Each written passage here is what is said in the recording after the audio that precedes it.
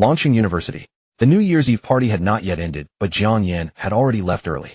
Just moments ago, under the gaze of nearly 1,000 students, his girlfriend Li Shirin performed a close dance on stage with the handsome student council president Lu Bo. Amid the boisterous cheering at the end of the dance, Li Shirin hugged Lu Bo's face and gave him a fierce kiss on the cheek. Jiang Yan was not cuckolded because before the party started he had received a text message from Li Shirin unilaterally breaking up with him. Very decisive. After sending the breakup text, Li Shirin blocked Jiang Yan, as if afraid of being contaminated by something unclean. I hope you won't regret this in the future. Jiang Yan walked along the winding path in the night feeling a bit reluctant, but what could he do? Lu Bo was the only son of a listed company president destined to inherit a fortune. Among the thousands of students, no more than a handful could compare with Lu Bo, let alone him, an orphan. Returning to dormitory 1818, Jiang Yan's 3 roommates were at their computers browsing career information for Peak and some game experience from beta testers. About 100 years ago, virtual online game technology had matured and various virtual games flooded the globe. Until a year ago, a game called Peak emerged boasting 99 virtual reality, and during its beta test, it conquered all elite players from around the world. Once Peak was released, the stock prices of major game companies were halved. They frantically attacked, trying to kill Peak before its beta ended, but in the end, Peak received full support from over 200 countries, and its advertising spread like a plague across the world. Game companies had no resistance, either changing their business or going bankrupt. And tonight at midnight, Peak will open globally. Jiang Yan, you're back? Did you win Li Shirin back? Dormitory head Zhao Shanshan asked with concern when he saw Jiang Yan. Better to cut it off cleanly, or it might affect the game. Lei Hu said in a rough voice. He had always disliked Li Shirin, thinking she was too dramatic. Sun Qiren also said Jiang Yan, Peak is an epic global game. If you play it well, you can sell a few pieces of equipment or skill books and achieve financial freedom. Then you can find any woman you want. Thanks. Jiang Yan felt much better. A girlfriend might betray him, but his bros never would.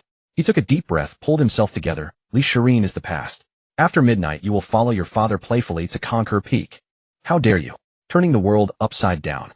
Zhao Shanshan and the other 2 shouted in anger, then rushed over and gave him a playful beating. After the ruckus, Jiang Yan lay down on the bed, a bit tired. Beside his pillow was a silver-white futuristic virtual reality gaming helmet. Jiang Yan touched the helmet and asked, You've been researching for half a year. What professions are you planning to play? Zhao Shanshan immediately flexed his biceps. Lei Hu and I are both choosing warrior. I'm choosing archer. Sun Qiren said with a shy smile. You know I'm particularly good at shooting. Jiang Yan laughed. That's great. Then Little Tiger and Little Mountain will tank the monsters in front, and Siren, you can shoot them hard from behind. Ta! They all burst into laughter. Jiang Yan, what will you choose? Lei Hu asked. How about choosing priest? Heal me and Lei Hu. Zhao Shanshan said. With me shooting from behind, you still want face-washing milk. Shameless. Sun Qiren complained. Jiang Yan, choose mage and be responsible for burning pun. Assassin is also good, can help us pull aggro. Lei Hu chuckled. I'm fine with anything, no preference. Jiang Yan had played several virtual games before, no special favorite. Then choose according to the situation. Zhao Shanshan said. Wow, another beta tester has released a hot tip. Sun Qiren suddenly shouted. In the mine cave of the novice village, besides monsters, you can also mine. The deeper you go, the better your quality. Damn, those beta testers are really dogs. They won't release info until the last moment. Lei Hu cursed. I'm afraid some are still hiding info. Zhao Shanshan sighed. But luckily the beta only opened the novice village. Once we leave the novice village, we're all roughly on the same starting line. They chatted and joked, and soon it was 2359. Putting on the helmet, Jiang Yan took a deep breath and silently counted down. Brothers, let's go. Peak, here I come. The sounds of commotion came faintly from outside, and Jiang Yan's consciousness slowly sank into darkness. Suddenly, colorful starlight bloomed before Jiang Yan's eyes.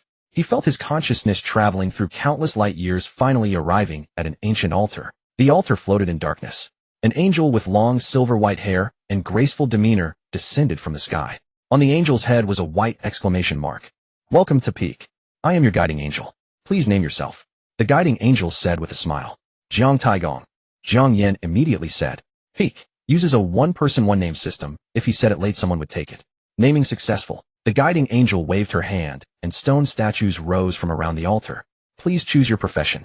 Peak has only 5 initial professions: warrior, mage, priest, archer, assassin. Jiang Yan's gaze moved back and forth among the statues. He first eliminated warrior and archer. As for mage, priest, and assassin, he didn't really care. Just as he was about to pick one randomly, he suddenly noticed that the white exclamation mark on the guiding angel's head was glowing. What is this? Jiang Yan stared at the white exclamation mark. As he gazed, a string of text appeared on the exclamation mark. The guiding angel likes poetry. If you recite a passionate poem, she will not be stingy about unlocking rarer professions. This is... Jiang Yan looked at the line, first surprised then delighted. Am I awakening a cheat? Is it because I live in dormitory 1818 that I've awakened the golden eye? Jiang Yan suppressed his joy, took deep breaths, and quickly recalled various poems he had learned. Soon he made his choice. He recited loudly, "In the vast sea the wind gathers the dark clouds. Between the dark clouds and the sea the petrel flies like a black lightning proudly. The petrel cries flies like a black lightning arrow-like through the clouds' wings sweeping up spray. This is the brave petrel in the roaring sea amid the lightning proudly flying. This is the victorious prophet crying out, let the storm rage even more fiercely." A poem, Petrel, echoed through the altar with Jiang Yan's cadenced sonorous recitation, causing the guiding angel's formulaic smile to reveal a humanized surprise and delight. System prompt. Ding, guiding angel's favorability towards you 100. Please choose your profession. The guiding angel smiled and waved her hand. The 5 gray-brown statues seemed to be painted with colors now emitting brilliant golden light. Jiang Yan widened his eyes. The warrior statue had become a rare profession, berserker. The mage statue had become a hidden profession, thunder tyrant. The priest statue became the rare profession, light praiser. The archer statue became the rare profession, crossbowman. The assassin statue became the rare profession, night walker. Jiang Yan was overjoyed. 1 hidden profession, 4 rare professions. This is amazing. He was thrilled, his eyes moving back and forth, and almost without hesitation, he fixed on the only hidden profession statue. Thunder Tyrant. Are you sure you want to confirm the Thunder Tyrant? Once confirmed, it cannot be changed.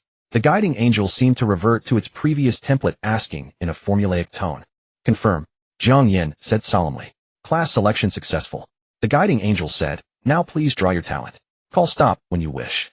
A light curtain appeared before Jiang Yan, within which countless talents flashed by like fleeting shadows, too fast to see any words, only a riot of colors twinkling. At the same time, Jiang Yan noticed that there was also a white exclamation mark at the top of the light curtain. Could it be? Jiang Yan focused his gaze, and the exclamation mark immediately revealed a line of text. The talent extractor loves the number 6. If you call stop at the 666th or 666th second, there will be an unexpected surprise. Behind this line of text, there was also a timer which had already reached 8 seconds. This is really too cool. Jiang Yan was thrilled. He had been worried earlier that his golden finger could only be used once or had special restrictions. Now it seemed that as long as there was hidden information, he could see it. Calm down, calm down. Jiang Yan looked at the timer. It had already reached 46 seconds. It was almost at 66 seconds. Wait, would it be better to wait until 666 seconds? The text didn't say. Jiang Yan was a bit torn. After all, entering the game a second earlier could affect subsequent development. But when he thought about how he had wasted at least 5 minutes reciting the Petrel, he calmed down. Since I've already wasted so much time, I might as well wait until the 666th second. Jiang Yan took the opportunity to check his character panel. ID Jiang Taigong, level LV0 class, Thunder Tyrant, hidden class physique, 8, stamina 7 spirit, 12 agility, 7 free attribute points 0. 4 free attribute points per level, health 160, physique to 0, mana 240, spirit to 0. Physical defense, 15, physique stamina magic defense, 19 spirit agility, physical attack 16, physique 2 magic attack, 24 spirit 2 special attributes, charm hidden luck hidden. Jiang Yan had seen some basic data. From beta testers, his was similar, considered above average. Then he opened the class panel. Thunder Tyrant, hidden class of Thunder Mage. 1 skill damage 102, critical hit rate 33, critical hit damage 100. It was really simple and brutal. Adding magic damage, critical hit rate, and critical hit damage was turning him into a mobile electromagnetic cannon. Jiang Yan then opened the skill bar. After being promoted to Thunder Tyrant, he automatically learned 1 skill and then awakened 1 skill every 10 levels. Thunderbolt technique LV1 100. After chanting for 3 seconds, a bolt of lightning strikes the target. Skill damage is 150 of basic magic damage. Mana cost 20. Cooldown 3s. Jiang Yan quickly calculated his magic attack was 24, Thunderbolt technique skill damage was 150, class boost skill damage 100, total 250, multiplied, gives 60 damage. If critical, the base critical damage is twice the normal damage plus 100 damage bonus, that's 3 times, which is 180 damage. This could outright kill someone. Jiang Yan's own health was only 160, a magic defense 19, combined only 179 magic damage resistance, just barely unable to withstand his own Thunderbolt technique. Of course, this didn't mean Jiang Yan could casually kill anyone now. After all, classes like warriors and assassins have their own class attribute bonuses, but no matter the bonus, they couldn't withstand 2 critical hits from his Thunderbolt technique. At this moment, time ticked by second, and before he knew it, it had reached 600. Jiang Yan quickly calmed his mind, his eyes fixed on the timer. 608. 624. 654. Jiang Yan didn't dare blink. When the timer reached 666, he immediately shouted, "Stop!" The light curtain instantly froze and a deep red light surged out like a blood moon crossing the sky. The guiding angel timely spoke, "Congratulations player, you have drawn the SSS level talent Wrath of the Thunder God. Wrath of the Thunder God SSS level 1, when health drops to 1 point mana shares with health 2 Thunder Magic Chant, is forced to reduce to one's 3 Thunder Magic mana cost. And cooldown, have 4 Thunder Magic skill damage 105 Thunder Magic critical hit rate, 56 Thunder Magic critical hit damage 100. 7 additional Thunder Burning damage 1 point per second for 60 seconds, in no cooldown, during burning health recovery, have speed -30, effect not stackable." After reading the 7 attributes of Wrath of the Thunder God, Jiang Yan was overjoyed. This SSS talent combined with his Thunder Tyrant class was a perfect match. First, the first attribute. As everyone knows, mages have extremely weak health. Once a warrior or assassin gets close, they can drain the health bar in seconds. But now his mana and health are shared. His mana bar will become a second health bar. Unless the enemy drains his mana bar completely, they can't kill him. At level 0, Jiang Yan's attributes health 160, mana 240, total 400, which is more than double the health. Later in the game, as mana increases dramatically, his health will also rise accordingly. The sense of security is simply overwhelming. Second and third attributes skill chant time reduced to 1's skill cooldown halved. Then he can cast a Thunderbolt every 2.5 seconds. It's a bit mediocre early on, but later when there are spells that require tens of seconds or even minutes of chanting, Jiang Yan will only need 1 second. That's when this talent will truly shine. Also, magic skill damage. Jiang Yan silently calculated his magic attack is 24, Thunderbolt technique skill damage is 150, hidden class boost skill damage by 100, Wrath of the Thunder God talent adds 100, total 350, multiplied gives 84 damage, 24,350 skill damage bonus. Even more insane, his critical hit damage has been boosted to 4 times. That's 336, 84,400 critical damage bonus. Whoever gets hit is dead. The most exaggerated thing is that the critical hit rate for Thunder Magic from Wrath of the Thunder God, plus the hidden class's critical hit rate, totals an insane 80. If it reaches 100, wouldn't it be infinite criticals? Jiang Yan secretly decided to collect equipment that increases critical hit rate in the future. Player, do you want to enter the game? The guiding angel's voice interrupted Jiang Yan's daydreaming. Enter. Jiang Yan promptly composed himself. Ding, welcome player Jiang Taigong to Novice Village No. 142857. A flash of light, and Jiang Yan arrived in a crowded square. Instantly, countless chaotic voices flooded into his ears like a demonic cacophony. Damn, don't block the way here, get out quickly. Beta testers said the village chief won't give newbies quests, so go level up in the wild. Are beta testers always right? What if they're hiding something? I won't be satisfied without trying. Who the hell is using my dual flower sticks? I'm dying. Extra. No.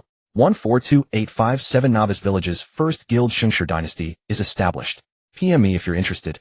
War God Hall recruiting. Only warriors with B-level talent or above. Damn. My talent is A-level, I get 20 HP per level. Is there anyone worse?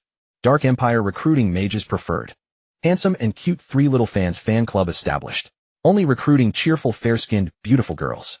The cacophony of shouts reached Jiang Yan's ears. He quickly looked around. Everywhere was crowded with people shoulder to shoulder. Especially around the old crooked tree in the center of the square where the village chief was, the crowd was surging. Jiang Yan was secretly shocked. He had been delayed by at least 10 minutes, yet the novice village square was still this lively. He squeezed out while opening his character panel. The equipment slot only had the novice clothes and a novice stick given by the system. Novice clothes bound defense 1. Novice stick bound physical attack 1, a magic attack 1. All basic white gear. The attack and defense bonuses are negligible. But for Jiang Yan, he quickly calculated with the 1 magic attack from the novice stick, his Thunderbolt damage becomes 87. 5, 25,350 damage bonus. If it crits, the damage is 350, 87. 5,400 critical damage bonus. That's 14 more damage than the previous 336 critical hit. Jiang Yan increasingly felt that he was evolving into a mobile electromagnetic cannon. Closing the panel, Jiang Yan opened his backpack. It had 50 slots, but only contained a bottle of red potion and a bottle of blue potion given by the system. Red potion recovers 20 HP per second for 5 seconds. Blue potion recovers 20 MP per second for 5 seconds. In addition, there were 100 copper coins given by the system. In Summit, 100 copper coins equal 1 silver coin and 100 silver coins equal 1 gold coin. 100 copper coins wasn't much, but it wasn't little either. Closing the backpack, Jiang Yan had already squeezed to the outskirts. Turning his head to look around, he suddenly noticed a white exclamation mark under the old crooked tree in the center of the square. That's the novice village chief. He has a quest. Jiang Yan quickly focused his gaze, and soon a line of text appeared above the purple exclamation mark. The grandson of the No. 142857 novice village chief, determined to prove himself, set out to eliminate the wild boar king, but never returned. Kill the wild boar king, and bring its tusk to the chief to earn his friendship. After reading the content, Jiang Yan was speechless, because beta testers had already revealed this information. And this so-called chief's friendship only meant free use of the teleportation array to the outside city. Seeing no wool to shear, Jiang Yan turned and left. The novice square was overcrowded and the nearby streets were also bustling with people. Especially the blacksmith and the pharmacy. Thanks to beta testers' disclosures, almost all players knew these two places offered quests to learn mining and gathering. Jiang Yan came here to accept quests, but there were too many people. He couldn't even get in the door. If he queued obediently, it would take at least an hour. Forget it, I'll go level up outside first. Jiang Yan decisively headed towards the wild peaks. Novice, much the same, surrounded by wilderness on all sides. East is a plain where wild rabbits, wild foxes, and wolves prowl. The southern district is a swamp home to venomous snakes, venomous spiders, and anacondas. The western district is a forest where goats, wild boars, and tigers roam. The northern district is a maze-like mining zone, its tunnels hiding dark creatures such as rats, bats, and skeletons. Jiang Yan's target was the Shizhu district forest in the west, where the terrain rises and falls, making it hard to use lightning without drawing attention. When he reached the Shizhu district forest, he looked around and saw the hills and valleys filled with players killing goats. A warrior wielding a wooden staff performed a basic skill swing. A mage with a wooden staff cast a basic spell, fireball. A cleric with a staff healed the warrior, shouting for teammates to form groups. An archer frenziedly shot indiscriminately, snatching monsters. Assassins struck here and there, grabbing the last goat at random. Amid taunts and curses, a clear trend of chaos began to emerge. A large group of over 100 people swept in, led by a proudly defiant figure with a renowned name above him, Shengshi Wangshao. Players' names were hidden by default, but could be shown manually. Shengshi Wangshao scanned the scene, his bearing imperial. The western district now belongs to the Shengshi dynasty. Wandering players go to other zones. You've got 1 minute. If you don't leave, don't blame us for changing the mode. The novice village's combat mode is peaceful by default, but you can manually switch it once you leave the safe zone. There are modes: a red name attack mode, good and evil, a party attack mode, and an all-out attack mode. If a guild is formed, there is also a guild attack mode. Shengshi dynasty is nothing special. Brothers will form teams now, a priest shouted. Team up to oppose Shengshi dynasty, or no one will be able to level up.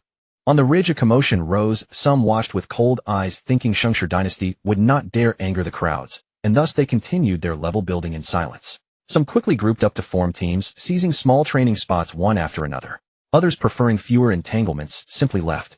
Boss Wang, what should we do? A robust warrior in the Shengshi dynasty whispered. Starting from the foothills, we level up, recruit people, and spread outward. Those unwilling to join Shengshi dynasty, kill them back. Those willing to join, form teams, and spread outward.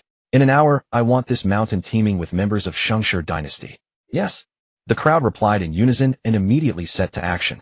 Jiang Yan, tired of getting involved in such feuds, decisively chose to delve deeper into the mountains. He wondered whether his class attributes and SSS talents were enough to cope with deeper monsters. If not, at worst he could respawn for free. He is currently level 0, so he would not lose experience nor drop gear. Novice clothes and novice wooden staff are bound items and cannot be dropped, though they can be destroyed. As Shengshi dynasty expanded from the foothills outward, chaos erupted. Jiang Yan seized the opportunity to crest the ridge.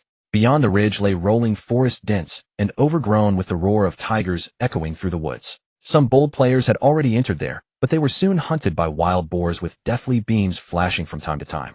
Jiang Yan looked around and suddenly noticed a large white exclamation mark above the forest in the lower left corner. Hidden information. He hurried toward the lower left corner.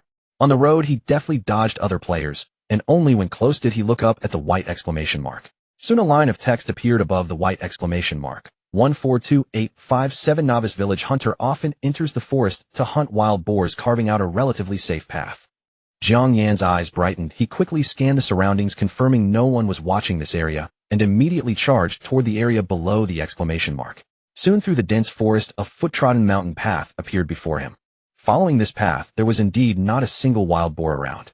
Jiang Yan walked for 5 minutes before spotting a lone wild boar. In peak, players can freely view monsters within 5 levels. Jiang Yan immediately opened the boar's information. Wild boar LV3, HP 500, skill savage, charges toward the target after charging with a chance to stun. Only 500 HP. Jiang Yan's eyes brightened. His critical damage could now deal 350. Theoretically, 2 lightning spells would kill a boar. Then come on. Jiang Yan crouched behind a tree and began to chant lightning spell, but the system warned that he could not lock onto the boar. Very well, he really was a bit far away. Jiang Yan crept closer with quiet steps, and when he was about 20 meters from the boar, he could finally cast. Boom.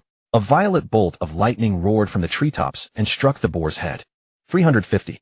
A crimson critical hit damage floated above the boar's head. This damage could only be seen by Jiang Yan or his party members. Even if others were present, they would only see the boar's HP drop dramatically.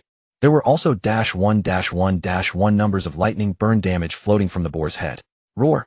The boar, stunned for a moment, roared in anger, its eyes turning red, and it charged wildly toward Jiang Yan. This was about to unleash its savage charge. 1 second later, the boar roared toward Jiang Yan. Jiang Yan did not dodge because the 1.5-second cooldown had ended. Chant lightning spell. Jiang Yan swung his novice wooden staff die. Boom. The thunder crashed down, crimson critical damage surged, and the boar died instantly. Ding. Congratulations, you have slain a boar above your level, experience 30. Ding. Congratulations, you have reached level 1, reward 4 free attribute points. A glow flashed as Jiang Yan successfully leveled to 1. From level 0 to 1 requires 20 experience, while from 1 to 2 requires 100 experience. In other words, after killing 3 more boars, he would reach level 2. Jiang Yan moved forward to inspect, and found the boar had dropped only 5 copper coins. This was still an overleveled kill. The drop rate was indeed infuriatingly low. Jiang Yan picked up the coins and began distributing his free attribute points. Without hesitation, he put all 4 points into spirit. He opened his character panel. ID Jiang Taigong. Level LV1 10,100. Profession Leitang Baojun. Hidden profession. Skill damage 100, critical chance 30, critical damage 100. Constitution 8. Stamina 7. Spirit 16. Agility 7. Free attribute points 0.4 per level. HP 160. Constitution x 20. MP 320. Spirit x 20. Physical defense 15. Constitution. Stamina 1. Novice clothes. Magic defense 23. Spirit agility. Physical attack 16. Constitution x 2. 1. Novice wooden staff. Magic attack 32. Spirit x 2. 1. Novice wooden staff. Special attributes. Charm hidden. Luck hidden. Talent. Thunder God's Fury SSS. 1. When HP falls to 1 HP and MP share. 2. Lightning magic chance reduced to 1s. 3. Lightning magic mana cost and cooldown halved. For lightning magic damage 100. 5. Lightning magic critical chance 50. 6. Lightning magic critical damage 100. Additionally, there is thunder burn damage 1 point per second for 60 seconds, with no cooldown during burn. HP recovery is halved and speed reduced by 30, cannot stack. Skill lightning spell LV1 2100. After a 3-second chant, unleash a bolt of lightning on the target, dealing 150 of base magical damage. Mana cost 20, cooldown 3s. At this moment his magic attack had reached 33, with the hidden class and Thunder God's Fury lightning spell damage stood at 115. 533 350 spell damage bonus. Critical damage is 4 times the spell's damage i.e. 462, 115, 400 critical damage bonus. The boar's HP is only 500. 1 more level, and I can slay the boar in a single strike. Jiang Yan felt his pride swell. In that moment the image of Li Shirin and Lu Bo dancing hotly flashed through his mind. The mountains and rivers will meet again, just you wait. Jiang Yan clenched his fists and strode deeper into the forest. Deepening his trek along the hunter's path, the trail vanished after half an hour. Jiang Yan continued forward, and before long he arrived at the edge of a low-lying muddy swamp. The swamp was incredibly muddy, littered with the chaotic footprints of wild boars and the messy wallows they left behind. Floating above the swamp was a white exclamation mark which caught Jiang Yan's intent gaze. A line of text materialized from the exclamation mark. This is a paradise for wild boars. Every evening they gather here in droves to frolic, refusing to return home until night falls. Reading this, Jiang Yan secretly lamented. If only he possessed area of effect magic, he might have wiped out the entire herd in one fell swoop. Now, however, he could only clear them out one by one. Using the swamp as the center, Jiang Yan searched the surroundings in a spiral pattern. Within a few minutes, he spotted 3 wild boars foraging ahead, 1 large and 2 small. Wild boar LV. 3. HP 500. Skill Savage Charge charges at the target after channeling with a chance to inflict stun. Wild boar LV. 3 Cub. HP 200. Skill Savage Charge charges at the target after channeling with a chance to inflict stun. A mother with her young. Jiang Yan swiftly scanned the area. Confirming there were no other wild boars nearby, he decisively began chanting his lightning bolt spell. A second later, a bolt of purple lightning cascaded from the heavens, striking the large wild boar's head with a resounding boom. -462. A scarlet critical damage indicator floated above the wild boar's head. In an instant, its thick long health bar was slashed by more than half, nearly bottoming out. Simultaneously, continuous lightning burn damage indicators of -1, -1, -1 drifted from its head. Roar. Sensing the threat of death, the wild boar kicked up its hooves in a frenzy, charging furiously at Jiang Yan. The two small wild boars also noticed the intruder and launched their savage charges at him. Jiang Yan maneuvered in a serpentine pattern while waiting for his skill cooldown. After 5 seconds, the cooldown ended, and he immediately chanted the lightning bolt spell. Boom. The lightning struck instantly, slaying the large wild boar. Ding. Congratulations, you have slain a higher level wild boar. EXP 30. With the large one dead, Jiang Yan breathed a sigh of relief. He continued to run in circles while waiting for the lightning bolt cooldown to end. Chanting once more, he instantly vaporized one of the small wild boars with a loud crash. Ding. Congratulations, you have slain a higher level wild boar cub. EXP 20. Seeing this, the last remaining small wild boar squealed in terror and fled into the distance, its shrill cries echoing throughout the forest. Not good. Wild boars are pack animals. That piglet is calling for backup. I need to relocate immediately. Jiang Yan rushed forward to loot the carcasses. The large wild boar dropped 6 copper coins while the small one. Beneath the carcass of the small wild boar, Jiang Yan discovered that besides 3 copper coins there was a pair of bracers radiating a faint white glow. He stepped forward in pleasant surprise. Wild boar bracers, common physical defense 2. Requirement warrior assassin. This was a common grade piece of equipment offering slightly more defense than the novice clothes. The only pity was that mages couldn't equip it. I'll set up a stall and sell it when I return to the village. Jiang Yan muttered as he tossed the bracers into his inventory and quickly relocated. Not long after he left, a massive herd of wild boars came grunting and charging toward the spot. Hearing the commotion behind him, Jiang Yan hastened his pace. Only after putting considerable distance between them did he finally breathe a sigh of relief. The wild boars are bunched up now, they probably won't disperse anytime soon. After a moment's thought, Jiang Yan decided to venture deeper into the dense forest. Bypassing the swamp, Jiang Yan pressed deeper into the mountain woods. The further in he went, the more complex and rugged the terrain became. Wild weeds grew rampantly, reaching up to his waist. A moment of carelessness could easily result in tripping over the uneven ground and hidden pits. Having stumbled several times along the way, Jiang Yan couldn't help but marvel at the god-tier craftsmanship of Dianfeng. A real mountain forest could hardly be more realistic than this. Roar! Just then a lazy tiger's roar echoed from ahead to his side. Jiang Yan quickly lowered his body, concealing himself within the tall weeds. He then used his novice wooden staff to gently part the undergrowth in front of him, advancing with utmost caution. A minute later, Jiang Yan neared the source of the roar. Tilting his head up slightly, he saw a massive boulder basking in the sunlight within a clearing ahead. A yellow-striped tiger over 2 meters long lay lazily upon it, soaking in the sun. Tiger LV. 6. HP 1000. Skills: Tiger's Roar intimidates the target, reducing their movement speed by charges with accelerated speed, dealing massive damage and causing continuous bleeding. 1000 HP. And it has 2 skills. Jiang Yan was somewhat speechless. Currently, a single critical hit from his lightning bolt dealt 462 damage. He would need 3 strikes to slay this beast. A single lightning bolt required a total of 5 seconds from chanting to cool down. 3 strikes meant 5 seconds. Under the speed-reducing influence of Tiger's Roar, would he be able to kill it successfully? Wait, it wasn't 5 seconds. If he launched a surprise attack, now he could save 1 second of chanting time. To fight or not to fight? Jiang Yan's eyes hardened with determination. Fortune favors the bold. Let's do this. Jiang Yan immediately began chanting lightning bolt. A second later, a bolt of thunder crashed down, striking the tiger squarely on its head. -115. A pale red damage indicator drifted above the tiger. Following closely behind was the continuous lightning burn damage of -1 per second. Why isn't it 462? Startled, Jiang Yan quickly realized that he hadn't landed a critical hit. Damn it, I have an 80 critical hit chance, and you're telling me it didn't crit? Are you kidding me? Before Jiang Yan could ponder further, the tiger on the boulder roared and lunged in his direction. Tiger's Roar. The majestic roar rippled through the air like waves. Jiang Yan stumbled, and a -50 damage indicator immediately floated above his head. This skill actually deals damage. Jiang Yan cursed inwardly, executing a roll to dodge to the side. In the next instant, a fierce gust of wind swept past the very spot where he had just been crouching.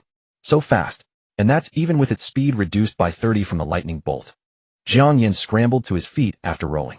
Knowing he could never outrun the tiger in a straight line, he immediately began sprinting in an S pattern around the towering trees. Meanwhile, he retrieved a health potion from his inventory and chugged it down. His lost HP instantly began regenerating at a rate of 20 per second. Roar! The tiger growled as it trotted forward, its slitted pupils staring playfully at Jiang Yan as he darted around. Its posture was leisurely, as though playing a relaxed game of cat and mouse. Come on, tiger bro, aren't you getting a bit too cocky just because I didn't land a crit? The moment the cooldown ended, Jiang Yan hastily chanted lightning bolt. Boom! A bolt of lightning crashed down, striking the tiger squarely on its head. -462. A crimson critical damage indicator floated up. The tiger's thick health bar was instantly slashed by more than half. Combined with the previous 115 damage and the ongoing lightning burn damage, the tiger's HP was now down to just 420. Sensing the threat of death, the playfulness in the tiger's eyes finally vanished, replaced by a surge of panic and rage. Roar! The roar echoed through the forest. The tiger's fur rustled without wind amidst its roar, and the king character on its forehead exuded an imposing majesty. Activating its bite skill, it surged toward Jiang Yan with accelerated speed. Jiang Yan only saw a yellow blur flash before his eyes before the tiger reared up on its hind legs, lunging at him with unsheathed claws. Just one more lightning bolt, and he could finish it off. Risking everything, Jiang Yan stared with wide eyes as the tiger's claws came hurtling toward his head. He rolled frantically to the side, narrowly evading the beast's bite, and continued to roll repeatedly to put distance between them. With the cooldown of lightning bolt finally over, Jiang Yan hastily chanted, "Give me a critical hit." Boom. The lightning struck down, delivering a crimson damage indicator above the tiger's head. -462. The tiger's health bar emptied in an instant. With a final wail, it collapsed to the ground, bursting into a scattered mess of loot. Ding. Congratulations to the player for slaying a higher level tiger. EXP 100. Ding. Congratulations to the player for reaching level 2. Rewarded with 4 free attribute points. As the system notification chimed, a flash of light enveloped Jiang Yan, marking his successful advancement to level 2. Without hesitation, he allocated all 4 free attribute points into spirit. With this, his spirit attribute reached 20, which converted into 40 magic attack. Adding the 1 point of magic attack from his novice wooden staff, his total magic attack was now 41. Now if he cast lightning strike again, the skill damage would be 143. 541 350 skill damage bonus.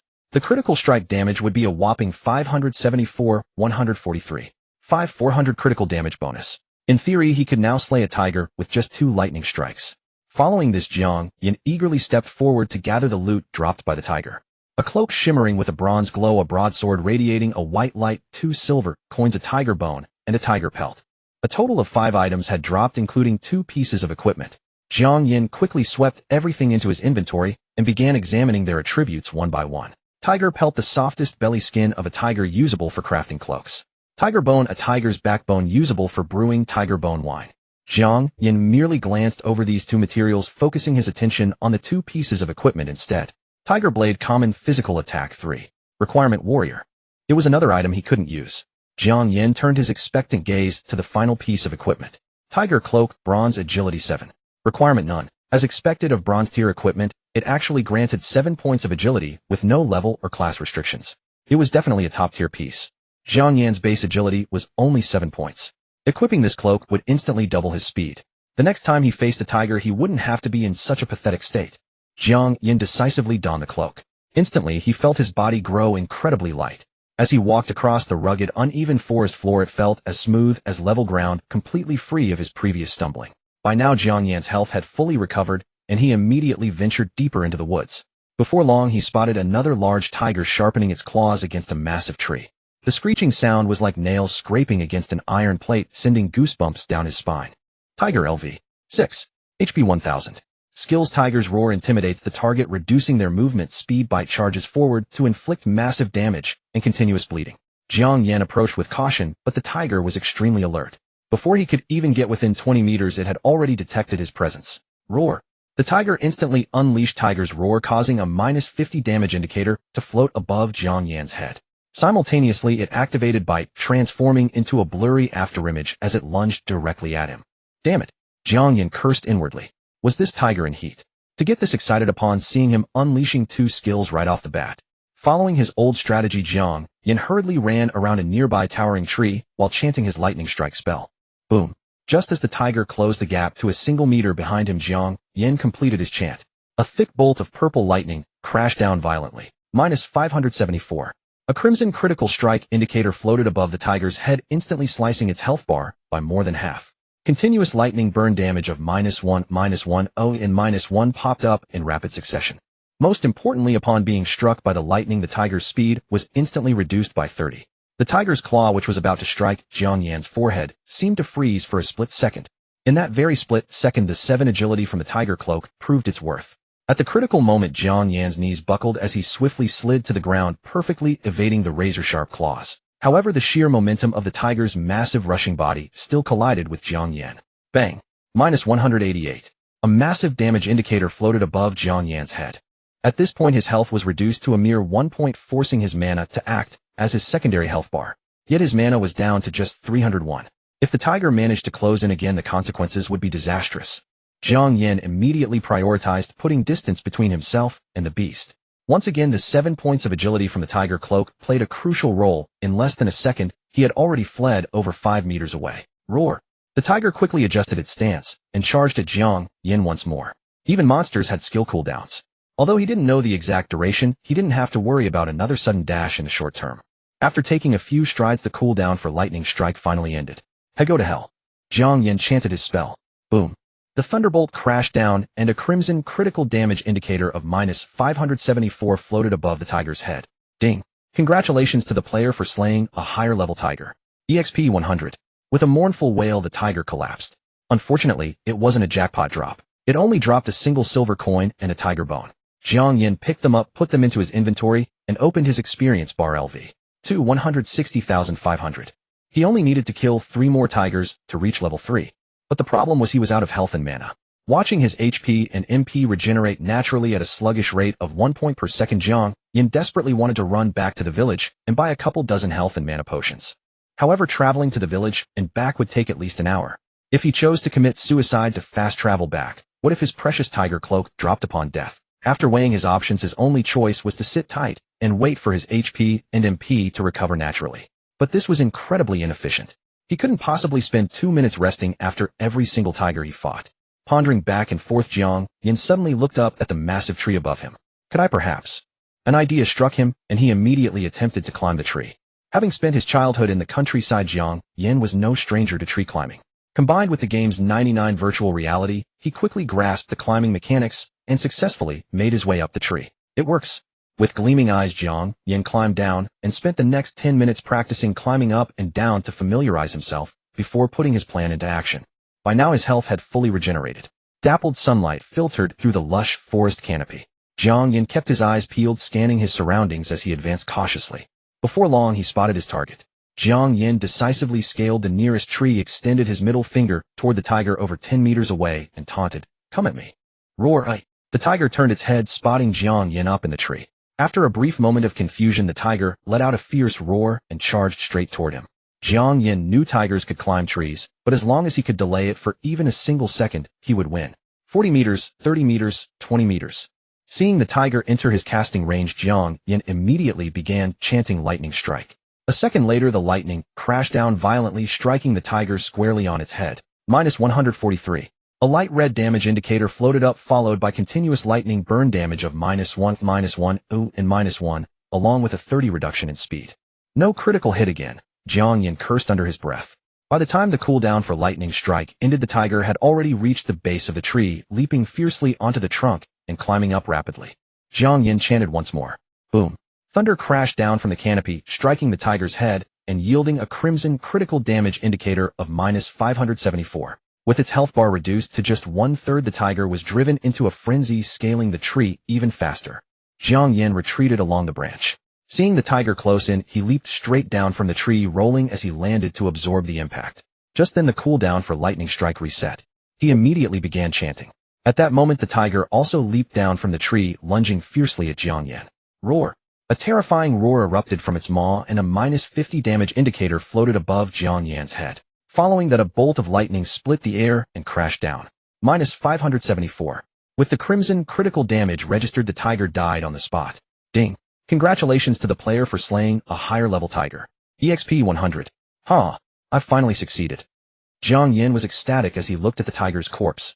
From the moment of engagement to the kill, he had only lost 50 HP, which would recover naturally in just 50 seconds. His leveling efficiency had skyrocketed. Though the drop rate was truly unbearable, Jiang Yan picked up the single silver coin dropped by the tiger and opened the game forum, curious to see if everyone else's drop rates were just as abysmal. The game forum served as a hub for players of the Pinnacle to share their insights and experiences. Although it had been only a few hours since the servers went live, the forum was already flooded with millions of posts.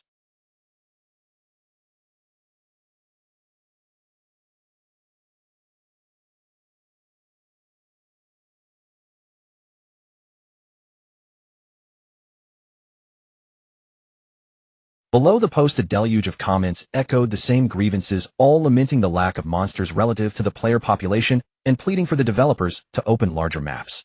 Jiang Yan then clicked on a featured post, which was a recruitment thread for the Three-Legged Golden Crow Guild. Jun, I am the guild leader of the Three-Legged Golden Crow. I cordially invite all players in the China region with grade A talent or above to join us regardless of class. Once accepted, grade A talent holders will receive a monthly allowance of 5,000 yuan. Grade S talents will receive 50,000 yuan monthly. Grade SS talents 200,000 yuan monthly. And grade SSS talents a staggering 500,000 yuan monthly. This thread was exceptionally popular as the Three-Legged Golden Crow was one of the 5T0 tier mega guilds in the country, having dominated multiple virtual reality games in the past. Upon the release of the Pinnacle, the guild had mobilized all its members to migrate over, and this massive recruitment drive made it clear they intended to make a grand splash in this new world. Riding on the stellar reputation of the Three-Legged Golden Crow, the comment section below the post had already surpassed 100,000 replies. Xiao Budian, just a street sweeper passing by earning 1,800 a month. Can a grade B talent join? I only asked for 3,000. I really don't want to sweep streets anymore. What shirt is Jin Tan? I have a grade C talent that grants an extra free attribute point per level. I'm really curious about what the attributes of grade A and above talents look like. Sure Xiong Diju Lai Kenwa, I got a grade B talent that gives 30 magic penetration, but I chose the warrior class. I want to delete my character, but there's a 7-day cooldown before I can recreate one. Was sure Deming Xing, does grade SSS talent even exist? I've asked all my friends, and not a single one of them got anything above grade A. Tian Xiao Wuze, there are already over 100 million players in the China region, and that number will likely rise to 500 million within the next 7 days. Even if grade A and higher talents are 1 in 100, 1,000, or even 10,000, such a massive player base will still yield tens of thousands of talented players. I wonder, is the financial backing of the Three-Legged Golden Crow really that bottomless? Dui Nyo Tanshin. Although the Three-Legged Golden Crow is a guild, they are backed by multiple major conglomerates. They could lack anything, but money is definitely not one of them. Feng Wu Ji Tianya. As powerful as the Three-Legged Golden Crow is, they still seem a notch below the Twilight of the Gods. If I'm going to join one, I'd rather go for the Twilight of the Gods. Xiao, to the guy above, you can't even get into the Three-Legged Golden Crow, yet you're dreaming of joining the Twilight of the Gods. Reading through the comments, Jiang Yan couldn't help but marvel in amazement. Although he knew how precious a grade SSS talent was, he had not expected that on the very first day a guild would offer a monthly allowance of 500,000 yuan for it. Should I join the Three-Legged Golden Crow and then use their power to blackball that wretched couple in the game? After a moment of contemplation, Jiang Yan slowly shook his head. While utilizing external forces was a viable strategy, it must never come at the cost of selling his own freedom. No one knew where the ultimate limits of the Pinnacle lay, and tying himself down so early would be far too reckless. Next, Jiang Yan searched for the keyword drop rate, and tens of thousands of posts instantly flooded his screen. Almost every single one of them was complaining about how abysmally low the drop rates were. Yet there were exceptions. Jiang Yan clicked on a thread posted by a user named Hao Yun Lai. This lucky fellow had actually unlocked a grade S talent quintuple drop rate. While others only got a single copper coin from killing a goat, this guy got 5, and even managed to loot common white grade gear from time to time. In the post, Hao Yun Lai proudly displayed his current gear, leaving Jiang Yan feeling a wave of sheer frustration. Jiang Yan had fought tooth and nail against higher level wild boars and tigers just to obtain a single piece of bronze gear and 2 pieces of white grade gear. Meanwhile, this guy had managed to deck himself out from head to toe just by slaying goats. Goat bracers, goat armor, goat boots, goat blade, goat helm, goat cloak, goat ring, goat necklace. The more Jiang Yan read, the more irritated he became. Was this bastard related to goats in his past life? And that was only what Hao Yun Lai was wearing. There were likely far more items sitting in his inventory. Jiang Yan scrolled down to the tens of thousands of comments beneath the post, which could generally be divided into 3 camps. One group of players was consumed by envy and jealousy, calling for the developers to sanction this show-off. Another group was jokingly calling him Godfather, hoping to get free handouts or ride on his coattails. The third group consisted of those trying to recruit him. Even Jun, the guild leader of the Three-Legged Golden Crow, whom Jiang Yan had seen earlier, had personally commented offering him a monthly allowance of 1 million yuan to join. Aside from the Three-Legged Golden Crow, the other 4 T0 tier mega guilds in the country had also entered the fray to recruit him: Twilight of the Gods, Crimson Grace, White Jade Capital, and Stardust.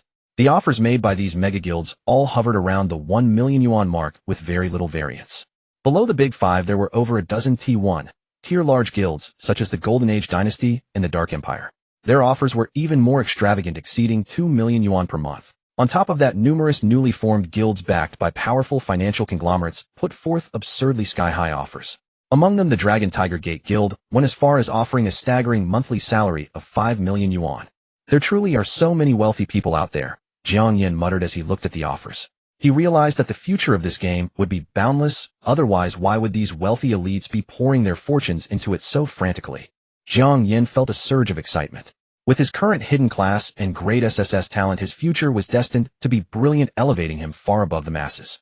However, for now, he still needed to focus on the present. Just as Jiang Yan was about to close the forum, a pinned post caught his eye. In the forums of the Pinnacle, featuring a post cost 1 million yuan, but pinning a post to the very top cost a whopping 10 million yuan.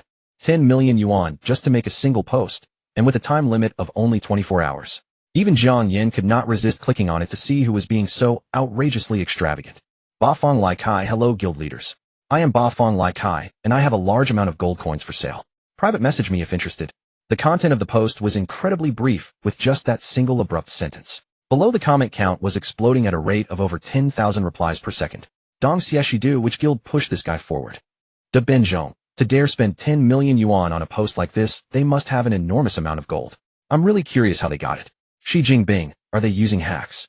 Zong AI. Z. It must be related to their talent. Just like that how Yun Lai's quintuple drop rate. Zong AI. Lon. Is it possible that it's the developers themselves transferring money from one pocket to another, trying to fleece the players?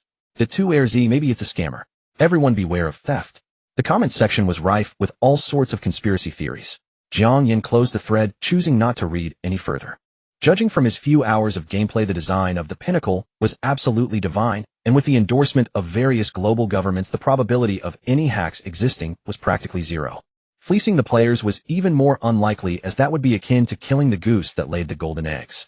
Therefore, this player Bafeng Lai Kai must have unlocked a talent related to gold coins, and there was a high probability it was grade S or above, perhaps even grade SSS, just like Jiang Yan's. After all, to dare directly tag the leaders of major guilds to sell gold, wouldn't it be sheer self-humiliation if they didn't possess an adequate stockpile? Closing the forum, Jiang Yan quickly composed his thoughts and resumed hunting tigers, climbing trees and slaying tigers again and again. Jiang Yan, through deft maneuvers, after more than 2 hours, reached level 5 unscathed. ID Jiang Taigong. Level LV5, 405,000. Class Thunder Tyrant. Hidden class. Skill damage 100, critical chance 30, critical damage 100. Constitution 8. Stamina 7. Spirit 32. Agility 77. Tiger Cloak. Free attribute points 0. Each level grants 4 free attribute points. HP 160. Constitution 20. MP 640. Spirit 20. Physical defense 15. Constitution. Stamina 1. Newbie clothes. Magic defense 46. Spirit agility. Physical attack 16. Constitution 2. 1. Newbie wood club. Magic attack 64. Spirit 2. 1. Newbie wood club. Special attributes. Charm hidden. Luck hidden. Talent, Thunder God's Fury SSS level omitted. Skills, Lightning Spell, LV2, 149, 1000 after a 2. 5's chant, unleash a bolt of lightning on the target, damage equals 180 of base magical damage. Mana cost 25, cooldown 2. 5's. The 12 free attribute points gained from leveling up were all poured into Jiang Yan's spirit. Moreover, his lightning spell finally rose to level 2, its damage rising to 180, and the cooldown dropped by 0. 5's. At this moment, Jiang Yan's magical attack stood at 65, and a single lightning spell could deal 247 damage, 65, 380 skill damage modifier. Critical damage was 988, 247, 400 critical damage modifier. Just a little more, and he would crit and shred a tiger in an instant. The only thing Jiang Yan found despair in was the painfully low drop rate. For 2 hours, not a single piece of gear dropped, while he accumulated 43 silver coins in total. In addition, a backpack full of tiger bones and tiger pelts. It was time to head back. Jiang Yan planned to clear the contents of his pack, as he turned a deafening tiger howl echoed nearby. 100. An eye-piercing damage floated above Jiang Yan's head. Oh wow, a boss has appeared. Jiang Yan was both surprised and overjoyed. After more than 2 hours of slaying tigers, the boss had finally appeared. But Jiang Yan glanced at his health bar. It stood at just over 1/3. He hadn't even seen the boss's shadow yet. Jiang Yan's HP and MP share a single pool, and he is not about to quit now. Even if he must die, he will at least glimpse the boss before dying. Following the roar, Jiang Yan walked over more than 100 meters and saw a colossal mutated Tiger King, 5 meters long and 2 meters tall. Mutated Tiger King bronze boss endowed with formidable dual defenses. Level LV8. Health 10000. Skills roar, powerful intimidation that slows the target, bite charging strike that deals massive damage, and bleeds frenzy After gathering enough anger, the white tiger reduces its own defense by 50 in exchange for a 50 boost to speed and defense. After reading the mutated Tiger King's data, Jiang Yan's brow furrowed. 10 times the tiger's health dual resistances plus 3 skills, one of which can double its speed and attack. This bronze boss's stats are rather monstrous. At this stage, can any player truly beat it? Jiang Yan pondered. The only way to defeat the mutated Tiger King was to swarm it together, or perhaps clothe himself in a pure mage's bronze set. Jiang Yan currently wears only a novice wooden staff as his magic boosting gear. If he could, like the lucky one, craft a full pure mage set, it would greatly enhance his crit damage. Mage gear. Jiang Yan recalled that internal test players had said the mining districts in the north drop mage equipment. It's time to go to the mines. Jiang Yan strode toward the mutated Tiger King. He had intended to retreat, but now that a boss had appeared to buy as much time as possible, it would be faster to die and respawn, saving at least an hour and a half, while also testing the gap between them. Roar. The mutated Tiger King grew wary. Jiang Yan approached it, roared, and issued a tiger's howl. Another minus 100 damage floated above his head. Jiang Yan did not hold back, directly chanting lightning spell. Boom. Purple lightning descended from the heavens, pounding the mutated Tiger King's forehead. 177. A pale red damage floated above the mutated Tiger King's head. Jiang Yan's pupils narrowed. His lightning spell's base damage was 247, but it only dealt 177, indicating the mutated Tiger King's magic resistance was 80. With that magic resistance, even a critical hit would yield only 708 damage, 177, 400 critical damage. Without mage gear, he would not be able to move this bronze boss. Roar. The attacked mutated Tiger King roared and rushed Jiang Yan with speed like lightning. Jiang Yan barely stepped aside as the Tiger King reached close its massive claws and bites, following in rapid succession. 300, minus 300, minus 450. Jiang Yan dissolved into white light and fell. Ding. You were slain by the mutated Tiger King, losing current level experience. Meanwhile, 2 tiger pelts dropped from Jiang Yan's backpack. Roar. The mutated Tiger King roared in anger at the sight, but no one was left nearby to hear. Newbie Village Square. Jiang Yan emerged from the respawn point. The crowd was no longer as dense as before, but every few seconds a dozen beams of light appeared, ushering in new players. Jiang Yan checked his backpack and confirmed only 2 tiger pelts dropped. He breathed a sigh of relief, then took off the tiger cloak and stowed it in his bag to avoid unnecessary trouble. Then he hurried across the square to the blacksmith shop. The outside crowds were no longer as terrifying as before. Jiang Yan patiently waited 10 minutes before entering the smithy. The smithy owner was a middle-aged man with dark skin, standing behind the counter with a sly grin. Jiang Taigong, welcome. Feel free to look around. Today is the anniversary celebration, and I can give you a 5 discount. Jiang Yan looked toward the smithy owner. A white exclamation point hovered above his head. He stared, and the exclamation point revealed a line: the sorrow of a middle-aged man. The smithy owner toils day and night, his body seeming sturdy, yet gravely worn, desperately seeking a vitality tonic. Potency tonic. Jiang Yan's eyes lit up. He smiled and drew a tiger bone from his backpack. This is... The smithy owner brightened at the sight of the tiger bone. Sir, do you buy tiger bones here? Jiang Yan asked with a smile. Of course, of course. The smithy's face flushed. How many do you have? I'll buy as many as you have. Then what can you offer? I do not lack gold. Jiang Yan prepared to milk the deal. I can teach you mining for free. Furthermore, I can gift you my hidden treasures. The smithy solemnly produced a 1.5 meter long greenish-blue metal staff. Jiang Yan looked. Bronze staff, bronze magic attack 8. Requirements: mage priest. A fine find. Jiang Yan rejoiced. Bronze equipment adds between 5 and 9 points. This bronze staff with 8 magic attack was already near the maximum. Deal. Jiang Yan feared the smithy would back out. I take your time. The smithy spoke slowly. Jiang Taigong, you can see this bronze staff is a top-tier item. 1 tiger bone is not enough. Naturally. Jiang Yan smiled and asked, how many do you want? 20 bones. Replied the smithy. Ding. The smithy posted a quest: collect 20 tiger bones. Rewards: mining skill, bronze staff. Quest failure, penalty none. Accept. Yes, no. Hey, isn't this practically coming to you on a silver platter? Jiang Yan decisively clicked yes. Jiang Yan hunted tigers for nearly 3 hours, his bag stuffed with tiger skins.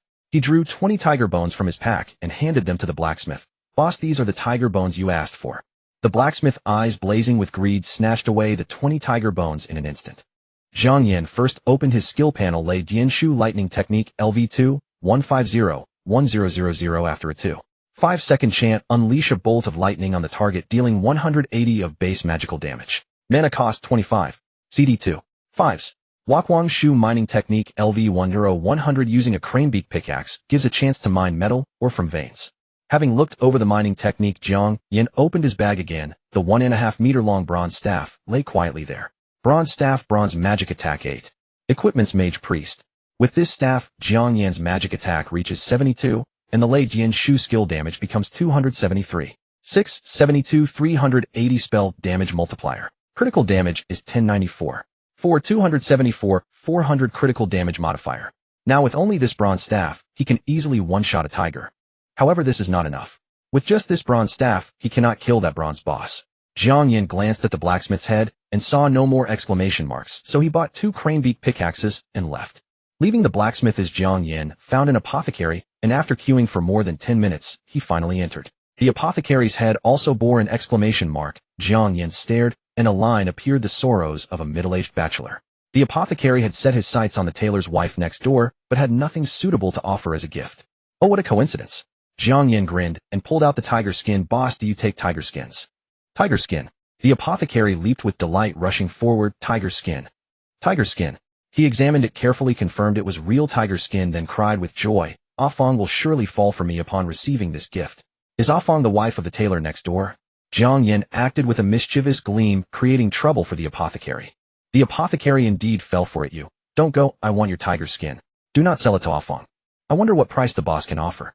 Jiang Yan wore a brilliant smile. The apothecary gritted his teeth. I can teach you harvesting technique for free, and also. He drew a garment from a wooden box behind him, looking pained. This is Afong's leather coat. If you give me 20 tiger skins, I will give it to you.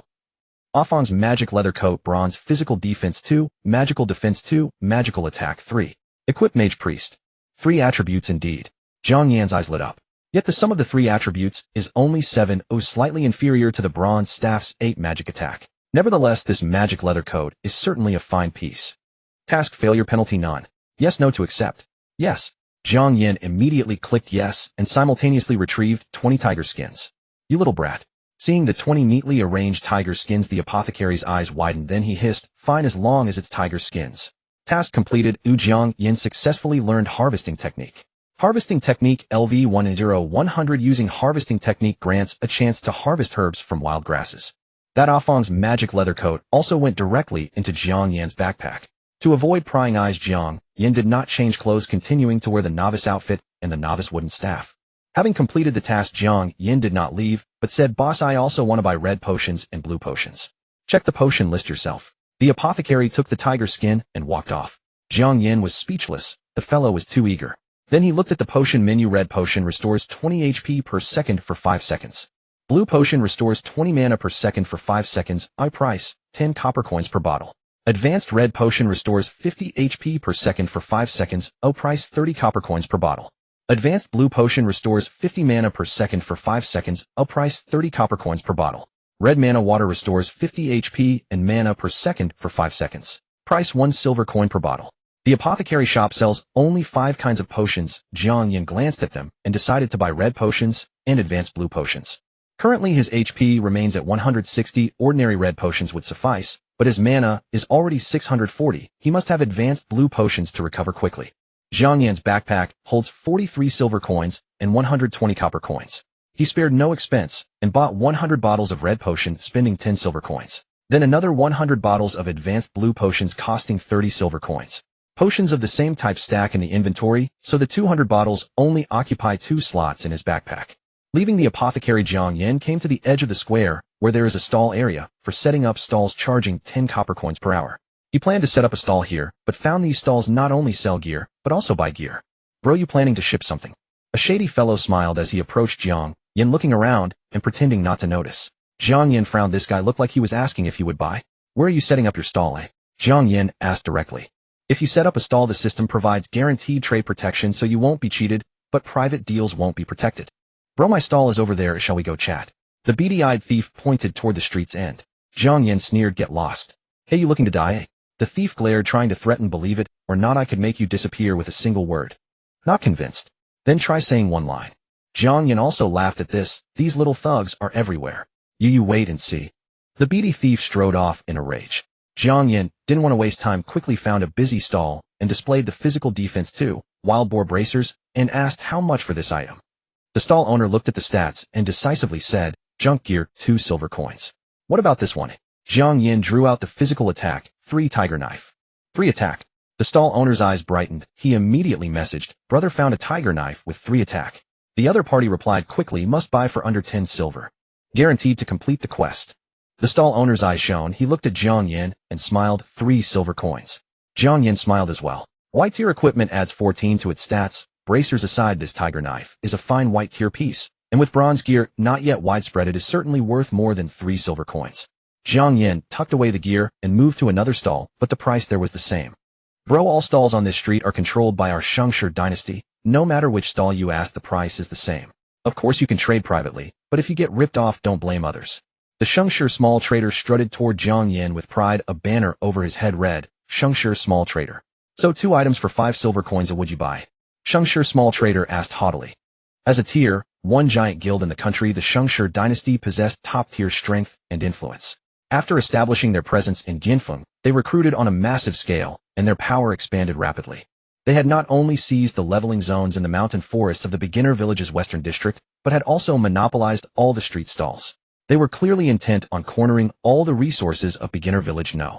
142,857. Jiang Yan, however, had no intention of coddling them.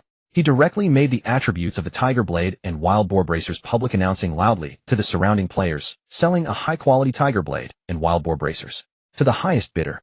The Shengshi vendor's face darkened. Kid, you offend the Shengshi dynasty and you think you can still survive here? Jiang Yan couldn't be bothered to pay attention to such an insignificant character.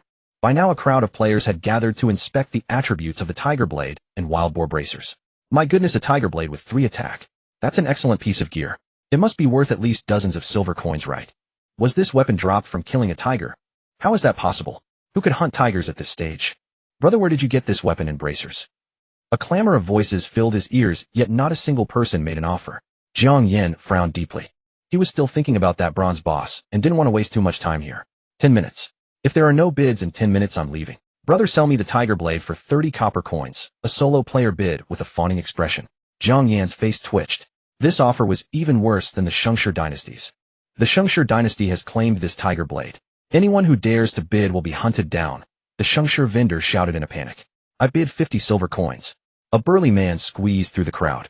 He wore basic white-grade gear, and his name was fully displayed above his head. Heian Jixin. Heian Jixin. He is one of the 4 hall masters of the Heian Empire. I can't believe he's in our beginner village. Haha, both the Heian Empire and the Shengshi dynasty are tier 1 guilds. This is going to be a good show. The surrounding players whispered among themselves, stepping back to clear a space for Jiang Yan, Heian Jixin, and the Shengshi vendor. The Shengshi vendor began to tremble slightly. He was merely a low-level lackey of the Shengshi dynasty, while his opponent was one of the 4 hall masters. Even if his own superior were here, he would have to bow his head. How could he dare to threaten him? As for the bid, his superior had set a maximum of 10 silver coins. 10 silver coins, the Shengshi vendor said through gritted teeth. Kid, if you sell it to me for 10 silver coins, you will be under the protection of the Shengshi dynasty from now on. What does the Shengshi dynasty amount to? Just a bunch of scheming scoundrels. Heian Jixin sneered with utter disdain. He turned to Jiang Yan and said, Brother, if the Shengshi dynasty gives you any trouble, just come to the Heian Empire. Jiang Yan nodded inwardly. This Heian Jixin was indeed a decent fellow. Is anyone else bidding? Jiang Yan asked as he opened the forum to check equipment prices. At this stage, white-grade gear remained the mainstream. After several hours of gameplay, many players had obtained equipment which was beginning to flow into the market. Due to the absurdly low drop rates, basic white-grade equipment with a 1 attribute was worth 1 to 3 silver coins, while a 2 attribute went for 5 to 10 silver coins. A 3 attribute, however, surged to 30 to 50 silver coins. Heian Jixin had offered the top price of 50 silver coins, showing great sincerity. As for the onlookers, despite their numbers, not a single one made a bid. In the early stages, monsters were abundant, while players were many and drop rates were incredibly low. Unless it was a guild like the Shengshi dynasty or the Heian Empire, which had quickly established cohesion to pool their resources, it was extremely difficult for ordinary players to gather so many silver coins. In that case, this tiger blade is yours, brother Heian Jixin. Jiang Yan walked up to Heian Jixin and initiated a trade request. Hold on. Heian Jixin declined the trade and said, I'll also take those wild boar bracers for 10 silver coins. What do you say? Deal. Selling the equipment together was exactly what Jiang Yan wanted. His only concern was whether Heian Jixin actually carried that many silver coins. Could this be a trick to lure him out of the beginner village under the guise of gathering the coins? Fortunately, he was overthinking. Heian Jixin directly initiated the trade request. Jiang Yan placed the tiger blade and the wild boar bracers in the trade window, while Heian Jixin put up 60 silver coins. Both parties clicked accept, and the transaction was completed smoothly. Brother, let's add each other as friends. If you get any more gear in the future, our Heian Empire will buy it all. The price will definitely satisfy you. Heian Jixin said. Alright. Jiang Yan agreed. He didn't want to deal with forced transactions again. Having a reliable trading partner was a good thing. The two immediately added each other as friends. I'll take my leave then, Jiang Yan said, departing quickly after adding Heian Jixin. Meanwhile, in the western mountain forests, after gradually encroaching upon and occupying all the leveling spots, Shengshi Wang Xiao leveled up, frantically quickly reaching level 3. He then led 4 teammates of the same level to aggressively explore the wild boar forest. Relying on excellent positioning, seamless cooperation, and an abundance of health and mana potions, they quickly cleared out the wild boars. Half an hour later, they discovered the Wild Boar King, a bronze-grade boss. Wild Boar King Bronze Boss possesses impressive physical and magic resistance. Level 5. HP 7800. Skills Savage Charge charges at a target after a brief channel with a chance to stun frenzy, greatly increases attack and speed at the cost of sanity. Young Master Wang, we cannot defeat this boss. The burly assassin player Shengshi Wudu immediately said. How will we know without trying? Shengshi Wang Xiao refused to listen. This Wild Boar King was highly likely the very first boss in Dianfeng. If the Shengshi dynasty could defeat it, it would undoubtedly boost their guild's reputation and influence significantly. No matter how difficult they had to kill it. Charge! Shengshi Wang Xiao raised his goat blade and rushed toward the Wild Boar King, initiating slash. Buzz. A white sword aura formed on his goat blade, striking heavily against the Wild Boar King's rear. -59. A jarring damage number floated above the Wild Boar King's head. How can this be? Shengshi Wang Xiao's expression changed. At level 3, he had allocated all 12 of his free attribute points into Constitution. Combined with his B-grade talent Physical Penetration, he could deal over 100 damage to ordinary wild boars with a single skill. Yet against the boss his damage was halved. At that moment the attacks of his 4 teammates landed. Multi-shot. Shengshi Xiaojian fired 2 consecutive arrows. Backstab. Shengshi Wudu's dagger plunged fiercely into the Wild Boar King's neck. Fireball. 2. Shengshi Fawang and Shengshi Fashing each unleashed a fist-sized fireball. Boom. Boom. Boom. -19, -18. -34. -39. -41. A series of pitiful damage numbers floated above the Wild Boar King's head. Working together, the 5 of them had only managed to shave off 2/10 of the boss's health. Compared to its 7800 HP, it was a mere drop in the ocean. Roar! The Wild Boar King roared in pain. With a thrash of its head and tail, it knocked back Shengshi Wang Xiao and Shengshi Wudu before activating its skill. Savage Charge. Boom! The Wild Boar King blurred into an afterimage, trampling over Shengshi Wang Xiao, Shengshi Wudu, and the others in succession. 170. -197. -210. -211. -222. Crimson damage numbers erupted above their heads. With just a single charge, the fragile Shengshi Fawang, Shengshi Fashing, and the archer Shengshi Xiaojian were instantly turned into white light and vanished. Shengshi Wang Xiao was horrified. With barely over 400 HP himself, he could not withstand consecutive charges from the Wild Boar King. He turned and fled. But before he could run far, the Wild Boar King caught up. Boom. -170. Under the jarring damage, Shengshi Wang Xiao's health bar was pushed to its absolute limit. Grunting repeatedly, the Wild Boar King rammed him a few more times, quickly emptying Shengshi Wang Xiao's health bar. Bang! Shengshi Wang Xiao dissolved into white light and disappeared, even dropping his goat blade upon death. Shengshi Wudu had intended to seize the opportunity to escape, but he hesitated for a brief moment upon seeing the goat blade. In that split second of hesitation, the Wild Boar King roared and charged. 170. Shengshi Wudu had no way to resist, and instantly turned into white light and vanished. Damn it! Damn it! At the beginner village's resurrection point, Shengshi Wang Xiao stepped out with a dark face, his heart filled with resentment and regret. Accursed Wild Boar King! My goat blade! Young Master Wang, do not worry, Shengshi Wudu said, following closely behind. I just received news from the street stalls. A player is selling a high-quality weapon with 3 attack. 3 attack. Shengshi Wang Xiao was overjoyed. His goat blade was only 1 compared to 3. It was absolute garbage. Especially now that they had discovered a bronze boss, they were in desperate need of a top-tier weapon. Buy this weapon at all costs. Shengshi Wang Xiao ordered sharply. The stalls in that area are all ours. It should have been bought by now. Shengshi Wudu contacted the Shengshi vendor. After a long moment, his face gradually darkened. Don't tell me someone else bought the weapon, Shengshi Wang Xiao said, his expression turning grim. It was bought by Heian Jixin, Shengshi Wudu said, bracing himself. Heian Jixin. That miserable bastard. Damn him. Shengshi Wang Xiao was furious. That bastard does nothing but target me all day long. If I don't hunt him until he quits the game, I'll take his last name. And that gear seller. How dare he sell a weapon to someone else on the Shengshi dynasty's turf? Does he not have any respect for us? Young Master Wang, what do you mean? Shengshi Wudu asked quietly. Kill them. Whether it's He and Jixin or that weapon seller, hunt them down until they quit the game. Shengshi Wang Xiao roared. I want everyone to see what happens when they disrespect the Shengshi dynasty. As Jiang Yan made his way from the novice village toward the northern mining district, he could clearly sense someone trailing him. Get out here. Jiang Yan halted and turned around.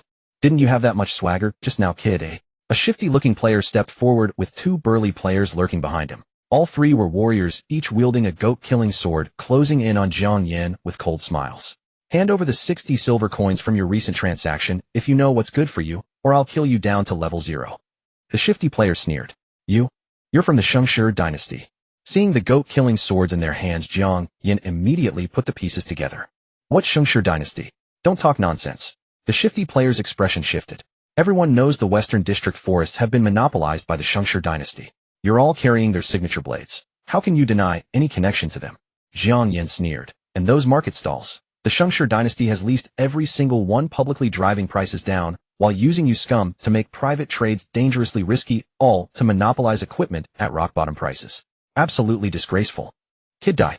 Furious that his carefully orchestrated scheme had been so effortlessly exposed, the shifty player immediately charged at Jiang Yan along with his two companions. Slash. The three swung their blades in unison, cutting through the air like crescent moons, landing clean blows on Jiang Yan. -17, -18, -18. Three glaring damage numbers floated above Jiang Yan's head. Didn't you have been attacked by the golden fur rat? Self-defense counterattack available. Didn't you have been attacked by the green fur rat? Self-defense counterattack available. Didn't you have been attacked by the white fur rat? Self-defense counterattack available. Hearing the system prompts, a cold smile played on Jiang Yan's lips. Is that all? Lightning storm. After a 1-second chant, a massive bolt of lightning crashed down, striking the golden fur rat with a thunderous boom. -908. A vivid red critical hit number leaped from the golden fur rat's head, and it dissolved into a stream of white light. Ding! The golden fur rat's goat-killing sword dropped to the ground. Jiang Yan was quick on his feet and snatched it into his inventory. The green fur rat and white fur rat stared in sheer terror. Their leader had been instantly obliterated, and worse, the enemy had used lightning storm. Novice village mages before their advancement can only cast basic magic. Fireball. How could this guy wield lightning storm? Is this guy a rare class or a hidden class? Scared witless, the two backed away rapidly. Seeing their courage shattered, Jiang Yan felt no need to waste words. Once his cooldown ended, he sent each of them back to the novice village respawn point with a single lightning storm. Novice village respawn point. You were killed by Jiang Taigong in self-defense. Current level experience has been lost, and your goat-killing sword has been dropped. The golden fur rat's expression went blank as he read the system notification. His two companions revived with identical stunned expressions. After a long silence, the golden fur rat finally came to his senses and asked in terror, how much damage did you take? Over 900. The green fur rat trembled. Same here, the white fur rat replied, his scalp tingling with dread. This Jiang Taigong must have a hidden class. Otherwise, how could his damage be so monstrous? The golden fur rat's morale was crumbling. They had hit him 3 times for a total of only 53 damage. Meanwhile, he dealt an average of over 900 per strike. Were they even playing the same game? Trembling with fear, the golden fur rat reported the intelligence to the Shengshi dynasty merchant. Upon receiving the report, the Shengshi dynasty merchant did not dare to take it lightly and immediately forwarded it to his superior, Shengshi Wudu. Shengshi Wudu was dumbfounded upon receiving the intelligence. What's wrong? Shengshi Wang Xiao noticed his subordinate's strange behavior. Young master. Shengshi Wudu hesitated to report such absurd information. Could his subordinates simply be fabricating excuses because they failed to find the target? Have you discovered the Dark Heart's leveling spot? Shengshi Wang Xiao's expression darkened. No, it's not him. It's the player who sold the 3 tiger blade, Shengshi Wudu said nervously. My men followed him to the northern district, were discovered en route, and after the clash were instantly killed by the opponent. Instantly killed? Shengshi Wang Xiao raised an eyebrow. The opponent's ID is Jiang Taigong, and he uses lightning storm, dealing over 900 damage with a single strike. He's suspected to be a hidden class. Shengshi Wudu swallowed hard. What nonsense are you talking about? Shengshi Wang Xiao's face twitched as he roared. The server has only been open for less than 4 hours. Where would a hidden class come from? And 900 damage. Do you take me for an idiot? Shengshi Wudu wore a bitter expression. Young master, that's exactly what my subordinates reported. Young master, hold off on angering yourself. I think this may actually be true, Shengshi Fashing interjected. Do you remember those 2 pieces of equipment he sold? One was the wild boar arm guard, and the other was the tiger blade. Judging from their names, they were dropped by wild boars and tigers. The fact that someone can solo those monsters at this stage means this Jiang Taigong could genuinely be a hidden class. Hidden class. Shengshi Wang Xiao's expression gradually contorted, a complex mask of greed, jealousy, anger, and frustration. Young master, I suggest we try recruiting him. If we bring him on board, he might be useful against the Wild Boar King, Shengshi Xiaojin offered. Recruit him? Who does he think he is, a mere hidden class? Does he deserve me groveling to win him over? Shengshi Wang Xiao's face twisted into a grotesque mask. After a long moment, he finally commanded, send someone to contact him. Tell him I'm willing to let him join as a subordinate. If he follows me, I'll let him live. Otherwise, there will be no place for him in Novice Village 142857. When Jiang Yan arrived at the Northern District Mine entrance, a new friend request popped up. The applicant was Shengshi Wudu. Without a doubt, someone from the Shengshi dynasty. What game are they playing this time? Jiang Yan accepted the request. Almost instantly a message came through, brother, I'm from the Shengshi dynasty. I sincerely apologize for the unpleasantness earlier. Our guild is currently recruiting outstanding players. You must be a hidden class, right? If you join us, I guarantee you'll have a brilliant future ahead. The tone was acceptable, but hardly impressive. On the game forums, major guilds openly listed their recruitment packages with clear benefits. Yet this guy didn't mention a single perk, expecting him to pledge loyalty for nothing. Did he have any idea what a hidden class was worth? Jiang Yan replied, sorry, not interested. Brother, please reconsider. The Shengshi dynasty truly means business. Shengshi Wudu was unwilling to give up so easily. But Jiang Yan stopped replying altogether. In the Western District Wild Boar Forest, while Shengshi Wudu cooperated with Shengshi Wang Xiao and the others to hunt wild boars, he kept sending messages to Jiang Yan, but all fell into a void. Watching Shengshi Wudu's increasingly conflicted expression, Shengshi Wang Xiao felt a surge of anger and asked with a cold sneer, that Jiang Taigong refused. Shengshi Wudu sighed. Yes, he declined. Good. Very good. Ha ha ha ha. Does a hidden class really think he's somebody important? Shengshi Wang Xiao had no patience for such arrogance. Issue a kill order immediately. Hunt him down and force him to delete his account. There were numerous mine tunnels in the northern district densely scattered across the mountain foothills. Jiang Yan had intended to casually pick one and venture inside only to discover an exclamation mark floating above every single tunnel. Is there really this much information? Jiang Yan dared not be careless and hastily examined each one. Left mine no. One interior collapsed with toxic fog pervading throughout. Left mine no. 2. A mining disaster struck the interior, claiming hundreds of lives. The fallen have risen as skeletons to exact vengeance upon the living, carrying with them a wealth of mage equipment from their former lives.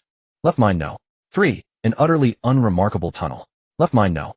4. The deepest reaches connect to subterranean or veins. Central mine, a maze-like network with passages branching in every direction, swarming with monsters like tidal waves. Right mine no. 4. Dwells the most formidable undead creature in the novice village. Right mine no. 3. A bronze treasure chest awaits within. Right mine no. 2. An ordinary tunnel. Right mine no. 1. Nothing special to report. Having reviewed the details of each mine, Jiang Yan quickly formulated a strategy. The most powerful undead in right mine no. 4 was beyond his current capabilities. He would save it for last. The farthest reaches of left mine no. 4 connected to underground or deposits. When time permitted, he could explore them and see if he might unearth precious metals. The skeletons in left mine no. 2 must be the source of mage equipment drops. Those beta testers only mentioned the mines yielded mage gear without revealing the specific location. How despicable. The central mine's monsters surged like tidal waves, making it ideal for leveling. But his immediate priority had to be right mine no. 3. A bronze treasure chest lay hidden there, and he needed to claim it before someone else got there first. Jiang Yan hesitated no longer and immediately stepped into right mine no. 3. The passage within resembled a tunnel spanning over 10 meters across, winding and twisting deep into the earth rather than running straight. Torches lined both walls at 20-meter intervals, casting a dim amber glow that illuminated the tunnel. From time to time, the metallic clinking of pickaxes echoed from ahead as other players went about their mining. Further ahead, the distant squeals of rats and the shouts of players drifted through the darkness. I hope the chest hasn't been discovered yet, Jiang Yan murmured, quickening his pace. At that moment, a message arrived from Darkheart. Brother Jiang, fresh intelligence confirms that Shengshi dynasty has issued a bounty on your head, determined to keep you trapped within the novice village.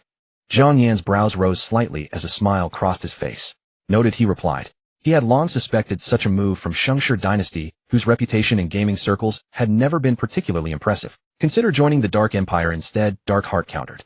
Their Shengshi dynasty will have no power over you. The message carried an obvious attempt at recruitment. Once I've had enough, I'll seek you out. Just don't turn your back on me when that time comes. Jiang Yan was not keen to entangle himself too deeply with these guilds at this stage, but the future held no guarantees. Thus, he did not outright refuse, keeping a fallback path open for himself. Haha, excellent. The Dark Empire shall welcome you with open arms. Ending the chat, Jiang Yan promptly deleted Shengshi Wudu from his friend list before continuing deeper into the mine. Advancing over 100 meters, the tunnel forked into 3 separate passages, each winding deeper into the mountain. At the junction where they diverged, roughly 20 players were at work, their pickaxes ringing out in an unbroken cadence. The moment Jiang Yan drew near, the gathered players shouted, "Brother, keep your mining in peaceful mode. Don't aggro monsters randomly. Got it just passing through," Jiang Yan explained. Glancing at the 3 forked paths, Jiang Yan noticed that only the leftmost tunnel bore a floating exclamation mark. Focusing on it, words surfaced, "Bronze treasure chest located here." This was almost too straightforward. Restraining a smile, Jiang Yan hurried into the left passage. The tunnel coiled like a serpent, already bending 3 times within 20 meters. At the 4th bend, a rat the size of a small wolfhound erupted from the darkness with feral aggression. "What the?" Startled, Jiang Yan recoiled hastily, but a fraction too late. The creature spat at him, dealing -13, a -1, a -1, a -1 in damage. A cascade of damage numbers erupted from Jiang Yan's head. Retreating while monitoring his status, he read, "Poisonous rat venom spray has infected you. Poison status active, -1 HP per second for 10 seconds. Poisoned." Jiang Yan turned his gaze toward the venomous rat. Poisonous rat level 2, HP 350, ability toxic spray, hurls venom that inflicts poisoning. Only 350 hit points. Jiang Yan casually flung a lightning bolt. Boom.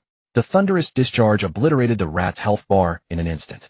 Ding, player has slain the poisonous rat, 5 EXP. Such meager experience, and not a single copper coin dropped.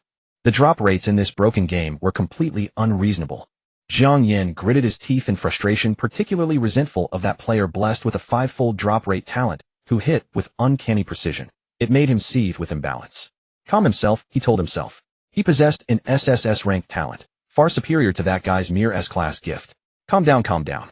Pressing onward, Jiang Yan rounded 2 bends to spot 4 players gathered ahead.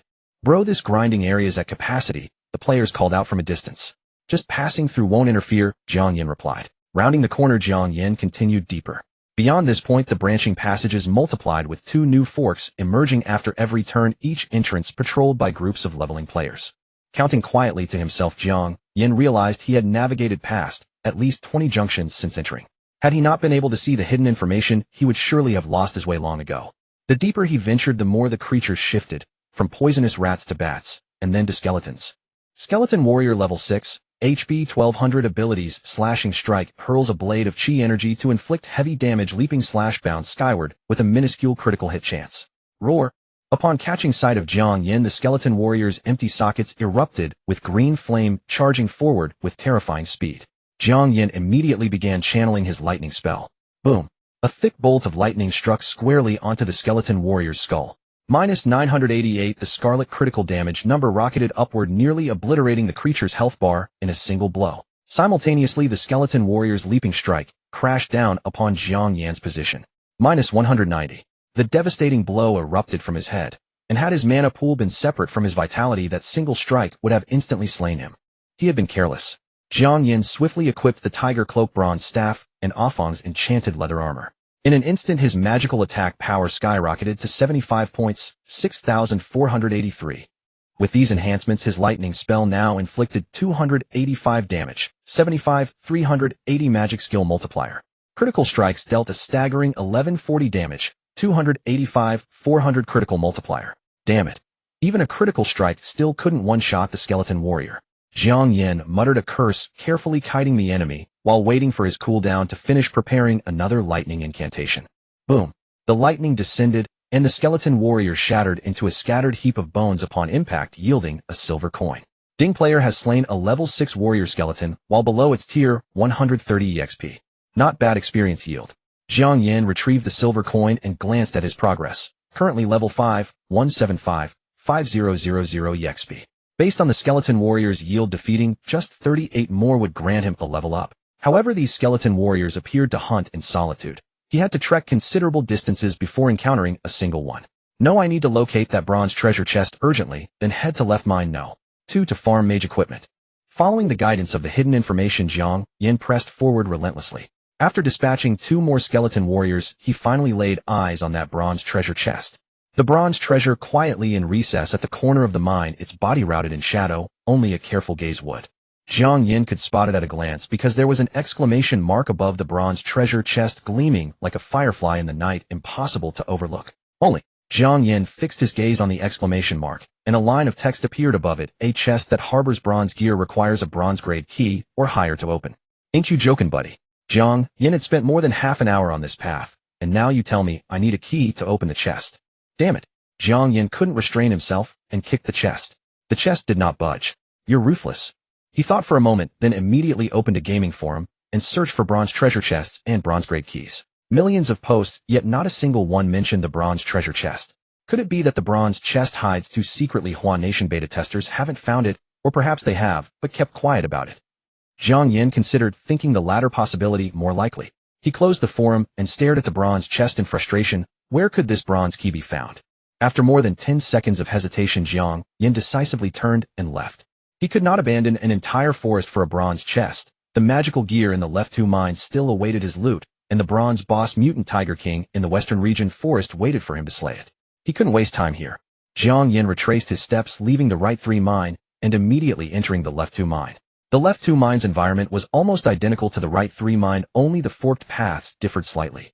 Moreover, along this route he did not see a single venomous rat or bat. Instead, miners were everywhere. Jiang Yan, with a bronze staff in hand, wearing magic leather armor and a tiger cloak, pressed on, drawing the attention of many mining players. Bro, what dropped your gear? Bro, wanna group up? I can pull aggro. Big bro, I'm a priest. I can heal you. I'll share all the or I mine with you. Would you carry me to level up? Countless offers of companionship overwhelmed Jiang Yan. He quickened his pace and, following the hidden information at the fork, headed straight for the mining calamity. Most players, seeing Jiang Yan run off, were disappointed, but said nothing and kept mining. Yet some grew greedy, unable to resist following behind, and their numbers swelled to 70 or 80. They had started by stealthily tailing him, but seeing their side outnumber him, their confidence swelled, and they charged toward Jiang Yan openly. Bro, lend me your gear to wear.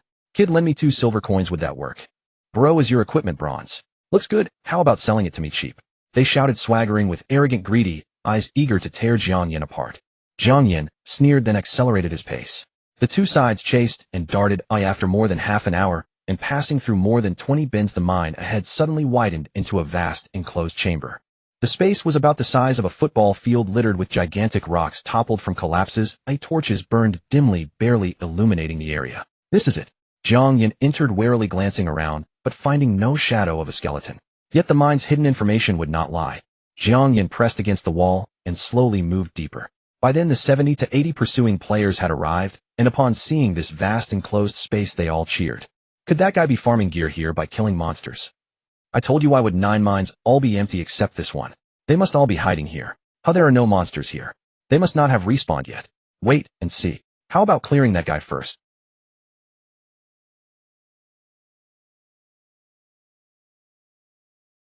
No problem, later we'll just block the outside. Once he comes in we'll follow him.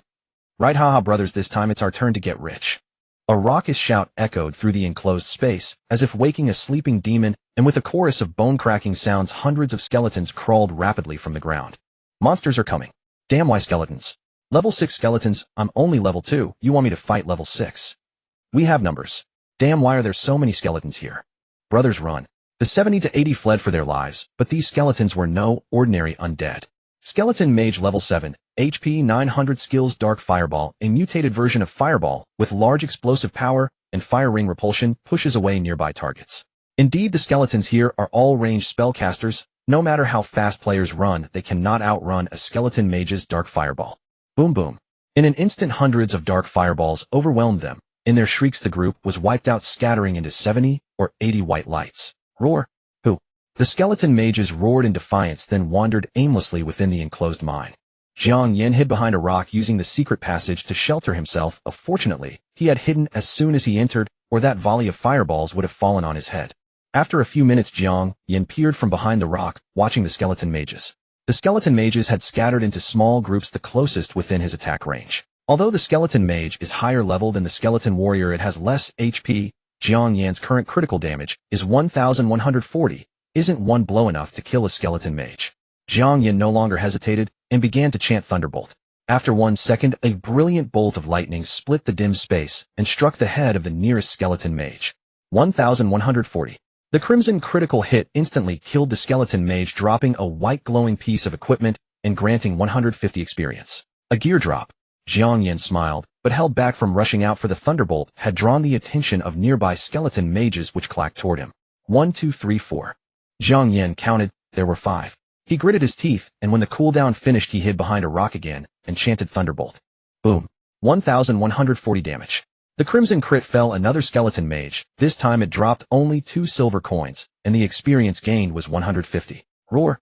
The remaining 4 skeleton mages had locked onto Jiang Yan's position swinging bone staffs to fling 4 dark fireballs at him.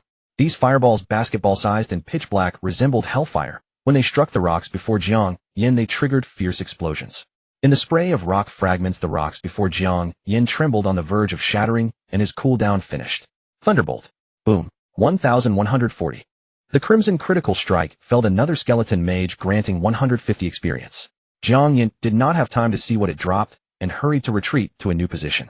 In the next moment, 3 dark fireballs struck where he had stood, blasting the remaining chunk of rock into powder. Jiang Yan was already hiding against the wall with very limited space to maneuver. Moreover, with hundreds of skeleton mages scattered around, retreating too quickly would easily alert the others. Thus he did not dare to retreat too far, only taking a few steps back. The moment the cooldown for his lightning strike ended, he spun around and immediately began chanting the spell. Just then the skeleton mage's dark fireball surged toward him once more. Clearly the skeleton mage's skill cooldown was faster than his. Jiang Yan quickly threw himself to the side, doing his utmost to evade the incoming dark fireball. Boom. 3 dark fireballs detonated right behind Jiang Yan. The resulting shockwave instantly depleted more than half of his health bar, minus 135. At the same moment Jiang Yan finished chanting his lightning strike. Boom. Minus 1,140. Ding. Congratulations player for killing a skeleton mage above your level. EXP 150. At this moment only 2 skeleton mages remained before Jiang Yan. Jiang Yan stopped retreating, as doing so would only alert the skeleton mages further back. He pulled out a health potion and a high-grade mana potion, chugging them down. His heavily depleted health bar instantly began to regenerate at a rate of 20 points per second. His mana consumed by the lightning strike also began to recover at a rate of 50 points per second.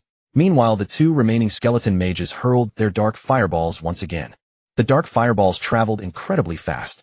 Fortunately, Jiang Yan remained highly vigilant, and with the 7 agility from his tiger cloak, he executed another roll just before the fireball struck. Although the blast wave grazed him and cost him over 100 health, the cooldown for his lightning strike had finally reset. Boom. Minus 1,140. Ding. Congratulations player for killing a skeleton mage above your level. EXP 150. Only 1 was left. This time Jiang Yan did not even bother to dodge, letting the skeleton mage's dark fireball strike him head on. Bang. Minus 350. A massive damage number floated above Jiang Yan's head. His health bar was reduced to a single point, and nearly a third of his mana was wiped out. Their damage is indeed high. Too bad you ran into me, Jiang Yan sneered, chanting his lightning strike. Boom.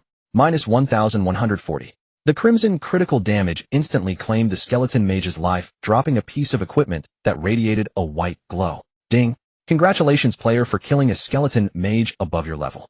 EXP 150. Another equipment dropped. Jiang Yan was ecstatic. Rapidly downing health and high-grade mana potions, he rushed forward to pick up the loot and clear the battlefield. He had not expected the drop rate of the skeleton mages to be this high. Out of just 6 skeleton mages slain, they had dropped 2 pieces of white-grade equipment and 11 silver coins. Howling Vambrace's white-grade magic attack 3. Requirements: Mage Priest. Set effect: assemble 3 pieces of howling equipment for 2 bonus magic attack. Assemble 6 pieces for 5 bonus magic attack. Assemble 9 pieces for 9 bonus magic attack. Howling Helmet white-grade magic attack 3. Requirements: Mage Priest. Set effect: assemble 3 pieces of howling equipment for 2 bonus magic attack. Assemble 6 pieces for 5 bonus magic attack. Assemble 9 pieces for 9 bonus magic attack. It's actually a set. Overjoyed, Jiang Yan immediately equipped the 2 items and opened his character panel. ID Jiang Taigong. Level LV5, 13355000. Class Thunder Tyrant. Constitution 8. Endurance 7. Spirit 32. Agility 7 Tiger Cloak. Free attribute points 0, 4 free attribute points added per level. HP 160, Constitution 20. MP 640, Spirit 20. Physical defense 15, Constitution, Endurance 2, Offong S Magic Leather Coat. Magic defense 46, Spirit, Agility 2, Offong S Magic Leather Coat. Physical attack 16, Constitution 2. Magic attack 64, Spirit 2, 8 Bronze Staff 3, Offong S Magic Leather Coat 6, Howling Vambrace's Helmet. Special attributes: Charm hidden, Luck hidden, Talent Wrath of the Thunder God SSS grade omitted. Skill Lightning Strike LV2, 167, 1000 after chanting for 2. 5s, summons a bolt of lightning upon the target dealing skill damage equal to 180 of base magic damage. Mana cost 25. CD2. 5s. Mining LV10-100 using a pickaxe gives a certain chance to mine metal ores from ore veins. Gathering LV10-100 using gathering gives a certain chance to harvest herbs in the wild. My magic attack has reached 81 points. Jiang Yan silently calculated the skill damage of his lightning strike, which had now reached 307. 8. 81 380 skill damage modifier. Critical damage would be 12, 31. 2, 307. 8 400 critical damage modifier. That was an increase of nearly 100 critical damage, and this was with only 2 pieces. If he could assemble 6. Jiang Yan's heart burned with anticipation. Once his health and mana were fully restored, he immediately resumed farming mobs. Meanwhile, at the novice village resurrection point, the sight of 70 or 80 players resurrecting simultaneously was rare enough. To make matters worse, these players lacked civility, immediately shouting curses at Jiang Yan upon reviving. Before long, rumors of a high-level training spot deep within the left 2 mine where hundreds of skeleton mages gathered quickly spread throughout the novice village. Furthermore, this training spot was already occupied by someone who had allegedly obtained a bronze-grade staff and cloak, or perhaps even silver-grade gear. As the rumors grew increasingly exaggerated, thousands of players rushed toward the northern district mine within half an hour. Even Shengshi Wangshao could not help but contemplate moving his base of operations. Young Master Wang, with hundreds of skeleton mages gathered together, we stand absolutely no chance unless we all reach level 5. Shengshi Wudu advised persuasively. Besides, there is still a bronze boss in the wild boar forest. You are right. The boss is more important. Shengshi Wangshao gritted his teeth, suppressing the urge to seize the mine. He asked, is there any news on that fellow Jiang Taigong? How many times have our men killed him? Well, Shengshi Wudu replied, we lost track of him after he entered the northern district mine. However what? Shengshi Wangshao despised it when people left their sentences half-finished. Spit it out. The player occupying the left 2 mine training spot is highly likely to be him, Shengshi Wudu said. Since he could solo a level 6 tiger, he should also be capable of soloing the skeleton mages in the mine, Shengshi Wudu added. Damn it, that bastard must be a beta tester. Shengshi Wangshao was consumed by jealousy. A hidden class, a high-level training spot. How did all the good fortune fall upon that piece of trash Jiang Taigong? Send 100 men to the left 2 mine. The moment you spot Jiang Taigong, surround and kill him. Even if you can't beat him, make sure his name turns pitch black from PK. Shengshi Wangshao snarled. I'll arrange it right away, Shengshi Wudu sighed, turning around to gather the men. Currently, the Shengshi dynasty dominated the major training spots in the western district forest. To level up, a vast number of players had joined their ranks. In less than 10 minutes, Shengshi Wudu assembled 100 level 2 players. Led by Jinmashu Lumioshu and by Maoshu, who had all seen Jiang Yan before. They set out to guard the left 2 mine. Eastern Plains, the Dark Empire training area. Upon receiving news from the mine, Heian Jishin's first thought was of Jiang Yan, and he quickly sent a message to inquire. Unfortunately, Jiang Yan was too busy farming mobs to reply. Southern Swamp. A tall, beautiful female archer was currently soloing a level 6 anaconda. Her name was Qin Yinwu, one of the beta testers of Peak. She was a core member of Hongyanzui, one of China's top 5 T0 guilds, and held an exceptionally high rank, ranked 4th internally. Benefiting from her beta testing experience, Qin Yinwu had headed straight to the Southern Swamp upon entering the game. Relying on her superb combat awareness, clean positioning, and outstanding ranged attacks, she hunted higher-level mobs relentlessly. She had already gathered half of the swamp set, and her level was nearing level 5. Once I reach level 5, I can enter the mines. First, I'll farm a bronze key in the left 2 mine, then head to the right 3 mine to open the bronze chest. Qin Yinwu's heart raced with excitement. Due to the difficulty of opening a bronze chest successfully, unlocking one guaranteed a top-tier piece of equipment for one's own class. With a top-tier bronze equipment piece for my class, and by utilizing that terrain advantage, I should barely be able to solo the bronze boss deep within the swamp. Left second mine. 2 hours later, when a flood of players poured into the left second mine, seeking a leveling spot, Jiang Yan had already leisurely cleared every last skeleton mage from the enclosed cavern. A full 220 skeleton mages in total, enough to push Jiang Yan up 2 entire levels. 8 free attribute points. Following his old routine, he poured them all into spirit. On top of that, he had farmed 167 silver coins and 8 pieces of white quality magic gear. 3 wailing leg guards, white quality magic attack. 3 requirement mage priest. Collect 3 wailing pieces for an additional 2 magic attack, 6 pieces for 5, and all 9 for 9. 1 wailing leather armor, white quality magic attack. 3 requirement mage priest. 2 wailing bracers, white quality magic attack. 3 requirement mage priest. 1 wailing ring, white quality magic attack. 3 requirement mage priest. 1 Wailing Helmet White Quality Magic Attack. 3. Requirement Mage Priest. A character's equipment panel accommodates 9 standard slots: weapon armor, helmet, 2 bracers, 2 leg guards, and 2 rings. Capes and necklaces belong to a separate category and do not count toward the 9 standard equipment slots. Jiang Yan's 9 slots were already occupied by the bronze staff and Afang's magical leather armor, so from these 8 wailing pieces, he only equipped 2 wailing leg guards, 2 wailing bracers, 1 wailing ring, and the wailing helmet. 6 wailing pieces perfectly activated the set bonus, granting an additional 5 magic attack. My current magic attack should be. Jiang Yan excitedly opened his character panel. ID Jiang Taigong. Level LV 71500300000. Class Thunder Tyrant. Constitution 8. Endurance 7. Spirit 40. Agility 70. 7 Tiger Cape. Free attribute points 0, 4 gain per level. HP 160. Constitution 20. MP 800. Spirit 20. Physical defense 17. 15 Constitution. Endurance 2. Afang's magical leather armor. Magic defense 56. 54 Spirit. Agility 2. Afang's magical leather armor. Physical attack 16. Constitution 2. Magic attack 1. 1480 Spirit 2. 8 Bronze Staff 3. Afang's magical leather armor. 18 Wailing 6-piece set. 5 set bonus. Special attributes. Charm hidden. Luck hidden. Talent Wrath of the Thunder God, SSS rank. Skills. Lightning Bolt LV2, 379, 1000 after a 2.5-second chant hurls a bolt of lightning at the target. Skill damage equals 180 of base magic attack. MP cost 25. CD2. 5s.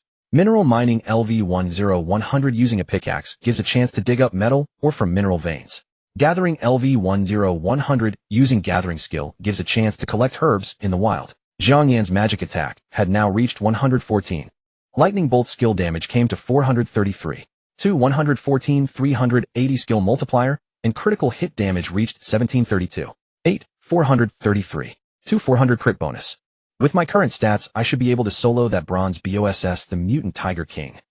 The Mutant Tiger King's magic resistance was 80, meaning 1 lightning bolt would deal 353 damage, and a critical hit would deal 1412. The Mutant Tiger King had 1000 HP. He only needed 7 critical hits to securely put it down. He wondered what gear a bronze boss might drop. Jiang Yan gripped his bronze staff and was about to leave. But after only 2 steps, he saw the ground ahead crack open and more skeleton mages emerged. Had they respawned? Should he grind a little longer and wait until level 8 to hunt the Mutant Tiger King? Jiang Yan hesitated for a moment, but his hands moved without delay, immediately beginning to chant Lightning Bolt. Boom. A bolt of thunder struck down. Minus 1732. A crimson critical hit number burst from the skeleton mage's head. The skeleton mage collapsed into a pile of bones, and Jiang Yan with sharp eyes noticed something glimmering with bronze light beneath the remains. A bronze quality magic item dropped. Jiang Yan was ecstatic and rushed over, but after a thorough search he found only an antique bronze key. Damn it. He had thought it was gear. Jiang Yan was speechless for a moment, but then he froze on the spot. A bronze key. Jiang Yan's pupils contracted. Bronze key, a key for opening a bronze treasure chest. A bronze treasure chest. The one in the right third mine. Good lord, this was absurd. The 2 mines were miles apart, and the key to that chest dropped here. Jiang Yan was both astonished and overjoyed and immediately changed his plan, deciding to head to the right third mine first to open the chest. Meanwhile, Qing Yinshu, a core player of Hanyan Zue, had also successfully reached level 5 and rushed to the left second mine without delay. But when she arrived, she discovered the left second mine was blocked off. Shengshi Wangshao has monopolized this mine for resource gathering. If you want to hunt monsters and level up, go to another mine. Golden Furred Rat led 100 Shengshi Wangshao players, arrogantly blocking the entrance to the left second mine. Though all 100 players were only level 2, their numbers were overwhelming. Qing Yinshu's heart sank. Has that leveling spot been discovered? She immediately opened the game forum and searched for Newbie Village 142857. Countless threads popped up instantly, 2 of which were particularly popular, one about Shengshi Wangshao hunting down a solo player with the ID Jiang Taigong, and another revealing that an advanced leveling spot lurked in the depths of the left second mine, already occupied by someone who had farmed several items that looked like bronze quality gear. It seems there are other internal test players in this newbie village besides me. Otherwise, at this early stage, not only would it be nearly impossible to farm at that spot, finding it would be difficult enough. Qing Yinshu thought it over and immediately turned around, heading for the right third mine. Right, left, right, center. Following the route she had memorized by heart, Qing Yinshu cleared monsters as she advanced, reaching the location of the bronze treasure chest in just over half an hour. Found it, and it hasn't been opened yet. Qing Yinshu gazed at the bronze chest, half buried in darkness, a cold gleam flashing in her eyes. I want to see just who this mysterious person is that got ahead of me. She quietly slipped into the shadows and waited silently. As Jiang Yan stepped outside, he finally noticed the 2 messages Darkheart had sent him. The first inquired about the advanced leveling spot, and left mine no. 2. While the second warned that Shengshi Dynasty had dispatched 100 players to block the mine's entrance. Shengshi Dynasty really went all out, sending 100 players to ambush me. They say a swarm of ants can drag down an elephant. Though Jiang Yan could eliminate them one by one with ease, 100 opponents charging at once would still create significant trouble for him. And once his movements were hindered and Shengshi Dynasty's main forces arrived, his death would be certain. But solutions always outnumber difficulties. In the blink of an eye, Jiang Yan found a way to break through. He turned and gazed at the enclosed mine cave behind him. For other players, this leveling spot was undoubtedly a treasure trove, but for the current Jiang Yan, it held no significance whatsoever. His eyes held only one target, the bronze level boss. Without hesitation, he anonymously posted the route to this location on the game forum. Then Jiang Yan decisively logged off. By then, bright daylight had already flooded outside the dormitory. Checking the time, it was just past 10 o'clock. I seem to remember having morning classes. Jiang Yan opened the class group chat, and indeed found the class monitor frantically mentioning them. Teacher Zhang is taking attendance. Hurry to room 117 in building 13. You bastards, do you really think skipping class to play games is acceptable? Out of 30 people, only 5 showed up. And you expect me to help take attendance? I'm not playing along with that bullshit. Teacher Sun has also started taking attendance. You're all finished. Teacher Sun is going to deduct your participation grades. There's a class meeting at 11:30 in the lecture hall room 311 of building 12. Everyone must attend. There's an important school announcement. After reading the messages in the class group, Jiang Yan secretly sympathized with the class monitor's predicament, then forcibly roused Zhao Shanshan, Lei Hu, and Sun Qiren, 3 who were completely absorbed in peak from their gaming trance. Jiang Yan, what the hell? I was just grinding the bronze level boss. How could you pull me out? You owe me a set of bronze equipment. Sun Qiren started being obnoxious first thing in the morning. Zhao Shanshan yawned and said, I can't believe we played for 10 hours straight. It didn't feel like that long at all. Brothers, which starter village are you all in? What's your ID level and talent? Lei Hu said excitedly, I'm in starter village for 7752. My ID is Zhun Shanhu. Level 3, but I'll be level 4 soon. My talent is physical defense plus 100% A rank. Zhao Shanshan immediately replied, I'm in starter village 45784. My ID is Chongshan Junling, and I'm about to reach level 4 as well. My talent is magical defense plus 100% also A rank. Fuck, are you two the twin generals of Hum and Ha? One boosts physical defense by 100%, the other magical defense by 100%. Sun Qiren speechlessly said, my talent is B rank attack speed plus 75%. My ID is San Kai Gui, you just passed level 3. Damn it, this shitty game has way too many people. I can't even hunt a rabbit or fox without a bunch of players fighting over it. My ID is Jiang Taigong, you can call me Taigong. My talent increases critical hit rate A rank. Jiang Yan held back, not revealing his secrets. To avoid his adopted sons pressing him further, he smiled and changed the subject. Siren, weren't you fighting the bronze boss? Can't I just watch them fight? Sun Qiren helplessly replied, more than half the players in our starter village have joined the Tiger Dragon sect. They've monopolized the best leveling spots across all maps, leaving only a small portion for us solo players. Otherwise, I'd already be level 5. Tell me about the bronze boss, Jiang Yan said. He was about to face the bronze boss himself, so gathering more information would naturally be beneficial. The Tiger Dragon sect discovered a mutated Fox King on the East Plains and was using a human wave tactic to exhaust it.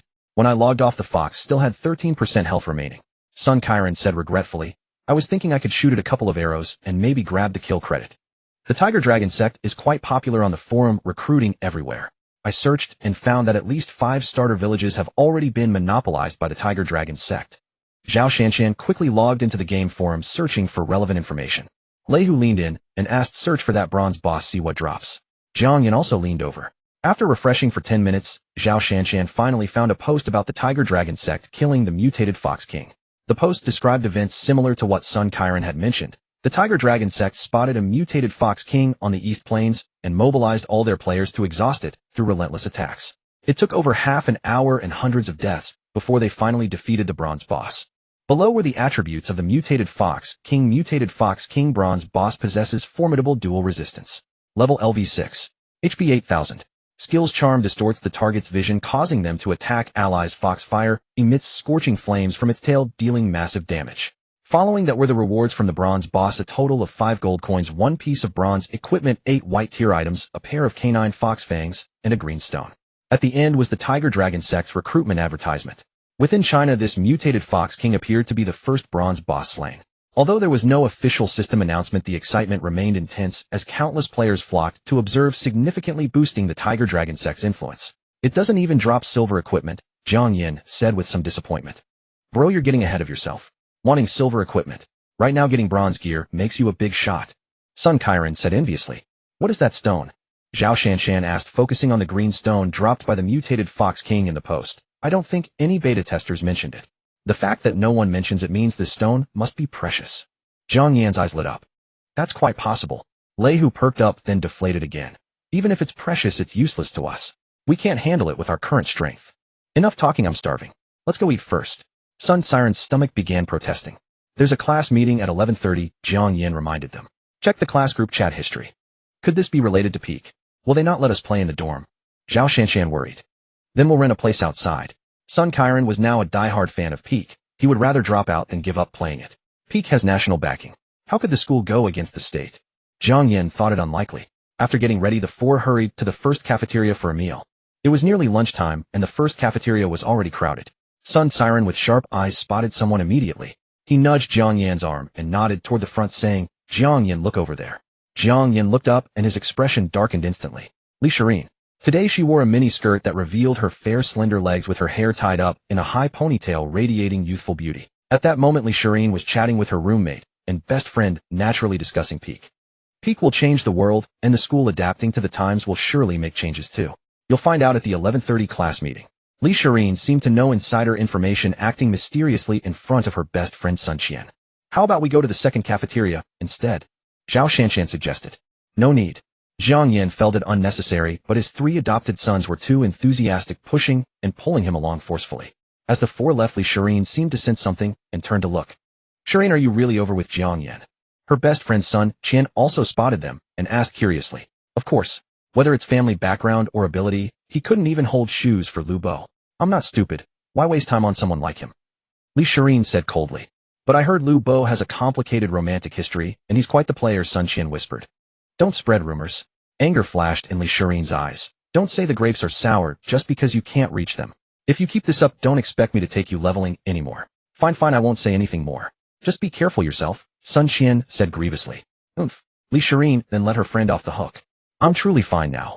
After lunch, the four of them, seeing it was about time, set off for Lecture Hall 311 in Building 12. Along the way, Jiang Yan repeatedly affirmed that he had long made peace with his past feelings for Li Shireen and would not do anything rash. Of course, if they happened to cross paths in the game, he would make no promises about holding back. Hearing this, Lei Hu and the other two were greatly reassured. They hatched a plan to form a sniper squad once they cleared the novice village, targeting Li Shireen and Lu Bo relentlessly every day. At 11 o'clock, Jiang Yan and his three companions arrived at Lecture Hall 311. The hall was already filled with quite a few people, all students from Jiang Yan's major. Their major was far from popular. In total, there were barely 100 students across the entire program. After the four found seats at the back, Sun Kairan immediately transformed into a social butterfly, flitting about and getting along with everyone. That guy is ridiculously popular, said Lei Hu, watching Sun Kairan's eloquent figure as he held court before several girls, envy twisting his expression. Lei Hu, a rough-and-tumble fellow who blushed at the mere sight of women and still relied on his own hands for relief, could only stare in dismay. 20-something minutes later, Sun Kairan scampered back. Brothers, I asked around. Almost everyone in our major has already entered Peak Summit. Sun Kairan exclaimed excitedly. I think we should organize our major's players into a guild in the game. We all know each other well and have strong cohesion. There's no reason we can't grow it into something formidable. Li Shireen is in our major too, Zhao Shanshan remarked, glancing at Jiang Yan.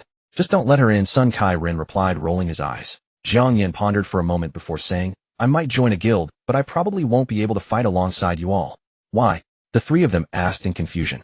Jiang Yan tilted his head skyward at a 45-degree angle, striking a dramatically tragic pose. Because you three will only slow down my leveling speed. Damn it, you've gotten arrogant, you bastard. Believe it or not, I'll pluck every feather off you in seconds. The three of them had no patience for his nonsense and pounced on him, wrestling and bantering mercilessly. Everyone please quiet down. At that moment, their major's advisor Zhang Tieju walked in. Li Shireen and Sun Qian followed close behind the former, clutching a stack of forms and scanning the lecture hall with an air of superiority. Zhang Taiju clapped his hands to gather everyone's attention before speaking. I imagine most of you spent last night playing Peak Summit. So did I. Advisor Zhang, what's your in-game ID? We'll carry you after we level up. What talent tier are you, and what level have you reached? Before Zhang Taiju could continue, a student shouted from the back rows. It seems everyone is quite concerned about their advisor, Zhang Taizhu said with a smile. Thank you all, but that's not the main point. Zhang Taizhu's expression turned serious. Peak Summit has been online for 11.5 hours. According to official statistics, at least 100 million players in our country alone have entered the game with an average playtime of 4.5 hours. After consultation with the university administration, it has been decided that the student union shall organize all faculty and students to establish the launching university guild within Peak Summit. Beyond your studies, let us pool our strength and conquer the game together. The moment the words left his lips, the lecture hall erupted into chaotic excitement, with everyone buzzing wildly. Is the university really going this hard? I'm in. Sign me up. I'm only level 2 right now. Will they accept me? I wonder if there's a stipend. Don't dream too loudly. Do you think this is some mega guild? At least if we stick together we won't get bullied. Right now I have nowhere to level. I just get jumped wherever I go. Amidst the clamor, the quartet at the back exchanged bewildered glances. You've got to be kidding me. Sun Kai-ren was utterly dumbfounded. He had just been planning to organize his own major's players into a guild, and now the student union was coming in to poach everyone. This is unbearable. The crux of the matter was that the student union president was none other than Lu Bo, the man who had stolen Jiang Yan's girlfriend. Lei Hu and Zhao Shanshan exchanged a look and immediately declared, that pathetic guild. We're not joining. Exactly. I have an A-rank talent. If I join the three-legged Golden Crow Guild, I get a 5,000 yuan monthly allowance. Does this garbage guild offer anything? Hearing this, Jiang Yan admitted he was deeply moved. He placed his hands solemnly on their shoulders and spoke with heartfelt gravity. Having friends like you too, what more could a man ask for? Get lost. Zhao Shanshan and Lei Hu roared in exasperation. Students. By now Li Shireen had descended from the podium with her stack of forms.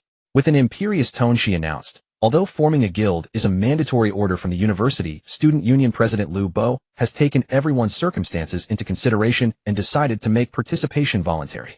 Those of you who wish to join the launching university guild, please come forward to collect a form. Fill in your in-game ID level talent and other details, then hand it to me, and I will submit it to the student union on your behalf. Li Shireen scanned the room, but saw nobody stepping forward. Her delicate brows furrowed, and her mood instantly darkened. Though many students in the hall were tempted, everyone instinctively chose to wait and watch. Jiang Yan's group certainly had no intention of joining. What do? We can't possibly compete with the student union, Sun Kai-ren whispered. If the launching university guild is established, will Lu be the president? Lei Hu frowned. Will we still be able to hunt him down? Why don't we just join the three-legged Golden Crow Guild? Zhao Shanshan suggested. Though Kai-ren probably can't get in. The three-legged Golden Crow Guild only accepted players with A-rank talents or above, and Sun Kai-ren was merely B rank. Seriously, you three aren't abandoning me, are you? Sun Kai-ren felt a sense of crisis and immediately turned the tables with a threat. If any of you dare join the three-legged Golden Crow, I'll sign up for the launching university guild right away. TCH traitor, TCH scumbag, TCH worm. Jiang Yan and the others pelted Sun Kai-ren with insults without mercy. Seeing the atmosphere turn stale, Zhang Taizhu chuckled and spoke up. It appears everyone's enthusiasm is rather low. In that case, here's an extra piece of news. The university's most celebrated beauty, Chu Ruashi, will serve as the president of the launching university guild. No sooner had he finished speaking than a swarm of male students went absolutely wild, sprinting toward the podium to grab forms. Chu Ruashi's reputation was simply legendary. Last year, China hosted a nationwide campus beauty pageant spanning every university. After a 6-month competition, 10 peerless beauties were crowned, ranked equally among themselves. Chu Ruashi was one of them. Her features bore a striking 70% resemblance to the heavenly beauty of the entertainment circle, making her popularity virtually terrifying. Especially at launching university, her fame rivaled that of top-tier celebrities. Evidently, the moment they heard Chu Ruashi would be the guild president, even Zhao Shanshan and Lei Hu transformed into ferocious tigers unleashed from the mountain, bolting forward at full speed. Damn it, deserters. Jiang Yan was filled with righteous fury. He turned to Sun Kai-ren with an unexpectedly gentle expression. Kai-ren, I was wrong about you earlier. Sun Kai-ren gave a coy smile and replied. Yan Lu Bo has a grudge against you, but the fair Chu has nothing personal against us. Your humble brother won't stand in his own way. Once I win her heart, I'll make it up to you. With that, Sun Kai-ren took off like the wind, sprinting toward the podium. Damn you, all of you despicable worms. Jiang Yan fumed helplessly. After more than half an hour of toil, Li Shireen, clutching a towering stack of forms, swaggered away with her best friend Sun Qian. Jiang Yan, you really won't join a guild. The president is Chu Marin and nothing to do with Lu Bo. Zhao Shanshan felt as if she had betrayed Jiang Yan and could barely bring herself to meet his eyes. Lei Hu, his face flushed and voice rough, said, Jiang Yan, rest assured, once Chu Marin and I are together, I'll pull you into the guild and make you vice president. All right. Jiang Yan waved his hand. Truth be told, he wasn't angry at all because according to his plan for the upcoming game, he would level up and loot as a lone wolf. Since he couldn't guarantee anything to his brothers, it would be better to let them join the Academy's guild. What if they really win Chu Ruashi's favor? After confirming Jiang Yan really wasn't angry, the three of them breathed a sigh of relief. The class meeting ends here. As your mentor, I must remind you peak is wonderful, but it is not reality. Remember to game in moderation and not fall behind in your studies. Understood. All right then, disperse. Boom. In an instant the vast lecture hall lay empty, and everyone hurried back to their dorms. Jiang Yan and the three others among the dispersing crowd returned to dorm 1818, and immediately lay on their beds, put on their gaming headsets, and entered Peak. Rookie Village No. 142,857. North District Right 3 Mine Cave. Xingyan Wu has already been hiding deep inside the mine for 2 hours. 2 hours indeed. The server had opened only 12 hours ago, and she had wasted a full 2 hours here. Rational thought told Xingyan Wu that she should leave immediately and continue leveling in the swamp. But under the weight of sunk costs, she was reluctant. Having waited 2 hours, if she left now, those 2 hours would be for nothing. Xingyan Wu's exquisite face was etched with indecision. Half an hour more. Wait another half hour, and if no one comes, I'll leave immediately.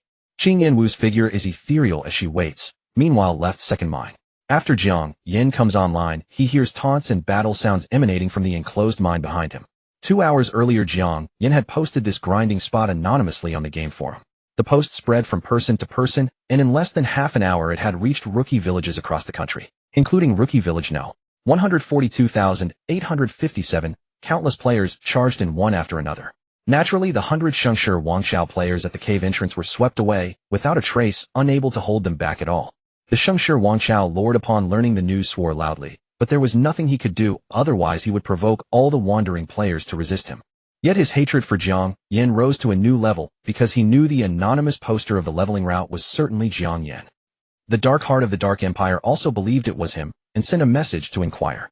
Jiang Yan neither admitted nor denied, only replying to the Dark Heart with an emotionless smile. Subsequently, Jiang Yan sent friend requests to Sun Siren Zhao Shanshan and Lei Hu. After a brief chat, he ended the conversation. Taking off his bronze staff and cloak, Jiang Yan left the left second mine quietly. Compared to the bustling left second mine, the right 3 mine was much quieter. Jiang Yan charged forward, almost invisible in the crowd. It wasn't until he neared the bronze chest that he saw a tall, slender figure with a bow stepping out from the front passage. Dim firelight brushed her face into a soft blur, but those starry eyes still glittered brilliantly, as if piercing through the darkness, and the flames settling in Jiang Yan's gaze. Jiang Yan shot her a wary glance and slid along the mine wall. But not wanting trouble did not mean Xingyan Wu bore no resentment. Stand still. Xingyan Wu saw Jiang Yan and instantly guessed his identity. What do you want? Jiang Yan turned his head. Xingyan Wu stepped closer. Under the dim lamplight, her beauty grew even more enthralling, almost suffocating. Are you the one who anonymously posted the left second mine grinding spot? Xingyan Wu fixed her gaze on him. Jiang Yan was startled, his eyes bizarre, and for a moment he wondered, are you a beta tester? That's right. Xingyan Wu gritted her teeth. You must be too. That grinding spot, even if you didn't want to grind, you wouldn't throw it into public. How can other beta testers play? Jiang Yan wished to explain that he wasn't a beta tester, but she probably wouldn't believe him. He cleared his throat and said, I was also forced into this, sorry. Your appearance here means you know the bronze chest location and you've already obtained the bronze key, right? Beta testers do hide a lot of things. Jiang Yan nodded softly. So what do you want? PK with me. If I win, you give me the bronze key. If you win, I can help you with a favor within my power. Xingyan Wu's figure retreated gracefully, left hand holding the bow, right hand reaching into her pack to draw iron arrows, knocking quickly, aiming at Jiang Yan from a distance. Jiang Yan checked his HP and MP bars, which stood at 160 and 800. He was not worried at all, even a little amused. What are you laughing at? Xingyan Wu's expression turned grave. Nothing really. Just one question, what if I refuse? Jiang Yan studied her with a playful, taunting gaze. Refuse? Then I'll use your own methods against you. I will post the bronze chest location on the forum and reveal that you hold the bronze key. Human greed will drive countless players to guard here day and night, even to hunt you down. That's not necessarily so. You should know it takes players at least an hour to arrive here. If I open the bronze chest within that window, and they arrive to find it gone, they won't believe you. Jiang Yan replied, the premise is you have to beat me. Xingyan Wu flashed a seductive smile. Jiang Yan realized, looks like I have to accept this. Here you're going to duel me whether you agree to the bet or not. Since there's PK, there will be a winner and a loser. If Jiang Yan wins, and he didn't agree to the bet, he can open the bronze chest, but without any extra rewards. If he loses, the other party reveals this route, and he not only cannot open the chest, but will face countless troubles. If he agrees to the bet, winning allows him to open the bronze chest and obtain a small promise from the other party. Losing requires handing over the bronze key and losing the chest. In either case, agreeing to the bet yields greater rewards. So it seems Jiang Yan is giving him a choice, but in reality Jiang Yan has only one option to accept the bet. This woman is dangerous. Jiang Yan's gaze grew stern. You're not an ordinary beta tester, are you? Suddenly a guild name flashed through his mind. Are you from Hongyan Zue? Jiang Yan raised an eyebrow. Jiang Yan smiled slightly. You may call me Jiang Yan. Then is our bet on it? Jiang Yan nodded gravely. Good. As one of China's top 5 T0 guilds, Hongyan Zue boasted core players who were 1 in 10,000 or even 1 in 100,000. Whether in solo duels or team battles, their skills had been tempered through countless trials. As a core player of Hongyan Zue, Jiang Yan's capabilities were beyond doubt. Although she had wasted 2.5 hours, the outcome was ultimately rewarding. Seeing Jiang Yan nod, Jiang Yan immediately released an arrow from her bow. Whoosh! The iron arrow sliced through the air with a sharp whistle, instantly appearing right before Jiang Yan. So fast. Jiang Yan's eyes narrowed as he hastily dodged to the side, but he was still a fraction of a second too slow. The iron arrow lodged firmly into his right shoulder. System ding. You have been attacked by player Jiang Yan. You may now launch a self-defense counterattack. -39. A pale red damage number floated up from Jiang Yan's head. Jiang Yan's physical defense was 17. Since Jiang Yan's basic attack dealt 39 damage, it meant her physical attack power was approximately 56. An archer's basic skill was multi-shot, which fired 2 arrows at once. Each arrow dealt only 80 of physical attack power, totaling 160 damage. This was only at skill level 1. If her multi-shot had reached level 2, each arrow would deal 90 damage, and if maximized to level 3, it would deal a full 100 damage per arrow. As thoughts flashed through Jiang Yan's mind, Jiang Yan's next wave of attacks had already arrived. 2 iron arrows struck Jiang Yan's left and right shoulders almost simultaneously. -39. -39. 2 pale red damage indicators instantly floated above Jiang Yan's head. As expected of a player from Hongyan Zue, she had actually maximized multi-shot so quickly, but so what if her skill was maxed out? With his combined HP and MP totaling 960, supplemented by an abundance of health potions and high-grade mana potions, even if he stood completely still, it would take her ages to take him down. Meanwhile, I only need to hit you once, and you're dead. Jiang Yan sneered as he began chanting the lightning spell. Yet within that brief 1-second casting time, Jiang Yan managed to fire another 2 arrows, forcefully interrupting his chant. -39. -39. 2 pale red damage numbers rose from Jiang Yan's head. Was this player's skill cooldown really that fast? Jiang Yan looked surprised, but quickly realized the truth. It wasn't that her cooldown was short, but rather her attack speed was exceptionally high. Firing 2 consecutive basic attacks within a single second simulated the effect of multi-shot. Moreover, a sufficiently fast basic attack could indeed interrupt an opponent's spellcasting. Hongyan Zue was truly worthy of its status as a domestic T0 tier guild. Even a random player possessed such ferocious mechanical skills. Sensing the danger, Jiang Yan warily retreated to buy himself enough time to cast. It's useless. Jiang Yan let out a soft chuckle upon seeing Jiang Yan retreat. Moving like a martial arts master, she scaled the mine walls, leaping and shifting at extreme speeds. All the while she drew her bow and unleashed a continuous barrage to relentlessly disrupt his spellcasting. -39. -39. -39. -39. -39. A rapid succession of damage numbers erupted from Jiang Yan's head like a geyser. His 160 HP bar plummeted to near zero almost instantly. Seeing Jiang Yan still running around full of vitality, Jiang Yan's expression turned bizarre. You're a mage. How is your health bar so thick? Thicker than you could ever imagine. Jiang Yan's chant was interrupted once again, thoroughly exasperating him. Gulping down health and high-grade mana potions, recovering HP and MP at rates of 20 and 50 per second, he bolted straight into the depths of the mine. Jiang Yan pursued him relentlessly. Her arrows, like venomous serpents, viciously bit into Jiang Yan's back, racking up a continuous stream of -39 damage. The more she shot, the more alarmed Jiang Yan became. Since her very first strike, she had dealt at least 780 damage. Forget a mage, even a defense-specialized warrior wouldn't have survived this. I refuse to believe I can't shoot you down. Indignation flared across Jiang Yan's gorgeous, alluring face as her offensive grew even fiercer. Yet at that exact moment, Jiang Yan abruptly altered his movement, switching from a straight line to an S pattern. Thanks to this sudden shift in movement, Jiang Yan's arrow missed its mark. Oh no! Her expression changed slightly. She quickly executed a backward roll, retreating hastily in an attempt to escape the range of Jiang Yan's spells. But she was still a step too slow. Without the arrows disrupting him, Jiang Yan finally completed his chant. Lightning spell blast her to pieces. Boom. A massive bolt of lightning crashed down furiously upon Qin Yinwu's head. Minus 1,611. A crimson critical damage number suddenly erupted from her. Before Qin Yinwu could even process what had happened, she dissolved into a flash of white light and vanished, leaving behind a glowing white bow on the ground. System: you have been killed by player Jiang Taigong. You have lost EXP for your current level and dropped Swamp Longbow. At the Novice Village Resurrection point, Qin Yinwu stared blankly at the system notification, utterly stunned. I was actually insta-killed. 1611 critical damage. Is this guy hacking? Qin Yinwu's total HP wasn't even 600, not even a fraction of that critical damage. More importantly, the spell he cast wasn't Fireball, but the Lightning spell. Was he a rare class or a hidden class? Amidst her cascading shock, the dropped Swamp Longbow actually felt like the least of her concerns. Just then a friend request from Jiang Yan popped up. Qin Yinwu quickly accepted. Are you a hidden class? She messaged him immediately. Why is your damage so high? Is it related to your talent? Jiang Yan had no intention of answering those questions. He simply asked, do you still want your bow? Yes. Qin Yinwu replied instantly. I lost the duel fairly. Within my capability, I will do one thing for you in return. At least she keeps her word. Quite satisfied with her attitude, Jiang Yan asked, are all players from Hongyanzui this powerful? With his hidden class SSS tier talent, 3 pieces of bronze equipment, and the 6-piece howling set, he had still been pushed to the brink of having no room to fight back. If every player in Hongyanzui was this formidable, he might as well give up and go to sleep. Qin Yinwu replied quickly, I am a core player. A core player? Well, that explained it. Jiang Yan came to a sudden realization. The 5 domestic T0 guilds each possessed a roster of core players. It was rumored that every single core player earned millions in annual salary, possessed elite combat skills and awareness, and stood at the absolute pinnacle of the player pyramid. Furthermore, it was said that there were internal rankings among each guild's core members. Jiang Yan quickly inquired, I can return the bow to you, but I want to know your rank among the core players of Hongyanzui. Qin Yinwu replied almost instantly, 4th. Seeing this number, Jiang Yan was both shocked and delighted.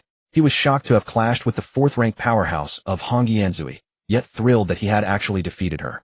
Of course, this victory had absolutely nothing to do with mechanical skill, it was pure class and talent suppression. Had he been any ordinary mage, he probably wouldn't have lasted 3 seconds before being obliterated by her. After arranging to meet her at the entrance of the right, 3-mind Jiang Yan hurried toward the bronze chest without losing a single moment. Meanwhile, Qin Yinwu also got in touch with the guild leader of Hongyanzui. Sister, I spotted a player in beginner village No. 142857 who appears to have a hidden class.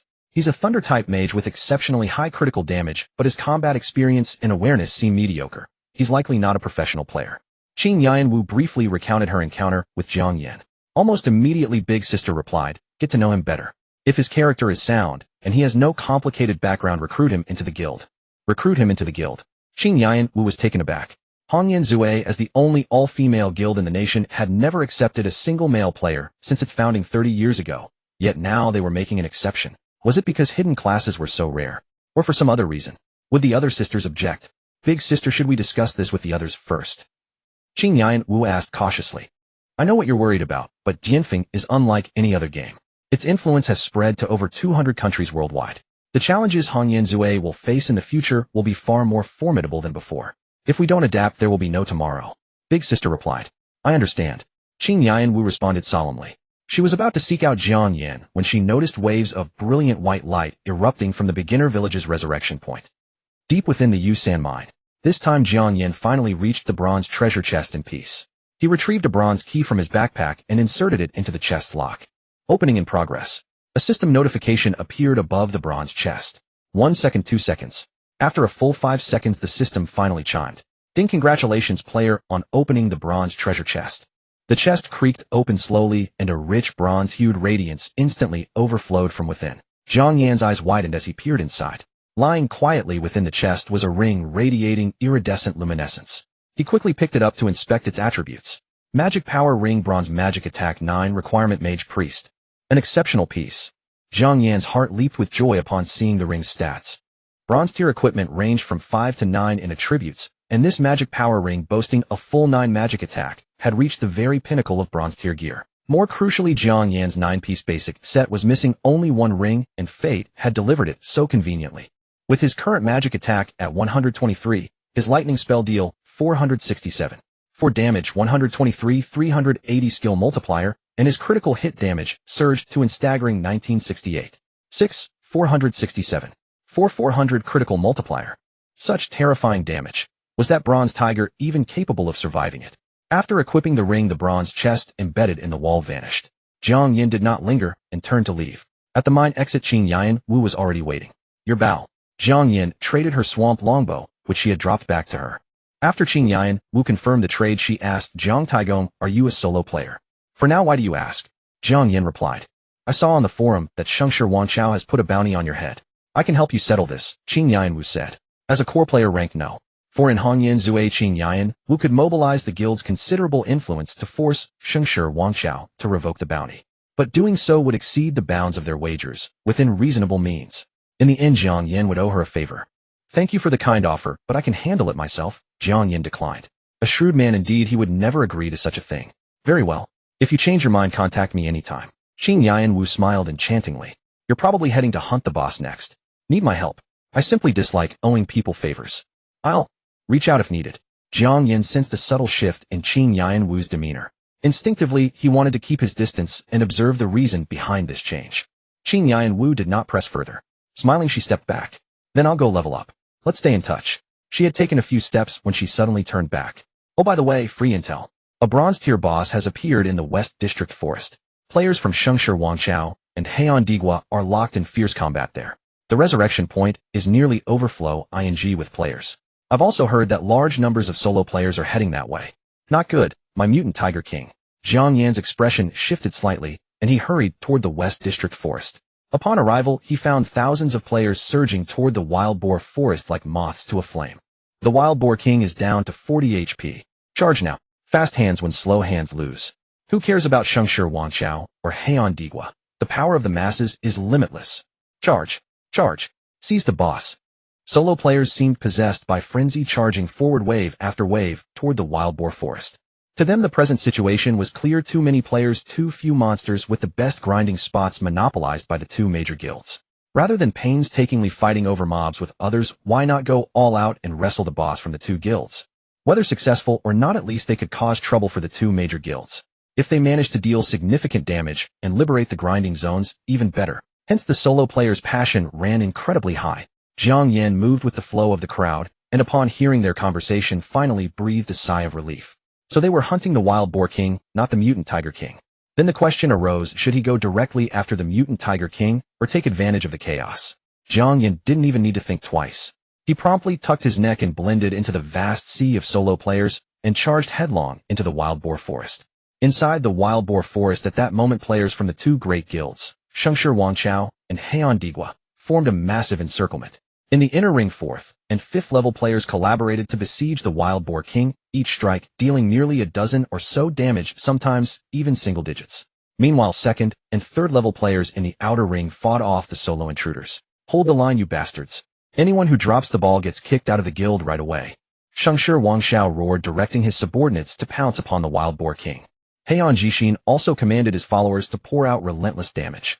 Though individual player damage seemed pitifully inadequate against the wild boar king's 7,800 HP, 1,000 ants can topple an elephant. Each round of coordinated assaults could chip away nearly 10 of its health. Yet after each drop, the boss would rapidly regenerate a substantial portion. Yes, boss creatures differed from regular monsters. Not only did they possess far greater HP pools, but they could also regenerate health at an alarming rate. Still, under the relentless swarm of the two guilds' players, the wild boar king's HP bar gradually trended downward amid constant fluctuations. Finally, amidst an enraged bellow, the wild boar king entered a frenzied state, trading sanity for a dramatic boost in attack power and speed. Roar. Amid the thunderous roar, the wild boar king charged wildly through the circle formed by the two guilds' higher-level players. Streams of white light flashed like meteors, and over 100 players fell in an instant. Just then, the massive army of thousands of solo players arrived. Activating their hostile mode, they slaughtered friend and foe alike, charging furiously toward the wild boar king. The encirclement held together by the two major guilds lasted only a dozen seconds before being overwhelmingly shattered by the tidal wave of solo player assaults. Mingling with the crowd, Jiang Yan shouted loudly, playing his part with enthusiasm. His eyes darted about, searching for the whereabouts of the bronze-tier boss. Damn it! Clear out the solo players first. Shengshi Wanchao bellowed incessantly. But Heian Jixin knew that in such chaos, with enemies and allies indistinguishable, clearing them out would only breed further disorder. The best course of action was to kill the boss first. The wild boar king is down to 20 HP. A solo player suddenly screamed. The moment those words landed, everyone on the field went wild. Forget the solo players. Shengshi Wangchao, all attack the boss. Mages and archers, hold your skills. Release them when the Wild Boar King hits 5 HP. Heian Jixin commanded calmly. At this point, the players from Shengshi Wangchao, Heian Digua, and the thousands of solo combatants had become hopelessly entangled. With the Wild Boar King rampaging recklessly, everyone descended into madness. They indiscriminately basic attacked nearby players while hurling skills toward the BOSS regardless of whom they struck. Amid shouted curses, trails of white light shot skyward.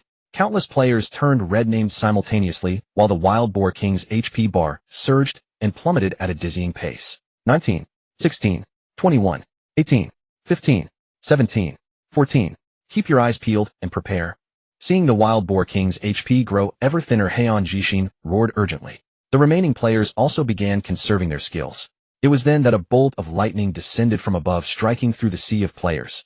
Roar. Amid the furious roar, the Wild Boar King's remaining 14 HP was instantaneously emptied. Bang. In that instant, bronze tier equipment, white tier gear, gold coins, golden stones, wild boar hides, and tusks erupted across the ground in a chaotic scatter. For a fleeting moment, all the players stood stunned. The Wild Boar King had such a massive HP bar. How had it been depleted in a single strike? And just what had that bolt of lightning been? While the majority of players remained dazed, Jiang Yan bent low and frantically began collecting equipment. Some quicker-thinking players attempted to pick up stray items, but since Jiang Yan dealt the final blow, he held priority loot rights for 10 minutes. Others simply could not pick anything up during that window. Jiang Yan knew his time was limited. He entirely ignored the white tier gear littering the ground, and swiftly gathered a single piece of bronze tier equipment, 3 gold coins, the Wild Boar King's Fong, and that golden pebble. Who killed the boss? Damn it, where's the bronze equipment? I saw it right there. Which bastard? What was that lightning? Mages throw fireballs, don't they? It must be a hidden class. Amid the cacophony of angry shouts, Jiang Yan kept his head down, sidled through the crowd, and then sprinted deep into the wild boar forest without looking back. Jiang Yan fled far from the wild boar forest, not stopping until the sounds behind him had completely faded into silence, his breath coming in ragged gasps. Wealth indeed favors the bold. Excitedly, he glanced at the system notification. Congratulations, player, on slaying the bronze BOSS, Wild Boar King. Experience 8000. A single bronze boss had actually granted him 800 experience points, instantly filling nearly a third of his level 7 experience bar. Exhilarating. Jiang Yan hastily opened his inventory. With time of the essence, he had only managed to scoop up a few items from the mountain of loot dropped by the Wild Boar King: a single piece of bronze gear, 3 gold coins, the Wild Boar King's tusk, and a small golden stone. Wild Boar King's leather armor, bronze, physical defense 8, requirement none. The attributes of bronze gear typically ranged between 5 and 9. This leather armor, granting 8 points of physical defense, was near the absolute limit. Unquestionably a top-tier treasure among bronze equipment. Best of all, it had no level or class requirements. I am about to face the mutated Tiger King. Wearing this leather armor should drastically increase my chances of survival. However, his current Afong's magic leather coat granted 3 magic attack, making him somewhat reluctant to part with it. Next, his gaze drifted to the tusk. Wild Boar King's tusk quest item. This belonged to a quest from the novice village chief. Delivering this tusk to him would earn his friendship, granting free passage through the village's teleportation array to the main city. It felt rather useless. Jiang Yan sweeping his gaze past the gold coins, looking at the final item. A hexagonal, highly textured golden stone. Treasure hunting stone, level 1, a legendary divine stone, said to increase item drop rates. Can be taken to the blacksmith to be socketed into equipment. 3 level 1 treasure hunting stones can be synthesized and upgraded to a level 2 treasure hunting stone. A stone that increases drop rates. Jiang Yan stared at the stone's attributes in pleasant surprise. This was yet another piece of crucial information that the closed beta players had kept hidden. He finally understood. Whether it was the bronze chest or this treasure hunting stone, anything the closed beta players chose to hoard in secrecy was bound to be an absolute treasure. Jiang Yan had originally intended to head straight for the mutated Tiger King, but this treasure hunting stone made him change his mind. Even if it only raised the drop rate by a fraction, it was well worth a trip back to the novice village. Immediately altering his course, Jiang Yan sprinted back toward the novice village. While the chaos in the wild boar forest still raged, he seized the opportunity to slip back into the village and step into the blacksmith shop. Boss. Pressed for time, Jiang Yan pulled out the treasure hunting stone without delay. But before he could utter another word, the blacksmith lunged forward in sheer excitement. Is this the legendary divine stone? The blacksmith grabbed Jiang Yan's hand, his face flushed with excitement, his eyes locked onto the golden stone. Jiang Yan's eyes lit up, and he quickly inquired, Boss, this treasure hunting stone dropped when I killed the Wild Boar King. Do you know of its origins? Completely captivated by the treasure-hunting stone, the blacksmith replied, without hesitation, legend has it that countless ages ago, to combat formidable demons, humanity's ancestors gathered meteoric iron from the heavens and rare gold from the deep sea to forge 6 divine stones capable of drastically enhancing combat power. This treasure-hunting stone is one of them. 6 types. Jiang Yan suddenly recalled the small green stone dropped by the mutated Fox King in Sun Siren's novice village. Boss, can you tell me what those 6 types are? Jiang Yan asked hastily. The blacksmith sighed. This is my first time seeing a divine stone as well, so I don't know the exact details. However, according to legend, the 6 divine stones each possess a unique color: red, orange, blue, green, purple, and gold. The green stone dropped by the mutated Fox King was indeed one of the divine stones. If only he knew what its attributes were. Jiang Yan felt a pang of intense curiosity, but he knew he wouldn't get any more answers here. Taking a deep breath, he unequipped his bronze staff and said, Boss, can you help me socket this divine stone into my weapon? Of course. The blacksmith nodded eagerly. It is my absolute honor to socket a legendary divine stone. But let me warn you up front. Socketing a divine stone requires drilling a slot in the equipment first. If it fails, the equipment will disintegrate. Disintegrate? Jiang Yan's heart tightened. Yes, the blacksmith nodded. And the socketing fee is rather steep. However, out of respect for this divine stone, I will only charge you 3 gold coins this time. Jiang Yan was speechless. Was this old scoundrel a fortune teller? How did he know he had just picked up exactly 3 gold coins? The choice is yours, the blacksmith said, looking at Jiang Yan with an air of calm confidence. Jiang Yan looked at his bronze staff, feeling somewhat reluctant. Can I use common white tier equipment instead? No. Only equipment of bronze tier or higher can withstand the power of a divine stone, the blacksmith asserted firmly. Jiang Yan sighed. What choice did he have? He could only reluctantly pull out the 3 gold coins he had barely warmed in his pocket and grit his teeth. Please socket it for me. Haha, wait here a moment. The blacksmith immediately snatched the divine stone, the bronze staff, and the 3 gold coins, then turned and vanished into the courtyard behind the counter. Unable to follow him inside, Jiang Yan could only listen to the clanging and banging echoing from within. About 5 or 6 minutes later, the blacksmith emerged holding the bronze staff, laughing heartily. Kid, you have incredible luck. It succeeded on the very first try. Excitedly, Jiang Yan took the bronze staff and examined it closely. He discovered a new hexagonal socket at the tip of the staff, and nestled perfectly inside was none other than the golden treasure hunting stone. Bronze staff, bronze a staff socketed with a treasure hunting stone. Magic attack 8, and monster drop rate 1. Requirement: Mage Priest. Staring at the newly added attribute monster drop rate 1, Jiang Yan felt that the 3 gold coins he had just spent were entirely worth it. Jiang Yan equipped the bronze staff and turned to leave. But as he reached the doorway, he suddenly paused, turned around, and asked, Boss, once a divine stone is socketed, can it be removed? Of course, but it will cost you extra, the blacksmith replied. You've really got dollar signs in your eyes, don't you? Jiang Yan complained bitterly in his mind. Leaving the blacksmith shop, Jiang Yan arrived at the novice village square. Over 10 hours had passed, and after testing by countless players, it was finally proven that the novice village chief truly had no quests to offer. Consequently, not a single player could be seen around him now. Chief. Jiang Yan strode up to the village chief, pulled out the tusk dropped by the wild boar king, and said, I heard your grandson went missing trying to slay the wild boar king. I have just slain the beast and obtained this tusk. I hope it brings you some peace. Upon seeing the tusk, the chief's otherwise robotic expression suddenly turned highly emotional. The wild boar king. My grandson, my precious grandson. The chief's hands trembled as he took the tusk, bowing sorrowfully to Jiang Yan. Jiang Taigong, thank you. Thank you for avenging my grandson. Ding, congratulations, player, on gaining the friendship of the chief of Novice Village. No. 142,857. It was the least I could do. Jiang Yan knew there was no more profit to be squeezed from this chief. Just as he was about to depart, however, he caught sight of the exclamation mark still hovering above the chief's head. Could there be a follow-up quest? Startled, Jiang Yan quickly focused his gaze on the exclamation mark. Gained the chief's friendship. Free access to the teleportation array of Novice Village. No. 142,857 is now available. Seeing this message, Jiang Yan realized his excitement was in vain, as this information had already been disclosed by the closed beta players. Yet for some reason he couldn't help but feel that there was a deeper meaning hidden within it. He walked over to the crooked old tree behind the chief, where the Novice Village's teleportation array was located. Unfortunately, as soon as he drew near, a system prompt popped up: unlocks at level 10. Forget it, time to hunt the mutated Tiger King first. Leaving the Novice Village, Jiang Yan hurried toward the forest in the when a Qinjianwu arrived. The Boar King was SNU. Congratulations, what did? The news that the Boar King had been snatched had already spread through No. 142,857 Xinsho Village, and Qinjianwu had naturally heard the rumor as well. Jiang Yan glanced at the message and replied briefly that he had no equipment for her to use, and noted that she had been online for more than 10 hours straight. Did she not need to log off to eat and rest? Do not pry into a woman's affairs, Jianwu quickly replied. Is there really no equipment I can use? I could buy it at a high price. This really is not available. This one could be obtained. After a few exchanges with the woman, Jiang Yan found the talk uninteresting and ended the chat unilaterally. Southern District Swamp. After Jianwu killed a forest constrictor, she checked the message. Jiang Yan had not replied for 10 minutes. Damn Jiang Taigong. Dare to ignore me. In summit appearances cannot be changed in both real life and the game. Jianwu is a stunning beauty, and she remains so in reality as well. Moreover, as the no. For core player of Hanyan Zue, her annual income starts at 7 million. In the real world, her suitors are like fish in the sea, and she always ends the conversation first. On top of being previously slain by Jiang Yan, with a single strike, her competitive drive rose. She gritted her teeth and hissed that if she could not lure him, she would take his surname. Western District.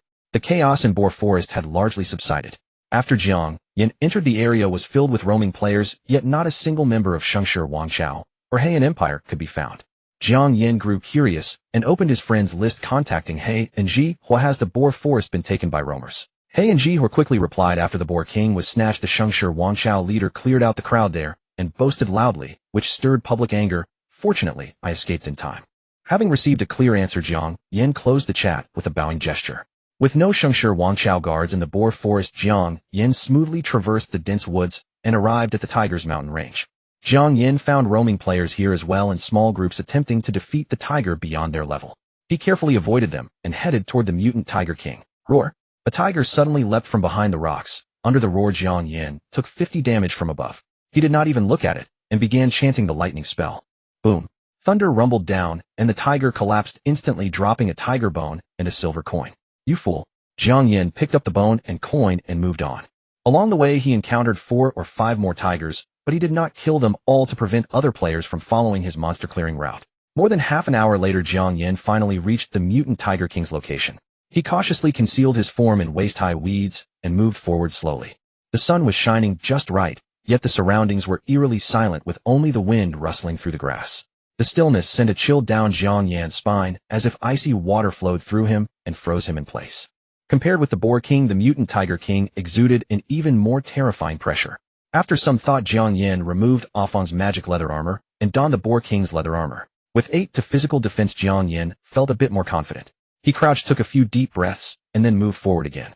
A few minutes later, he finally glimpsed the mutant Tiger King. Mutant Tiger King Bronze Boss possesses formidable dual defenses.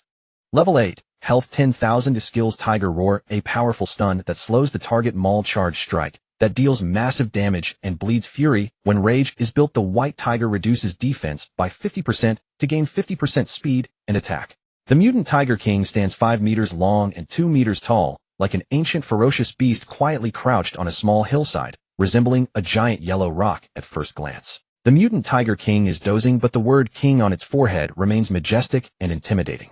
Jiang Yan rises slightly, surveys the surroundings, then draws a red potion with his left hand, grips the bronze staff with his right, and aims toward the mutant Tiger King from afar. He begins to chant the lightning spell. In an instant, the mutant Tiger King seems to sense something and abruptly opens its eyes. The golden vertical pupils resemble an abyss, instantly locking onto Jiang Yan. At the same moment, Jiang Yan finishes the chant. Boom! A purple bolt of lightning crashes down on the mutant Tiger King's head, dealing 1367 damage. A crimson critical strike suddenly appears above the mutant Tiger King's head. Roar! The long health bar drops by nearly a seventh, enraging the mutant Tiger King, and it unexpectedly unleashes Tiger Roar. 100 damage appears as Tiger Roar damage above Jiang Yan. Fortunately, he is prepared, drinks the red potion and a high-grade blue potion, and swiftly darts toward the nearby woods, starting a serpentine zigzag run. But his speed cannot compare with the mutant Tiger King. After the Tiger Roar, the mutant Tiger King immediately uses Maul, turning into a yellow gale and charging toward Jiang Yan at terrifying speed. Even with his serpentine dodging, Jiang Yan still feels a tingle on his scalp, as if mercury has been injected into his head, and his body feels too heavy to move. In a crucial moment, Jiang Yan's mind lights up. He cleverly leaps onto a nearby giant tree, uses the momentum to rapidly change direction, and dodges the mutant Tiger King's massive claws. The lightning spell cooldown has finished, and he begins to chant again while climbing. Roar! The mutant Tiger King misses a strike, then shifts, and at a pace far beyond Jiang Yan climbs onto another tree and pursues him as if on flat ground. Jiang Yan hears something behind him and jumps down from the giant tree, rolls on the ground as the chant ends. Boom! A purple bolt once again strikes the mutant Tiger King on the head. 341. A pale red damage drifts from the mutant Tiger King's head. This time, there is no critical hit. Moreover, Jiang Yan notices the mutant Tiger King's health slowly regenerating. If not for Jiang Yan's SSS talent Thunder God's Wrath, which carries Thunderburn and can suppress 50% of HP recovery, he would have no chance to duel this boss alone. Yet even so, he remains on a knife edge. The mutant Tiger King roars in anger and leaps from a tree, pouncing on Jiang Yan as a hungry tiger. Jiang Yan rolls frantically to the side, but the mutant Tiger King's tail sweeps him during the dodge, dealing 250 damage. A heavy amount of damage surges over Jiang Yan.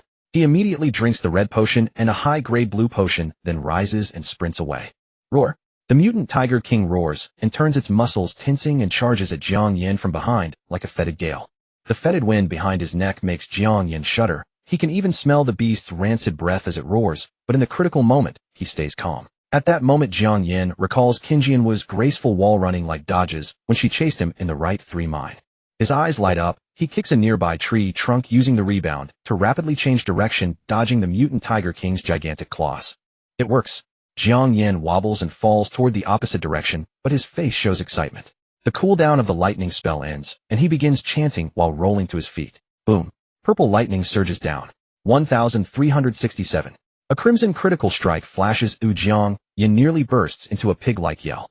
He quickly steadies his nerves, then dashes around the surrounding giant trees. Each time the mutant Tiger King closes in, he leaps from one tree to another, shifting direction at the edge of life and death. Of course, mistakes still happen. A half-step slow, and the mutant Tiger King claws Jiang Yan across his left shoulder, dealing 699 damage. Horrific damage swirls across his head, but his health and mana total 960, and with the red potion and a high-grade blue potion providing constant recovery at 70 per second, that blow almost finishes him. In this thrilling life and death dance, the mutant Tiger King's health finally begins to dip and fall. 70%, 57%, 63%, 50%, 37%, 43%, 30%, 17%. With a flurry of critical hits, the mutant Tiger King's health is near the limit. Roar! In this crisis of life and death, the mutant Tiger King roars in fury. A visible yellow aura spills from its body, making it seem almost divine or demonic. Roar! After entering rage, the mutant Tiger King's roar deals 150 damage to Jiang Yan. Yet this great increase in attack power costs its defense. Lightning spell, unleash it. Jiang Yan roars and begins chanting the lightning spell. With a roar, the final bolt of thunder crashes down. The purple lightning and the yellow halo on the mutant Tiger King clash in a fierce epic friction, bursting into brilliant yellow and blue lightning fragments. Confirming the mutated Tiger King was dead, Jiang Yan's body went limp and he collapsed to the ground. From the chanting of his first thunder spell to the end of the battle, less than a minute had passed, yet it had nearly drained Jiang Yan of all his physical strength and mental energy. Such a battle danced with the Reaper. Not only thrilling but also relentlessly grueling. Panting heavily, Jiang Yan gazed at the mutated Tiger King. Its massive corpse lay there dead, yet still radiating an aura of feline terror. Beneath the tiger's corpse, a scattered heap of loot glittered on the ground. White radiance, bronze hues, and a moonlight-like silver gleam. That was... A wave of delight surged through Jiang Yan as he hurried forward. The silver luminescence emanated from an extraordinarily ornate longbow. The longbow's extremities were carved in the form of tiger claws, each bound with delicate thread that spiraled to meet the opposing claw, forming a slender coiled bowstring. At the bow's center lurked a roaring tiger head. Tiger Soul Bow, silver, attack 17, attack speed 10, a requirement archer. Silver grade equipment. A silver tier item had actually dropped. Jiang Yan rejoiced, then bit his teeth in frustration. Damn it. Why an archer's weapon instead of a staff? Gazing at the Tiger Soul Bow's 17 attack stat, Jiang Yan's mouth watered profusely. Such attack power rivaled 2 pieces of bronze gear combined. With heartfelt regret, Jiang Yan stowed the Tiger Soul Bow in his bag and continued gathering loot. Alongside the silver equipment, the mutated Tiger King had also yielded a bronze piece. Tiger King's bracelet, bronze, attack 9, requirement warrior or archer. Bloody hell. Jiang Yan raged. This mutated Tiger King was deliberately mocking him. Only dropping gear for archers. Continuing his search, he found 5 common quality items with stats ranging from 3 to 4, worth approximately 8 gold coins at current market rates. 2 of these were magical gear, but since Jiang Yan already had the Wailing set providing superior bonuses, he decided to bundle everything together and sell it to Darkfire. After securing the equipment, Jiang Yan kept looting.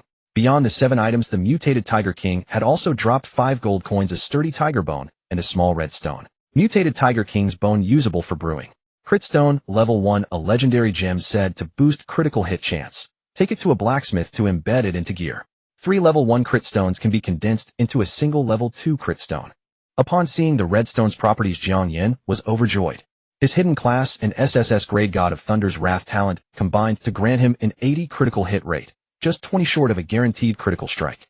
Ever since entering the game, Jiang Yan had scoured the forums for gear and items that could boost critical chance, but found no leads. Now he'd finally discovered one himself. The crit stone. Staring at the thumb-sized crimson hexagonal gem, Jiang Yan desperately wanted to rush straight to the blacksmith. I wonder how much critical chance this stone will add. Jiang Yan's heart raced with excitement. Then he glanced at the seeker's gem crowning his bronze staff and couldn't resist planting a passionate kiss on it. There was a high probability that the mutated Tiger King's silver equipment and crit stone drops were thanks to this very gem. Truly a legendary divine stone. Jiang Yan mused, stroking the seeker's gem embedded in his staff. If a level 1 gem performed this fiercely, what would a level 2 achieve? Would he become the next Fortune's darling, the player who pulled a 5x drop rate S-class talent? Regrettably, such divine stones seemed to drop exclusively from bosses. Suddenly Jiang Yan caught a white exclamation mark from the corner of his eye. He spun around and spotted it hovering above the mountain behind the mutated Tiger King's remains, visible only when gazing upward. He stared intently, and text slowly materialized from the exclamation mark. Within the mutated Tiger King's lair, many purple-red flowers grow. Purple-red flowers. Could they be herbs? Jiang Yan hurried up the mountainside, and after searching, uncovered a vast cave. Positioned on the leeward side, the cave was invisible unless one took the longer route around.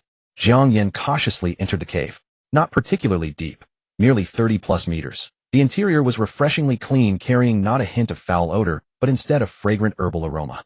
He quickly located the source: purple-red blossoms scattered along the cave walls. Purple-red flower, primary ingredient for crafting Red Demon Potion and Advanced Red Demon Potion. Jiang Yan's eyes lit up with interest. Having seen Red Demon Potion at the apothecary, a vial restoring 50 HP and MP per second for 5 seconds priced at 1 silver coin, he knew its value. The advanced variant was even rarer, unavailable even in starter villages. These flowers must be exceedingly precious. Confirming the area was safe, he immediately crouched and activated his gathering skill. Ding, gathering failed, gathering skill experience 1. Ding, gathering failed, gathering skill experience 1. Ding, gathering failed, gathering skill experience 1. What the? This success rate is brutally low.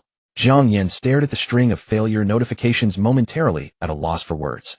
Fortunately, the purple-red flowers remained intact despite failed attempts. Otherwise, he would have suffered significant losses. Kneeling silently, Jiang Yan began gathering frantically. Though initially unsuccessful, his experience steadily climbed, quickly advancing from level 1 to level 2. Ding, congratulations. Gathering successful, obtained purple-red flower, gathering skill experience 5. Ding, gathering failed, gathering skill experience 1. Ding, gathering failed, gathering skill experience 1. Amid the cascade of system notifications, a success message finally appeared. Jiang Yan opened his bag to reveal a fresh purple-red flower glistening inside. Ding, congratulations. Gathering successful, obtained purple-red flower, gathering skill experience 5. As he gathered again successfully, a number 2 appeared beside the purple-red flower. Soon it counted up to 3, then 4, 5, 6. Meanwhile, his gathering skill experience surged rapidly.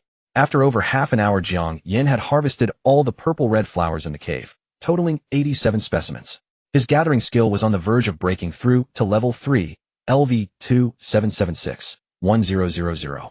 After harvesting the purple-red flowers, Jiang Yan thoroughly searched the cave once more before departing, confirming no hidden information remained. Clutching the crit stone, Jiang Yan eagerly anticipated returning to the starter village to embed the divine gem into his equipment. However, having reached the western edge of the Tiger territory beyond which lay the Earthbear domain, he resolved to explore that region and advance his level to 8. Glancing at his progress, LV 7226-003-0000, Jiang Yan confidently pressed deeper toward the west. According to leaked information from internal test players, the deepest reaches of the western forest in the novice village were the territory of the Earth Bears. That area was an even denser woodland where towering trees blotted out the sky like an endless ocean of green waves. Jiang Yan had barely entered the Earth Bear territory when he was ambushed. Roar! A massive gray Earth Bear rearing up to a full 3 meters tall charged at him with a thunderous bellow. After his battle with the mutant Tiger King, Jiang Yan's combat instincts and experience had improved significantly. Facing the bear's pouncing attack, he remained calm and composed, sliding sideways to the right while raising his bronze staff high and chanting the thunderbolt spell. Boom! As the man and the beast passed each other, Jiang Yan finished his incantation. A bolt of lightning descended from the heavens, striking the Earth Bear squarely on its head. -1687. Crimson critical damage numbers floated up from the bear's head. Roar. Enraged by the pain, the earth bear's eyes turned blood red. Its massive claws swirled into afterimages. Jiang Yan immediately retreated frantically, but still failed to evade. The bear's paws slammed down twice on his head. Minus 250, minus 250. Two glaring damage numbers rose from Jiang Yan's head. For a moment, he stood frozen like a statue, unable to move. You have been struck by the earth bear's sharp claws and entered a stunned state for 1 second. Damn! Jiang Yan watched the system notification, frustrated and panicked, yet could only stand helplessly as the bear clamped its jaws onto his head. 350. A massive damage number appeared. By this point, Jiang Yan's health bar had nearly depleted with only about 70 mana remaining. Death was just one step away. Fortunately, the stun effect wore off, and Jiang Yan regained his mobility. He immediately backed away, frantically pulling out red potions and high-grade blue potions, chugging them down desperately. Watching his health and mana bars restore at rates of plus 20 and plus 50 respectively, Jiang Yan finally breathed a sigh of relief, then began chanting the Thunderbolt spell once more. Boom. Minus 1,687. Through the swirling crimson critical damage, the earth bear roared and charged at him again. Jiang Yan was dumbfounded. Was this bear some kind of boss? He had already dealt over 3,000 damage, yet the beast still refused to fall. Jiang Yan weaved in a zigzag pattern around the trees, waiting for his skill cooldown, occasionally glancing back at the earth bear. Earth bear LV. 9.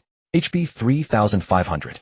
Skills claws. Strikes the target repeatedly with massive forepaws, dealing heavy damage with a chance to stun out charge. Gathers all strength into a devastating ram, dealing immense damage with a chance to stun. Seeing the earth bear's information, Jiang Yan was at a loss for words. Despite only a 3-level difference, the earth bear's stats completely overshadowed the tiger's. Especially its health pool. The tiger had only 1,000 while this bear boasted a staggering 3.5 times that amount. Only he could handle this alone. Anyone else would need to form a party just to take it down. Just as his Thunderbolt spell finished its cooldown, the earth bear roared and activated its charge skill. Not daring to be careless, Jiang Yan leaped onto a tree and scrambled upward, simultaneously resuming his Thunderbolt chant. Crack!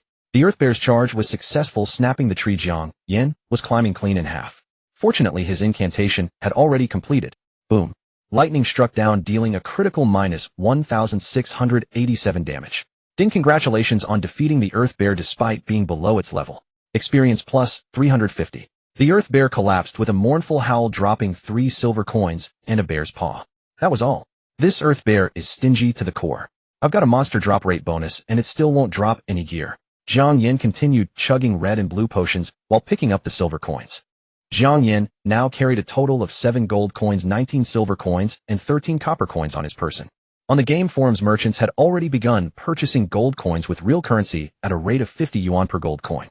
Jiang Yan's 7 gold coins were worth 350 yuan, equivalent to a day's wage for many office workers. Next, Jiang Yan picked up the bear's paw. Bear's paw, a rare ingredient. An ingredient? Can you actually cook and peek? Jiang Yan recalled there being an inn in the novice village, but it only sold alcohol, not food. Puzzled, he stowed the bear's paw in his inventory and continued onward. Though the earth bear was tough, dealt heavy attacks, carried a stun ability, and dropped almost nothing, the experience it granted was genuinely substantial. Jiang Yan was currently LV 7 with 22,950 out of 30,000 experience points. He only needed to defeat 21 more earth bears to reach level 8. Moreover, battling these earth bears with their paralyzing attacks would significantly sharpen his combat skills and instincts. Jiang Yan pushed forward and soon encountered another earth bear. Roar! The earth bear caught his scent from afar and lunged the moment it spotted him, its claws blurring into afterimages as they swept toward Jiang Yan. Jiang Yan was ready. The instant the foul wind hit him, he planted his foot against a nearby tree trunk, using the leverage to dart sideways at incredible speed, while simultaneously beginning his Thunderbolt chant. Boom! Purple lightning struck the earth bear on its head. Minus 1,687. Crimson critical damage rose into the air. The bear grew even more enraged and charged at Jiang Yan without hesitation. Jiang Yan focused entirely, scaling a nearby tree the moment the earth bear launched its charge. Crack! The towering giant tree snapped in two under the force of the impact. Jiang Yan fell from the tree, rolling to absorb the momentum before rising to his feet and weaving in a zigzag pattern around the surrounding trees. Roar! The earth bear, frustrated after failing to land 2 consecutive attacks, pursued him with eyes burning like demon fire. The earth bear has high attack and HP, but it's not as fast as the tiger, Jiang Yan analyzed mid-combat. After another roll dodged the bear's attack, he cast Thunderbolt. Boom. Minus 421. A pale red damage number floated upward. This time no critical hit had landed. Jiang Yan remained unfazed, calmly engaging the Earth Bear in a careful dance of avoidance and counterattacks. Utilizing his zigzag movement and tree-climbing maneuvers, Jiang Yan successfully evaded 3 of the bear's attacks, landing 2 critical thunderbolts in between, and finally slew the Earth Bear. Ding! Congratulations on defeating the Earth Bear despite being below its level. Experience plus 350. Upon the Earth Bear's death, 3 silver coins and a bear's paw dropped to the ground. Wait, there was something else. Jiang Yan noticed an ancient-looking tome beneath the bear's paw. He quickly retrieved it. Fireball consumes 10 mana to summon a massive fireball, dealing enormous damage to the target.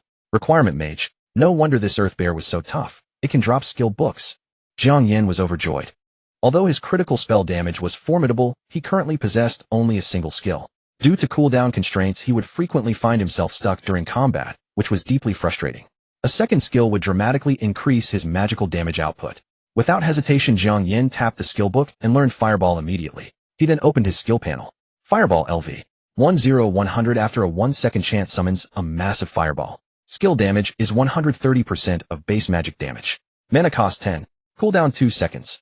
The fireball's damage was considerably lower than Thunderbolt's, and it could not benefit from his hidden class bonuses or the God of Thunder's Wrath attribute enhancement. In other words, a single fireball would deal only 156 damage. Barely a fraction compared to Thunderbolt's frequent 1600 plus critical hits. However, its chanting time was merely 1 second. Jiang Yan's current Thunderbolt cooldown was 1.25 seconds. This fireball fit perfectly into that cooldown gap, providing additional magical damage. Though it dealt only 100 plus damage, even a mosquito bite stings. Ding! Congratulations to the player for killing the Earth Bear across levels. Experience 350. Ding! Congratulations to the player for killing the Earth Bear across levels. Experience 350. After mastering the Great Fireball spell, Jiang Yan's monster hunting efficiency noticeably increased. Previously, he needed to cast Lightning Technique at least 3 times to defeat an Earth Bear. Now, with just 2 Lightning Techniques and a Great Fireball in the cooldown gap, he could kill the bear, improving his efficiency by a third. Minus 1,687. Minus 144. Minus 1,687. Jiang Yan mercilessly slaughtered Earth Bears, and his experience points climbed rapidly. Unfortunately, since dropping the skill book, his loot rate seemed to plummet to freezing point. He didn't even drop a single white tier equipment piece. Ding! Congratulations to the player for killing the Earth Bear across levels. Experience 350. Ding! Congratulations to the player for killing the Earth Bear across levels. Experience 350. Ding! Congratulations to the player for reaching level 8. Reward 4 free attribute points. After over an hour of fierce combat, Jiang Yan finally reached level 8. All 4 free attribute points went into Spirit. ID Jiang Taigong. Level LV8, 650500000. Class Thunder Tyrant. Constitution 8. Endurance 7. Spirit 44. Agility 77. Tiger Cloak. Free attribute points 0. HP 160. Constitution 20. MP 880. Spirit 20. Physical defense 23. 15. Constitution. Endurance 8. Boar King's Leather Armor. Magic defense 58. Spirit Agility. Physical attack 16. Constitution 2. Magic attack 128, 88 Spirit 2, 8 Bronze Staff 9 Ring of Magic Power, 18 Wailing 6-piece set, 5 set bonus. Special attributes. Charm hidden. Luck hidden. Talent Wrath of the Thunder God SSS-Rank. Skills Lightning Technique LV2, 489, 1000 after a 2. 5-second chant release a bolt of lightning upon the target. Skill damage is 180 of base magic damage. MP cost 25. Cooldown 2. 5s. Great Fireball LV1 20,100 after a 1-second chance summon a massive fireball. Skill damage is 130 of base magic damage. MP cost 10. Cooldown 2s. Miner's Art LV1 Euro 100 use a pickaxe to have a chance to mine metal or from mineral veins. Herb Gathering LV 2776 1000 use Herb Gathering to have a chance to harvest wild herbs. Closing his status panel, Jiang Yan immediately headed back to the novice village. On the way back, Jiang Yan killed several more Earth Bears and a few tigers. By the time he reached the wild boar forest, he found it teeming with players, scattered groups roaming everywhere. As soon as wild boars spawned, they were instantly focused down by countless players. Jiang Yan kept his distance and avoided them. Once out of the wild boar forest, he finally made it back to the novice village. The journey back took nearly 2 hours. The agony of traversing maps almost drove him insane. This was only the novice village. According to the official data from Peak Maps, outside the novice village would be even larger and more expansive. The map traversal later would truly be torture. Upon entering the novice village, Jiang Yan rushed to the pharmacy and restocked heavily on red potions, high-grade blue potions, and 100 bottles of red gold water, spending nearly 2 gold coins in total. Boss. After purchasing his supplies and preparing to restore his HP, Jiang Yan took a purple red flower from his backpack and asked, "Do you buy herbs here?" Purple red flower. The pharmacy boss's eyes widened. "We buy them, of course. 10 copper pieces each, unlimited purchase."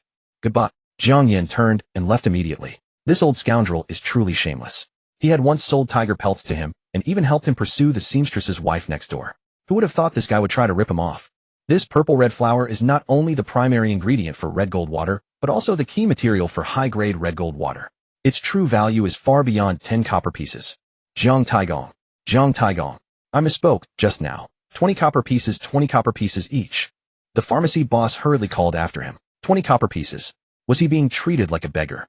Jiang Yan ignored him and left the pharmacy, heading to a nearby blacksmith shop. After waiting in line for a while, Jiang Yan managed to get in. "It's you." The blacksmith boss's eyes gleamed with excitement upon seeing him. "You didn't strike another divine stone, did you, eh? You have a sharp eye, boss." Jiang Yan smiled and took out the critical strike stone. The moment the red hexagonal divine stone appeared, it captured the blacksmith's full attention. What a beautiful divine stone. He couldn't wait to take the critical strike stone, caressing its textured surface like one would touch a lover's skin. "Boss, please socket it onto my staff as before." Jiang Yan removed his bronze staff, but the blacksmith shook his head. Theoretically, one piece of equipment can only socket one divine stone unless what? Unless you have the legendary enhancement scroll, the blacksmith said. Enhancement scroll. This was information undiscovered by beta players as well. Or perhaps even beta players remained unaware of the enhancement scroll's existence. Jiang Yan immediately asked the blacksmith for more information about such scrolls. Enhancement scrolls are miraculous items acquired by plain merchants from a bizarre otherworld at a tremendous cost. The blacksmith continued. It is said that these scrolls can not only enhance equipment, granting it a second socket, but can even enhance one's own skills. Jiang Yan's pupils contracted. According to the official data from Peak, the skill level cap for all professions in the game is LV3. Once a skill reaches LV3, it will no longer gain skill experience, nor can it advance to LV4. But if the blacksmith's words were true, then these enhancement scrolls could help players break through the skill level ceiling. "Boss, where can I buy enhancement scrolls?" Jiang Yan suppressed his excitement and asked in a low voice. "Naturally, from plain merchants. However, plain merchants are elusive and hard to track down. Finding them is nearly impossible." The blacksmith sighed and shook his head, then seemed to recall something else and hurriedly added, "I've heard that lucky cats also carry enhancement scrolls." "Lucky cat?" Jiang Yan paused. "Is it a boss?" The blacksmith refused to say more. All right, that's all I can tell you, Jiang Taigong. If you want to socket the critical strike stone, you'll need to provide another piece of bronze tier equipment." Jiang Yan put away his bronze staff and decisively removed his tiger cloak. Tiger cloak, bronze, agility 7. Requirement none. The blacksmith took the tiger cloak, examined Jiang Yan up and down, and then smiled. 5 gold coins. Jiang Yan nearly spat blood. He had just spent 2 gold coins at the pharmacy, leaving him with only 5 gold, 94 silver, and 13 copper in his backpack. This blacksmith was terrifying, able to read his entire balance at a glance. "You win." Jiang Yan gritted his teeth and paid. The blacksmith then took the critical strike stone and tiger cloak into the back courtyard. Soon the sound of hammering echoed from within. After a long while, the blacksmith emerged with a satisfied smile. "Mission accomplished. Here you go." Jiang Yan quickly took the tiger cloak. Tiger cloak, bronze, a cloak socketed with the critical strike stone. Agility 7, critical rate 1. Requirement none. After reading the new attributes of the tiger cloak, Jiang Yan found himself somewhat perplexed. Critical rate 1. What exactly does 1 mean? 10. 1. It can't possibly be 0. 1, can it? Jiang Yan asked the blacksmith, but the man clearly had no idea himself, only suggesting that Jiang Yan figure it out through trial and error. Leaving the smithy, Jiang Yan contacted Darkfire. "Brother, have a few pieces of gear to sell. Will you take them?" "Take them." Darkfire replied instantly. "I'm currently in the Eastern District Plains. It will take about an hour to return. Could you send the gear attributes first?" "Certainly." Jiang Yan immediately sent 7 white-grade pieces from his backpack to Darkfire. Among these 7 white pieces, 5 had 34 attributes, other 2 also had 2. But he also understood that the value of gear depended heavily on market conditions. For example, most players were now at levels 4 or 5, maps to explore were getting more advanced, and more white-grade gear appeared, which naturally devalued equipment. Of course, bronze gear still commanded top value. Jiang Yan browsed a gaming forum and found a post by a player with an S-rank luck talent. He had hunted boars and dropped a bronze piece, which due to class mismatch was sold for 20 gold to a big shot. Moreover, this bronze gear only had 7, utterly inferior to Jiang Yan's bronze gear with 8 and 9, not to mention the silver piece. If I pull out the tiger spirit bow, it should fetch a few hundred gold. Jiang Yan looked at the silver gear in his bag, itching to move it. This piece of gear was useless to him anyway, better to sell it soon. The smithy owner warned that dimension merchants move around unpredictably. If one day I meet one and have no gold on me, that would be the end. Thinking of this, Jiang Yan was about to contact Darkfire when Qin Yanwu sent a message. Jiang Taigong, where are you? What are you doing? Jiang Yan's heart moved, and he replied immediately, I'm in the village selling gear. Which location? I'm coming right now. Qin Yanwu's reply came quickly. After Jiang Yan gave the location, it wasn't long before she ran over. Qin Yanwu's figure was tall and voluptuous, clad in leather armor that revealed a generous amount of fair skin. Her long legs were smooth and shapely, and with a stunning face and a sultry aura, she was the very image of a commanding elder sister. But at that moment, the gorgeous elder sister's face turned grim. What's this? You were killed and respawned. Jiang Yan immediately guessed the reason. Qin Yanwu nodded with a dark glare. I was fighting a BOSS, got ambushed and died, and came back. The weapon dropped again. Last time Jiang Yan had one-shot her and dropped her marsh bow, and now it happened again. This sister's luck was indeed something else. Jiang Yan smiled. Which careless player would dare to ambush you? Aren't you afraid that Hongyi Anzui will wipe you off? I'm not wearing the name of Hongyi Anzui on my head, Qin Yanwu sneered. But I'll never forget this grudge. Saying that, she asked what Jiang Yan was selling. Coincidentally, I'm selling gear for archers, Jiang Yan replied with a sly smile. Qin Yanwu's face betrayed her as she glanced at her own gold, 3 gold, 17 silver, 61 copper. Unless the items were bronze gear, she should be able to buy them. Let me see the stats. Qin Yanwu steadied herself. Okay. Jiang Yan first sent the attributes of the Tiger King bracers to her. Tiger King bracers, bronze, attack 9, requirements warrior archer. Qin Yanwu's eyes widened at the 9 stat, top bronze. How much money is enough? Jiang Yan smiled. As the 4th rank core player of Hongyi Anzui, you wouldn't be unable to buy a bronze piece, would you? You. Qin Yanwu gritted her teeth. Of course I can buy it, just you wait. She immediately contacted the boss of Hongyi Anzui. Boss, Jiang Taigong has pulled a top bronze piece. I have no money, please send some help. Qin Yanwu sent the Tiger Spirit Bow's attributes as well. Soon the boss replied with an email. The email contained 200 gold coins. The mail could only carry gold, gear could not be sent. After Qin Yanwu collected the gold, the system deducted 10 as a fee. 180 gold in hand. Qin Yanwu stood tall and smiled sultrily. Jiang Taigong, I'll offer 100 gold. Surely that shows sincerity. Good fortune. 7 bronze cells for 20 gold, 9 top bronze cells for 100 gold. Qin Yanwu's sincerity was evident. Deal. Jiang Yan immediately proceeded with the trade. When the deal was done, Jiang Yan said, I still have a weapon for archers. There's a weapon. You didn't say it's also top bronze. Qin Yanwu's eyes lit up. You'll know just by looking. Jiang Yan shared the Tiger Spirit Bow's attributes with her. Tiger Spirit Bow, silver, attack 17, attack speed 10, requirements archer. After seeing the Tiger Spirit Bow's stats, Qin Yanwu froze in place, eyes wide with shock and disbelief. Silver gear. How could it be silver gear? During the beta, she had beaten every boss in the newbie village, and she had only obtained silver gear from the silver boss at the North District's right 4th mine. Did Jiang Yan perhaps clear the right 4th mine? Don't freeze up. If you don't bid, I'll sell to Darkfire. He's loaded. Jiang Yan spoke seriously. No, sell to me. I have money. Qin Yanwu came to her senses and hurried. I can pay cash if that's okay. Oh, I can transfer money to you first. Sorry, I only take gold. Jiang Yan shrugged. If I didn't know about the dimension merchants, transfers would work, but since I know about it, I'll save up enough gold. You? Wait. Qin Yanwu clenched her teeth and sent the Tiger Spirit Bow's attributes to the boss. Boss, not enough money, please help. The boss replied quickly, silver gear. Has he cleared the right 4th mine? Not sure. Boss, please fund me first. Qin Yanwu was anxious beyond measure. With this weapon, as long as it isn't the silver boss at right 4th mine, she could easily solo any other novice village boss. She could hardly wait to equip it. Give me a minute. No. 40001, newbie village. North District left, 2nd mine leveling spot. Hongyan Huashui paused her chant and told the female players in her guild nearby, you level up first. Then she stepped aside and messaged Bafong Lai Kai. Bafong Lai Kai, suspected of having drawn an SSS-Rank talent related to gold, even spent 10 million on a gold-selling pin thread on the game forum. Buy gold. Hongyan Huashui sent a message getting straight to the point. How much? Bafong Lai Kai replied quickly. Hongyan Huashui considered the Tiger Spirit Bow should be the first silver piece in peak. Its value is astonishing. Without 500 gold, it would be impossible to take down. Considering contingencies. 1,000 gold. Email it to Qin Yanwu. Hongyan Huashui replied immediately.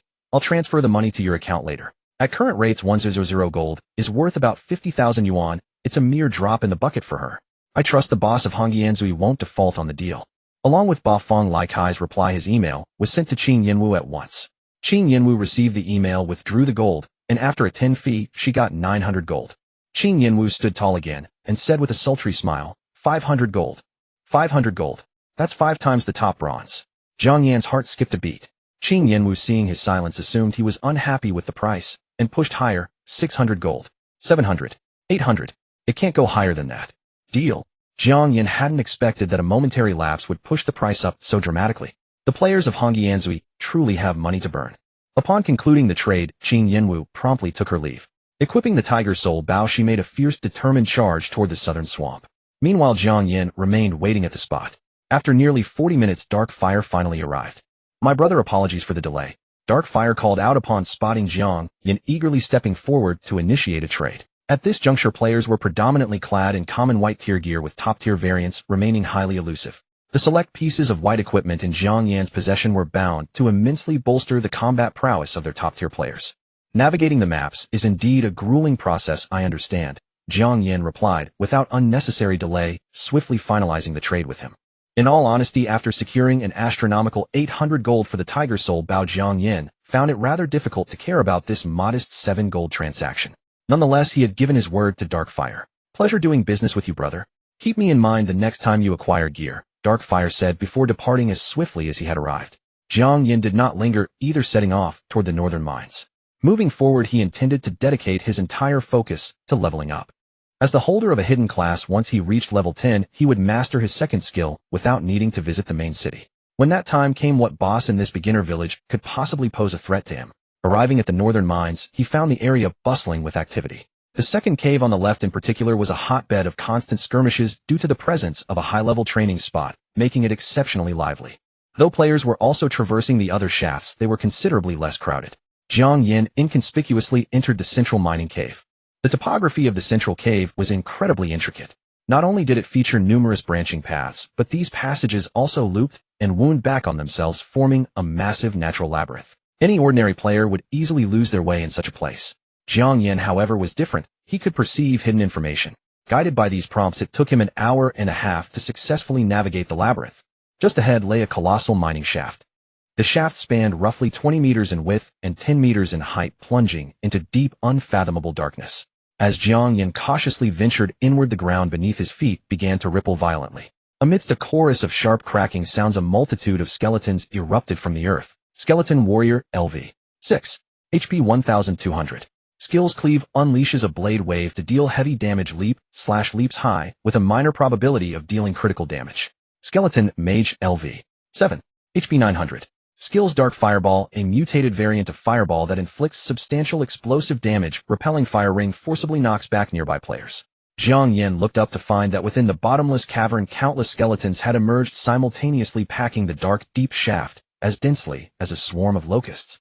Jiang Yan's face paled slightly. Despite being mentally prepared, the sheer volume of skeletons still made his skin crawl. Even an elephant could be overwhelmed by a swarm of ants. With this many skeletons, a single attack from each would easily bury him.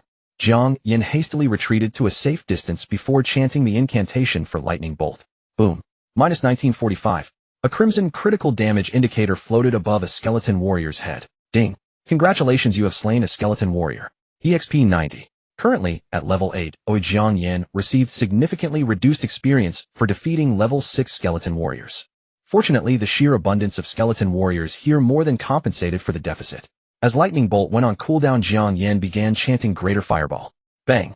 The massive fireball slammed into a skeleton mage, dealing 165 damage. Screeching, the skeleton mage retaliated by hurling a dark fireball toward Jiang Yan. Simultaneously, the surrounding skeletons all launched their attacks at him. Jiang Yan swiftly evaded the dark fireball while chanting lightning bolt. Boom. A bolt of lightning struck, instantly shattering the skeleton mage. Ding. Congratulations, you have slain a skeleton mage. EXP 100. Without a moment's pause, Jiang Yan immediately chanted Greater Fireball, followed by another lightning bolt. Alternating between his two skills, he unleashed a relentless torrent of lightning and fire. The skeletons stood no chance, collapsing at an average rate of 1 every 25 seconds. Ding. Congratulations, you have slain a skeleton mage. EXP 100. Ding. Congratulations, you have slain a skeleton warrior. EXP 90. Ding. Congratulations, you have slain a skeleton warrior. EXP 90. Ding. Congratulations, you have slain a skeleton mage. EXP 100. Watching his experience bar surge rapidly, Jiang Yan was ecstatic. Had he gone to the Earthbear territory to train, the sparse distribution of the monsters would have required at least 2.5 hours of grinding to reach level 9. But here he gained an average of 95 experience points every 25 seconds, which translated to 2533 experience per minute. At this rate, it would take a mere 20 minutes to reach level 9. His efficiency had increased by at least 7-fold. Now this is a true leveling paradise. Jiang Yan rejoiced. Furthermore, the drop rate for silver coins from the skeletons was incredibly high, though in less than 5 minutes the ground was already carpeted in silver. Jiang Yan pushed deeper into the cave, while scooping up coins occasionally, spotting a few pieces of white tier gear. His hands grew sore from picking up all the loot. 10 minutes later, Jiang Yan checked his inventory balance: 861 gold, 15 silver, and 13 copper. In addition, he had collected 4 pieces of white tier equipment. Most importantly, his experience bar was skyrocketing LV. 82678550000. In another 10 minutes, he would hit level 9. Jiang Yan grew increasingly thrilled as he fought. Suddenly, he noticed a message from a friend. Opening it, he saw it was from his roommate Zhao Shanshan, whose in-game ID was Chongshan Junling. Chongshan Junling. Jiang Yan the rascal went to get food. What do you want him to bring back for you? Jiang Yan glanced at the time. It was already past 7 in the evening. He hadn't even noticed the passage of time. Give me an eggplant and pork over rice, Jiang Yan replied quickly before resuming his grind. Jiang Yan's dorm room 1818 was closest to the first canteen. Sun Qiren had rushed over, bought meals for the roommates, and returned, taking exactly 10 minutes for the round trip. Ding. Congratulations, you have reached level 9. Rewarded with 4 free attribute points. In the game, Jiang Yan hastily allocated all his attribute points to Spirit before swiftly logging out. Grumble. The moment he removed his gaming helmet, Jiang Yan's stomach let out a loud rumble, followed immediately by the savory aroma of food filling the dorm. I'm starving to death. Jiang Yan scrambled out of bed, grabbed his eggplant and pork over rice, and began devouring it ravenously. Zhao Shanshan, Lei Hu, and Sun Qiren were also gorging themselves while discussing their in-game progress. I've reached level 5, currently hunting wild boars in the western forest, Zhao Shanshan said. The drop rate in this trash game is ridiculously low. It's been almost a day and a night, and I've only gotten 1 piece of white gear. I got lucky and have 2, Sun Qiren remarked as he booted up his computer and browsed the game forums. Right now I just want to hurry up and leave this beginner village so I can fly off with Chu Marin and level up together. Lei Hu chimed in, chewing on a pork trotter with grease dripping from his mouth. I'm already level 9, so I should be leaving the beginner village pretty soon, Jiang Yan announced with a smug grin. Level 9. Impossible. Zhao Shanshan refused to believe it. The highest level player in our beginner village is only level 7, and that was only achieved by stealing last hits to power level. Jiang Yan chuckled, offering no argument. Holy shit. Sun Qiren suddenly shrieked. What are you screaming about, rascal? The 3 of them chimed in unison. You guys are the rascals. Sun Qiren rolled his eyes, then shifted aside to point at a post on the forum. Look, some absolute god got a silver tier equipment. Jiang Yan was startled. Peak. Indeed harbored hidden talents. He hadn't expected another expert to obtain silver tier gear besides himself. He leaned in to take a look, and lo and behold, that silver tier equipment was none other than the Tiger Soul Bow. It turned out the master was none other than himself. Tiger Soul Bow. Not bad. The T0, grade Hanyan Zue. In under 24 hours you've actually crafted. I wonder whether Hanyan Zue players, if not I dress. I'll pay 200 gold for silver gear. I'll pay 200 cash for silver gear. The comments beneath the post were all abuzz. If not for the beauty Chu Marin, I might also go check out Hanyan Zue. Rumor has it that elder sister of beauty is a calamity who brings ruin. Not only is she a beauty who brings ruin, the core players among their top 10 guild members are all stunning beauties. In room 1818, Zhao Shanshan and others were buzzing with excitement as well. Jiang Yan looked at the comments under the post, a pang of soreness in his chest. 800 gold is still too little. Next time, when I reach silver, I'll sell it for 200 gold. Having finished his meal, Jiang Yan tossed the lunchbox into the trash and rolled onto the bed. Comrades, I'm logging into the game first. Damn, why is Jiang Yan so eager? Could it be that you met a beauty in the game? That's got to be it. A guy like you has no humanity toward the opposite sex. Zhao Shanshan, Lei Hu, Sun Qiren spat at Jiang Yan in unison. The central mineshaft. Jiang Yan re-enters the game and opens his character panel at once. ID Jiang Taigong, level LV9, 8510000. Class Thunder Tyrant, Constitution 8, Stamina 7, Spirit 48, Agility 77, Tiger Cloak, Free Attribute Points 0, HP 160, Constitution to 0, MP 960, Spirit to 0. Physical Defense 2315, Constitution, Stamina 8, Boar King's Leather Armor, Magical Defense 62, Spirit, Agility, Physical Attack 16, Constitution 2, Magical Attack 13696, Spirit 2, 8 Bronze, Staff 9, Ring of Mana 18. Wailing 6-piece set, 5 set bonuses, Special Attributes, Charm hidden, A Luck hidden, Talent, Thunder God's Wrath, SSS level omitted, Skills, Lightning Technique, LV 300, After a 2-second chant, unleash a bolt of lightning on the target. Damage equals 210 of base magical damage. Mana cost 30. Cooldown 2s. Fireball LV300. After a 1-second chant, conjure a massive fireball, dealing 170 of base magical damage. Mana cost 15. Cooldown 1. 5s. Mining LV10. Using a pickaxe has a chance to mine metal or from veins. Gathering LV2776. 1000. Using gathering has a chance to collect herbs from the wild. Looking at his panel, Jiang Yan's heart swelled with joy. 20 minutes of training just now not only raised him to level 9, but also maxed lightning technique. Now his lightning skill deals a damage of 520. 7. 127, 410 skill damage modifier. Critical damage reaches 2082. 8. 520. 7, 400 critical damage modifier. With this amount of damage, even an earth bear wouldn't withstand 2 hits. The fireball has also risen to LV3, but its damage clearly cannot compare with lightning. After checking his panel, Jiang Yan lifts his head toward the depths of the mine, although he had cleared the skeletons 20 minutes ago, there are still countless skeletons deeper within. These are all my experience packs. Jiang Yan erupts with laughter, chanting lightning technique and charging forward. Boom. A crimson bolt deals 2082 damage to the head of a skeleton warrior.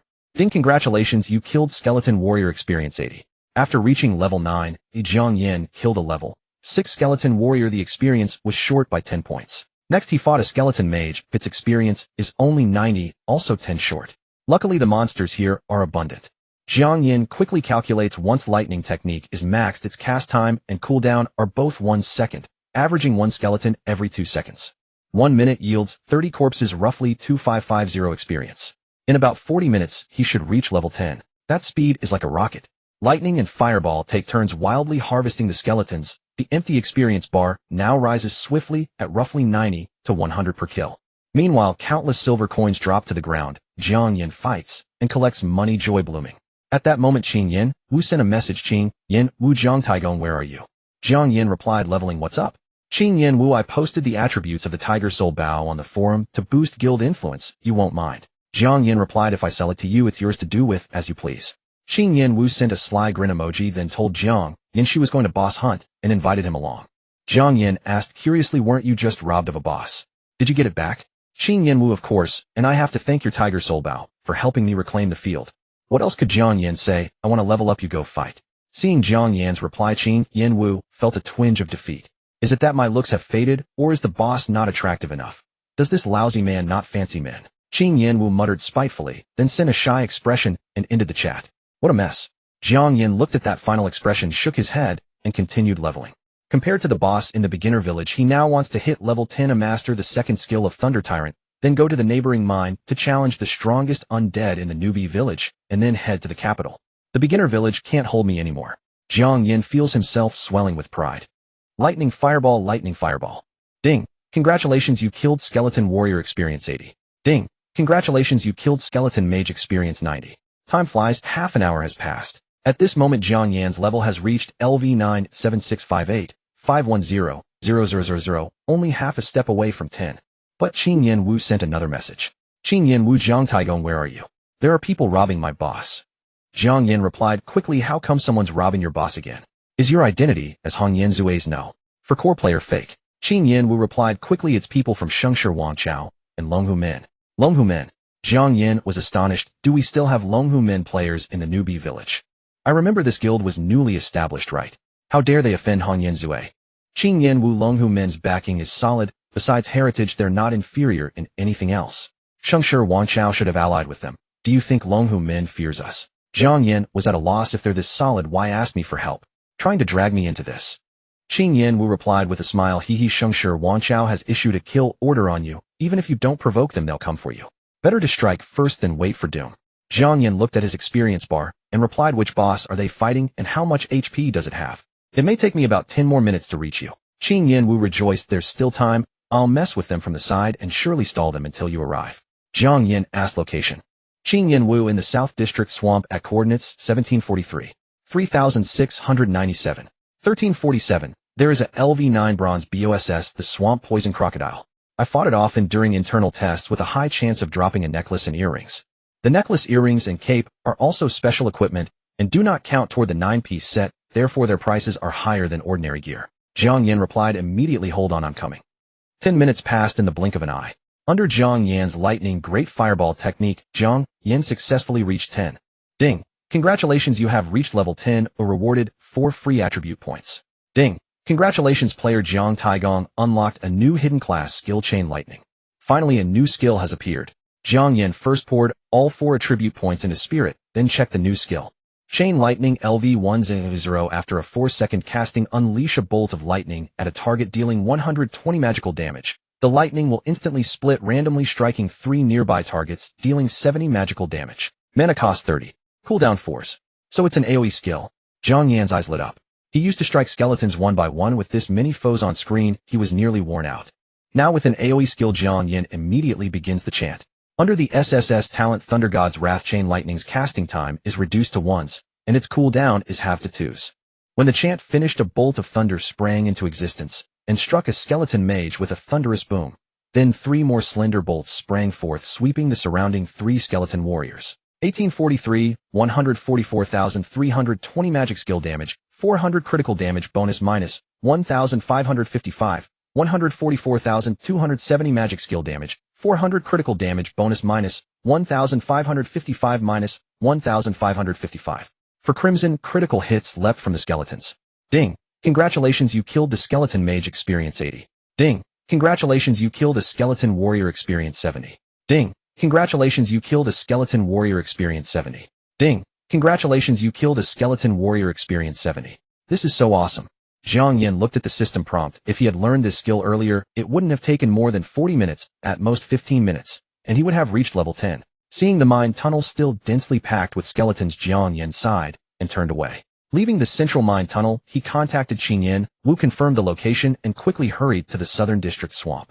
Deep in the Southern District Swamp, by the swamp pool, Shengshi Wang Shao's face darkened as he watched Qin Yan Wu from over 100 meters away. Damn you, you wretch. If you have the guts, fight me face to face, stop running.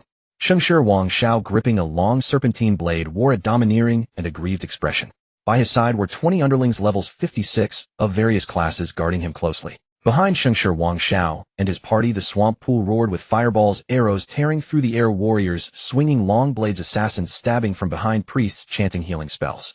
Over 200 players shouted in unison, working together to besiege the level 9 bronze boss swamp crocodile. But with so many of them, they couldn't kill Qin Yan Wu. She even killed several of them. In the end, they could do nothing but huddle together and block Qin Yan Wu from causing any more damage. These players all belong to the Shengshi dynasty, but the 2 imposing figures at the front hail from Longhu Gate. Their IDs were Long Yutian Xia and Hu Shao Shan Lin. With 1 strike and 1 stab, their coordination kept the swamp crocodile's hate, providing an output environment for the surrounding Shengshi dynasty players.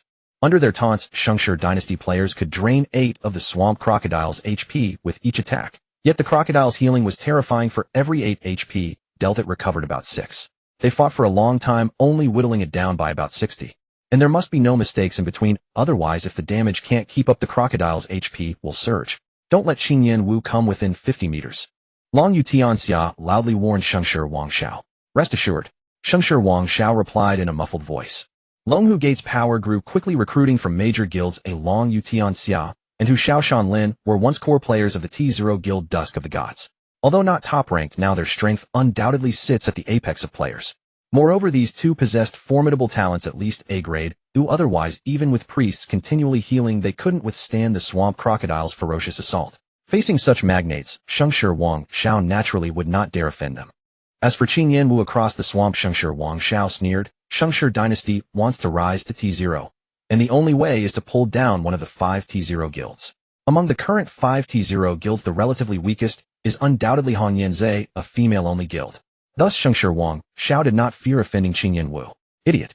Facing the taunt, Qin Yan Wu merely darted around repeatedly, trying to approach the swamp pool and cause trouble for Long Yutian Xia and Hu Shao Shan Lin. The earlier attempts were successful, but later Shengshi Wang Shao learned his lesson. He now keeps people guarding in front of Qin Yan Wu, ensuring Long Yutian Xia and Hu Shao Shan Lin's line of sight would not be exposed to her. Yet even so, roar. In the swamp crocodile's roar, it used death roll. Long Yutian Xia and Hu Shao Shan Lin retreated swiftly, but among Shengshi dynasty players who couldn't retreat in time more than 30 turned into white lights and disappeared. The remaining players, seeing this, scattered like startled birds. The swamp crocodile roared and charged out of the surrounding siege, its HP climbing rapidly. Stand your ground. Long Yutian Xia roared, charging at the swamp crocodile again to grab its aggro. Hu Shaoshanlin quickly followed a backstab, grabbing the crocodile's hate. The two alternated, pulling aggro, causing the swamp crocodile to spin in place. Nearby Shengshi dynasty players, seeing safety, hurriedly gathered to join, with Long Yu Tianxia and Hu Shaoshanlin in furious output. But in that moment of confusion, the swamp crocodile's HP recovered to 52. The next skill is Death Tail, a dodge.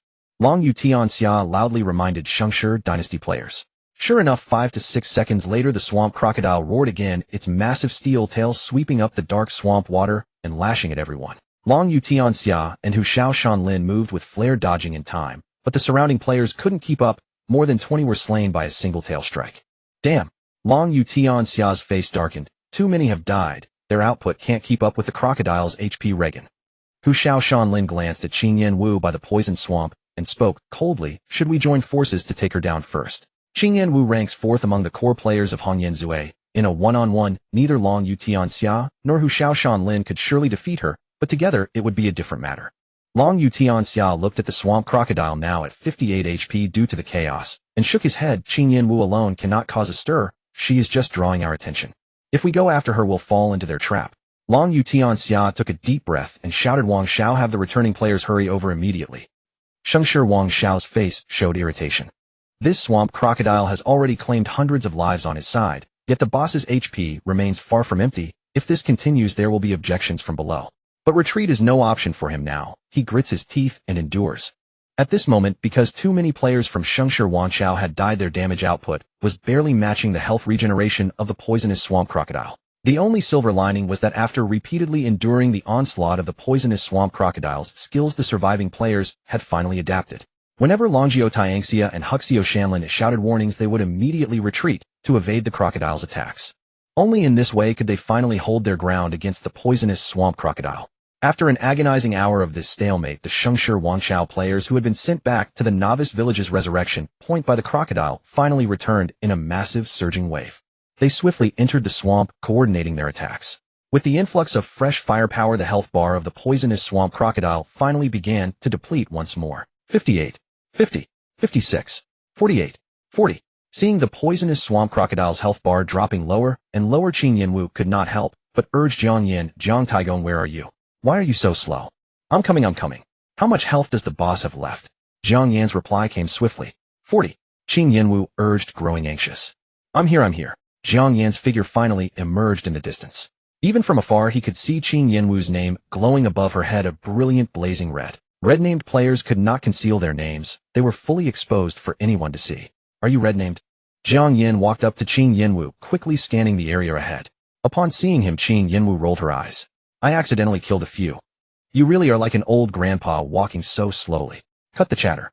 How are we doing this? Jiang Yan had not come here to bicker with her. Qin Yanwu first sent a party invite to Jiang Yan, saying, we'll form a party and let them do the fighting first. When the poisonous swamp crocodile's health is low enough, we'll charge in.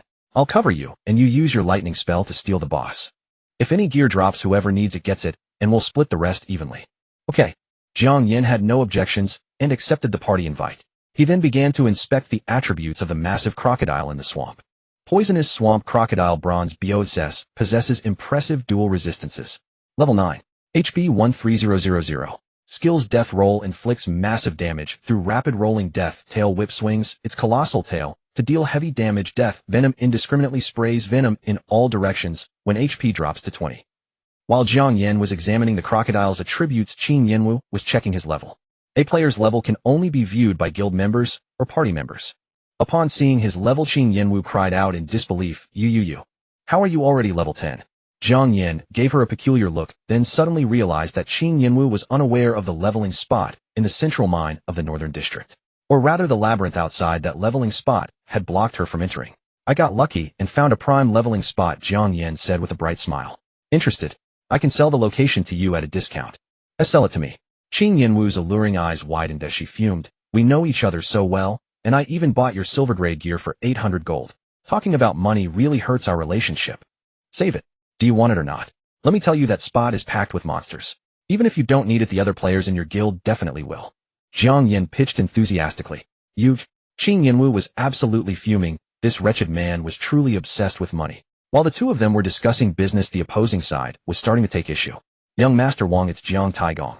Besides Shengshi Wangshao, the Jinmashu three brothers who had met Jiang Yan before suddenly pointed at him and shouted in excitement.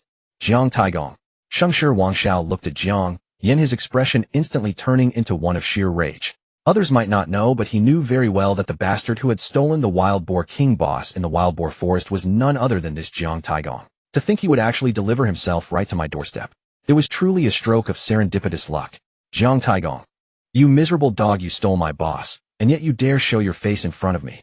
You've got nerve. Everyone kill Jiang Taigong first. Shengshi Wangshao roared. The moment his words fell, absolute chaos broke out over by the swamp. Kill Jiang Taigong. Are we not fighting the boss anymore? We finally got its health below 40. Everyone hold your ground. At the critical moment, Longjio Tianxia roared, restoring order to the crowd. Focus on the boss first. Young Master Wang, any personal grudges can wait. Damn it. Shengshi Wangshao was both anxious and enraged. If we don't kill Jiang Taigong, we won't stand a chance of securing the boss ownership. Exactly. Shengshi Wudu also spoke up hastily. Boss Longyou, Boss Hu Xiao, this Jiang Taigong is a lightning mage. He was the one who snatched the boss ownership in the Wild Boar Forest. His damage output is terrifying. If we let him live, none of us will be able to outdamage him. In truth, Shengshi Wudu had highly regarded Jiang Yan and had even tried to recruit him. Unfortunately, he had failed. Now that they were enemies on the battlefield, he had no choice but to commit to this path to the very end. A lightning mage. Could it be a hidden class? Longjio Tianxia finally grew alert. It seems Qin Yanwu is allied with him. Huxio Shanlin also noticed the anomaly and furrowed his brows. If his magic damage is higher than ours, clear them out first. Longjio Tianxia understood the gravity of the situation and gritted his teeth. 60 players should be enough. The rest should be able to stabilize the boss's health. After a brief moment of chaos, 60 players quickly detached from the swamp battle. Joining forces with Shengshi Wangshao's 20 men, a total of 80 players charged toward Jiang Yan and Qin Yanwu in a fan-shaped formation. Leading the charge, Shengshi Wangshao's face was twisted in a savage grin. Jiang Taigong, die. Well, it seems they like you much more than they like me, Qin Yanwu said with a giggle as she drew her bow. Although the matter of the leveling spot had annoyed her, business was business. The priority now was to join forces and steal the boss. I don't really want to get a red name, Jiang Yan hesitated. Then let each of them hit you once, Qin Yanwu replied with a seductive laugh before unleashing a volley of arrows from her bow. Swish, swish, swish. With the 10 attack speed bonus from the Tiger Soul bow, Qin Yanwu's firing rate was even faster, launching 5 arrows every 2 seconds. Each arrow carried immense attack power, easily emptying the health bars of mages and priests in just 2 or 3 shots. Even warriors, assassins, and archers could not withstand her relentless rapid fire. As for Jiang Yan, his approach was even more straightforward and brutal. Letting each of them land a hit on him was out of the question. In that case, he would simply slaughter them. Jiang Yan raised his bronze staff high. After a 1-second chant, a bolt of lightning crashed down onto Shengshi Wangshao's head. Immediately after, 3 smaller arcs of lightning violently branched out, striking Jinmashu by Maoshu and Lvmeishu. Boom. -1,608. -1,318. -1,329. -1,308. In an instant, 4 critical damage numbers floated above their heads. The 4 fell instantly, vanishing into beams of white light. At the same time, a system notification chimed in Jiang Yan's ears. Player has committed murder. Sin value 10-4. Current sin value 40. Resurrection point of Novice Village No. 142,857. Shengshi Wangshao walked out expressionlessly, yet his eyes were filled with shock, fury, and jealousy.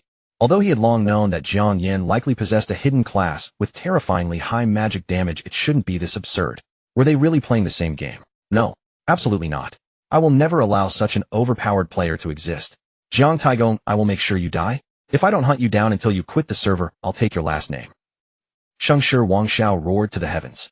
By the edge of the swamp, instantly killing 4 players, Jiang Yan immediately gained a red name. The 3 blood-red characters of Jiang Taigong hung conspicuously above his head, visible from miles away. Did you learn a new skill, eh? Seeing Jiang Yan instantly obliterate 4 players, Qin Yanwu's exquisite and charming face filled with disbelief. She had dueled with Jiang Yan before and knew his skills and damage output, which were entirely different from that chain lightning just now. Had he acquired a skill book, or was it a trait of his hidden class? Recalling how Jiang Yan insisted on reaching level 10 before coming over Qin Yanwu, felt the latter was more likely. Wangshao was instantly killed. Jinmashu and the others are dead too. Damn, killing 4 with a single skill, this guy must have a hidden class. As 4 beams of white light soared away, the players of the Shengshi dynasty grew terrified, halting their steps and staring at Jiang Yan with apprehension. A single skill had decimated 4 players, including their leader. How were they supposed to fight back? Assassins stealth. Warriors take the front. Mages cast from the back and priests throw heals. Everyone move. At the critical moment, Shengshi Wudu took command, shouting his orders. Then, boom, a bolt of lightning crashed down. 2,214. The crimson critical damage instantly sent Shengshi Wudu back to the resurrection point. Don't you know villains die because they talk too much? Jiang Yan brandished his bronze staff and continued chanting chain lightning. Now wielding both lightning bolt and chain lightning, and empowered by his talent Wrath of the Thunder God, both skills required only a 1-second cast time with their cooldowns halved, allowing him to seamlessly alternate between them. Boom. After a 1-second chant, a bolt of lightning struck down, hitting a Shengshi Dynasty player directly. Immediately after, 3 smaller arcs of lightning surged out, striking 3 surrounding players. 1,628. Minus 1,325. Minus 1,319. Minus 1,318. In an instant, 4 more Shengshi Dynasty players dissolved into white light and vanished.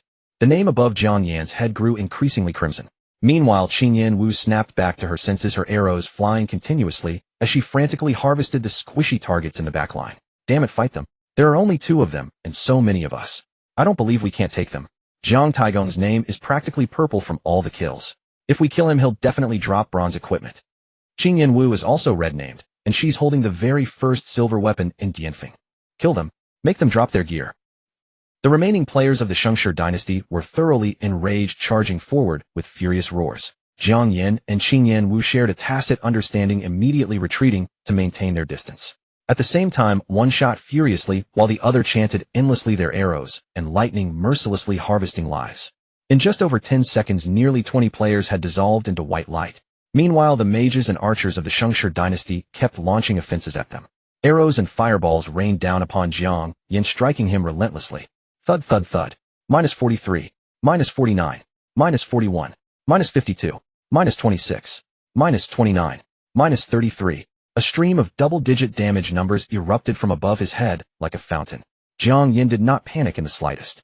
As he continued chanting, he took out a red magic potion and drank it. His depleted health and mana bars instantly began to rapidly recover at a rate of 50 per second. As for Qingyan Wu, her movement was so incredibly slick that she managed to evade wave after wave of the Shengshi Dynasty's attacks purely through positioning. Jiang Yan watched with drooling envy, wishing he could move like that too. Seemingly reading his mind, Qingyan Wu smiled while relentlessly executing basic attacks. Want to learn? Tell me your leveling spot, and I'll teach you. Is satisfaction guaranteed? Jiang Yan was somewhat tempted. That depends on your comprehension, Qingyan Wu said, unable to make promises. Then I won't learn. Jiang Yan flatly refused. You. Qingyan Wu was so vexed she nearly turned her bow to shoot him. Countless men out there beg me to teach them and get rejected, yet you have the nerve to be so picky. How infuriating. Then do you know how many people want my leveling spot? Jiang Yan squinted at her. Qingyan Wu was instantly left speechless, because she truly couldn't refute it. Her movement techniques could at best make talented players stronger, but Jiang Yan's leveling spot could propel an entire guild's levels to skyrocket. This was no joke. Take Hongyan Zue, for example. Most of their players were scattered across various novice villages. Once they secured this leveling spot and trained frantically in their respective villages, they would easily surpass players from other guilds in no time. Once this advantage was established, Qingyan Wu's heart instantly raced, her breath catching in her throat. The way she looked at Jiang Yan completely changed, her eyes gleaming with burning anticipation. Jiang Yan clearly noticed the change in Qingyan Wu's gaze and thought to himself, the bait is taken. This time he was going to extort. Make a handsome profit off them. Consider it venting some frustration on behalf of all men. But the immediate priority was still to snatch the boss. Although Jiang Yan and Qingyan Wu kept chatting with their own hidden agendas, their hands never stopped moving. Amidst the chaotic exchange of attacks, the players of the Shengshi Dynasty were rapidly depleted, with one after another dissolving into white light and vanishing. In contrast, other than the names above their heads turning so red they were almost black, Jiang Yan and Qingyan Wu remained completely unscathed. Damn it, it's one thing for Qingyan Wu to have great movement, but what on earth is up with this Jiang Taigong? Why is his health bar so insanely long? Even our warriors specializing in magic defense can't withstand a single lightning bolt from him. This guy's magic damage is ridiculously high. Is this the power of a hidden class? This is way too terrifying. Don't panic. Our assassin brothers have already closed in on them. They will definitely take them down. The remaining players of the Shengshi Dynasty grew increasingly terrified as the battle wore on, their morale on the verge of total collapse. Jiang Yan, however, grew more ferocious with each passing second, eventually not even bothering to dodge and simply trading blows directly. Careful. Suddenly Qingyan Wu leaped gracefully high into the air, turning her bow to aim right behind Jiang Yan. Swoosh swoosh. Arrows flew out in rapid succession, landing right beside Jiang Yan. Puff puff. -69. -69.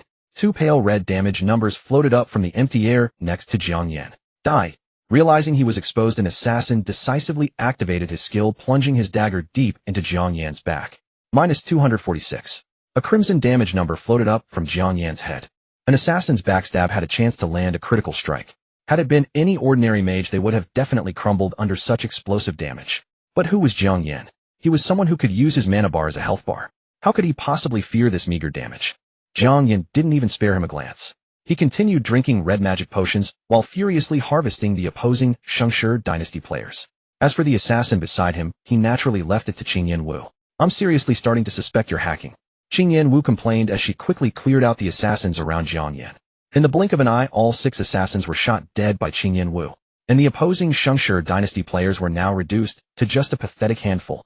But the real battle was only just beginning. These useless fools in the swamp, Longyu Tianxia and Hu Xiaoshanlin kept the aggro of the swamp toxic crocodile while observing the battle in the distance. In their eyes, no matter how powerful Qingyan Wu was, she should have stood no chance against 80 players. Yet in a matter of mere minutes, only 4 or 5 of the 80 Shengshi dynasty players remained alive. What worried them even more was that once Qingyan Wu and that so-called Jiang Taigong freed themselves, the balance here in the swamp would be instantly shattered.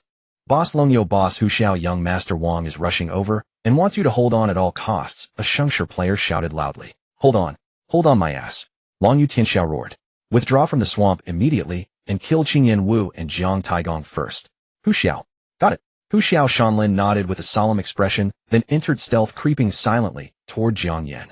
Under Longyu Tianxiao's command, over 100 Shengshi dynasty players quickly withdrew from the swamp. Meanwhile, Longyu Tianxiao lured the swamp toxic crocodile to the edge. Watching the swamp toxic crocodile's health rapidly regenerate, Longyu Tianxiao secretly lamented the waste. However things had come to this, if they didn't eliminate Qingyan Wu and Jiang Taigong first, they would never be able to defeat the boss in peace. A wise choice. Observing the movement in the swamp, Qingyan Wu immediately warned Jiang Yan to fall back. They're charging at us. Watch out. That Hu Xiaoshanlin was once a core player of Zhu Huanghan. His assassination skills are superb, so be careful. Don't worry, he can't one-shot me. Jiang Yan said dismissively, though he had already heightened his alertness. He glanced at his health and mana bars. His 160 HP was fully restored, and his 1040 MP was mostly recovered. Still slightly uneasy, he pulled out a high-grade mana potion and drank it. 50. Watching his mana bar rapidly refill, Jiang Yan resumed his chanting, his bronze staff pointing from afar at the 100-plus charging Shengshi dynasty players. Qingyan Wu, however, did not dare to attack. Standing beside Jiang Yan with her bow drawn, she remained vigilant against Hu Xiaoshanlin. Yet Hu Xiaoshanlin never showed himself, seemingly lacking the confidence to land a decisive blow. While the two of them were locked in a stalemate, Jiang Yan unleashed his full firepower, dealing frantic damage. Chain lightning. Boom, boom, boom. -1,649. -1,328. -1,432. -1,356. The wildly arcing lightning was like the Grim Reaper, frantically harvesting the lives of the Shengshi dynasty players. Simultaneously, the mages, archers, and other ranged classes of the Shengshi dynasty launched an overwhelming barrage of attacks at Jiang Yan. This time Jiang Yan dared not tank the hits directly. He chanted his spells while attempting to mimic Qingyan Wu's footwork. However, his crude imitation yielded poor evasion efficiency. Although he dodged several fireballs and arrows, a stream of damage numbers still popped up above his head like bamboo shoots after a spring rain. -41, -42, -31, -28, -19, -34, -27, -26. Holy crap. Jiang Yan saw his health bar nearly empty in an instant, while his mana bar depleted rapidly like a bursting dam. Jiang Yan immediately drank a red magic water, but at that exact moment Hu Xiaoshanlin, who had been hiding in the shadows, finally revealed himself. With a tricky maneuver, he slipped behind Jiang Yan and unleashed his backstab skill. Reacting with lightning speed, Qingyan Wu immediately drew her bow and fired a furious volley at Hu Xiaoshanlin. -179. In the next instant, a 3-digit damage number floated above Jiang Yan's head. Fortunately, it wasn't a critical hit. Watching his mana bar get completely drained, Jiang Yan let out a huge sigh of relief. Immediately after, the red magic water took effect, and both his mana and health bars rapidly climbed back up at a rate of 50 and 50. Hampered by the mage's skill cooldowns, only the archers on the opposing side could attack Jiang Yan with basic attacks. However, these minor scattered attacks could no longer scratch Jiang Yan now that his health was recovering. As expected of a hidden class, Having missed his mark, Hu Xiao Shanlin retreated immediately, yet he was still overtaken by Qing Yan Wu's arrows. 60. Minus 60. Seeing her arrows find their mark on Hu Xiao Shanlin, Qing Yan Wu fired even more frantically. Hu Xiao Shanlin tried to enter stealth several times, but his attempts were repeatedly interrupted by Qing Yan Wu's basic attacks.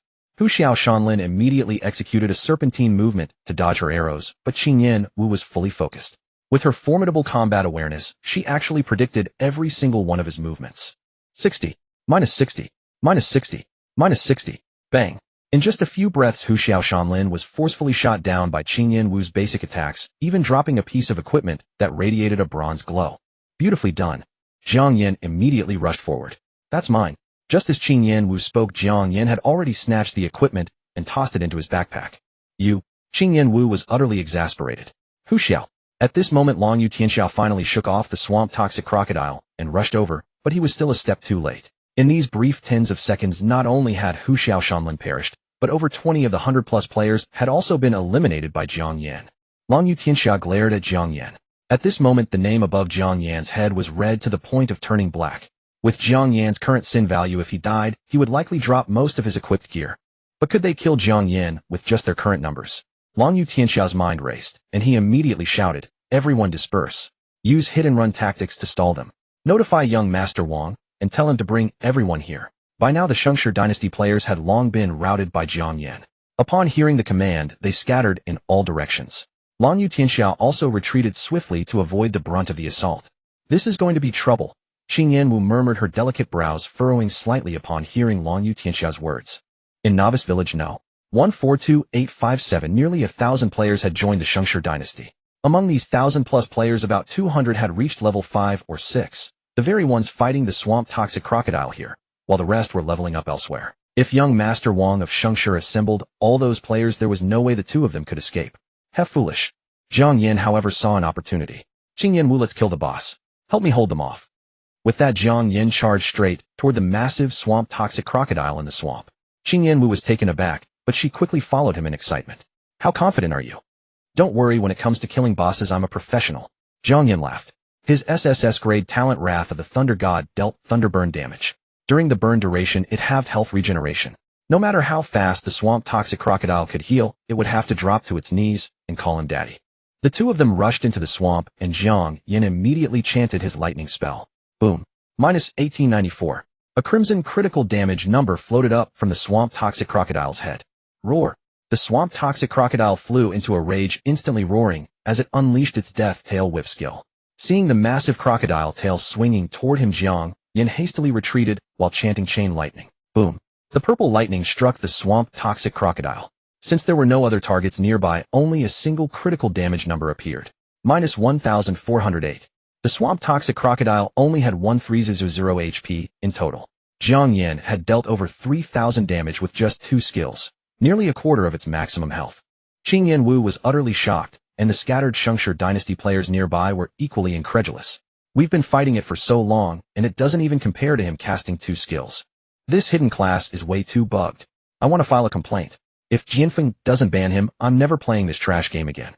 Seeing that everyone was losing their minds, Long Yu Tianxiao suppressed the shock in his heart and shouted sternly, "The swamp toxic crocodile's health regeneration is very fast. Don't panic, everyone gather and attack Jiang Taigong." But the moment his words fell, Jiang Yan cast another lightning spell. Boom. Minus 1894. Under the purple thunder light, a crimson critical damage number floated up from the swamp toxic crocodile's head once more. By now, Jiang Yan had shaved off 40 of the swamp toxic crocodile's health. At this moment, under everyone's anxious gaze, the crocodile finally regenerated.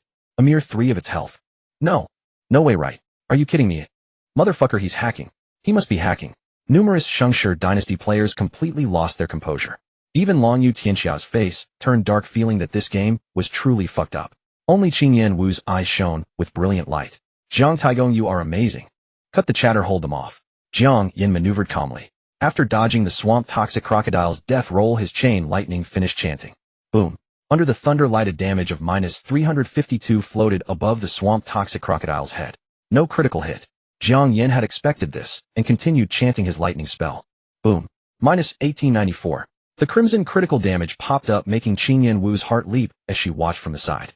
"Jiang Taigong, there's something seriously wrong with you. Why is your health bar so thick, your magic damage so high, and your critical hit rate so absurd? You.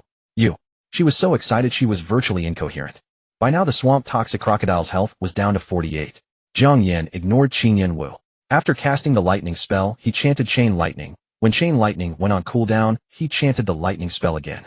He cycled through the two skills consecutively, leaving the swamp toxic crocodile with almost no room to fight back. Everyone charge into the swamp, kill him first. No, steal the. Long Yu Tianxia hesitated, filled with despair. Because Jiang Yan's health bar was too thick, they couldn't possibly burst him down. Stealing the boss was even more unrealistic. With Jiang Yan's terrifying magic damage, they stood absolutely no chance. Ultimately, Long Yu Tianxia made a decision, kill him first. Even if the boss was defeated with Jiang Yan's high sin value, as long as they killed him, he would definitely drop everything the boss had dropped. Seeing this, Qingyan Wu immediately unleashed a flurry of basic attacks to interrupt the mage's chanting, buying time for Jiang Yan. Roar! By now the swamp toxic crocodile's health had been whittled down to 20. In this life or death crisis, the crocodile finally unleashed its death venom skill, spraying highly toxic venom indiscriminately in all directions. -50, -50, -50. Continuous damage numbers floated above the heads of all players who had entered the swamp. Some squishy players couldn't even last 3 seconds before turning into white light and disappearing. Unable to withstand the damage, either Qingyan Wu hastily retreated from the swamp. However, even as she withdrew, she didn't forget to fire off basic attacks, picking off the Shengshi Dynasty warriors to stall their advance toward Jiang Yan. Relying on his 160 HP and 1040 MP, Jiang Yan forcefully endured the swamp toxic crocodile's venom attacks, chanting his lightning spell with sheer dominance. Boom. -1894. Under the crimson critical damage, the swamp toxic crocodile's health bar was finally depleted to the bottom. Seeing this, although Long Yu Tianxia knew the chances were slim, driven by a glimmer of hope, he immediately roared, "Everyone attack the boss." With that, Long Yu Tianxia raised his greatsword high and slashed at the swamp toxic crocodile's lower jaw. -69. The pathetic damage seemed to mock his overestimation of his own strength. In the next instant, Jiang Yan cast Chain Lightning, which crashed down. -1408. The swamp toxic crocodile's health bar was instantly emptied, dropping a massive pile of items. At the same time, a bolt of electricity from the lightning rapidly arced and struck Long Yu Tianxia. 1309. Under the terrifying critical damage, Long Yu Tianxia didn't even get a clear look at what the swamp toxic crocodile had dropped before he turned into white light and vanished. The boss yielding a colossal loot. The forward as rushing to seize the gear. Damn, I think I just glimpsed silver gear. Charge. After the swamp's colossal drop, the players of the prosperous dynasty went berserk, roaring as they charged marsh pools. Mages began to chant, archers drew their bows, all aiming at Jiang Yan. Jiang Yan wasted no time swiftly collecting the gear from the ground. Qingyan Wu also charged in at once. Because they were in a party, she earned the boss kill experience and also had the right to loot the equipment. But Jiang Yan was too crafty. At once he stowed the gear that shone with moonlit radiance into his pack, then his hands blurred as he rapidly looted several bronze pieces and a blue stone. It's one of the 6 great divine stones, the MO Shan stone. Qingyan Wu had obtained such a stone during the beta. It increases magical evasion, making it a strong counter to spellcasters. Just as with Jiang Yan, though his magic damage is terrifying, with a full set of MO Shan stones one could very likely dodge his spells. Want it? Qingyan Wu's mouth watered, but she could only watch as Jiang Yan slid the MO Shan stone into his pack. When she finally arrived, only 7 or 8 white tier gear remained on the ground, and the prosperous dynasty players' assaults had arrived. Fireballs and arrows rained down upon Qingyan Wu. Qingyan Wu cried with anger. She had barely rushed in and not looted a single piece of gear, yet so many attacks rained down. And Jiang Yan, he had already turned around and run. Jiang Taigong, don't run. Qingyan Wu's eyes reddened with anger, dodging blows while closely pursuing Jiang Yan. The two, one in front and one behind, ran for more than half an hour, finally shaking off the prosperous dynasty players. Thrilling.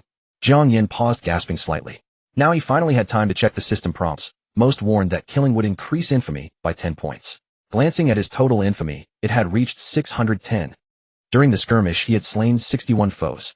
The name above his head burned crimson, almost black, and a faint scent of blood seemed to linger. Qingyan Wu was faring somewhat better, yet she too had slain 30-odd to 40 foes. Her name, though crimson, hadn't darkened or soured.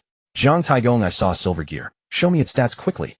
And that emotion stone, I want it. Qingyan Wu drooled. Her eyes shimmered with watery light, like a lover before a divine beauty. What's silver gear? That's white gear. You must be seeing things, Jiang Yan teased as he opened his backpack. Death Scepter, silver magic attack 18, magic penetration 5, requirements mage priest. Haha, finally a silver mage gear. Jiang Yan exploded with joy. He did not wait for Qing Yan Wu to speak, instantly sharing the item's attributes with her, smiling. As promised, whoever needs loot, take it, is sorry for the trouble. Top tier silver. Qing Yan Wu's mouth watered. Silver gear stats range between 10 and 19, and this death scepter adds 18 attack and 5 magic penetration. Truly a treasure, and it also grants 5 magic penetration. Magic penetration, as the name implies, pierces the foe's magical defenses, increasing penetration by 5, effectively reducing their magical defense by 5. With Jiang Yan's terrifying magic plus 5 penetration, it's a veritable boon. Luckily, Qing Yan Wu is an archer. Though covetous, she finally gritted her teeth and said, "Then I want Emotion Stone." Emotion Stone. Jiang Yan hurriedly glanced at the blue hexagonal stone in his backpack. Emotion Stone, level 1, a legendary gem that increases magical evasion. You can visit a blacksmith to embed it into gear. 3 level 1 Emotion Stones can be refined to level 2 Emotion Stones, increasing magical evasion. This seems to counter me. Jiang Yan frowned at this attribute. With his fearsome magic power and the penetration staff, whether against people or monsters, nothing seemed to hinder him. But if the opponent wears Emotion Stones, wouldn't his lightning spell miss from time to time? With a flicker of thought, Jiang Yan looked at Qing Yan Wu. Do you know the varieties of the 6 great divine stones? You don't know? Qing Yan Wu's eyes held a strange light. Being testers too, during the internal beta, when everyone obtained a divine stone, curiosity would drive them to chase until all 6 stones were obtained. I had bad luck and didn't get them all. Jiang Yan spoke offhandedly. Qing Yan Wu hummed. The 6 great divine stones are Treasure Stone, increases monster drops; Crit Stone, increases crit rate; Magic Accuracy Stone, Emotion Stone; Magic Evasion Power Stone, increases physical penetration; and Shield Stone, increases penetration resistance. So Magic Accuracy Stone and Emotion Stone, Power Stone and Shield Stone counter each other? Jiang Yan asked. Qing Yan Wu nodded. Yes, your magic damage is terrifying. Even when embedding stones, you only need to embed Magic Accuracy Stone, and Crit Stone. Emotion Stone is of little use to you. I can give it to you. Jiang Yan pulled out Emotion Stone from his bag, smiling. But you must answer me one question. Ask away. Qing Yan Wu's seductive eyes, like a pool of autumn water, gazed at Jiang Yan. Even if you want to know my measurements, I can tell you. Don't test me. Jiang Yan rolled his eyes and asked, I want to know the exact conversion ratio for stone attributes. What do you mean? Qing Yan Wu didn't understand. Jiang Yan gathered his thoughts, rephrasing. For example, if I embed a crit stone into a weapon and gain a new attribute, critical rate 1, what percentage does that 1 represent? It's 1. Qing Yan Wu finally understood and smiled. Regarding this, the beta testers from the 5 great T0 guilds had precise calculations and later compared each other's values to reach the answer. Jiang Yan's brows knitted slightly. 1 means I'd need at least 20 crit stones to bring my crit chance to 100. But players only have 9 ordinary equipment slots: helmet, chestplate, weapon, bracers X2, leggings X2, rings X2, and 4 special slots: cloak, necklace, earrings X2, totaling only 13 stones that can be embedded. Unless you find a planar merchant to buy enhancement scrolls or refine level 1 stones into level 2 stones. Level 2 stones can add how much? Jiang Yan immediately asked. Level 2 is 2, level 3 is 3. Qing Yan Wu answered bluntly. What about level 4? Qing Yan Wu shook her head. The stones can be refined up to level 3 only. Your information is very useful. Jiang Yan kept his promise and traded the Emotion Stone to her. Qing Yan Wu's smile widened, her gaze grew more coquettish. What about the other bronze gear? If you won't use it, I'll take it at a high price. Jiang Yan looked at his backpack. Besides the silver armor, there were 3 bronze pieces. 1 was a warrior outfit, another was an assassin weapon from the Tiger Roar Mountain ambush, and the last piece of special equipment. Bronze poison crocodile tears. Earrings formed from the tears of a swamp crocodile at death. Magic attack 8, agility 1, wearing requirement none. Excellent bronze. Jiang Yan didn't hesitate to put on the poison crocodile tears, then switched to the death rod. He opened his character sheet. ID Jiang Taigong, level LV 10968, 518-0000. Class Thunder Tyrant, of Vitality 8, Endurance 7, Spirit 52, Agility 1577. Tiger Cloak 1, Poison Crocodile Tears, free attribute points 0, HP 160, Vitality 20, MP 1040, Spirit 20. Physical Defense 23, 15, Vitality, Endurance 8, Boar King's Leather Armor, Magic Defense 67, Spirit Agility, Physical Attack 16, Vitality 2, Magic Attack 162, 104, Spirit 2, 18, Death, Rod 9, Wailing 6-piece set 18 set. Attribute 5, Equipment Bonus 8, Poison Crocodile Tears, Special Attributes: Charisma, Hidden, a Luck, Hidden, Talent, Thunder God's Fury, SSS level, Omitted, Skills, Lightning Spell, LV 300. After a 2-second chant, unleash a bolt of lightning on the target. A damage equals 210 of base magical damage. Mana cost 30 CD2s.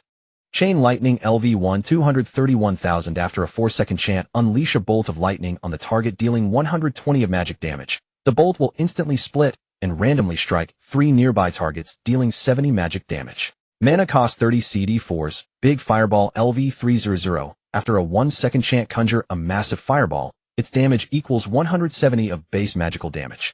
Mana cost 20 CD1s. Mining LV1 100. Use a pickaxe to have a chance to mine metal or from veins. Gathering LV2776 1000. Using Gathering has a chance to harvest herbs from the wild. Magic attack 162. Now one of my lightning spells can deal 664. 2 damage, 162, 410 skill damage modifier, with a critical 2656. 8 damage, 664. 400 critical modifier. This is becoming more and more outrageous. Jiang Yan closed the character panel and traded away 2 bronze items. Both are fine pieces, take them if you want. Qin Yinwu let out a light hum. The trade cost 180 gold, the last of the coins in her bag.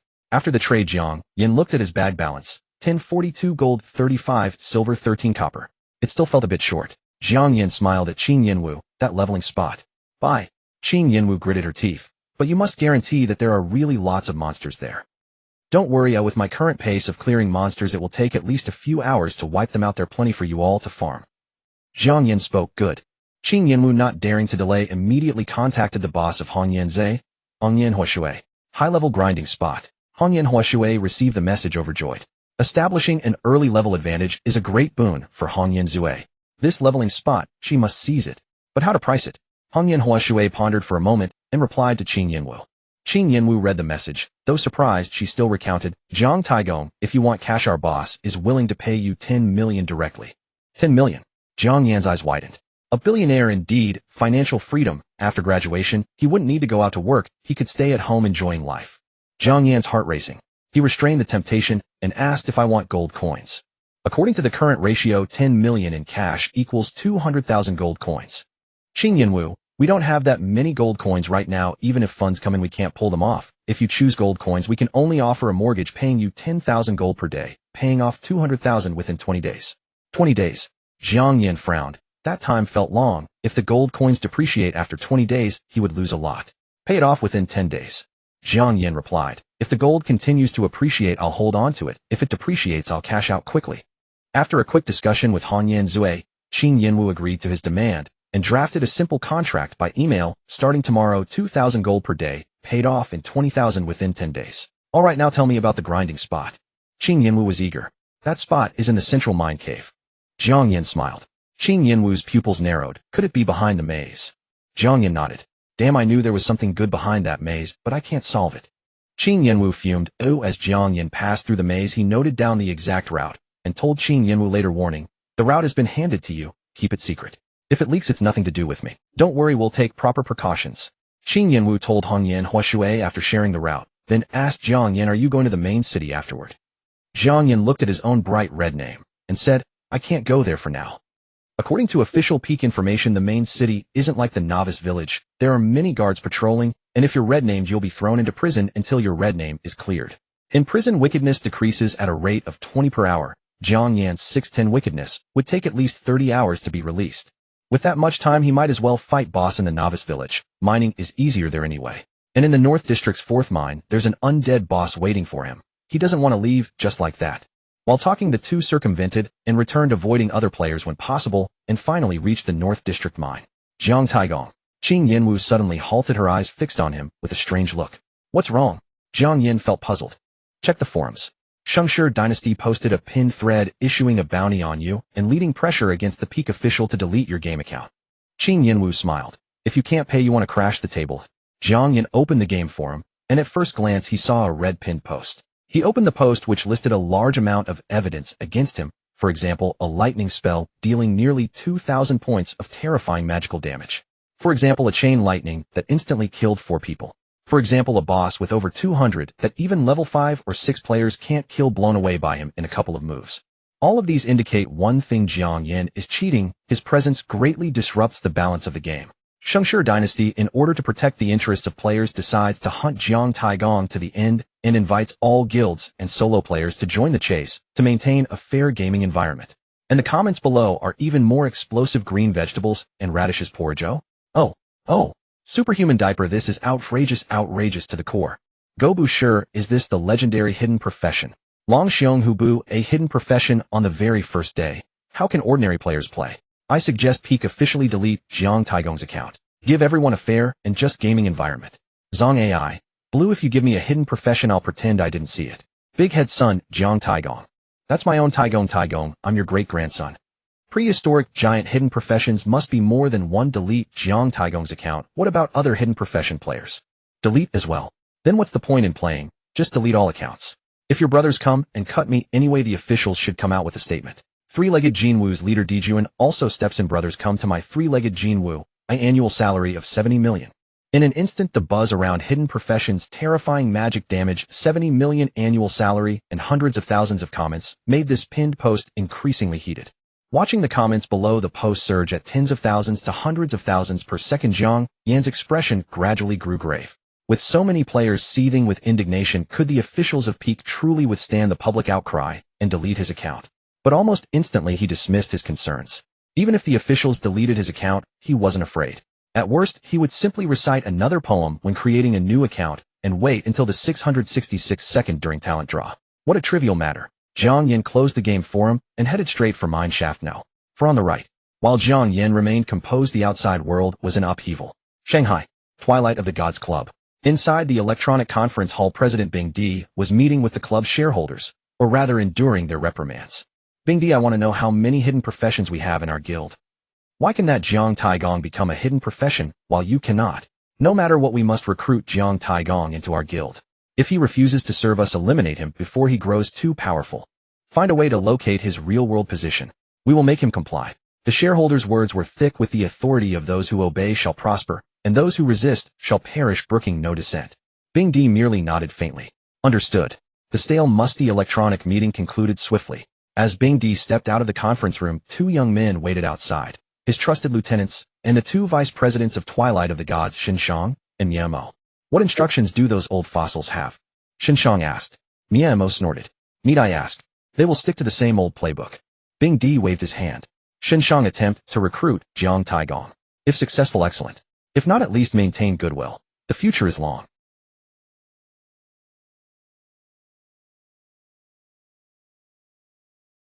Beijing. Jade Capital Club. President Bai Tiandian was on the phone with his father, the chairman of the Bai Group. I understand. I will have someone recruit him. Got it. Stop with all the nonsense. Hanging up. Bai Tiandian hung up, somewhat displeased. Unlike Twilight of the Gods, Jade Capital's president Bai Tiandian was a super wealthy second-generation heir, making Jade Capital his absolute domain. He did as he pleased, recruited whom he chose, and no one dared interfere. Father is being strange. He never cared about my guild before. What is going on now? Bai Tiandian looked at the gaming helmet beside him and smiled. Could the future of Peak be even greater than I imagined? Futian City. Stardust Club. President Xingxin Jiju was discussing Jiang Taigong with his executives. Though we knew hidden professions existed in the game, we never expected one to be this powerful. Exactly. If he is this strong in the early game, imagine him in the late game. He could face 10,000 alone. We must recruit Jiang Taigong into our guild. I think we should figure out how he became a hidden profession. If this method can be replicated. Xingxin Jiju listened quietly to his executives' proposals. Meanwhile, nearly all top-tier guilds across the country, Longhuman, Dark Empire, Zhandian, Bulaj, Guangchang, were holding meetings regarding Jiang Yan's existence. Recruitment suppression, alliance building. An invisible vortex slowly surrounded Jiang Yan. Newbie Village No. 142,857. Inside Mineshaft No. For on the right. Following the hidden information, Jiang Yan cleared monsters while making his way deeper. Countless friend request notifications flooded his ears, so he simply blocked them all. Then Heian Ji was sent a message. Jiang Taigong, you really are my great-grandfather. I never expected you to be a hidden profession. Bro, join our Dark Empire. Our boss said, if you come you will be given the position of vice president directly. Dark Empire is a top-tier guild in the country with tremendous comprehensive strength. Becoming vice president would be a leap to success. But Jiang Yan politely declined. Then his three roommates also sent messages. Just as he was about to reply one by one, his whole body suddenly shook violently. It was his three sworn sons recruiting people offline. Jiang Yan helplessly logged out of the game. As soon as he removed his helmet, he saw his three sworn sons face to face looking at him. Jiang Yan, no. Father, you mentioned your ID was Jiang Taigong. Could that pinned post on the game forum be about you? You are a hidden profession. Tell me quickly it is all fake. Zhao Shanshan Lei Hu and Sun Kai Ren stared fixedly at Jiang Yan, their expressions torn between fearing their brother would suffer and hoping he would live in luxury. Jiang Yan smiled with restrained satisfaction. Aren't you happy for me? Happy. I am happy. I am damn well thrilled. Sun Kai-rin burst into tears of joy. We agreed to fail together, and now you are aiming for the heavens? Zhao Shanshan was on the verge of tears. Jiang Yan, tell me honestly, do pretty girls swarm around you whenever you beckon? Lei Hu's eyes were about to pop out. You do not need to be like this. As they say, if you rise to prosperity, do not forget your friends. Though someone offered me a 70 million salary, I have not accepted yet, Jiang Yan said wrongly. Seeing Jiang Yan's Versailles-style humility, Lei Hu and the others were driven mad with fury. Why do you not just die? Sun Kai-ren's face contorted. Enough, let us talk business. Jiang Yan said seriously. I only told you my ID. You have not told anyone else, right? With all the major guilds and countless players hunting for him, if his exact location was exposed, who knew what would happen? Do we look like gossips? Sun Kai-ren ground his teeth. Do not worry, we would rather die than reveal anything. We will need you in the future. To prevent you from denying us when you become successful, Zhao Shanshan sighed and took out his phone. Let me take a few compromising photos first. Lei Hu, you bastard, hold him down. Blast you. Jiang Yan kicked them off the bed one by one, angry. Behave yourselves. Do not give anything away. When your godfather builds this up big and strong, I will make sure you live in luxury. Hardly had he finished speaking when the three of them dropped to one knee in unison, saying loudly, Heavenly Father above, please accept our respects. Good boys. Keep training hard from now on. Do not disturb your godfather's cultivation of divine arts unless necessary. Jiang Yan put on his game helmet with satisfaction. The three of them exchanged glances, their eyes filled with inexplicable excitement. Given Jiang Yan's current prospects, he would surely become a prominent figure in Peak. Following him in the future, even if not boundless glory, at least abundant food and meat would never be a problem. No talking in your sleep from now on. Anyone who dares leak Heavenly Father's ID will face torture. Sun Kai-ren whispered. Hell, that should be said to you. You chat and gossip with the girls' dorm every day. You might betray Heavenly Father. Lei Hu eyed him suspiciously. Rest assured, not only those ordinary confident girls from the dorm, but even if Beauty Chu stands before me, I guarantee I will keep my mouth shut. Unless Fairy Sister asks me herself. Sun Kai-ren winked and made faces. All right then, let us pretend nothing happened and continue leveling. As Zhao Shanshan spoke, something suddenly occurred to him. Say, what do you think Li Shireen would do if she found out Jiang Yan is actually Jiang Taigong in the future? Sun Kai-ren and Lei Hu exchanged glances and actually smiled with anticipation. Newbie Village 41569. Li Shireen, whose poetry and painting is unmatched, was also browsing the game forums. Jiangong, the hidden profession. Shireen's eyes gleamed as she looked at the man beside her, Lu Bo. Not so. In Peak, Lu Bo's ID is Long Out Yin. Brother Lu Bo, if we can lure Jiang Taigong into our guild, your position there would surely surpass Shu Ruashi. At that moment, the position of guild master would surely be yours. Li Shireen exclaimed excitedly. Lu Bo frowned slightly. I told you in the game, call me Long Out Yin. Li Shireen's smile stiffened. I was only thinking of you. All right, enough already, stop talking, Lu Bo said impatiently, waving his hand. Lu Bo finally relaxed his brow and said, Three-legged Golden Crow has publicly offered Jiang Taigong a yearly salary of 70 million. Unless he is a fool, there's no way he would join our guild. Li Shireen, stop saying such foolish things, people will laugh when they hear it. Li Shireen's smile froze. I was only thinking of your good. All right, enough already, stop talking, Lu Bo said impatiently, waving his hand. To be honest, when Shu Ruashi seized the guild master post of launching University Guild, he wasn't angry. He was nearly elated, for that way he would have plenty of opportunities to chase Shu Ruashi in the future. Who appointed you as guild master? Li Shireen vaguely sensed Lu Bo's changes, and in her mind, she recalled her best friend Sun Qian's evaluation of Lu Bo, a man with a rich romance history, a 7-star ladybug. No, it must be Sun Qian's sour graping. Lu Bo isn't that sort of man. Re-entering the game, Jiang Yan continued deeper into the mine. Following the hidden cues, he moved swiftly, and about an hour later he arrived before a collapsed tunnel. Most people would turn back at this point, but Jiang Yan, guided by the hidden information, knew that behind this collapsed tunnel lay the strongest undead creature. He crawled into the mine, carefully examining the rubble, and soon found a narrow crevice that led deeper. This is it. Jiang Yan crawled forward, climbing along the crevice. After 2 or 3 minutes, the path opened up to a vast lava cave. Jiang Yan did not dare to be careless. One hand gripped Death's staff, the other drew red demon water, and he moved cautiously along the cavern walls. The cavern was filled with stalactites, densely hanging from above. A faint sulfur scent filled the air. Jiang Yan moved in careful circles until his foot struck a loose stone, producing a crisp sound. In an instant the air grew still, then a grave voice boomed from the lava cavern's center. Who dares disturb Bulake, the Lich's slumber? Boom. The lava cavern trembled violently. Stalactites fell like ice spears, striking the ground with a ringing metallic crack. At the same time, accompanied by a harsh grinding sound, a pitch black throne slowly rose at the cavern's center, and upon it floated a shadow wrapped in a black robe like a wraith. Under the black hood, two emerald-green flames like eyes fixed on Jiang Yan. A chill ran up his spine, his body going numb and unable to move. Truly the strongest undead boss of the newbie village, this oppressive presence is terrifying. Jiang Yan widened his eyes and examined the boss's attributes. Lich Pseudo Silver BOSS possesses excellent dual resistances. Level LV10. HP 35,000. Skills: Summon Undead, Curse, Poison, Mist, Death Scream. So it's a silver boss. Jiang Yan's heart tightened. The information showed no specific boss skills. Yet there was an exclamation mark above the silver boss's head. Jiang Yan quickly scanned. The exclamation mark revealed a line: Bu Lake is sealed within the throne, unable to move freely. A living target indeed. Humans prepare to face death's judgment. The Lich's green fire eyes gazed down at Jiang Yan. Its robe flapped in the wind. The ground around the throne cracked, and 5 skeletons crawled from the depths, howling to the sky. Jiang Yan quickly chanted Chain Lightning. Boom. After a moment, a purple bolt lashed into the Lich, while 3 more bolts struck 3 nearby skeletons. 1,318. Minus 1,652. Minus 1,652. Minus 1,652. Crimson critical damage numbers floated above their heads. The 3 skeletons dissolved into dust. Ding. Congratulations, you killed Skeleton Spirit. Experience 100 inch x3. As for the Lich, it had only dealt a little over 1,300 critical damage. Compared with its 3500 HP, that was utterly trivial. Now that's a boss. Jiang Yan's expression grew grave as he dodged the 2 charging skeletons and continued chanting lightning. Boom. The purple lightning struck the Lich's head, spawning crimson damage of 1930. Human, you dare challenge the Lich's dignity? I curse you. The Lich was struck twice by Jiang Yan, its black robe flailing more wildly, the green fire in its eyes burning brighter as it roared to the heavens, warping the surrounding air. Jiang Yan's steps sank. In that moment, his whole body felt several degrees heavier, and terrible damage numbers of minus 100 kept popping above his head. Only 2 seconds later, Jiang Yan's health was gone. The blue mana bar drained at 100 per second. The Lich's curse slowed you by 30, draining 100 HP per second for 5 seconds.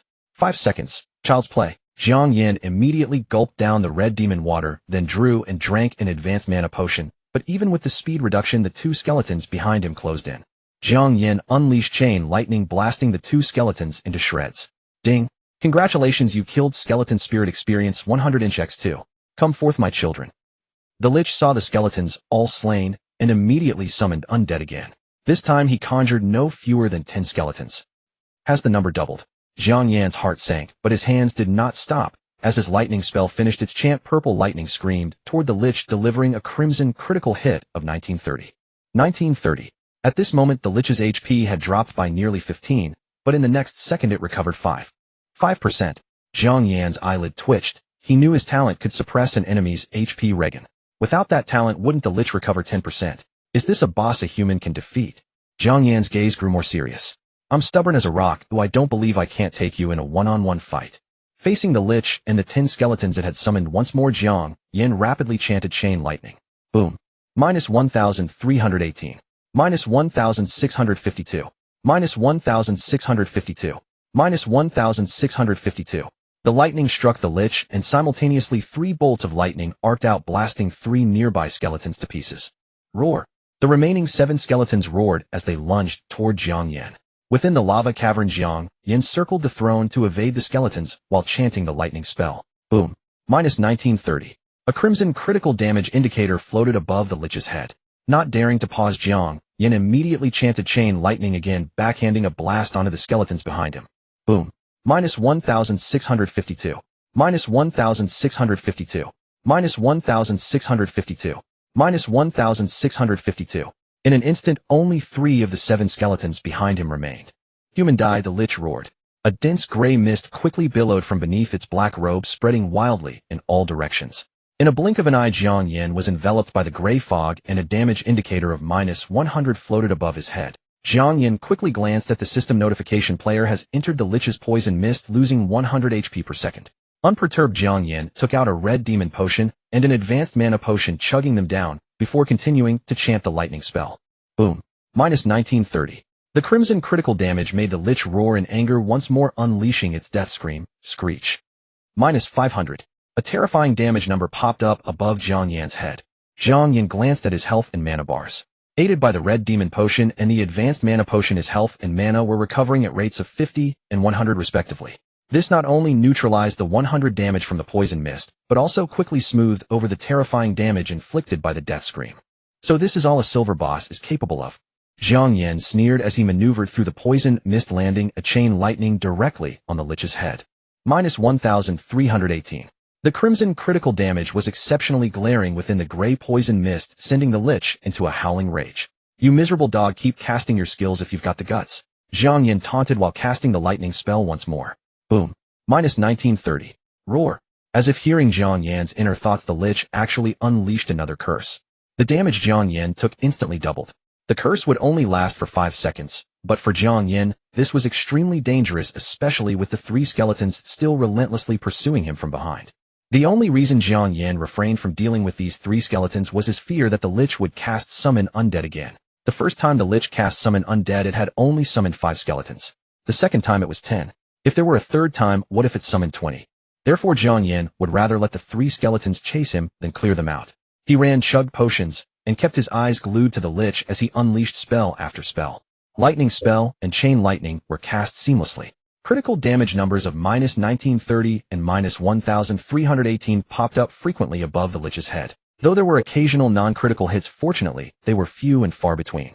As the Lich's health bar rapidly depleted, its eyes seemed to shift from green to red, and even the poison mist began to violently fluctuate. Jiang Yan felt a trace of unease in his heart, but he maintained his rhythm and continued his frantic assault. 45, 40, 35. As its health bar dropped lower and lower, the blood-red hue in the Lich's eyes intensified. It roared maniacally, its black robe whipping wildly as the surrounding gray poison mist began to violently surge. Alarm bells rang in Jiang Yan's mind.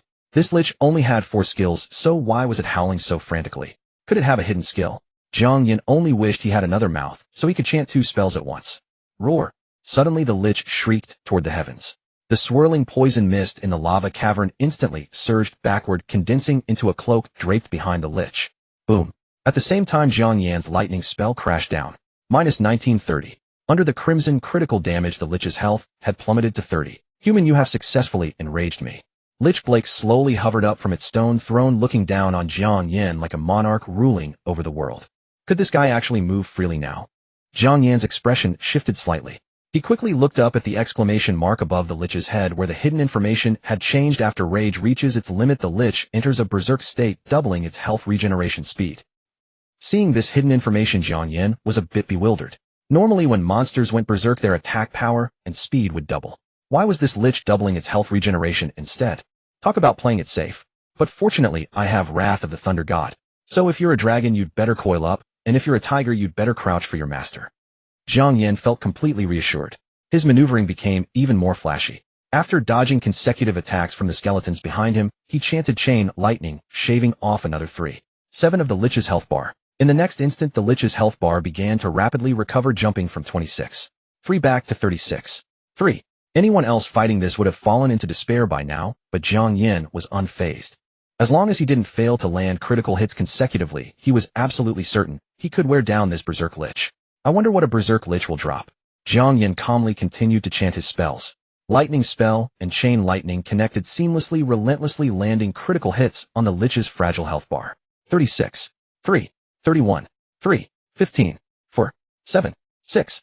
As its health bar plummeted, the Lich roared repeatedly, frantically casting curses at Jiang Yan. Stop struggling. Just die quickly and reincarnate. For the final blow, Jiang Yan tactfully swapped his weapon from the Death Scepter to the Bronze Staff, which possessed the monster drop rate 1 attribute. Die. Boom. Minus 1,705. Ding! Congratulations to the player for killing Lich Blake, EXP 35000. No. Beneath the fluttering black robe, the Lich wailed as it dissolved into a streak of dark light. A messy pile of items along with the now empty black robe clattered onto the stone throne all at once. Jiang Yan was overjoyed. Just as he was about to step forward to loot the gear, a massive damage indicator suddenly floated above his head. Minus 249. Simultaneously, a system prompt popped up. Ding! You have been attacked by player Hu Xiaoshanlin.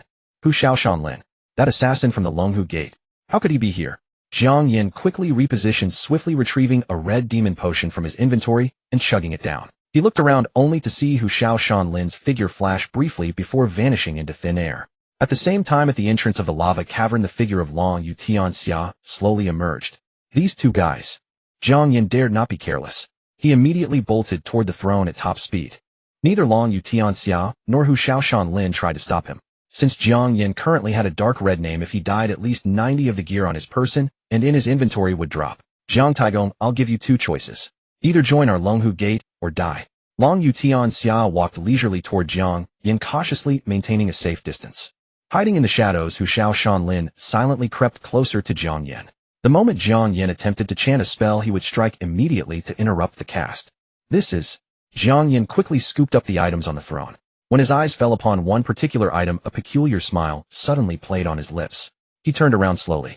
I refuse. Refuse. Long Yutianxia let out a dry laugh. I thought you were a clever man, but I never expected. Never expected what? Jiang Yan asked with a pleasant smile. Jiang Taigong, do you honestly believe that just because your spell damage is high you can easily one-shot us? Long Yutianxia looked at Jiang Yan with a look of pity. How utterly ignorant. Hu Xiao and I are core players from Ragnarok. Even if you faced either of us individually, you wouldn't be guaranteed a victory, let alone fighting 2-on-1. Taking step after step toward Jiang Yan, Long Yutianxia shouted with an imposing aura. Jiang Taigong, Hu Xiao is already lurking right beside you. You won't get a single chance to chant. No matter how high your spell damage is, it's utterly useless. Indeed, but unfortunately you've made a fatal mistake, Jiang Yan said as he retrieved an ancient unadorned skill book from his inventory. A skill book? Long Yutianxia and Hu Shaoshanlin, who was lurking invisibly in the air, were startled at the same time. Stop him quick. Long Yutianxia's expression changed drastically. Hu Shaoshanlin struck immediately, but he was still a step too late. Jiang Yan slapped the skill book, which instantly transformed into a beam of light and surged into his body. Ding. Congratulations, you have learned a new skill, Ring of Fire Repulsion. Ring of Fire Repulsion, special and instant cast skill that forcibly repels any players who draw close to you. Mana cost 10. Cooldown 5s. When he first saw this skill book, Jiang Yan was filled with wonder.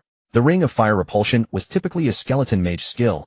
How could it possibly drop from a lich? But on second thought, the lich was the leader of the skeletons. Wasn't it perfectly reasonable for this skill to drop from him? With this skill, Jiang Yan would no longer fear assassin or warrior players.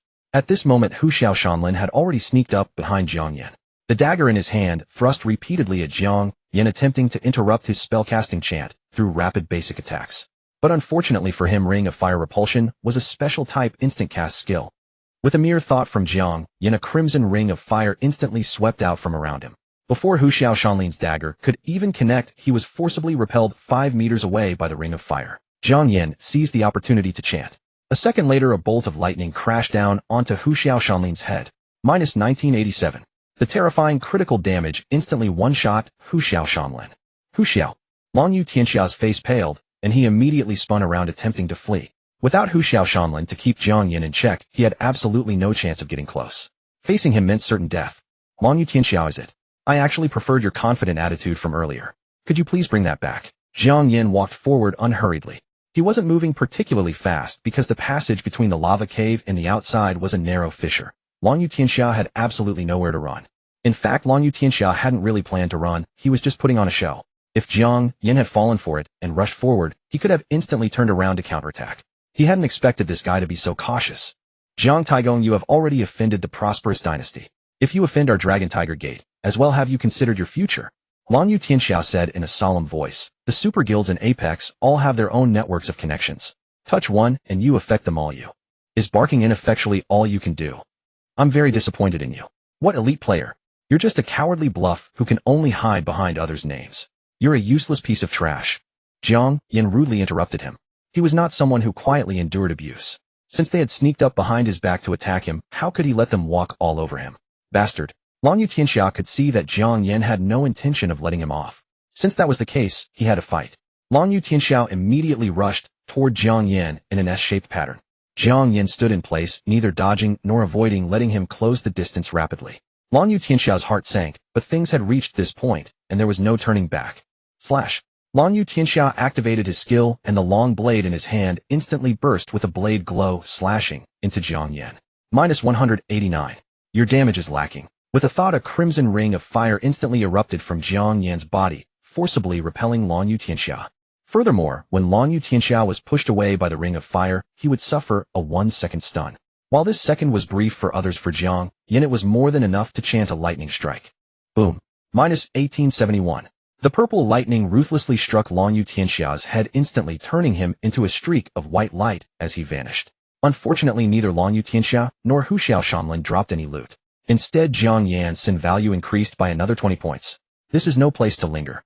Jiang Yan quickly scanned his surroundings. Confirming there were no hidden clues or missed items, he immediately slipped into the fissure and departed quickly. Exiting the right 4 mine, Jiang Yan rushed toward the left 4 mine. The depths of the left 4 mine connected to an underground or vein. Jiang Yan planned to mine here for a day until his white name status was restored, and then head to the main city. Upon entering the left 4 mine, Jiang Yan advanced according to the hidden information prompts while opening his inventory. As the only silver boss in the beginner village, and having been driven into a berserk state by Jiang Yan at the final moment, Lich Blake naturally dropped an abundance of loot. Aside from the skill book Ring of Fire Repulsion, there were also 2 silver grade items, 4 bronze grade items, a level 1 gem finder stone, and 15 gold coins. To think no gold grade equipment dropped. Jiang Yan felt a bit disappointed, but after inspecting the rest of the items, he was left with nothing but pleasant surprises. Blake's Black Robe, Silver Magic Attack, 18 Magic Penetration 5, Requirements Mage Priest. Lich's Ring, Silver Magic Attack, 17 Magic Penetration 5, Requirements Mage Priest. Skeleton Bracers, Bronze Magic Attack, 8, Requirements Mage Priest. Necro Leg Guards, Bronze Magic Attack, 9, Requirements Mage Priest. Undead Leg Guards, Bronze Magic Attack, 8, Requirements Mage Priest. Undead Helmet, Bronze Magic Attack, 8, Requirements Mage Priest. These 6 pieces of equipment were actually all magic gear. Jiang Yan was ecstatic. You have to know that apart from the silver weapon in his hand and a few bronze pieces, he was still wearing the common grade Wailing 6-piece set. Now he could finally upgrade his gear. Jiang Yan quickly equipped the new gear and opened his character status panel. ID Jiang Taigong. Level LV 10 4468 518 0000. Class Thunder Tyrant. Constitution 8. Endurance 7. Spirit 52. Agility 1577. Tiger, Cloak, 1 Venom Crocodiles Tier. Free Attribute Points 0. HP 160. Constitution 20. MP 10 40. Spirit 20. Physical Defense 15. Constitution Endurance. Magic Defense 67. Spirit Agility. Physical Attack 16. Constitution 2. Magic Attack 210 104. Spirit 2. 18 Scepter of Death 18 Blake's Black Robe 17 Lich's Ring 9 Ring of Magic 8 Skeleton Bracers 3 Wailing Bracers 9 Necro Leggards 8 Undead Leggards 8 Undead Helmet 8 Venom Crocodiles Tier. His magic attack had broken past 200. Jiang Yan calculated silently. A single lightning strike from him could now deal 861 damage, 210 410 skill damage scaling. If it landed a critical hit, that would be 3444 damage, 861 400 critical damage scaling. With his current attributes, if he were to fight the Lich again, he could probably clear it in a matter of minutes. He was practically a human boss. Looking at his overpowered attributes, Jiang Yan was absolutely delighted. Following the guidance of the hidden information, Jiang Yan dashed along the dark, gloomy mine shaft. After more than an hour, the path grew increasingly remote. Even the torches lining the walls of the tunnel dwindled, plunging his surroundings into a dim, shadowy haze. Slowing his pace in vigilant caution, Jiang Yan raised the Death Scepter high. After another 10 minutes of walking, the mine shaft ahead sloped downward, abruptly plunging deep into the depths of the earth. According to the hidden information, the path ahead was precisely where it connected to the Earth's meridian. After scanning the surroundings and confirming there were no monsters, Jiang Yan equipped his pickaxe, approached the sloping tunnel, and began to mine. Clink, clink, clink, ding. Mining failed. Mining EXP 1. Clink, clink, clink, ding. Player failed to mine. Mining EXP 1. Unlike gathering, which grants experience upon a single failed attempt, mining requires 3 swings to gain any progress. While mining to accumulate experience, Jiang Yan opened the game forum. The pinned thread from the Shengshi Wangchao Guild calling for his bounty remained immensely popular. When he opened it, he found that the replies had already surged to nearly 5 million. Among them, an official response had been pinned to the very top. Official Jianfeng, everything that exists within the game is logical and valid. To safeguard the interests of our players, the administration will not actively alter any in-game data. Beneath this comment were countless replies from players, some questioning the decision, some supportive, and others outright threatening to quit the server. Yet no matter how much the players clamored, the officials did not utter another word. Seeing such an unyielding stance from the officials, Jiang Yan felt much more at ease.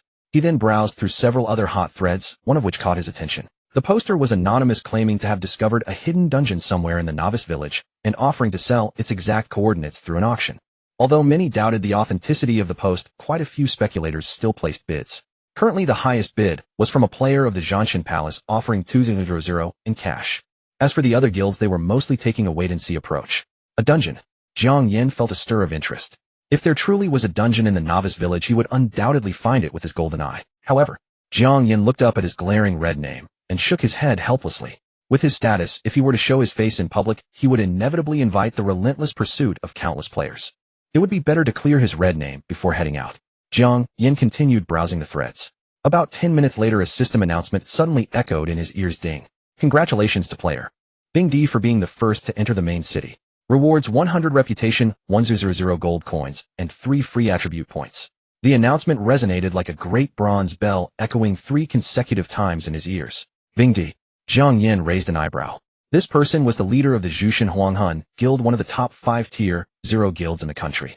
He was rumored to be elegant and refined like warm polished jade, and his gaming skills were beyond reproach. He had not expected the man's leveling speed to be barely any slower than his own. What a pity, Jiang Yan muttered, glancing at the glaring red name above his head. If not for his red name status, the first person to enter the main city would have been him. 100 reputation points and 3 free attribute points. Jiang Yan was deeply envious. But immediately after, more system announcements chimed in quick succession. Ding. Congratulations to player Hongyan Huashui for entering the main city. Rewards 80 reputation, 800 gold coins, and 2 free attribute points. Ding. Congratulations to player Chaoga for entering the main city. Rewards 50 reputation, 500 gold coins, and 1 free attribute point. The 2 announcements rang out almost simultaneously. Hongyan Huashui is the leader of Hongyan Zui, but who is this Chaoga? Jiang Yan opened the forum. At this moment, the popularity of the Shengshi Wangchao thread on the forum was finally eclipsed by the news of Bing D and the other 2. Every player was discussing the main city. Qian Yu Qian Sun, the closed beta, only went up to the novice village. I wonder what the main city looks like. I really want to go. Bing D wants sway. Great boss Bing D, I am your loyal fan. If you see this, please send me 50 bucks. Bu Si 11 yen. They say that after entering the main city, the camera function is unlocked. I am a photographer surnamed Chun. Si Shen, who is that Chaoga? Such ferocious leveling speed. Could it be another hidden class? Zong AIZ sister Hongyan Huashui, our Zong AI family, are all your fans. Can you take us all into your harem? De Tu Air Z. I heard there are dungeons in the wilderness of the main city. The one auctioning a dungeon in the novice village is probably a scam. De Bin Zhong. Entering the main city allows you to advance your class and learn new skills. Feng Wu Ji Tianya. Rumor has it that the weirder your attribute distribution, the higher the chance of obtaining a rare class. Xi Jingbing. Who cares about rare classes? I'm going straight to cling to Grandmaster Taigong's thigh. Xin Shang. I am the vice leader of Jushin Huanghun. Is Jiang Taigong there? Please add me as a friend, thank you. Amidst the dense sea of comments, Jiang Yan unexpectedly found himself reading gossip about himself. Thanks to the pinned thread from Shengshi Wangchao, Jiang Yan's current popularity was barely lower than that of tier 0 guild leaders like Bing D. A hidden class, terrifying magic damage, defeating hundreds single-handedly, and slaying bosses with ease. Countless solo players yearned to cling to his coattails. Had he not promptly blocked friend requests, the sheer volume of system notifications alone would have driven him mad. However, blocking friend requests also caused immense frustration for many prominent figures. For instance, Shun Shang, the vice leader of Jushin Huanghun, had tried to add Jiang Yan several times only to receive no response. Realizing the other party had blocked friend requests, he resorted to commenting on various hot threads, hoping Jiang Yan would see them and add him instead. His efforts were not in vain. Jiang Yan did indeed spot his comment. However, I saw in the news before that the capital backing Jushin Huanghun is highly chaotic, even involving foreign investors. Jiang Yan pondered and decided it would be best to avoid any contact. He continued to mine diligently. Clink, clink, clink, ding. Mining failed. Mining EXP1. Clink, clink, clink, ding. Mining failed. Mining EXP1. Heaven knows Jiang Yan mined from midnight until 8 o'clock the next morning. A full 8 hours, without a single success. The only silver lining was that his mining skill had finally reached level 3 through countless failures. Yet even with his mining skill at the maximum level, he still failed every single time. This place must be cursed. Jiang Yan was utterly speechless. He opened the game forum and searched for the keyword mining. Numerous threads popped up, most of them complaining about how boring mining was or the poor quality of copper and iron ores. However, the one thing nobody complained about was the success rate. Everyone else can mine successfully, so why can't I? Jiang Yan was quick on the uptake. Could it be because this place is connected to the subterranean mineral vein, meaning the ore quality is extremely high and therefore exceptionally difficult to mine? The more Jiang Yan thought about it, the more convinced he became, and suddenly those countless prior failures seemed entirely trivial. Just then he felt a physical shaking from the outside world. He immediately logged out of the game and took off his helmet, only to see Lei Hu and the other 2 standing there. Godfather, breakfast is served. Please enjoy it. Godfather, weren't you already level 9 last night? Why weren't you the first to enter the main city? Godfather, did those bastards from Shengshi Wangchao blockade the teleportation array? Just say the word, and I'll go flame them on the forums in a heartbeat. The three scoundrels surrounded him enthusiastically. Jiang Yan was highly pleased with the attitude of his three godsons. He smiled and said, it has nothing to do with anyone else. I have a massive red name. If I enter the main city, the guards will throw me straight into prison. That's why I'm mining in the novice village. He took the steamed buns his roommates had bought and began to devour them. Lei, who highly perceptive, quickly handed over a bottle of mineral water. Sun Qiren glared at him, snatched the bottle, unscrewed the cap, and presented it to Jiang Yan. Zhao Shanshan, refusing to be outdone, snatched it away, blew on the rim of the bottle, and handed it back to Jiang Yan. Seriously, is this even drinkable anymore? Jiang Yan politely declined with an expressionless face. Are there classes today? Jiang Yan asked, getting down to business. No classes this morning, but we have 2 periods of advanced mathematics in the afternoon, Sun Qiren replied. Godfather, you just stay here in mine. If that old professor takes attendance, your little brother here will answer for you, Lei, who declared righteously. Lei, whose loyalty reached to the heavens. Good brother. Jiang Yan was deeply moved. In the future, whenever I have ribs to eat, there will surely be bones for you to gnaw on. I don't really like ribs, Lei, who said coyly, looking at Jiang Yan. Jiang Yan understood instantly. I get it. In the future, when I have my wedding night, I'll let you guard the door every single night. Lei, who, after eating breakfast, Jiang Yan got out of bed to stretch his limbs. He went to the playground to run 2 laps before returning to continue playing the game. Nowadays, Dianfeng was becoming increasingly popular. Even while Jiang Yan was running on the playground, the people around him were discussing Dianfeng. Keeping up with the latest events, they talked about Jiang Taigong's hidden class one moment and debated about Bing Di, Hongyan Huashui, and that mysterious player Chaoga the next. This immense popularity only fueled Jiang Yan's enthusiasm for the game even more. Upon entering the game, Jiang Yan materialized inside a downward-sloping mine shaft. He first checked his sin value. After 8 hours, it had decreased by 160, leaving him with 450 remaining. This is far too slow. Helplessly, Jiang Yan pulled out his pickaxe. Just as he was about to resume digging, a sudden thought struck him, and he decided to venture straight toward the deeper parts of the mine. Since the ore here was so difficult to mine anyway, he might as well go to the deepest depths and mine the hardest ones. Jiang Yan made his way down. The mine shaft grew increasingly steep and gradually narrowed. After descending another 100 meters, the path ahead abruptly closed off, forming a dead end. At the very corner of this dead end, there was actually an old man dressed in a black robe, vigorously swinging a wooden hoe. The wooden hoe made no sound as it struck, but its frequency was incredibly rapid, pounding against the corner like a pile driver. There is actually someone here. Jiang Yan was startled. Immediately after, he noticed a glowing exclamation mark shining brightly above the old man's head. Hidden information.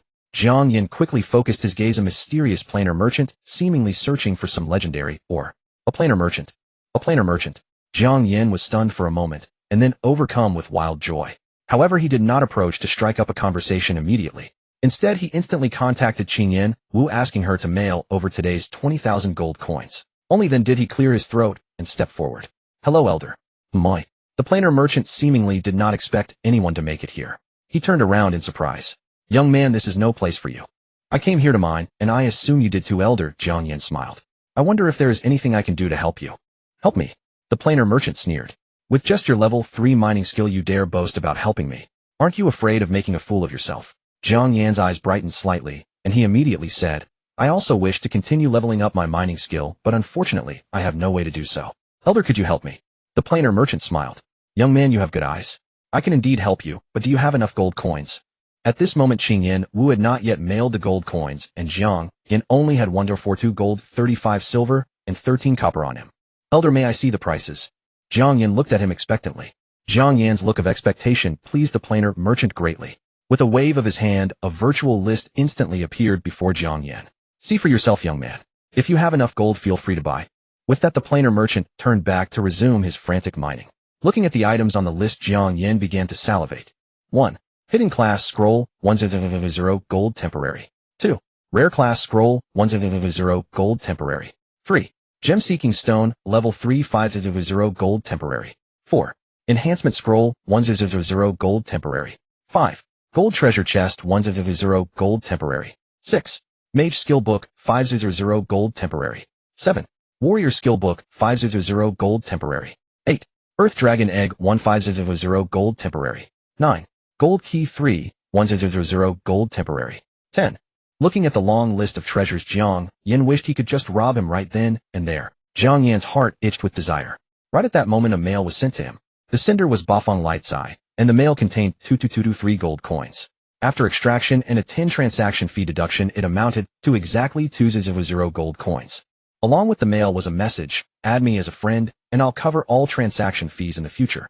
Without a second thought, Jiang Yan immediately sent a friend request.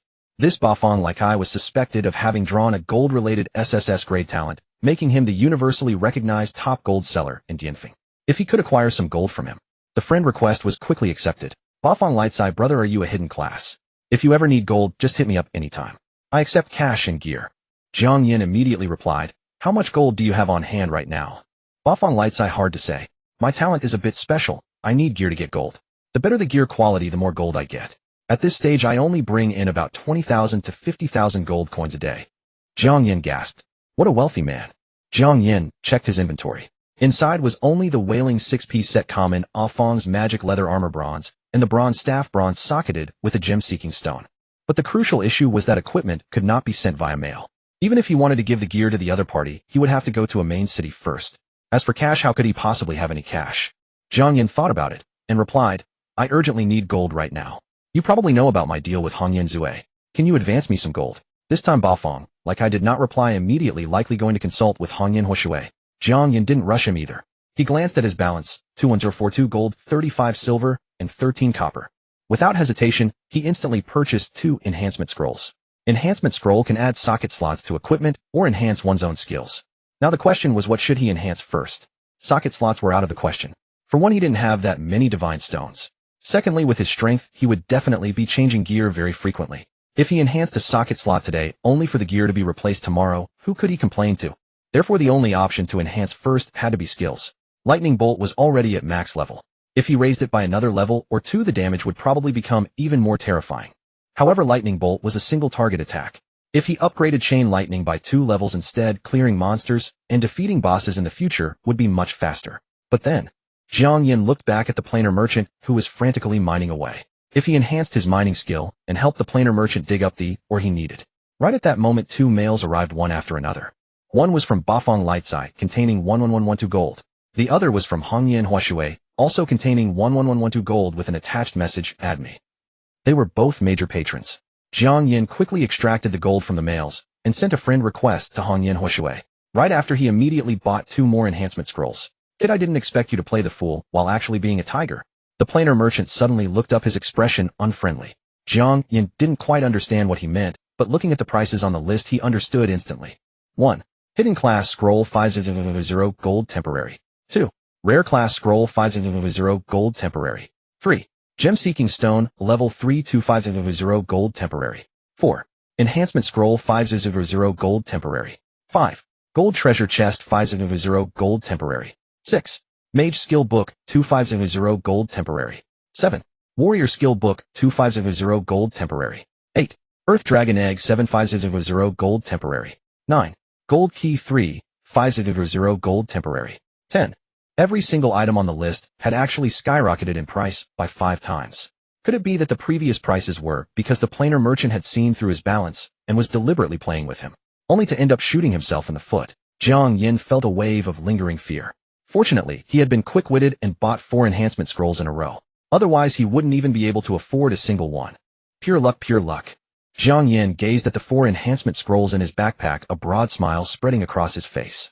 He looked at the plain merchant still chipping away at mining and said with a grin, Elder, I am deeply grateful for your generosity. If possible, I would be happy to assist you with the mining. Should I be fortunate enough to strike it rich, I wonder if you would. Jiang Yan's gaze burned as he studied the items listed on the quest scroll. The plain merchant turned back with a cold sneer.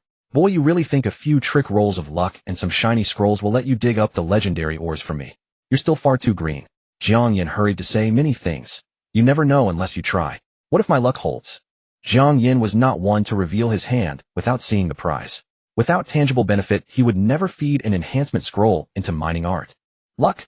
The plain merchant furrowed his brow as though something had occurred to him, then said, very well. If you can unearth the ores I require, I shall. He tapped several times on the quest scroll. Soon a system chime rang in Jiang Yan's ears. Ding, the plain merchant has offered you a quest, unearth the legendary ore. Quest reward gemstone sense tier 3, X1, golden chest X1, golden keys X3, enhancement scrolls X3. Quest failure penalty 100 gold coins. Accept decline.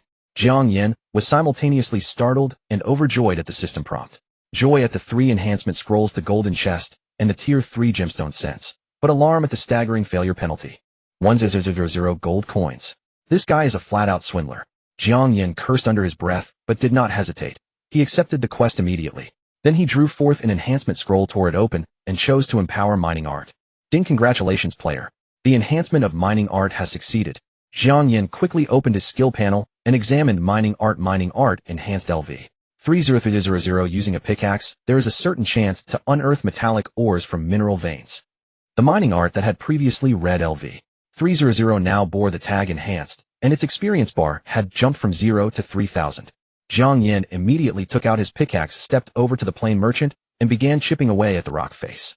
Oomph. The plain merchant snorted coldly, but made no move to drive him off. Clang, clang, clang. Ding, player's mining attempt has failed. Mining art experience 1. Clang, clang, clang.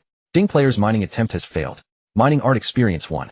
Watching mining art's experience points tick upward bit by bit, Jiang Yan's heart swelled with excitement. But before long, despair crept in. Just as before, every single mining attempt failed and experience gained amounted to merely 1 point per strike. This won't do. Jiang Yan paused. After a moment's thought, he said to the plain merchant, Elder, let me head outside to mine. Once my skill level is maxed out, I shall return to assist you. The plain merchant offered no objection. Jiang Yan immediately turned and departed. Stepping into the outer tunnel, he swung his pickaxe and activated mining art. Ding, congratulations. Player unearthed 5 quality raw iron. Mining art experience 3. Ding, congratulations. Player unearthed 5 quality bronze. Mining art experience 3. Ding, congratulations. Player unearthed 4 quality dark iron. Mining art experience 3. Watching the string of successful notifications, Jiang Yan became even more convinced that the sloping tunnel ahead was no ordinary vein. He mined with renewed vigor, and within moments his backpack was stuffed full of ores of varying quality and type. Jiang Yan opened the game forum to check the market price of these ores. Confirming that none were particularly valuable, he dumped them and kept digging. Just then a friend request from Beauty Disaster passed through. Beauty Disaster, Jiang Taigong, do you have a moment to chat? Jiang Yan, bored stiff from mining, was only too happy to keep someone company. He replied, of course. Didn't President Han Yin just enter the main city? Shouldn't you be exploring new maps? Beauty Disaster, new maps aren't going anywhere. No rush. But someone might just carry you off.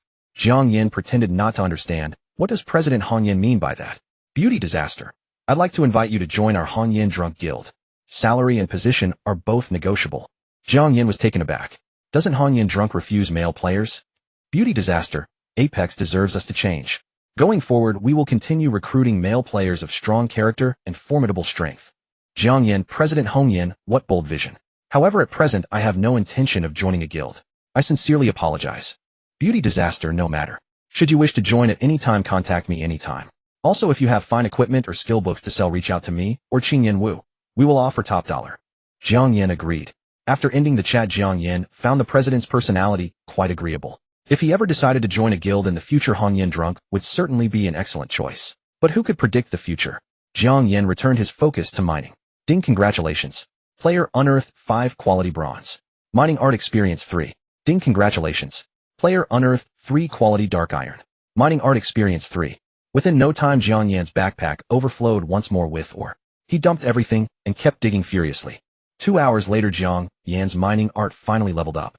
Mining art enhanced LV. For 00 using a pickaxe, there is a certain chance to unearth metallic ores from mineral veins. With LV, for mining art, I should be able to break through now. Jiang Yan hurried back to the geological vein tunnel, and then, clang, clang, clang. Ding, player's mining attempt has failed. Clang, clang, clang. Ding, player's mining attempt has failed. 10 minutes of futile strikes passed. Jiang Yan's expression darkened as he stared at the string of failures. Good LV. For mining art still not crack this place. Gritting his teeth, Jiang Yan drew another enhancement scroll and tore it open. Ding, congratulations, player. The enhancement of mining art has succeeded. Mining art enhanced LV. For 0600 using a pickaxe, there is a certain chance to unearth metallic ores from mineral veins. Keep going. Jiang Yan turned and charged out of the geological vein tunnel, mining like mad in the outer tunnels. Ding, congratulations. Player unearthed 9 quality raw iron. Mining art experience 3. Ding, congratulations. Player unearthed 8 quality bronze. Mining art experience 3. Ding, congratulations. Player unearthed 8 quality dark iron. Mining art experience 3. For the next 4 hours, Jiang Yan stayed glued to the spot, only logging off for lunch.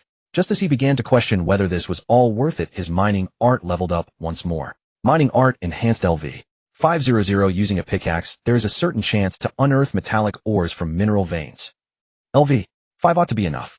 Jiang Yan shouldered his pickaxe and entered the geological vein cave. Alas, another string of failure notifications. Jiang Yan felt utterly disheartened. He hurried to the very end of the geological vein tunnel. The plain merchant was still digging frantically in the corner. Hearing the commotion behind him, the merchant turned and smiled. Well, did you strike it rich? Jiang Yan forced a bitter smile and shook his head. Elder, I've already raised mining art to LV 5, yet I still cannot break through. The plain merchant laughed coldly. Boy, only by raising mining art to its maximum, LV 6, do you stand any chance of cracking these veins? You are still far from it. LV 6. A realization struck Jiang Yan. No wonder the quest reward included 3 enhancement scrolls. They were compensation for leveling up mining art. Jiang Yan checked his sin value, 320 remaining. It would take at least 16 hours to cleanse it. Since he still had time, Jiang Yan gritted his teeth and drew out the 3rd enhancement scroll, continuing to empower mining art. Ding, congratulations player. The enhancement of mining art has succeeded. Mining art enhanced LV 500 using a pickaxe, there is a certain chance to unearth metallic ores from mineral veins. After reinforcing his mining skill for the 3rd time, Jiang Yan turned and made his way to the exterior of the leyline mine shaft, resuming his excavation. Ding. Congratulations, you have mined 12 quality raw iron. Mining experience 3. Ding. Congratulations, you have mined 11 quality bronze. Mining experience 3. Ding. Congratulations, you have mined 13 quality dark iron. Mining experience 3. Jiang Yan noticed that as his mining skill was reinforced, time and again the quality of the ores he extracted grew increasingly superior. It was just a bit tedious. Jiang Yan stared listlessly at the system notifications. 1 hour passed, then 2. In the blink of an eye, another 8 hours had slipped by. By now it was already 10 o'clock in the evening.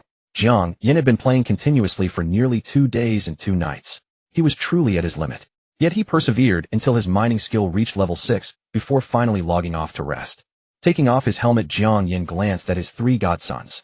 The 3 of them were still battling away, not because of superior physical endurance, but simply because they had attended classes in the afternoon. As everyone knew, a half-hour nap during class was as restorative as a full hour of sleep. Jiang Yan let out a yawn, placed his gaming helmet beside his pillow, and drifted into a deep slumber. The night passed in silence. When he woke up the next day, it was already 9 in the morning. On the table lay a note and several large meat buns left behind by his 3 godsons. Jiang Yan glanced at the note. It was nothing more than telling him to focus on the game without worry. If the professor called attendance, they would cover for him. In the past, Jiang Yan would have felt a twinge of guilt. However, with Apex growing more popular by the day, seemingly poised to become humanity's second world, he felt that instead of wasting away in his current major, he might as well carve out a career within the game. After finishing the buns and using the restroom, Jiang Yan put on his helmet and logged back into the game. Upon entering the game, he immediately spotted an email from Bafong Like I. After withdrawing the 20,000 gold inside, Jiang Yan checked his sin value. It stood at 160 points, meaning it would take 8 hours to restore his name to white. I must strive to mine thee, or the planar merchant needs within these 8 hours. Jiang Yan retrieved his pickaxe and strode quickly into the leyline mine shaft. Reaching the deepest depths of the shaft, he found the planar merchant still digging away tirelessly like an indefatigable robot. Jiang Yan did not disturb him. Instead, he found a spot nearby and began his own excavation. Jiang Yan's mining skill had now reached level 6. According to the planar merchant, this should have been sufficient to mine the ores here. Yet reality proved harsh. Despite mining continuously for half an hour, Jiang Yan met with failure every single time. Calming his mind, Jiang Yan continued to dig. After another half hour, he finally extracted something from the shaft. Ding. Congratulations, you have mined 15 quality gloomwood. Gloomwood? Jiang Yan was stunned. How could he have dug up such a thing? Jiang Yan looked at the planar merchant beside him, retrieving the arm-sized piece of black wood from his inventory. Elder, is this what you were looking for? The planar merchant turned his head and cast a sidelong glance, a hint of surprise flashing in his eyes. I did not expect your luck to be this good. So have I completed the quest? Jiang Yan was overjoyed. What a pipe dream, the planar merchant sneered. This piece of gloomwood is of decent quality and indeed worth some money, but it is not what I desire. With that, the planar merchant handed his wooden hoe to Jiang Yan. However, since your luck is quite fair, give this a try. Jiang Yan instinctively took the wooden hoe and was instantly dumbfounded upon checking its attributes. Shinnon wooden hoe gathering skill, level 1, mining skill, level 1. Requirement none. It could actually increase the levels of both gathering and mining simultaneously. Jiang Yan hurriedly opened his skill panel. Mining reinforced LV 6100 using a pickaxe grants a certain probability of extracting metal ores from mineral veins.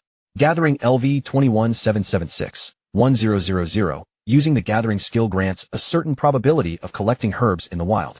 The levels of both mining and gathering had indeed increased, especially mining, which had miraculously risen to level 7. Jiang Yan immediately began to swing the wooden hoe. Ding. Congratulations, you have mined 18 quality copper mother. Ding. Mining failed. Ding. Congratulations, you have mined 17 quality meteoric iron. Ding. Mining failed. Ding. Mining failed. Ding. Congratulations, you have mined 19 quality adamantite. Staring at the cascade of system notifications, Jiang Yan was both shocked and delighted. He had hit the jackpot this time. Even if he ultimately failed to find the specific or the planar merchant required, the sheer value of these minerals would easily offset the 100,000 gold failure penalty. Jiang Yan opened his inventory, and then he froze. The ores he had just mined were completely missing from his bag. As if realizing something, he whipped his head around to look at the planar merchant. With a beaming smile, the planar merchant produced a second Shinnon wooden hoe and said, "Anything excavated using my Shinnon wooden hoe naturally belongs to me. Don't even think about keeping it." While that made sense still, Jiang Yan gritted his teeth and asked, "Elder, then how will I know if any of the ores I mine are the ones you actually need? With my reputation, do you think I would swindle you?" The planar merchant looked displeased. "Fine, there is no harm in telling you. The ore I require is called divine crystal. Its quality must be 18 or above. Of course your reputation is peerless, Elder. I believe you, I absolutely believe you." Jiang Yan forced a smile through gritted teeth as he chimed in before resuming his mining. Jiang Yan kept his eyes glued to the system notifications as he dug, terrified of missing the divine crystal. Half an hour, 1 hour, 2 hours. Time flew by rapidly. Jiang Yan stared until his vision blurred, yet there was still no sign of a divine crystal. "Elder, is the divine crystal really this difficult to mine?"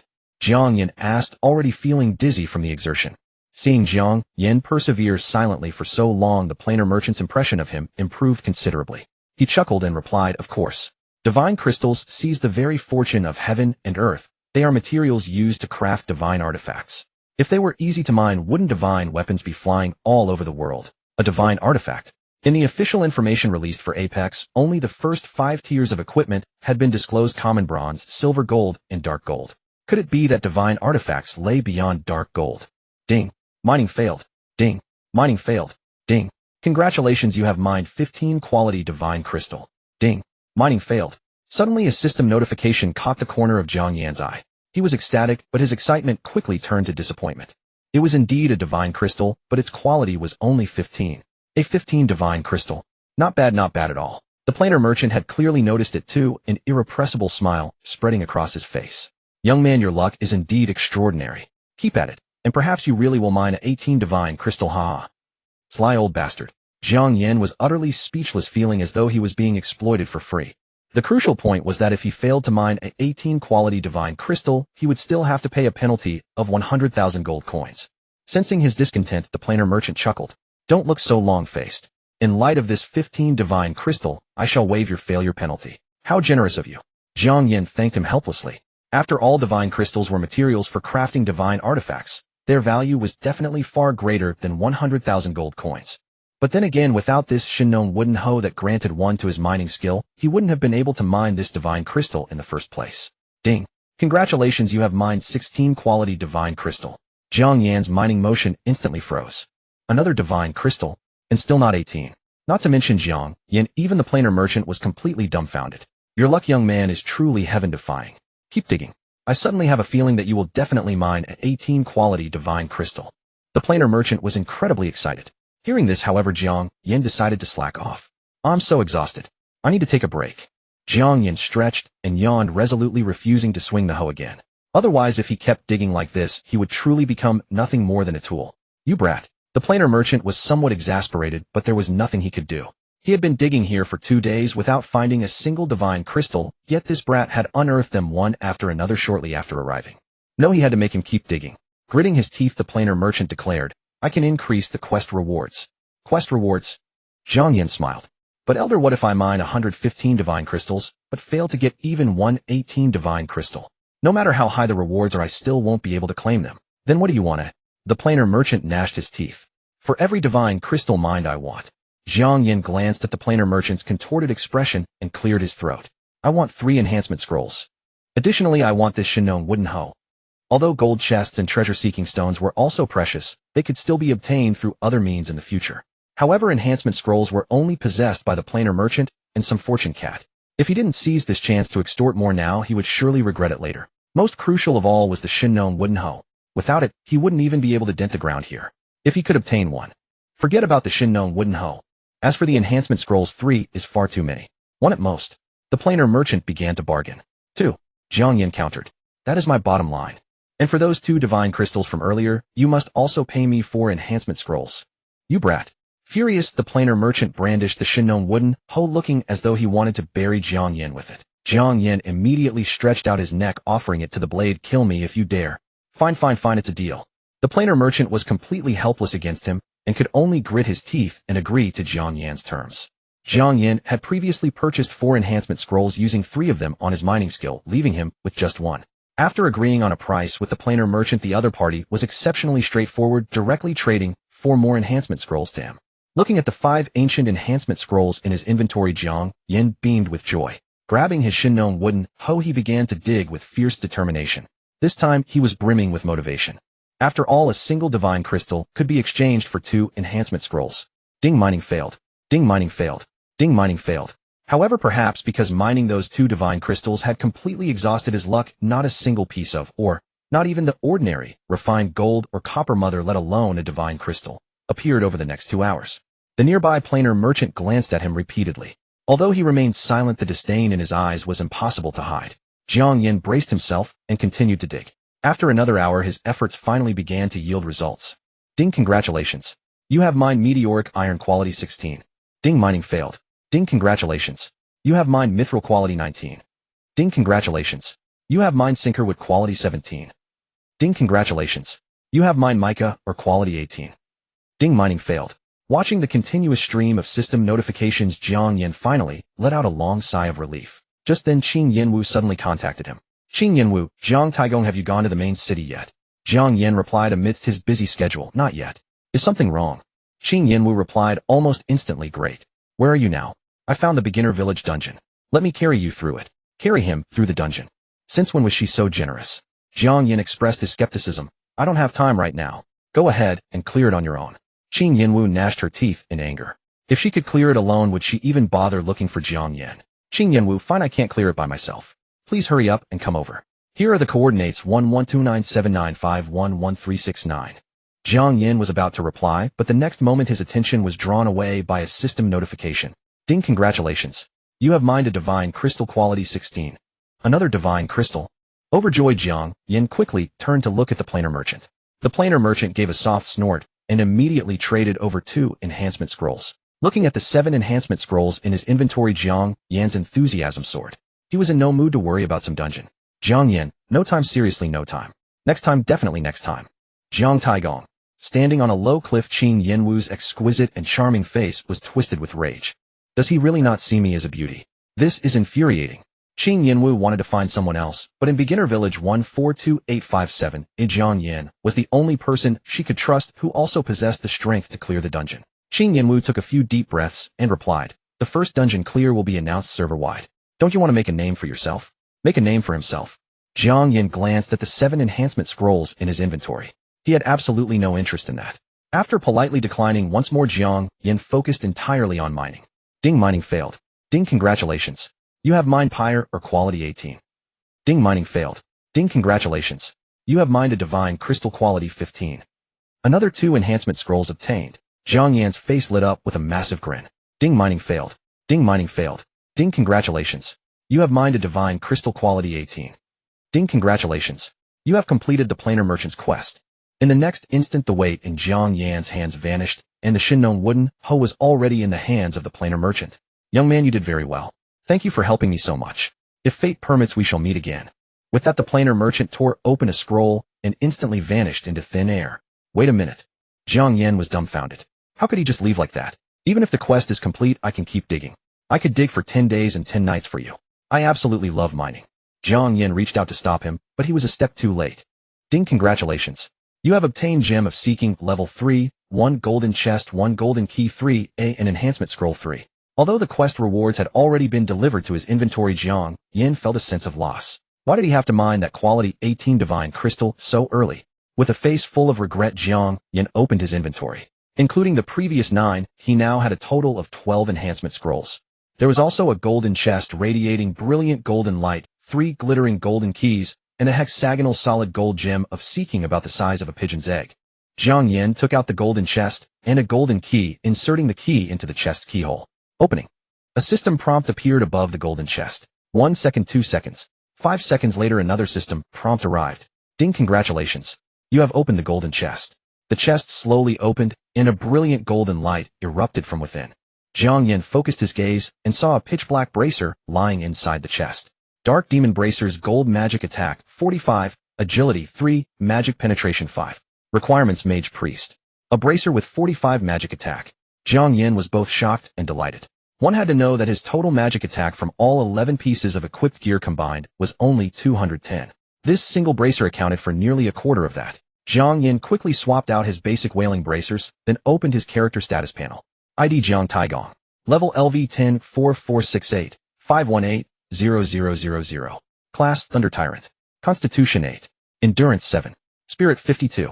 Agility 1877 Tiger Cloak 1 Tears of the Poison Crocodile 3 Dark Demon Bracers. Free Attribute Points 0. HP 160 Constitution 20. MP 10 40 Spirit 20. Physical Defense 15 Constitution Endurance.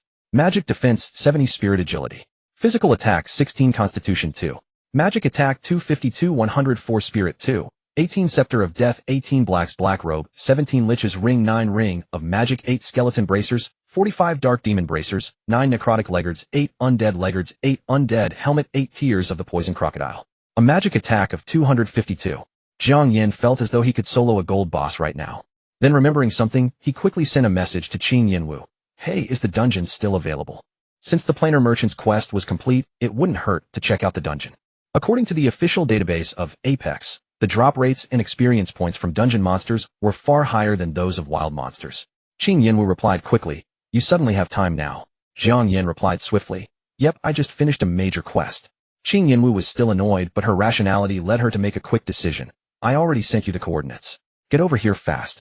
Not daring to delay, Jiang Yan immediately left the mine shaft. At this moment Jiang Yan's sin value was still 40, and his name remained red. Otherwise he could have returned to the beginner village to have the blacksmith socket the level 3 gem of seeking onto his scepter of death. But for now he had to set that aside and enter the dungeon first. The coordinates Qin Yinwu provided were located behind the mine beneath a low rock cliff. When Jiang Yan arrived, Qin Yinwu had already grown impatient with waiting. Jiang Taigong, you finally arrived. Qin Yinwu strode over with her long legs, visibly anxious, and immediately sent a party invitation. What's the rush? The dungeon won't run away. Jiang Yan accepted the invitation and looked around saying, this dungeon is quite well hidden. How did you find it? A player anonymously sold the coordinates for the Novice Village dungeon on the game forum. Qin Yinwu pulled Jiang Yan to the rock face and quickly said, it was eventually bought by people from Zhanshan Hall. How did you find out about that? Jiang Yan asked, then felt foolish for asking and continued, do you have a spy within Zhanshan Hall from Hongyanzi? It's common practice for major guilds to plant spies in each other. Qin Yinwu replied, many people probably know these coordinates now. People from Shengshi, Wangchao, and Longhuman could show up at any moment. We need to hurry. With that, Qin Yinwu placed her hand against the rock face. Soon a vortex appeared on the rock face. Welcome to the Apprentice Lich Dungeon. Max 5 players. Please select dungeon difficulty, easy, hard, nightmare, hell. Which difficulty do we choose? Qin Yinwu turned to ask Jiang Yan. You've been in before, right? What's it like inside? Jiang Yan asked. I chose hard mode before. After entering, there's a valley with 100 skeleton warriors. After clearing them, a bronze boss appears. Defeating the boss lets you enter a smaller valley inside, which has 50 skeleton mages.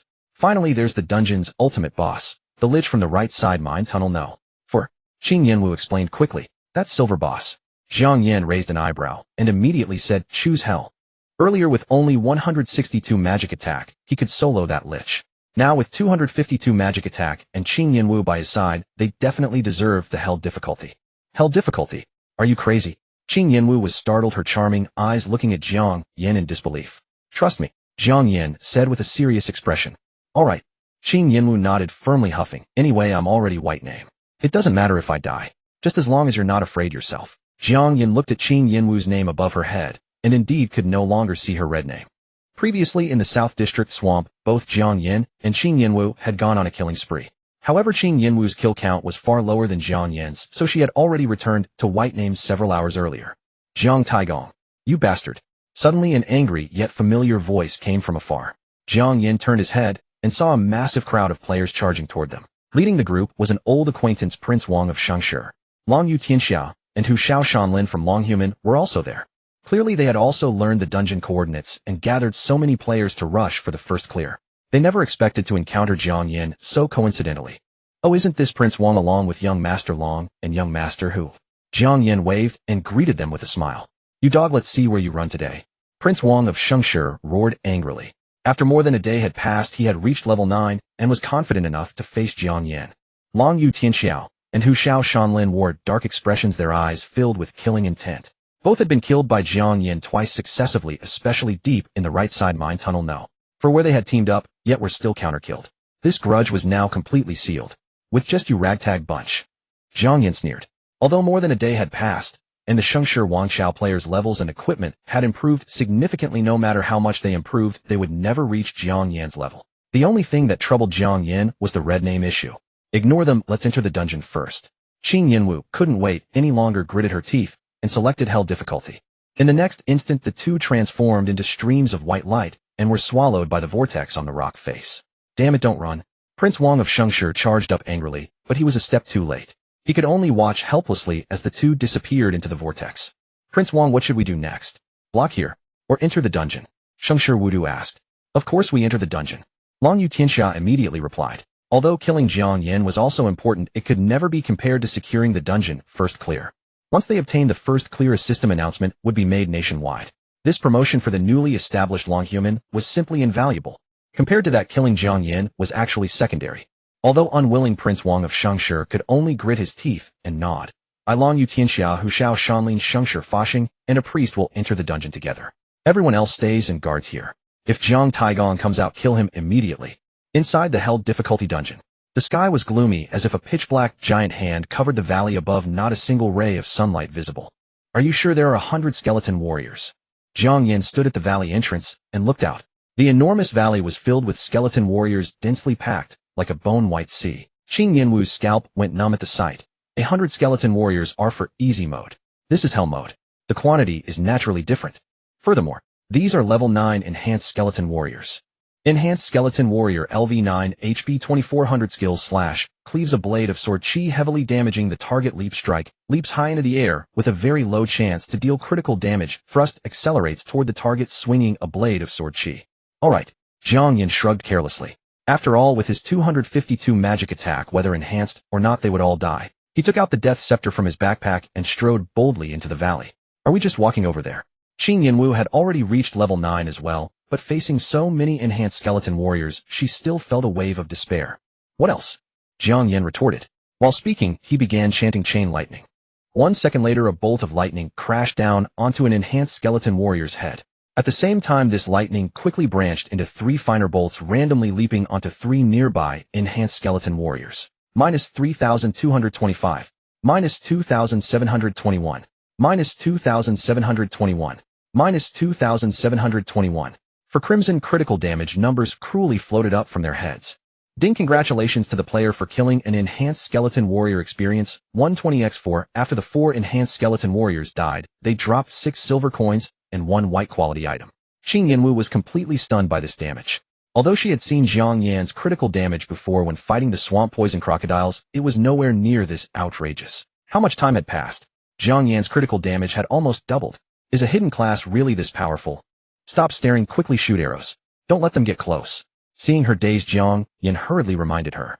Got it. Qing Yinwu clenched her teeth and knocked an arrow, continuously attacking the charging enhanced skeleton warriors with basic attacks to slow their advance. Although it was only a brief moment, it was enough for Jiang Yan to cast his skills. Chain lightning thunderbolt, chain lightning thunderbolt. Jiang Yan became a mobile electromagnetic cannon, relentlessly pouring firepower onto the enhanced skeleton warriors. As experience points of 120 piled up frantically, Jiang Yan's chain lightning skill experience also began to rise rapidly. Jiang Taigong. Watching Jiang Yan frantically insta-killing the LV9 enhanced skeleton warriors, Qing Yinwu's face was a mixture of shock and curiosity. Can I see your attributes? With such astronomical damage, she could hardly believe how absurd Jiang Yan's attributes must be. Jiang Yan cast a sideways glance at her and flatly refused. No. Miser. Qing Yinwu let out a soft, playful huff. As a core player, rank no. For in the Hongyan Zui Guild, Qing Yinwu was highly professional. Seeing a massive swarm of enhanced skeleton warriors rushing forward, she instantly cleared her mind and focused on firing basic attack arrows. Her arrows were swift and precise, averaging 3 shots per second. Though her damage was merely decent, unremarkable compared to the top tier, but more than adequate compared to the average, she could effectively hinder the speed and skills of the enhanced skeleton warriors. The two advanced, steadily fighting for every inch of ground. As they cleared more and more enhanced skeleton warriors, the dropped silver coins gradually carpeted the valley floor, interspersed with pieces of common white-grade gear, like blooming flower buds scattered in the grass. Due to his limited inventory space of only 50 slots, Jiang Yan ignored the common gear. However, when it came to silver coins, he did not leave a single one behind, sweeping them all up in a matter of minutes. Qing Yinwu wanted to loot them too, but with every step they took, they drew the aggro of over a dozen enhanced skeleton warriors. If she stopped attacking, these skeleton warriors would instantly swarm Jiang Yan. Helpless, she could only fire her arrows while watching Jiang Yan pocket the silver coins right before her eyes. What a dog of a man. Qing Yinwu had teamed up with male players to grind monsters in other virtual games before, but she had never encountered anything like this. He was absolutely shameless. Yet watching Jiang Yan frantically obliterate the enhanced skeleton warriors, and seeing her experience bar soar rapidly, Qing Yinwu's slight annoyance instantly vanished into thin air. Meanwhile, inside the nightmare difficulty dungeon, a 5-man party consisting of Shengshi Wangxiao, Longyu Tianxia Huxiao, Shanlin Shengshi Faxing, and the priest Xiao Xiao were also locked in a fierce battle with the enhanced skeleton warriors in the valley. However, compared to the hell difficulty, the number of monsters here was clearly halved. Yet even this half was enough to leave the 5 of them utterly overwhelmed and struggling. Priest, keep the heals coming. Don't stop. As warriors, Shengshi Wangxiao and Longyu Tianxia held the front line with their bronze weapons. However, facing the simultaneous onslaught of 4 enhanced skeleton warriors, they found themselves stretched to their limits.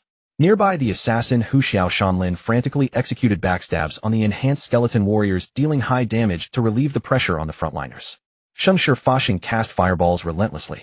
However, in the early stages, mages only possessed a single target skill fireball. While the damage was decent, the efficiency was painfully low. The priest Xiao Xiao gritted her teeth, chugging mana potions, while frantically casting heal on Longyu Tianxia and Shengshi Wangxiao. Wangxiao, I feel like the nightmare difficulty is overtuned. Why didn't we choose the hard difficulty? Shengshi Faxing asked during a brief opening. First clears on easy and hard difficulties don't trigger system announcements. Only nightmare difficulty and above will be broadcasted server-wide. Shengshi Wangxiao replied through gritted teeth. Don't get distracted. Longyu Tianxia roared, unleashing a cleave skill to knock back an enhanced skeleton warrior. But immediately after, a second and a third enhanced skeleton warrior charged forward. Because Shengshi Wangxiao was distracted by talking, Longyu Tianxia was instantly left isolated and without support. 2 enhanced skeleton warriors executed consecutive leap strikes on Longyu Tianxia, causing his health bar to plummet drastically. Xiao Xiao the priest quickly chanted a healing spell, barely pulling Longyu Tianxia's health bar back from the brink of death in the nick of time. Sorry. Seeing this, Shengshi Wangxiao rushed forward with basic attacks to draw the aggro of 1 enhanced skeleton warrior, bailing him out. Hu Xiao Shanlin also rushed over to assist, while Shengshi Faxing kept a constant barrage of fireballs. After a close shave, the 5-man party finally survived the crisis. Gradually finding their rhythm, they began to steadily whittle down the enhanced skeleton warriors in the valley. Zhang Taigong's lightning skill damage is terrifyingly high. Even though there are only 2 of them, they have likely chosen the nightmare mode as well. We cannot afford to slack off. We must go all out and secure the first clear of the dungeon in the shortest time possible to broadcast it server-wide. Longyu Tianxia set, his face remaining grim despite his rapidly recovering health, not daring to let his guard down for even a second. Understood. Shengshi Wangxiao gritted his teeth. That bastard Jiang Taigong can forget about clearing the dungeon before me. Just as Shengshi Wangxiao's 5-man party united in their resolve over in the hell mode on the other side. Amidst the rumbling of thunder and lightning, the 1,000+ enhanced skeleton warriors that had carpeted the valley were completely annihilated by Jiang Yan, taking him a mere 15 minutes. This efficiency. Qing Yinwu stood aside with a blank expression, but a storm of shock raged in her heart. If she were to do this alone, it would take at least 2 hours to clear all these monsters. Furthermore, she would have to maintain absolute focus throughout, as the slightest slip-up would lead to failure. Yet Jiang Yan had strolled through it in just 15 minutes. In fact, if he hadn't dilly-dallied to pick up the silver coins dropped by the enhanced skeleton warriors, his speed would likely have been a third faster. Terrifying. This man was simply terrifying. Qing Yinwu silently calculated the gap between herself and Jiang Yan, only to feel a wave of despair. She thought, unless I also transition into a hidden class, I will never be able to keep up with his pace. Jiang Yan had no idea what was going through Qing Yinwu's mind, but he was thoroughly delighted. 1,000 enhanced skeleton warriors had granted him a whopping 1,000 experience points. His current level was LV10-164685180, leaving him just over 10,000 experience points shy of reaching level 11. As for the silver coins, he had gathered over 300, which converted to just over 30 gold coins. Roar! Right at that moment, an angry roar echoed from the end of the valley. Accompanied by the fracturing of the earth, a stone throne slowly rose. Upon seeing this throne, Qing Yanwu's face turned pale with shock. It's the Lich Blake. Isn't it the final boss? Why is it appearing here early? Qing Yanwu's pupils suddenly contracted. Could it be because of the Hell mode? In easy mode, the Lich Blake was the final boss, but in Hell mode, was it merely a midway mini-boss? Isn't this great? Jiang Yan walked toward the Lich with an unperturbed expression, smiling. Yo, Mr. Blake, long time no see. Lich Pseudo-Silver Boss possesses outstanding dual resistances. Level LV10. HP 35000. Skills: Summon Undead, Curse, Poison, Mist, Death Scream. Human, it's you. I remember your voice. Atop the stone throne, the Lich Blake, draped in a voluminous black robe, roared repeatedly as two bursts of green fire burned fiercely beneath his hood. This time I will kill you and ensure you can never rise again. A toad yawning. What big words. Jiang Yan raised the scepter of death high and chanted the lightning spell. Boom. A thick bolt of purple lightning crashed down from the gloomy clouds, striking the Lich Blake squarely on the head. 3412. A crimson critical damage indicator popped up above the Lich Blake's head, like the Grim Reaper, instantly shaving off nearly a tenth of its health. Seeing such absurd damage, even though Qing Yanwu was prepared, her heart still skipped a beat in fright. The Lich Blake roared in a mixture of shock and fury. How much time had passed? How could this human's power have increased so rapidly? Wraith Blake floated above his stone throne, his black robes billowing wildly in the wind. Though he appeared to tower from above, he seemed to stand in a depression, as if being looked down upon by Jiang Yan. No. I, Blake, am the strongest creature in this world. Screech. Wraith Blake emitted a deathly shriek. 487. Minus 429. Two massive damage numbers instantly flashed above Jiang Yan and Qing Yanwu's heads. Fall back. Jiang Yan knew the severity of Blake's power and immediately warned Qing Yanwu to retreat, while quickly consuming red demon water, high-grade blue potions, and red potions. Come forth, my servants. At this moment, Wraith Blake let out a fierce roar. The surrounding ground rapidly cracked, and 10 enhanced skeleton warriors emerged. The power of this skill has been enhanced. Is it because of the dungeon? Jiang Yan kites swiftly while chanting chain lightning. Boom. A thick bolt of lightning slammed viciously onto Wraith Blake's head, dealing minus 2,505 critical damage. At the same time, the lightning quickly forked, splitting into 3 smaller thunderbolts that shattered 3 enhanced skeleton warriors. Jiang Yan did not slow down and immediately chanted Thunder Technique. Boom. Minus 3,412. Under critical hit damage, Wraith Blake's health bar instantly dropped by 26. Wraith Blake was overwhelmed with shock and rage, immediately cursing Jiang Yan while releasing Toxic Fog. The curse and poison fog caused minus 100 to 100 damage to continuously float above Jiang Yan's head. But Jiang Yan had ample supplies. He desperately consumed high-grade blue potions, red demon water, and red potions, completely unfazed by the Wraith's damage. If not for the 7 enhanced skeleton warriors hunting Jiang Yan across the map, he would even dare to trade blows with Wraith Blake. Boom. 1 second later, Jiang Yan chanted chain lightning and swiftly eliminated the 4 skeleton warriors pursuing him. By then, Wraith Blake's health bar had recovered 5, but this restoration was far too little. Jiang Yan sneered and cast a Thunder Technique, stripping another 1/10 of its health. Wraith Blake, you are no match for me. Quickly reincarnate. After casting Thunder Technique, Jiang Yan immediately chanted chain lightning again. His skills came one after another, slashing wildly into Wraith Blake's head, while he maximized provocation, attempting to force it into a berserk state. Although Wraith Blake in berserk state would have doubled life regeneration, correspondingly, the boss's combat power would increase, so its drop rate would naturally rise as well. Jiang Yan only had 1 gold tier equipment, Black Magic Bracer, 3 silver tier items, Death Scepter, Blake's Black Robe, Wraith Ring, and the rest were bronze. He could hardly wait to get some quality drops from Wraith Blake. Jiang Yan felt that since they were all acquaintances, this should be taken for granted. Wraith Blake certainly did not share this sentiment. Insulted by Jiang Yan in such a manner, its black robes churned like raging clouds, desperate to break free from the stone throne's bindings and perish alongside Jiang Yan. Human, I will drag you to hell, never to find peace in the afterlife. Wraith Blake roared. Seeing it screaming incessantly, Jiang Yan quickly cast a Thunder Technique to sober it up. 3,412. Critical damage made Wraith Blake's health bar increasingly thin.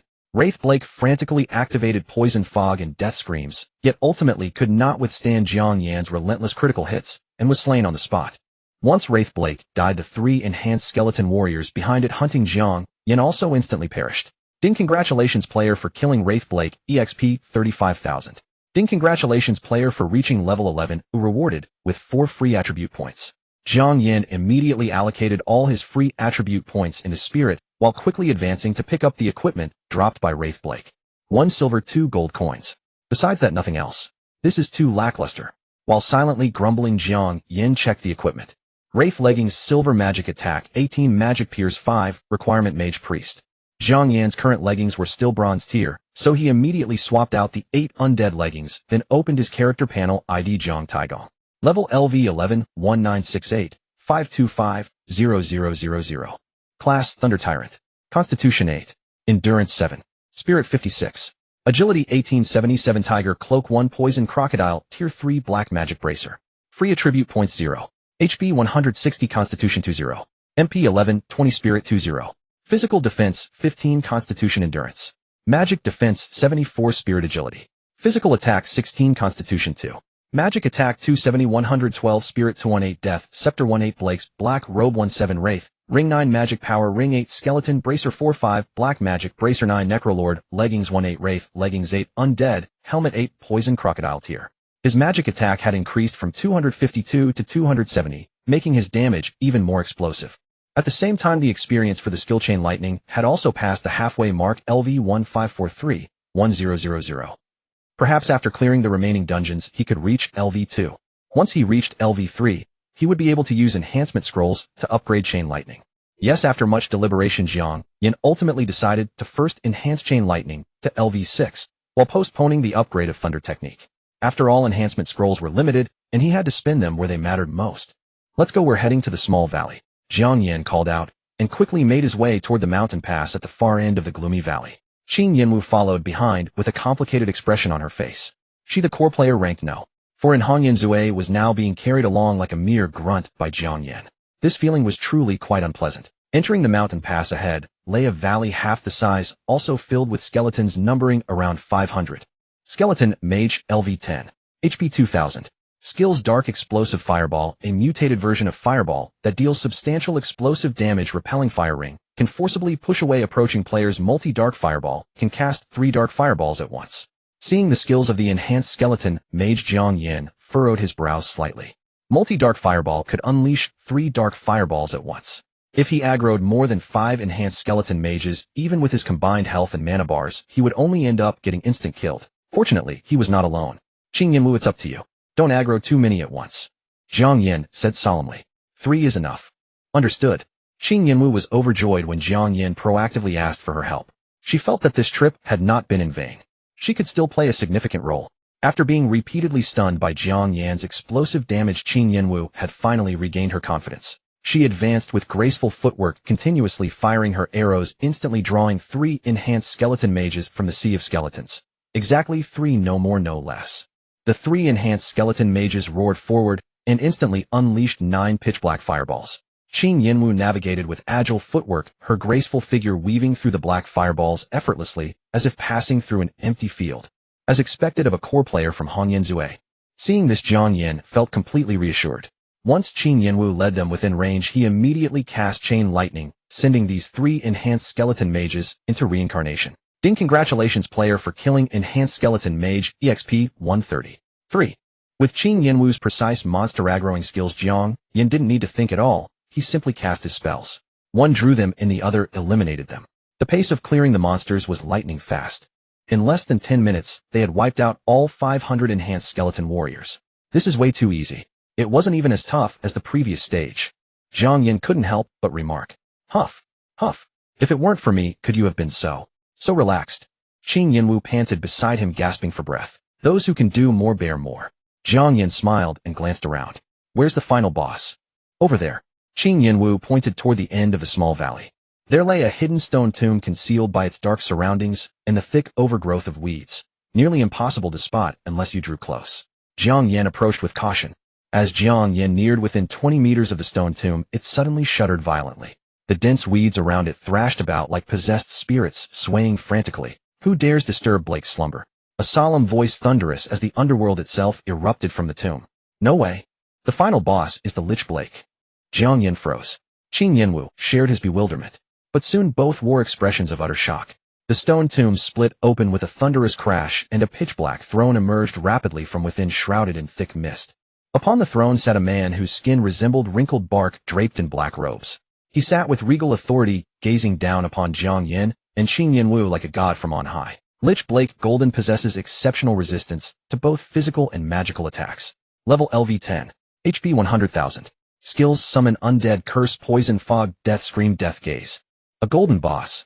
Qin Yinwu stared at Lich Blake in disbelief. Jiang Yan's expression grew grim, though not excessively so. After all, compared to the Silver Blake they'd faced just now, this Golden Blake only had 3 times the HP and 1 additional skill, Death Gaze. We can definitely take it down. Qin Yinwu, cover me. Jiang Yan seized the initiative and began chanting Lightning Bolt. Boom. A thick streak of lightning tore through the clouds and crashed down upon Lich Blake's head. 2,899. A massive critical hit damage number floated above its head. But neither Jiang Yan nor Qin Yinwu showed any signs of joy. I remember your damage against the Silver Blake was 3,400. Qin Yinwu's beautiful eyes were filled with concern as she continuously loosed arrows at Lich Blake, but they only dealt -89-91-90 damage. Compared to Jiang Yan's critical hits, it was almost unbearable to watch. Looks like we're in for a fight.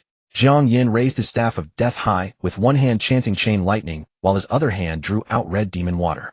Human you. Who are you? After being struck by lightning, Lich Blake seemed to recall something, his black robes swirling wildly around him. Jiang Yan said nothing, simply continuing to silently chant his spells. In the next instant, Jiang Yan's Chain Lightning finished its chant and struck him down with devastating force. -2,011. The massive critical hit caused Lich Blake's health bar to drop another 2. Roar. Human, you are as good as dead. Lich Blake spread his arms wide in the earth within 100 meters of the stone tomb, cracked open, spawning dozens of enhanced skeleton warriors and mages, approximately 50 in total. Simultaneously, a thick poison fog poured from Lich Blake's black robes, surging rapidly toward Jiang Yan's position. The enhanced skeleton warriors and mages followed close behind. Leave these minor enemies to me. Qin Yinwu knew her attacks were too weak to harm Lich Blake, but she was confident she could handle those enhanced skeletons. Be careful not to kill them all, or it will summon double. Jiang Yan, trusting his companion's abilities, offered a warning before swiftly maneuvering around. Qin Yinwu took Jiang Yan's position and rained down arrows, furiously drawing the aggro from the skeleton warriors and mages, luring them away to the edges. Meanwhile, Jiang Yan had stepped into the poison fog, and damage numbers -150 to 150 immediately appeared above his head. Not taking any chances, he quickly drank Red Demon Water, Premium Blue Potion, and Red Potion. With the 3 potions active, Jiang Yan's health and mana regenerated at 70 and 100 per second respectively, perfectly offsetting the poison fog's damage. However, this was only the poison fog. I curse you. Lich Blake's roar came with an eerie wave of energy. The damage above Jiang Yan's head instantly doubled, from -150 per second to -300 per second. This was unbearable. Jiang Yan's combined health and mana total was only 1280. How could he withstand such terrifying damage? He immediately retreated out of the poison fog, reducing the damage to just -150 from the curse. Jiang Yan glanced nervously at his health and mana bars. Only 1 HP remaining, 872 mana left. If he had lingered 4 or 5 seconds longer, he would have certainly died. Jiang Yan quickly consumed the 3 potions again, watching his bars rapidly recover, yet his expression remained tense, without any sign of relief. If the poison fog and curse damage both increased by 50, then Death Scream should be the same. The Silver Lich Blake's Death Scream dealt 500 damage, so this golden variant would deal 750. Jiang Yan stared grave ly at Lich Blake upon the throne, skillfully maneuvering around the poison fog before casting Lightning Bolt. Boom. -2,899. Human, are you tickling me? Lich Blake sneered at Jiang Yan. Ding. You have been hit by Lich Blake's Death Gaze and are stunned for 3 seconds. Stunned. 3 seconds. Jiang Yan's scalp went numb. Meanwhile, under Lich Blake's control, the surrounding poison fog surged like a living thing toward Jiang Yan, and the Lich unleashed its Death Scream, SCRECH. -750. The devastating damage dropped Jiang Yan's health to just 1 point, and his gradually recovering mana bar was instantly depleted to merely 1/5. At this moment, the churning poison fog made contact with Jiang Yan. -150. In that instant, his mana bar was about to hit rock bottom. Hurry, hurry, hurry. Jiang Yan watched his stun status, feeling each second drag like years. Fortunately, at the critical moment, Qin Yinwu descended like a divine warrior, firing a regular attack arrow from afar that sent Jiang Yan flying out of the poison fog. In the next instant, Jiang Yan's stun ended. He quickly rolled backward, while rapidly consuming the 3 potions. Watch your positioning. Qin Yinwu warned earnestly from afar. Her own situation was under immense pressure, holding off 50 enemies alone while still finding time to rescue Jiang Yan. Truly she deserved her reputation as the number 4 core player in Hongyan Zue. Jiang Yan had no time to thank her. As his health and mana bars rose simultaneously, he immediately began moving rapidly. He had to dodge the poison fog, evade Lich Blake's death gaze, and chant his spells all at once. It was incredibly hectic. At first Jiang Yan struggled to keep up, sometimes needing Qin Yinwu to swoop in and save him.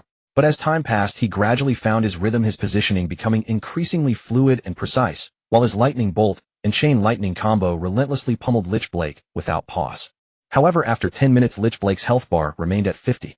Not only has skill damage increased 50, life recovery has also increased by 50. Might of the Golden Lich Blake was beyond Jiang Yan's imagination. If not for his SSS talent Lei Shinji Nu, which can reduce the opponent's life recovery by 50, he wouldn't have to fight at all. For now, we can only grind it out slowly. On the other front, the Nightmare Dungeon awaits. Shengshi Wang Xiao Longyu Tianxia Hu Xiao Shanlin Shengshi Fa Sheng and Pastor Xiao Xiao united, and at last cleared the first valley's 500 enhanced skeletal warriors. Roar! A bronze boss roared out and charged the 5, and they clashed as one. After their prior tuning, their coordination was in perfect sync. Longyu Tianxiao and Shengshi Wang Xiao stepped up shoulder to shoulder, bearing the boss's impact, while Shengshi Fa Sheng and Hu Xiao Shanlin seized the opportunity to unleash furious damage. Pastor Xiao Xiao as needed cast healing on either Longyu Tianxiao or Shengshi Wang Xiao. 95, 93, 31. As the boss's health dwindled, the 5 grew tighter in their cooperation, like a madly running machine, continually reaping the boss's life. 20, 17, 5, 1, die. Shengshi Wang Xiao's excitement surged as he delivered the final blow to finish off the boss's life bar. Ding! Congratulations to the team Zhu Shi Wu Shuang Hongyan Zue for their first kill of the Novice Village Lake Dungeon on held difficulty time, 47 minutes, 34 seconds. Captain Qin Yinwu member, Jiang Taigong reputation 200, free attribute points 3. Ding! System announcements sounded 3 times in a row. Shengshi Wang Xiao stared at the loot the boss dropped, stunned. I only fought a bronze boss, oh why is there a system announcement? Only then did he realize that it wasn't him who triggered the system announcement, but Hongyan Zue and Jiang Taigong and Qin Yinwu. Shengshi Wang Xiao's face changed dramatically. Jiang Taigong and Qin Yinwu, how could they clear this dungeon so quickly? And its held difficulty. The others nearby, Longyu Tianxia, Hu Xiao Shanlin, and the rest were incredulous, exchanging astonished looks. The 5 of them had barely survived Nightmare, yet the 2 opponents cleared hell in 47 minutes. What kind of joke is this? Not only them, but the other great guilds were stunned as well. For 1665 Novice Village. In the Nightmare tier dungeon, the Temple of the War Gods, Peerless War God fixed a grim gaze on the final boss, Bulake, his expression as dark as ink. He had someone by the precise coordinates of the Novice Village dungeon from an anonymous player on the game forum. Within hours, the coordinates had leaked to all the major guilds. Now even the first kill has been stolen. Qin Yinwu, Jiang Taigong, that hidden class player. He has joined Hongyan Zue. The Peerless War God clenched his teeth, but a hint of relief shone in his eyes. Relief that Hongyan Zue had chosen held difficulty. Had it been Nightmare, all his efforts would have been in vain. Yet as the thought arose, a deafening system announcement boomed. Ding! Congratulations to the team Tianshang Baiyu Jing for the Nightmare difficulty, first kill of the Novice Village Lake Dungeon, time, 49 minutes 24 seconds. Captain by Tian D, members by phone by Yuan by Long by He, reputation 100, free attribute points 1. Ding! Congratulations to Tianshang Baiyu Jing for the Nightmare difficulty, first kill time, 49 minutes 24 seconds. Captain by Tian D, members by phone by Yuan by Long by He, reputation 100, free attribute points 1. 3 system announcements in a row shook the Peerless Warriors to the core. Red Beauty is trouble by Tian D. Damn you all. The Peerless War God roared in fury. The time to clear hell difficulty was shorter than Nightmare difficulty. At 44789 Novice Village, the dungeon entrance by Yu Jing's leader by Tian D looked at the first kill record, frowning. Is Jiang Taigong really that strong? Another Novice Village. In Nightmare difficulty dungeon. Leader Xingqian of the Xingqian Stardust Guild waved his hand and told his teammates, everyone retreat from the dungeon. The first kill has been stolen, continuing won't help. Immediately enter the main city, explore new maps, search for dungeons. Dijun, leader of the 3-legged Golden Crow Guild, withdrew immediately and ordered his subordinates, advance to the main city. It's just a Novice Village dungeon, don't be discouraged, everyone. Also keep contacting Jiang Taigong and make sure to recruit him into our guild. What a stroke of luck. What an unexpected turn of events. Deep in the southern outskirts of Qinglong City's desert, the Hongyan Zue leader, Hongyan Huishui, watched the system announcements with joy, hurriedly contacting Qin Yinwu, learning that she had played a bystander role all along. and he was grateful for having Qin Yanwu befriend Jiang Yan. With this first kill record in hand, Han Yanzue's rise in the peak would be unstoppable. She opened the game forums and found that the hottest posts were indeed Dungeon First Kill and Han Yanzue, along with news of Jiang Taigong, the hidden class player. But Jiang Taigong is a layman with no vested interests against Han Yanzue. Han Yanhuishui immediately contacted the PR team to leak the news that Han Yanzue planned to recruit elite male players. Jiang Taigong. Humph. The Twilight of the Gods Guild leader Ice Emperor looked at the system announcements, shook his head, and continued on his own path. Jiang Taigong, you are truly amazing. 142857 Novice Village. In the Hell difficulty dungeon. Qin Yanwu, seeing the golden lich Bu Lake collapse, charged forward in ecstasy. That was luck as well. Jiang Yan looked at his life and mana totaling just over 100. Any misstep could have allowed Bu Lake to restore his vitality. And now, Jiang Yan picked up 2 items dropped by Bu Lake: a crimson, all-red critical strike stone. Lich's Curse Necklace, gold 38 magic attack, 5 magic penetration, adds cursed power that reduces the opponent's life recovery by 10. Requirements to wear Mage or Priest. Lich's Helm, silver 17 magic attack, 5 magic penetration. Requires Mage or Priest. I'll give it to you. Qin Yanwu saw the golden gear, but knew she wasn't eligible to wear it, so she offered it, and asked, could I have the team naming rights? Jiang Yan's smile widened. Of course, no problem. Jiang Yan remained calm on his side, unshaken by the outsidishment. He donned the Lich's Curse Necklace and the L helmet, and his magic attack instantly surged to 317. A lightning spell could deal 1299. 7 damage. A critical hit would yield 5198. Coupled with 35 magic, piercing, Jiang Yan felt as if he could soar to the heavens shoulder to shoulder with the sun. There's a teleportation array here. Qin Yanwu pointed toward the stone tomb. After the golden lich blade fell, there appeared a 6-pointed star pattern emitting a pale glow. By means of the teleporter, the two could return directly to the novice village. You head back first, Jiang Yan thought, deciding to wait for the red name to disappear before returning, then enter the main city. Jiang Taigong, our head sister really believes in you. Would you seriously consider joining our guild? Qin Yanwu asked with genuine sincerity. After witnessing Jiang Yan's terrifying critical hits, she was eager to recruit him into her guild to run dungeons and bosses every day. Let's talk about it later, Jiang Yan declined gently. Very well, Qin Yanwu sighed, and then asked about the gear Jiang Yan had changed out. Jiang Yan was tidying his bag and sold everything except for the bronze staff inlaid with a treasure gem to Qin Yanwu. Qin Yanwu left. Jiang Yan wandered alone in the dungeon, tapping here and there. He occasionally drew out a pickaxe, but there was nothing to dig in this dungeon. After finishing his checks, Jiang Yan opened the game forum to read the latest news. Since the Ice Emperor Han Yanzue and Chaoga led into the main city over the following day, more and more players reached level 10 and entered the main city, among them a large number of female players from Han Yanzue. After buying the mid-dungeon grind spot from Jiang Yan, Han Yanzue began to level furiously in batches, their average level now surpassing the other 4 T0 guilds, only because their secrecy was so good that Twilight of the Gods and other guilds still don't know. And the hottest topic on the current forums is the job change quest. After reaching level 10, the 5 basic occupations can, through different job change quests, switch to corresponding professions. Warriors can be promoted to a shield wielder focused on defense, or a swordsman focused on offense. Priests can become the healer priest of main healing and the offensive light priest. Mages can become high damage fire mages or water mages who control. Assassins can become the knight assassin who excels at assassination, or the thief who excels at theft. Archers can become archers focused on physical attack, or enchanted archers. Additionally, some, due to talents and point distribution, have become rare classes such as Berserker, Lightbringer, Nightwalker. Moreover, after a job change, a player's attributes improve and 2 new skills are learned. In terms of playability and other aspects, it greatly enhances. Besides, a player named Wan Jiangue Zong changed to the rare Berserker and publicly challenged Jiang Yan, a hidden class player, on the game forums. Jiang Yan read the post, but paid it little heed. He felt Wan Jiangue Zong was just bait. If he stepped out to PK, trouble would surely follow. Later, Jiang Yan saw a post from Han Yanzue recruiting male players. The heat was very high. After all, Han Yanzue isn't just one of the domestic top 5 T0 guilds. Inside are many beautiful women, or joining Han Yanzue would be like Tang Sanzang entering the kingdom of women. Moreover, Twilight of the Gods seems to have found a dungeon and is organizing experts to clear it.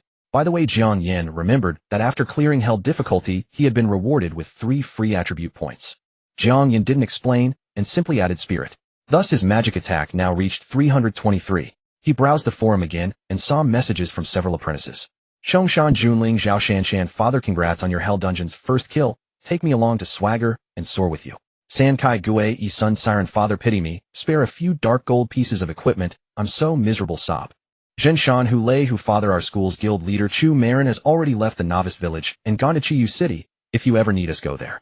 Jiang Yan bored immediately chatted and joked with the three apprentices. Time flew by. In a little over an hour his red name finally turned white.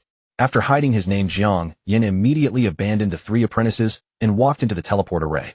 Inside the array there was only one teleport option, the novice village, and it cost 5 gold coins to teleport. They're gouging us. On the forums gold coin prices had fallen a bit, but 1 coin could exchange for 44 yuan in cash. 5 coins would be 220 yuan, it's way too expensive. But Jiang Yan could only grit his teeth and pay because outside the dungeon surely there are prosperous dynasty players lurking. If he managed to escape, he would become a huge red name target again. The teleporter flashed, and Jiang Yan's figure vanished in an instant. Novice village. After Jiang Yan was teleported back, he immediately chose to teleport again. An instant later the teleport array displayed a flood of main cities: Qinglong City, Baihu City, Zhuke City, Xuanwu City, Qiyu City, Shenong City, Jimu City, and more. Jiang Yan closed his eyes and chose one at random.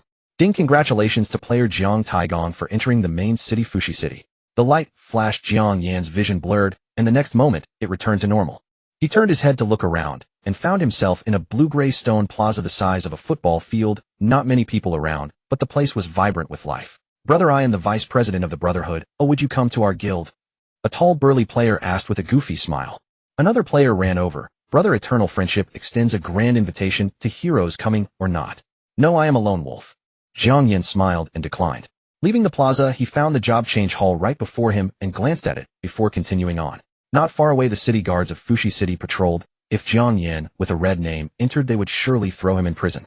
Then Jiang Yan wandered through Fushi City, marking all the potion shops, the blacksmith's resurrection points, the lord's mansion, the prison, and other places. Having wandered enough, Jiang Yan entered a potion shop. The potions sold in the main city were far more advanced than those in the novice village. Super red potion restores 100 HP per second for 5 seconds. Prices 20 silver coins per bottle. Super blue potion restores 100 mana per second for 5 seconds. Prices 20 silver per bottle. Advanced red mana water restores 100 HP and mana per second for 5 seconds. Prices 1 gold coin per bottle. Super red mana water restores 300 HP and mana per second for 5 seconds. Prices 10 gold per bottle. Basic blood pill restores 500 HP per second for 5 seconds. Prices 5 gold coins each. Basic mana pill restores 500 mana per second for 5 seconds. Prices 5 gold per pill. Basic blood mana pill restores 700 HP and mana per second for 5 seconds. These potions, so expensive. No wonder the shop is empty. Jiang Yan stared at the price list in disbelief. Had he not sold the leveling spot in the central mine of the novice village's northern district for 200,000 gold coins, Jiang Yan would never have been able to afford these exorbitant potion prices. But now, he glanced at his balance: 41139 gold, 34 silver, and 13 copper. Adding the 40,000 gold spent on the enhancement scrolls, Hongyi Anzui still owed him another 100 gold. With such a fortune in gold, Jiang Yan naturally did not hold back. He purchased 100 bottles each of super red potions and super blue potions, spending a total of 40 gold. Another 100 bottles of advanced red magic water cost him 100 gold, and 100 primary magic elixirs cost 500 gold, bringing the total to 640 gold. Converted into real-world cash, that was 2800 yuan. It was incredibly extravagant. Even Jiang Yan felt he was being a bit wasteful. Boss, do you buy violet flowers here? Jiang Yan asked the apothecary owner. We do 10 copper coins per stock, the owner replied, squinting as he looked up. Jiang Yan took one look and realized this fellow was practically cast from the exact same mold as the apothecary owner back in the novice village. Goodbye, Jiang Yan said, leaving without another word. Stepping out of the apothecary, he set off to find the blacksmith shop. It was quite a distance from the apothecary, taking him a walk of 2 full streets to arrive. There were few players inside, just a scattered group of 4 or 5. Jiang Yan purposely dawdled, waiting until they had all departed before drawing out his bronze staff and addressing the blacksmith. Boss, please help me remove the treasure hunting stone from this. Oh, it actually has a divine stone inlaid in it. The blacksmith, a muscular middle-aged man, took the bronze staff and examined it briefly. He immediately began clanging and hammering away, and in no time, he successfully extracted the level 1 treasure hunting stone from the bronze staff. That will be 10 gold coins, thank you, the blacksmith said with a smile, handing both items back to Jiang Yan. 10 gold. Jiang Yan's face twitched. Damn, that's so expensive. Is this crook trying to rip me off? What, can't afford it? Believe it or not, I'll call the city guards. Seeing Jiang Yan hesitate, the blacksmith immediately threatened 1 hour of confinement for every gold coin owed. Kid, you'd better know what's good for you. I have the money. Jiang Yan gritted his teeth and paid the 10 gold coins, retrieving the bronze staff and the level 1 treasure hunting stone and placing them into his inventory. He then unequipped the Death Scepter from his hand, drew the level 3 treasure hunting stone from his inventory, and asked Boss how much to inlay this divine stone. The level 3 treasure hunting stone was significantly larger than the level 1 version, and its coloration was incomparably brilliant. They were as different as night and day. This is actually a top-tier divine stone. The blacksmith excitedly held up a single finger. 10 gold coins as well. Are you trying to feed a beggar? At least 1,000 gold coins. The blacksmith snorted. Goodbye, Jiang Yan said, turning on his heel to leave. This swindler was absolutely ripping him off. He refused to believe that without this guy he wouldn't be able to inlay this divine stone. Jiang Yan turned and headed back to the plaza's teleportation array, teleporting to Qinglong City. After locating the blacksmith shop in Qinglong City, he found their quote was also extremely high. It would cost 800 gold. Inlaying a divine stone is already a difficult task, let alone a level 3 divine stone. This is the highest grade of divine stone. The Qinglong City blacksmith said, staring with utter infatuation at the level 3 divine stone in Jiang Yan's hand. 800 gold. Jiang Yan still found it too expensive. He then visited 2 other main cities, but the quotes he received were all around 800 gold. He was rather dissatisfied with this price. In the novice village, inlaying a level 1 divine stone only cost 3 gold, but out here it was 800 gold. If only he could return to the novice village. But that was clearly impossible. The rules of Dianfeng dictated that once a player left the novice village they could never return. Jiang Yan located the teleportation array and pulled up the list of available main cities. He scrolled down, and at the very bottom, he actually spotted an unbelievable destination. Novice village no. 142,857. How could this be? Jiang Yan stared at the option in disbelief and as if possessed tapped on it. In the next instant, his body vanished from the teleportation array. Novice village no. 142,857. Beneath the crooked-necked tree, Jiang Yan stepped out with a bizarre expression. Watching the village chief not far away and the novice players bustling back and forth around him, he felt as though he were in a dream. Wait, could it be because of... Jiang Yan suddenly recalled something. Previously, he had snatched the kill credit for the Wild Boar King, picked up the Wild Boar King's tusk, and handed it over to the novice village chief. This had earned him the chief's friendship and granted him free use of this teleportation array. Is my ability to return due to this very reason? A look of pleasant surprise gradually spread across Jiang Yan's face. Although the novice village consisted of low-level maps, the depths of the 4th mine on the left in the northern district connected to an underground mineral vein. In that place one could harvest divine crystals used for crafting divine artifacts along with all sorts of peculiar ores. If he could return at any time, this would be his own exclusive benefit.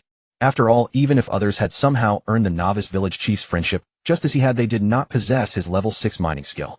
But first things first. Jiang Yan composed his emotions and ran swiftly toward the blacksmith shop. The blacksmith shop in the novice village was small, allowing only one person inside at a time. After queuing for a short while, Jiang Yan stepped inside and immediately pulled out the Death Scepter and the level 3 treasure hunting stone. Boss, how much gold to inlay this? A level 3 divine stone. The blacksmith's eyes widened. You kid, where on earth did you get this? Jiang Yan smiled and said, I was lucky enough to run into a planar merchant. Your luck is unbelievable. The blacksmith said, his face a mix of envy and jealousy. Inlaying a level 3 divine stone costs 100 gold. However, you know the rules. There is a chance of failure when socketing. If it fails, this silver tier equipment of yours will be destroyed. I know, Jiang Yan replied with a smile, handing over the Death Scepter and the level 3 treasure hunting stone. It would cost around 800 gold to inlay it outside, but in the novice village it was only 100 gold. This was incredibly cheap. Jiang Yan waited quietly. Before long, the sounds of clanging and hammering echoed from within. After waiting for about 20 minutes, the blacksmith finally emerged, drenched in sweat. Mission accomplished. Thank you, boss. Jiang Yan paid the money joyfully and took back the Death Scepter. Death Scepter silver, a staff inlaid with a treasure hunting stone. Magic attack 18, magic penetration 5, a monster drop rate 3. Requirement Mage Priest. A level 1 treasure hunting stone gives 1 to monster drop rate, while a level 3 gives 3. Jiang Yan was somewhat speechless. According to the mechanics of divine stone refinement, a single level 3 treasure hunting stone required 9 level 1 treasure hunting stones to fuse. Forget it. Jiang Yan then unequipped Blake's black robe silver and the Lich's ring silver, handing over the level 1 treasure hunting stone and the critical strike stone. 10 gold, the blacksmith said immediately. Now that was an absolute bargain. Jiang Yan smiled and paid. The blacksmith worked quickly, taking only a dozen minutes to complete the inlaying process, and every single one was a success. Boss, your craftsmanship is second to none. I'll definitely come back to you in the future. Jiang Yan gave a thumbs up. Haha, once you leave the novice village there's no coming back.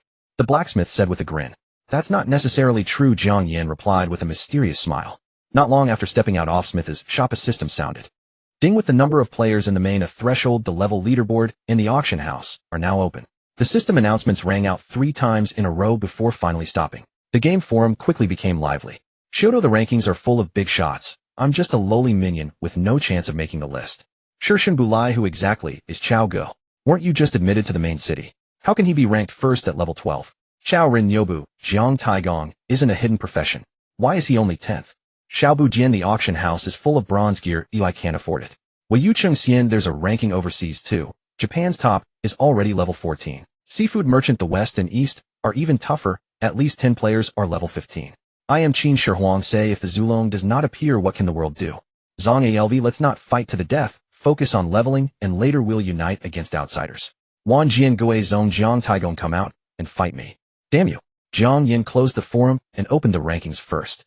First place, Chao Ge level 1237, second Bing D level 1228, third Hongyan Huishui level 1211, fourth Di Jun level 127, ninth Beitian D level 1154, 10th Jiang Taigong level 1153, 11th Xingchen Ji Zhu level 1150, 12th Wushuang Zhanshun level 1148, 13th Xinshang level 1148, 100th VRMMO level 112.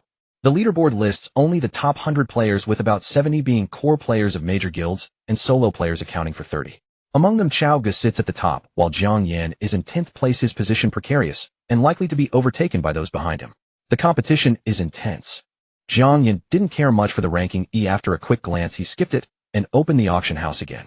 Although the auction house had opened only a few minutes ago, it was already filled with gear. Most were white grade, but bronze gear were plentiful, numbering in the dozens. And the prices were high. I don't know whether there are more players or someone is inflating prices. Jiang Yan glanced at his backpack and saw a bronze staff that had just been unearthed from a treasure-seeking gem. Because it now had a socket, Jiang Yan listed it on the auction with a starting bid of 80 gold. If no one bids within 3 hours, the item will return to his backpack. If Jiang Yan is not satisfied with others' bids, he can withdraw the auction within 3 hours. Also, once the auction succeeds, a 5 fee will be deducted. Closing the auction, Jiang Yan prepared to train in the main city. But not far away, someone blocked his way. Oh, isn't that young Master Wang? Jiang Yan saw the arriving person and smiled in greeting. Jiang Taigong. Shengshi Wang Xiao's face darkened. Don't celebrate too early. When we leave the beginner village, I'll see how you die. I look forward to your revenge. Jiang Yan was not afraid at all. Even if he were really hunted to the ends of the earth, he could still go back to the beginner village to mine. Not to mention guilds such as Hongyan Zui, Senju Jinwu, and Dark Empire were all vying to recruit him. Shengshi dynasty, he does not fear. Damn you. Shengshi Wang Xiao clearly felt the disdain coming from Jiang Yan, who furious and seething, but in the beginner village there was nothing he could do, only impotent anger. Leaving Shengshi Wang Xiao with a handsome back, Jiang Yan departed gracefully. He arrived at the teleportation array and teleported to Fushi City. Hours passed, and the number of players in Fushi City increased noticeably. After all, with the current player base, someone reaches level 10 every moment and enters the main city. Jiang Yan looked at the rankings again. Oh, at this pace, he has already dropped out of the top 20. This is really cutthroat. He stops wasting time and heads toward the east from Fushi City. To the east of Fushi City lies a chain of rolling mountains. The mountains rise and fall, endlessly, seemingly touching the heavens. Players before them feel like ants beneath a boundless sea. On the road, Jiang Yan sees bands of travelers passing by, some in small groups, some clearly marching with guilds sweeping forth in grand lines of hundreds. Jiang Yan favors traveling alone. Keeping a distance, he slips into a secluded foothill of mountains and forests. Not far ahead, above the forest, a white exclamation mark floats. He gazes forward. Mihu Forest, home to numerous macaques who are adept at brewing ape wine. Ape wine. Jiang Yan recalls there's a Tiger King's bone in his bag that could be used for brewing too, but what is this wine for? Does drinking it grant attributes or buff status? Jiang Yan runs toward the exclamation mark's direction. After 2 hours, he finally reaches the macaque's domain. Chirp, chirp, chirp. Dense branches host a dozen brown-yellow furred giant macaques flitting among the vines, playing and roughhousing.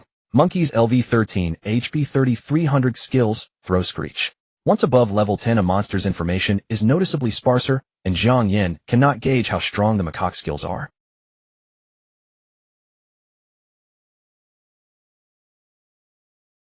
One second later, a bolt of lightning descends from the sky and strikes a swinging macaque. Then the bolt splits into 3, blasting 3 nearby macaques. Hiss, chirp, chirp. The sharp snarls accompany 4 crimson critical hits leaping from their heads. 4134, minus 3488, minus 3488, minus 3488. Ding, congratulations, the player defeated a macaque, out of level experience 350x4. After the 4 macaques died, 2 pieces of white gear drop along with 5 or 6 silver coins. Jiang Yan doesn't have time to pick them up. The surrounding macaques have already angrily closed in. They yank fist-sized stones from somewhere and hurl them at Jiang Yan. Thanks to the brutal training in the beginner village's hellish dungeon, Jiang Yan's movement has become quite flashy, but the sheer number of macaques is daunting. He dodges many, but still gets struck by a few. Boom, boom, boom. With a twinge of pain, Jiang Yan takes several hits of 8,095 damage. At the same time, the pack roars as more hits of 4,045 appear on his health. These hits aren't high individually, but the numbers are large. Within seconds, Jiang Yan's HP and MP bars are both empty. He swallows a basic mana pill, watching his mana quickly recover to half. Then he dares to strike back. Lightning, spell chain, lightning, lightning, spell chain, lightning. Jiang Yan becomes a killing machine, relentlessly farming experience from these macaques. Watching the experience keep flickering, Jiang Yan grows bolder. He fights as he goes deeper, and the macaques ahead keep pouring out as if a hornet's nest had been stirred. Jiang Yan is startled and backs away. After creating some distance, he turns back to strike the macaques. Lightning, spell chain, lightning, lightning, spell chain, lightning. After more than 10 minutes, Jiang Yan's chain lightning finally reaches LV2. Chain lightning level 2, 13,000. After a 3-second chant, unleash a bolt at the target, dealing 150 magical damage, and he immediately split, randomly striking 5 nearby targets, dealing 90 magical damage. Mana cost 35. Cooldown 3s. After the chain lightning upgrade, not only does the damage increase, but the number of targets attacked increases by 2 as well. Jiang Yan hurled chain lightning toward the macaque troop, and in the roar of thunder, a thick bolt struck 1 macaque, followed by 5 slender sparks blasting toward the nearby 5 macaques with a boom. 4,522. Minus 3,746. Minus 3,746. Minus 3,746. Minus 3,746. Minus 3,746. 6 red damage numbers popped up, instantly killing 6 macaques. That damage felt so satisfying. Jiang Yan was thrilled. Following this trend, once he upgrades chain lightning to level 3, he will be able to strike 8 targets, then, with an enhancement scroll, raise it to level 6, and attack 14 targets at once. But the skill upgrades are a bit slow. Jiang Yan was both pained and excited. After another 10 minutes, Jiang Yan finally cleared the monkeys chasing him behind.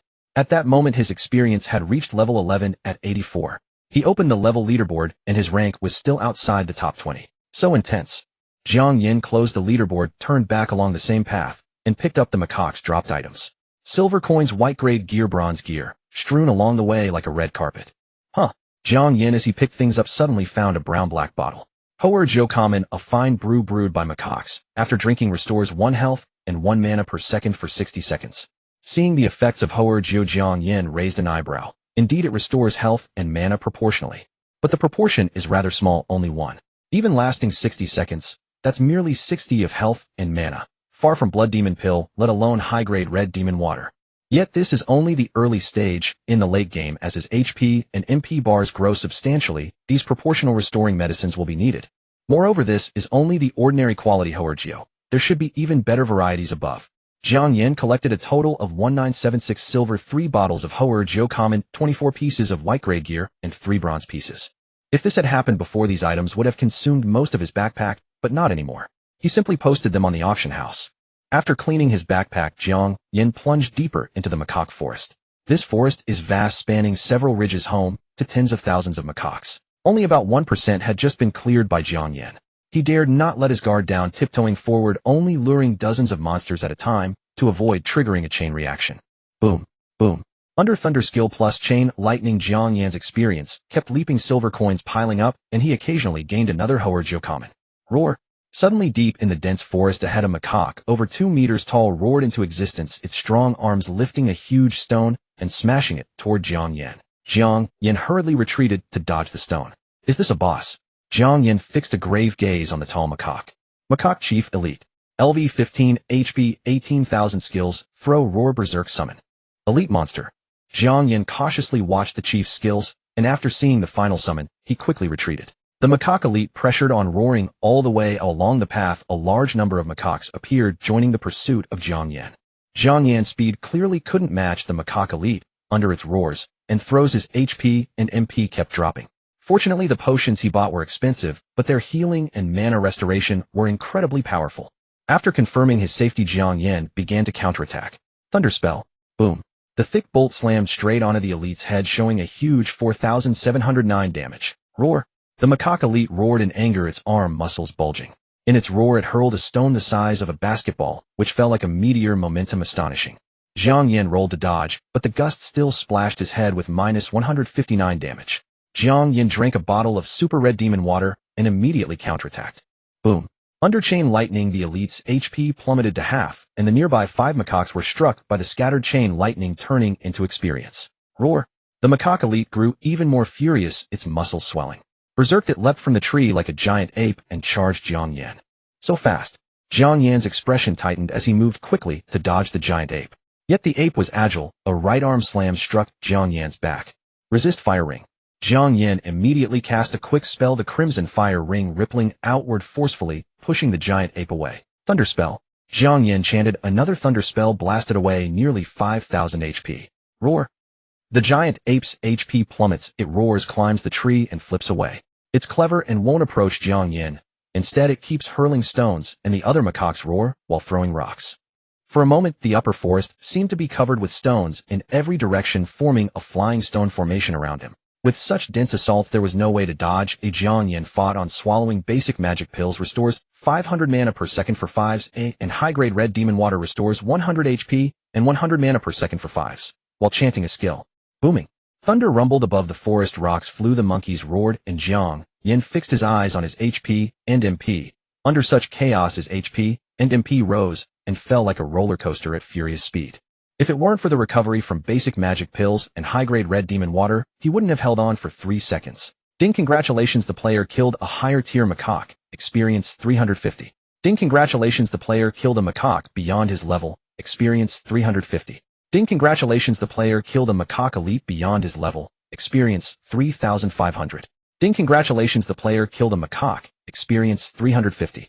As system prompts continued, flying stones above the forest gradually diminished, and 5 minutes later Jiang Yan finally cleared this wave of macaques. But the price was steep. The medicines he had spent 640 gold on were more than half used up. If converted to cash, that would be 14000 yuan. Jiang Yan clenched his jaw. He hurried to the place where the macaque elite had fallen, did a search, and found 12 gold coins, 2 warrior bronze pieces with modest stats, and besides a silver cloak. Macaque cloak, silver, agility 10, MP 20, a wearing requirement none. Seeing this attribute, Jiang Yan was overjoyed. 20 MP mana. For him, that translates to a 20 boost to his health bar. Jiang Yan immediately took off the tiger cloak.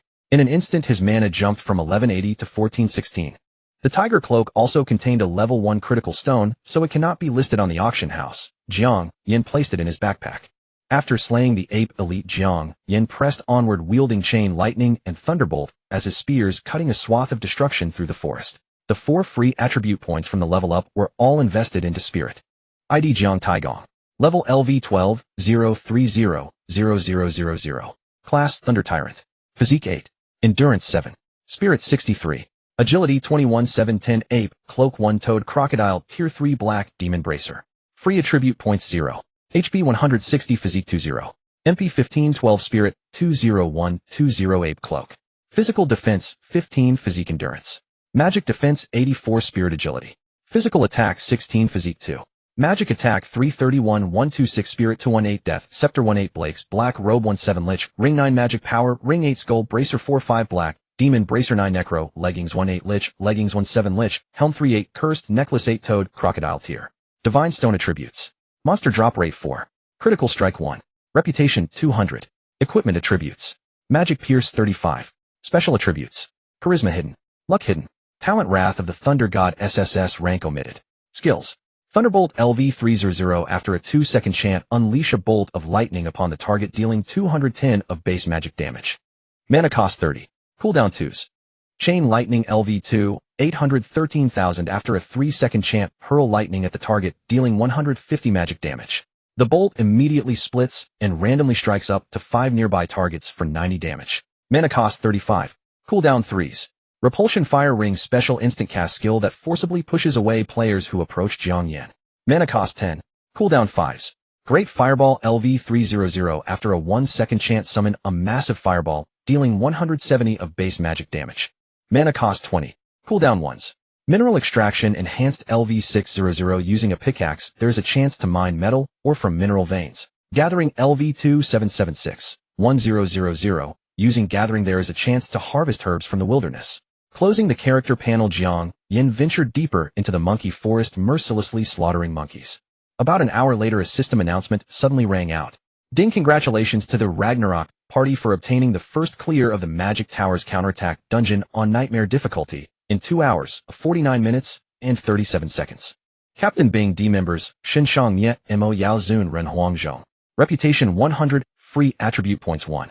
Ding! Congratulations to the Ragnarok party for obtaining the first clear of the Magic Tower's counterattack dungeon on Nightmare difficulty in 2 hours, 49 minutes, and 37 seconds. Captain Bing D members, Xinshang Ye, Mo Yao Zun Ren Huangzhong.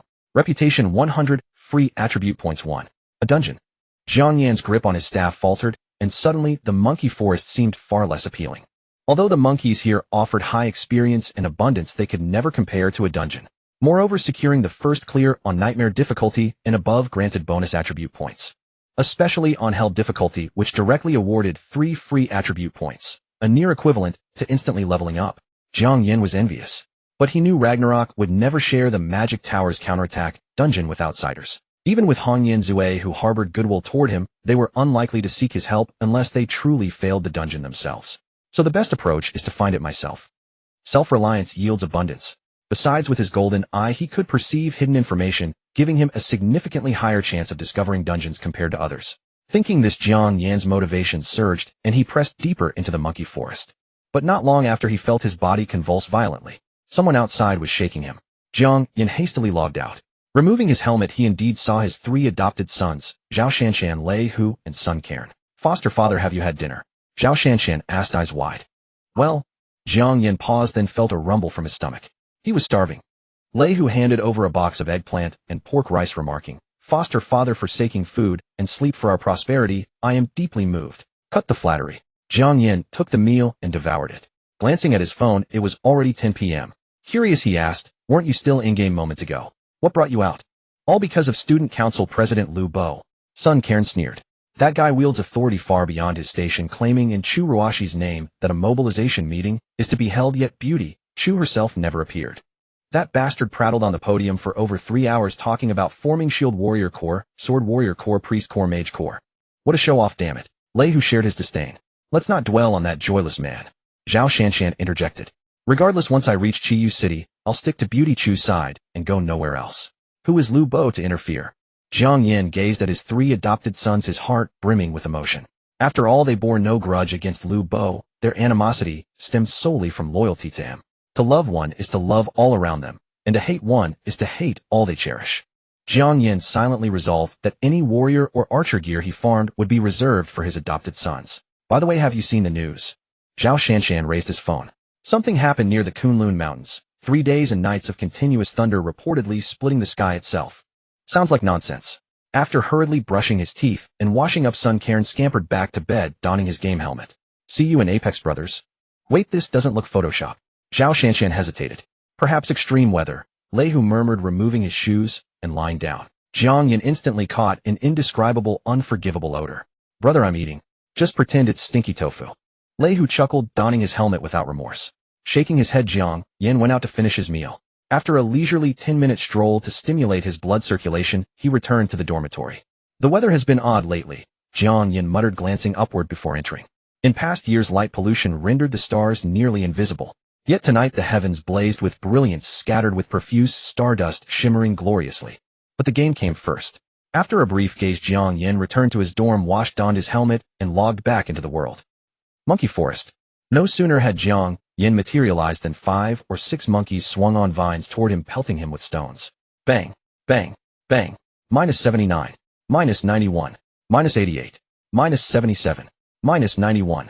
A cascade of damage numbers erupted above his head. They throw stones at me. I'll build a mansion from them. Jiang Yan calmly consumed a super red potion and began chanting chain lightning. Boom.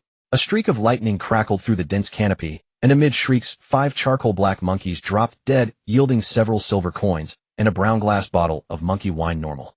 Combined with previous drops, Jiang Yan's inventory now held 13 bottles of monkey wine normal. Just as he prepared to venture further, a message arrived from Hongyan Hua Shui, Guild Master of Hongyan Zui.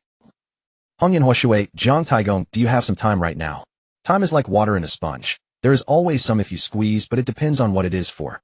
Jiang Yan quickly replied. Is there something, President Hongyan? Hongyan Huashui, a dungeon. Interested? A dungeon.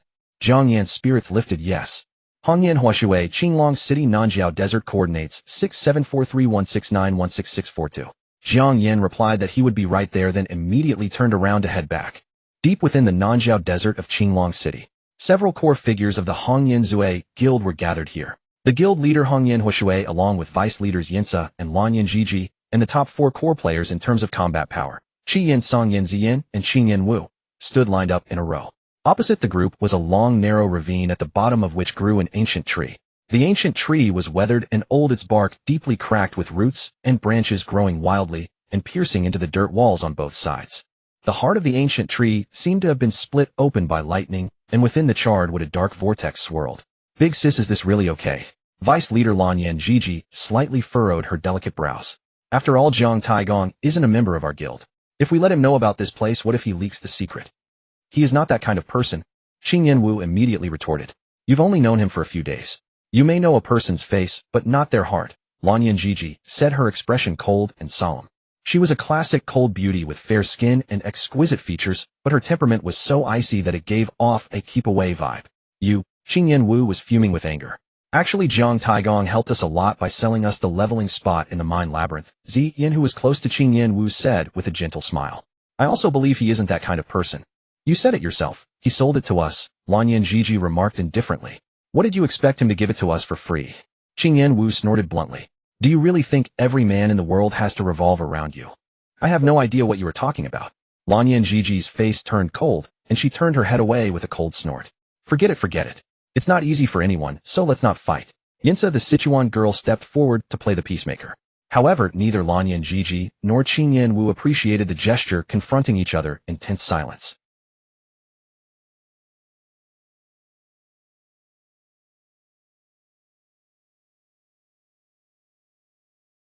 Very well. Hongyan Huashui nodded slightly, her bright liquid eyes sweeping over the group of peerless beauties. Lanyan, take a team and run at once. All right. Lanyan Jiji immediately responded. Yinsa, Qi Yin, Song Yin, Zi Yin, let's form a party. Zi Yin glanced at Qin Yin Wu and, seeing that she didn't object, nodded slightly. Once the party of 5 was formed, they quickly transformed into beams of light and surged into the vortex at the heart of the ancient tree. Big sis, she is going too far. Qin Yin Wu pouted and complained. Our guild members were able to gather in Qinglong City so quickly, all thanks to the leveling spot Jiang Taigong sold us. Lanyan is just deliberately causing trouble. Although there were many main cities in the China region of Pinnacle, there were even more guilds. Even the top 5 Tier 0 guilds would have to face countless challenges if they wanted to monopolize a single main city. Yet because of the labyrinth leveling spot, a vast number of Hongyan Zui's players leveled up rapidly, reaching level 10 ahead of everyone else, and gathering in Qinglong City to seize the first mover advantage. Now all the leveling spots outside Qinglong City were controlled by Hongyan Zui players. Having lost the initiative, other players faced a choice between going to other main cities to level up or fighting Hongyan Zui, and they would highly likely choose the former. As a result, Qinglong City was practically in the bag for Hongyan Zui, a fact tacitly accepted by both other guilds and solo players alike. And the credit for all of this belonged to Jiang Yan. Of course I know that, Hongyan Huashui said with a smile. Lanyan was once hurt by a man, which is why she acts this way. Don't take it to heart. Alright then. Seeing that Big Sis had put it that way, Qin Yin Wu could only let it go. The two of them waited outside the ancient tree, and that wait lasted for a full 2 hours. By this time, Jiang Yan had arrived deep in the Nanjiao Desert. Before coming, he had made a special trip back to the novice village to remove the level 1 critical strike stone socketed in his tiger cloak, and socketed into his ape cloak instead. Afterward, he went to Fushi City to restock on 10,000 gold coins worth of potions before finally arriving at Qinglong City's Nanjiao Desert, according to the coordinates provided by Hongyan Huashui. However, upon arriving, he found that the area was teeming with Hongyan Zui players. Countless gorgeous women of various charms populated the landscape, leaving Jiang Yan feeling rather captivated and distracted. You must be Jiang Taigong, right? Finally, an exceptionally attractive female player stepped forward with a sweet smile. The president has been waiting for you for a long time. This way, please. So the coordinates Hongyan Huashui gave me weren't the actual location of the dungeon. Jiang Yan's mind whirled as he replied, thank you for the trouble. The beautiful player smiled slightly and led Jiang Yan deeper into the desert. After about 10 minutes, Jiang Yan finally saw Qin Yin Wu and the legendary leader of Hongyan Zui, Hongyan Huashui. Hongyan Huashui was a mage who had already advanced to a water mage specializing in crowd control. She wore a blue mage robe. Her breathtakingly beautiful face resembled a blooming red rose, dignified, elegant, and noble, exuding an aura of inviolable purity. My apologies. Upon seeing Jiang Yan, a gentle smile graced Hongyan Huashui's devastatingly beautiful face. The dungeon coordinates are of utmost importance, so we had to take precautions. I hope you don't mind, Jiang Taigong. Not at all. After all, I'm not a member of your guild. Jiang Yan didn't care about such things. As long as there was a dungeon to run allowing him to claim the first clear and receive attribute point rewards, he was perfectly fine with it. Jiang Taigong. Qing Yanwu walked over with a smile. We'll have to trouble you again this time. You must absolutely crush this dungeon. Absolutely crush it. Jiang Yan was puzzled. It's just some minor friction between sisters, Hongyan Huashui explained. Let me introduce the dungeon to you first. Its name is Beast Invasion. About 100 years ago, exotic beasts opened a spatial rift. Within just a few days, countless wild beasts poured into Qinglong City. Ultimately, the city lord of Qinglong City took action and sealed the spatial rift using a 10,000-year-old locust tree, which is the ancient tree in this narrow ravine before us. Although the rift is sealed, a vast number of beasts still survive within the sealed space. The dungeon's quest is to purge the beasts inside. It doesn't sound too difficult. Jiang Yan looked at them curiously. With your guild's strength, you should be able to clear it, right? We have cleared the easy and hard modes, but not the nightmare and hell difficulties, Hongyan Huashui said. The bosses in the latter two difficulties are quite tough to deal with. Their health regeneration is too rapid, and our damage output isn't high enough. Jiang Yan understood now. They had taken a liking to his ability to suppress health regeneration. Jiang Yan's SSS grade talent, Wrath of the Thunder God, could suppress 50 of a target's health regeneration. Additionally, his gold tier Lich's Cursed Necklace could reduce the target's health recovery effect by another 10, totaling a whopping 60. No matter what kind of boss encountered him, they would have to kneel in absolute submission. Shall we head in now then? Jiang Yan sent a party invitation to the two of them. I'll call 2 more people. After accepting the party invitation, Hongyan Huashui summoned 2 more core players. They were twin sisters. The older sister was a shield warrior with the ID Domainio, and the younger sister was a priest with the ID Xiaomainio. Once the party was fully formed, Jiang Yan, as the party leader, directly selected Hell difficulty. Upon entering the instance, Domainio and Xiaomainio instantly sensed something amiss. Sis, this doesn't feel like nightmare difficulty. Could it be hell mode? We barely cleared nightmare, did we? Jumping straight to hell mode seems a bit ambitious. And who is this? A new male member. Our guild finally has a guy. Wah. The 2 sisters chattered away like a pair of nightingales, one after the other. Jiang Yan found their banter rather pleasant and smiled. I'm Jiang Taigong, you can call me Taigong. You're Jiang Taigong, that hidden class player. I heard you can one-shot 4 players with a single skill. Is that true or false? How did you become a hidden class player? Can you teach me? Domainio and Xiaomainio widened their eyes, scrutinizing Jiang Yan with pure curiosity. Enough, we're in an instance. Stop rambling. Qing Yan seemed somewhat displeased. Right, we're clearing an instance. The 2 silly girls finally snapped back to reality. Jiang Yan also began observing the instance. This was a dim grassland with low-hanging clouds pressing heavily against the sky. Cold winds swept through, carrying faint echoes of beast howls from all directions. Hongyan Huashui spoke softly. This is our first time entering hell difficulty. In Nightmare, the common mobs here are LV-14 Wind Wolves, LV-15 Flame Tigers, LV-16 Earth Bears, and LV-17 Half-Beasts, with a large number of elite monsters among them. How's their damage output? Jiang Yan asked. Don't worry, I can tank it. Don't worry, I can heal it. Shield Warrior Domainio and Priest Xiaomainio spoke in unison. Then what are we waiting for? Charge. Jiang Yan was somewhat eager to begin. Let's take the LV-14 Wind Wolves first. Hongyan Huashui pointed eastward. The 5-person team immediately headed east. Shield Warrior Domainio led the way with her shield and greatsword, while Water Mage Hongyan Huashui and Qing Yanwu, who had transformed into a demon archer, flanked on either side. Priest Xiaomainio followed behind, with Jiang Yan occupying the center position. Jiang Yan looked at the 4 beauties surrounding him and felt somewhat embarrassed. Watch out. Domainio suddenly raised her great shield. Here they come. Roar. Before the words had even finished, echoing, a series of wolf howls resounded ahead. Jiang Yan raised his gaze and saw 6 blue-furred red-eyed wolves charging toward them, fangs bared. Wind Wolf, LV-14, HB, 1900 skills, Wind Blade Rend Charge. Domainio raised her shield with one hand and gripped her sword with the other, recklessly charging forward to meet them. Xiaomainio began chanting the heal skill. Multi-enchanted arrow. Qing Yanwu drew her bow.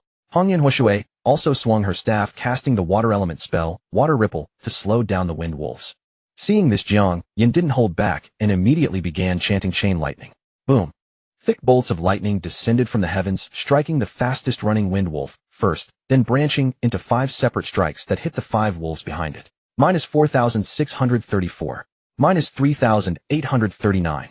minus 3,839, minus 3,839, minus 3,839, minus 3,839. Explosive damage numbers popped up from all 6 wind wolves. In an instant, they were blasted to death by the thunder sliding across the grassland from the force of impact, dropping over a dozen silver coins and several white-grade equipment pieces. Ding! Congratulations to the player for killing a wind wolf beyond their level. EXP 145-6. Holy crap. Domenyo nearly dropped her shield at this sight. This is insane. Xiao Menyo's eyes bulged wide as she stared at Jiang Yan in disbelief, accidentally releasing the heal spell she had been holding, which landed right on Jiang Yan's head. A green glow erupted from Jiang Yan's body. Zero. As expected of a hidden class player. Although Hanyan Huashui already knew Jiang Yan's damage was abnormally high, witnessing it firsthand still filled her with astonishment. Are they really playing the same game? How should the loot be distributed? Jiang Yan suddenly asked. Priority-based distribution, with you first. Hanyan Huashui replied immediately, any equipment no one else wants will be sold at half market price for you. Jiang Yan nodded, slightly approving of this distribution method. Then the group continued forward. It's a silver magic ring. Xiao Menyo, the young priestess, drooled with envy upon seeing the wind wolf ring. However, she was sensible enough not to ask for it. Hanyan Huashui, who was also a mage, did not even spare it a glance. She asked, Jiang Taigong, if you need this ring you should wear it. Jiang Yan nodded with a smile. In that case, I'll give you the ring I'm replacing. Returning the favor, Jiang Yan equipped the wind wolf ring silver and traded his replaced magic ring bronze to Hanyan Huashui. The magic ring was something Jiang Yan had obtained from a bronze treasure chest in the beginner's village mine. With a stat of 9 magic attack, it was an absolute masterpiece among bronze equipment. After checking its stats, Hanyan Huashui smiled and traded it to the eagerly waiting Xiao Menyo. Here, Xiao Menyo, you wear it. Thank you, big sister. Thank you, Jiang Taigong. Xiao Menyo expressed her gratitude sweetly. Let's keep going. Jiang Yan glanced at his magic attack.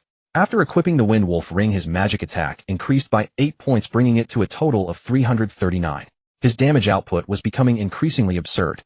Meanwhile, at the dungeon entrance, accompanied by 5 flashes of flowing light, Lanyan Jiji, Yin Seichi, Yin Tsang Yin, and Zi Yin materialized simultaneously. Another failure, sighed Zi Yin. Hailing from the picturesque Jiangnan water towns, she possessed a gentle and exquisite beauty, her voice as soft as a breeze and light as drifting catkins. Nightmare difficulty is still a bit too much for us. Qi Yin frowned. Failure is the mother of success. Worst case, we just try again later. Yin Se laughed boisterously. Wait, where did Big Sister and Qing Yin Wu go? We've been inside the dungeon for over 2 hours. That Jiang Taigong should have arrived by now. Zi Yin looked toward the dungeon entrance. They must be inside the dungeon right now. I'd like to see how he expects to carry Big Sister and the others through nightmare difficulty. Lanyan Jiji's voice was ice cold. Having been deeply hurt by a man in her youth, she had harbored a strong aversion to men ever since. She had even consistently opposed Hanyan Huashui's decision to recruit male players. Perhaps this incident would finally make Big Sister realize that men were utterly unreliable. Lanyan Jiji looked down at the ancient tree growing within the narrow ravine, her eyes brimming with a chilling glint. Inside the dungeon, after nearly 20 minutes of sweeping through the area, Jiang Yan's party of 5 finally cleared out all the wind wolves on the eastern grasslands. Next up was the level 15 Flame Tiger of the southern region. Flame Tiger level 15. HP 2600. Skills: Tiger Roar, Bite, Flame Impact. The Flame Tiger was not particularly massive, but its entire body was covered in crimson fur that resembled blazing, blooming flames. When fighting the Flame Tigers, you must watch out for their flame impact. Once hit, you will suffer burn damage, and this damage can stack. Hanyan Huashui warned them while casting Water Ripple to restrict the charging speed of the Flame Tigers. Qing Yan Wu was also unleashing a flurry of basic attacks from the side. Domenyo held her shield high to tank at the front, while Xiao Menyo hid behind, casting Healing Art. The 4 of them coordinated seamlessly in perfect harmony. Jiang Yan, on the other hand, had absolutely no need for coordination. Aside from evading the flame impacts, he only needed to spam his skills. Chain Lightning, Lightning Art, Chain Lightning, Lightning Art. Whether it was a common Flame Tiger or an Elite 1, Jiang Yan swept through them, all pushing forward effortlessly without even needing to think. Even if an Elite Flame Tiger managed to charge right in front of him, it would be bashed back by Domenyo's shield. This is incredibly comfortable. It was the first time Jiang Yan had ever experienced such an exhilarating mob-clearing session. He didn't need to position himself, or even concentrate. He just had to mindlessly spam his skills. Watching his experience points skyrocket, Jiang Yan felt a sudden urge to join a guild for the very first time. However, this impulse quickly subsided. Although joining a guild offered numerous conveniences, it would also mean sacrificing his freedom. Possessing an SSS-grade talent, a hidden class, and his golden eye ability, Jiang Yan harbored immense ambition. He had no desire to be confined within someone else's guild. As expected, it won't be that easy, Hong Yanhui sighed inwardly upon noticing the shift in Jiang Yan's expression. She had hoped to use this dungeon run to entice Jiang Yan into joining Han Yanzue. Jiang Yan indeed seemed tempted for a fleeting moment, but that temptation vanished as quickly as it had arrived. Never mind being friends, and having him as an external ally is also a good option. Hong Yanhui quickly composed herself. Half an hour later, Jiang Yan's party successfully cleared out the Flame Tigers in the southern region, moving on to the level 16 Earth Bears in the western region. Earth Bear level 16. HP 5000. Skills Bear Roar Charge Earth Spike. Jiang Taigong, the Earth Bear's Earth Spike ignores terrain and will attack directly from beneath you. Watch your positioning and keep an eye on your HP bar. Hong Yanhui warned elegantly. Understood. Jiang Yan nodded. Although his positioning and combat awareness were not as refined as those of the four beauties, he had been constantly improving over the past few days. Coupled with his 160 HP and 1512 MP along with an abundance of health and mana potions in his inventory, unless he was instantly killed, nothing could take him down. Roar. The five of them had not gone far when they saw a massive horde of earth bears converging like a landslide, roaring as they charged toward them. Hong Yanhui and Qing Yanwu immediately retreated to the flanks, simultaneously releasing skills to hinder the earth bear's charging speed. Domainio did not dare to charge forward this time, either quickly retreating while holding her shield high. Xiao Manyo followed closely behind Domainio. Having finished chanting her spell, she held her healing art in reserve ready to cast it at any moment. Jiang Yan also retreated rapidly. He had no choice but to retreat as the charging horde of earth bears was continuously unleashing earth spikes. Sharp earthen spikes erupted abruptly from beneath their feet. A single moment of hesitation could result in being launched into the air. Roar. Following the bear horde's thunderous roar, a series of damage numbers like -50, -60, and -55 floated above everyone's heads. Hong Yanhui and the other three had already pulled out their potions, consuming them the instant they took damage. Jiang Yan was a step slower, but he managed to stabilize his health thanks to his primary mana pill, which restored 500 mana per second for 5 seconds. Then came the slaughter. Jiang Yan chanted Chain Lightning as he retreated. Boom. Thunder roared and surged forward, instantly dealing over 1,000 damage to 6 targets. 1186, -3932, -3932, -3932, -3932, -3932. The Earth Bears had 500 HP, so even a critical hit from Chain Lightning could not instantly kill them, and one of the hits had failed to crit. Even with Hong Yanhui and Qing Yanwu following up with damage, it was not enough. Since both of their skills focused primarily on crowd control, their damage output was clearly insufficient. Meanwhile, Domainio and Xiao Manyo, who specialized in defense and healing respectively, dealt virtually no damage at all. Fortunately, Jiang Yan's skill cooldowns were incredibly short. Boom. Another Chain Lightning struck down. 4746, -3932, -3932, -3932, -983, -3932. Ding. Congratulations, player, on killing an Earth Bear above your level. EXP 420. Thunder surged wildly as a string of terrifying damage numbers popped up, yet only one Earth Bear was slain by Jiang Yan.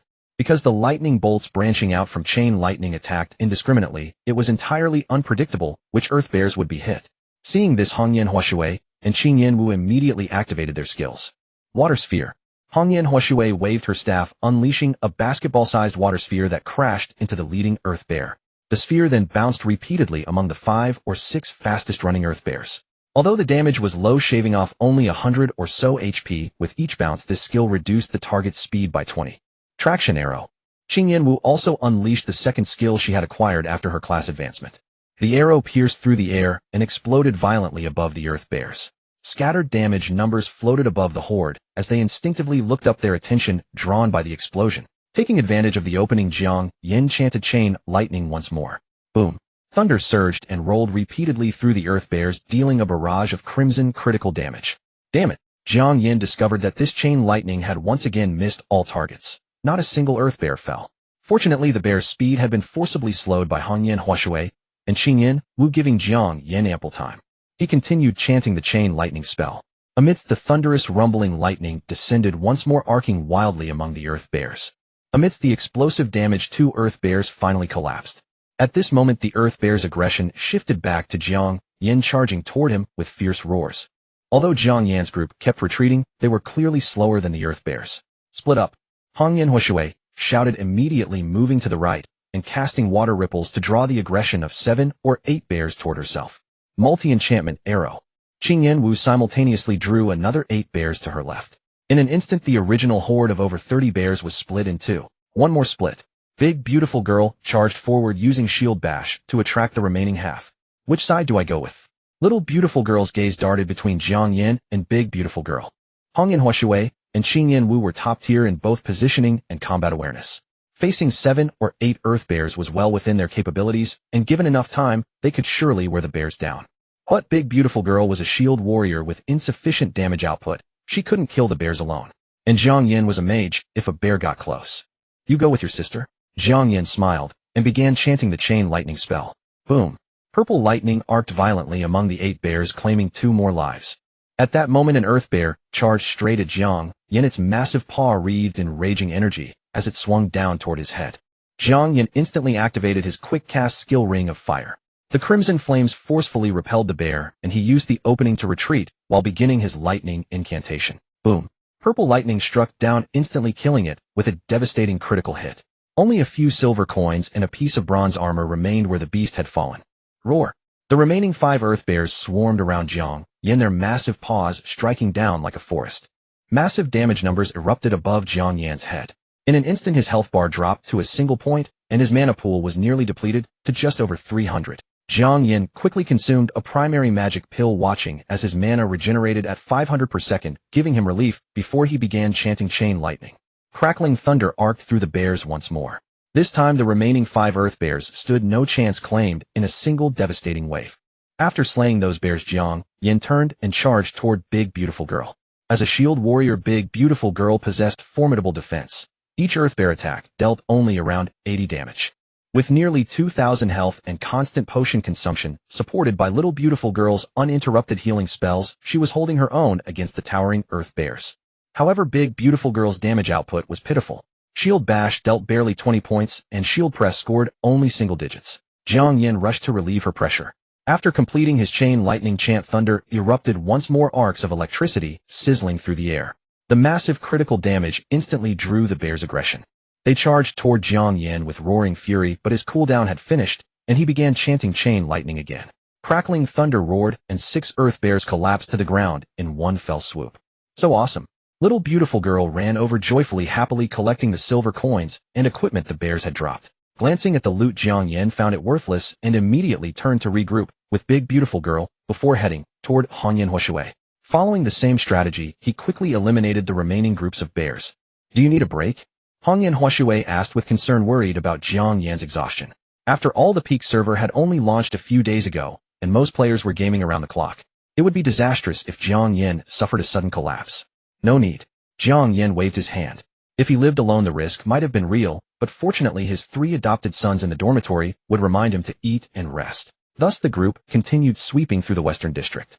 Armed with prior experience, Jiang Yan's party grew more adept with each encounter, clearing out all the Earth Bears in just over 20 minutes. The final target is the half-orcs in the Northern District. Hong Yan Huashui's breathtaking face grew grave. Half-orcs aren't particularly tough, even weaker than Earth Bears. But their final boss, the half-orc chieftain, is nearly impossible to handle. Its healing ability is terrifying. I believe in the current state of peak, only your overwhelming magical damage can take it down.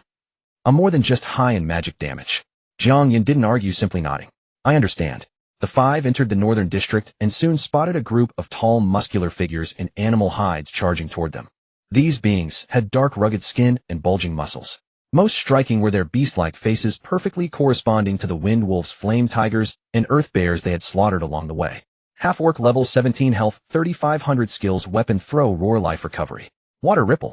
Hong Yan Huashui cast first, sending a ripple across the ground that immediately slowed the charging half-orcs by 20%. Multi-enchantment arrow. Jiang Yan followed up, immediately loosing 2 arrows that detonated violently among the half-orcs. The damage was modest, but the explosion's shockwave slowed the group by another 20%. This gave Jiang Yan ample time to channel his spell. Chain lightning. Boom.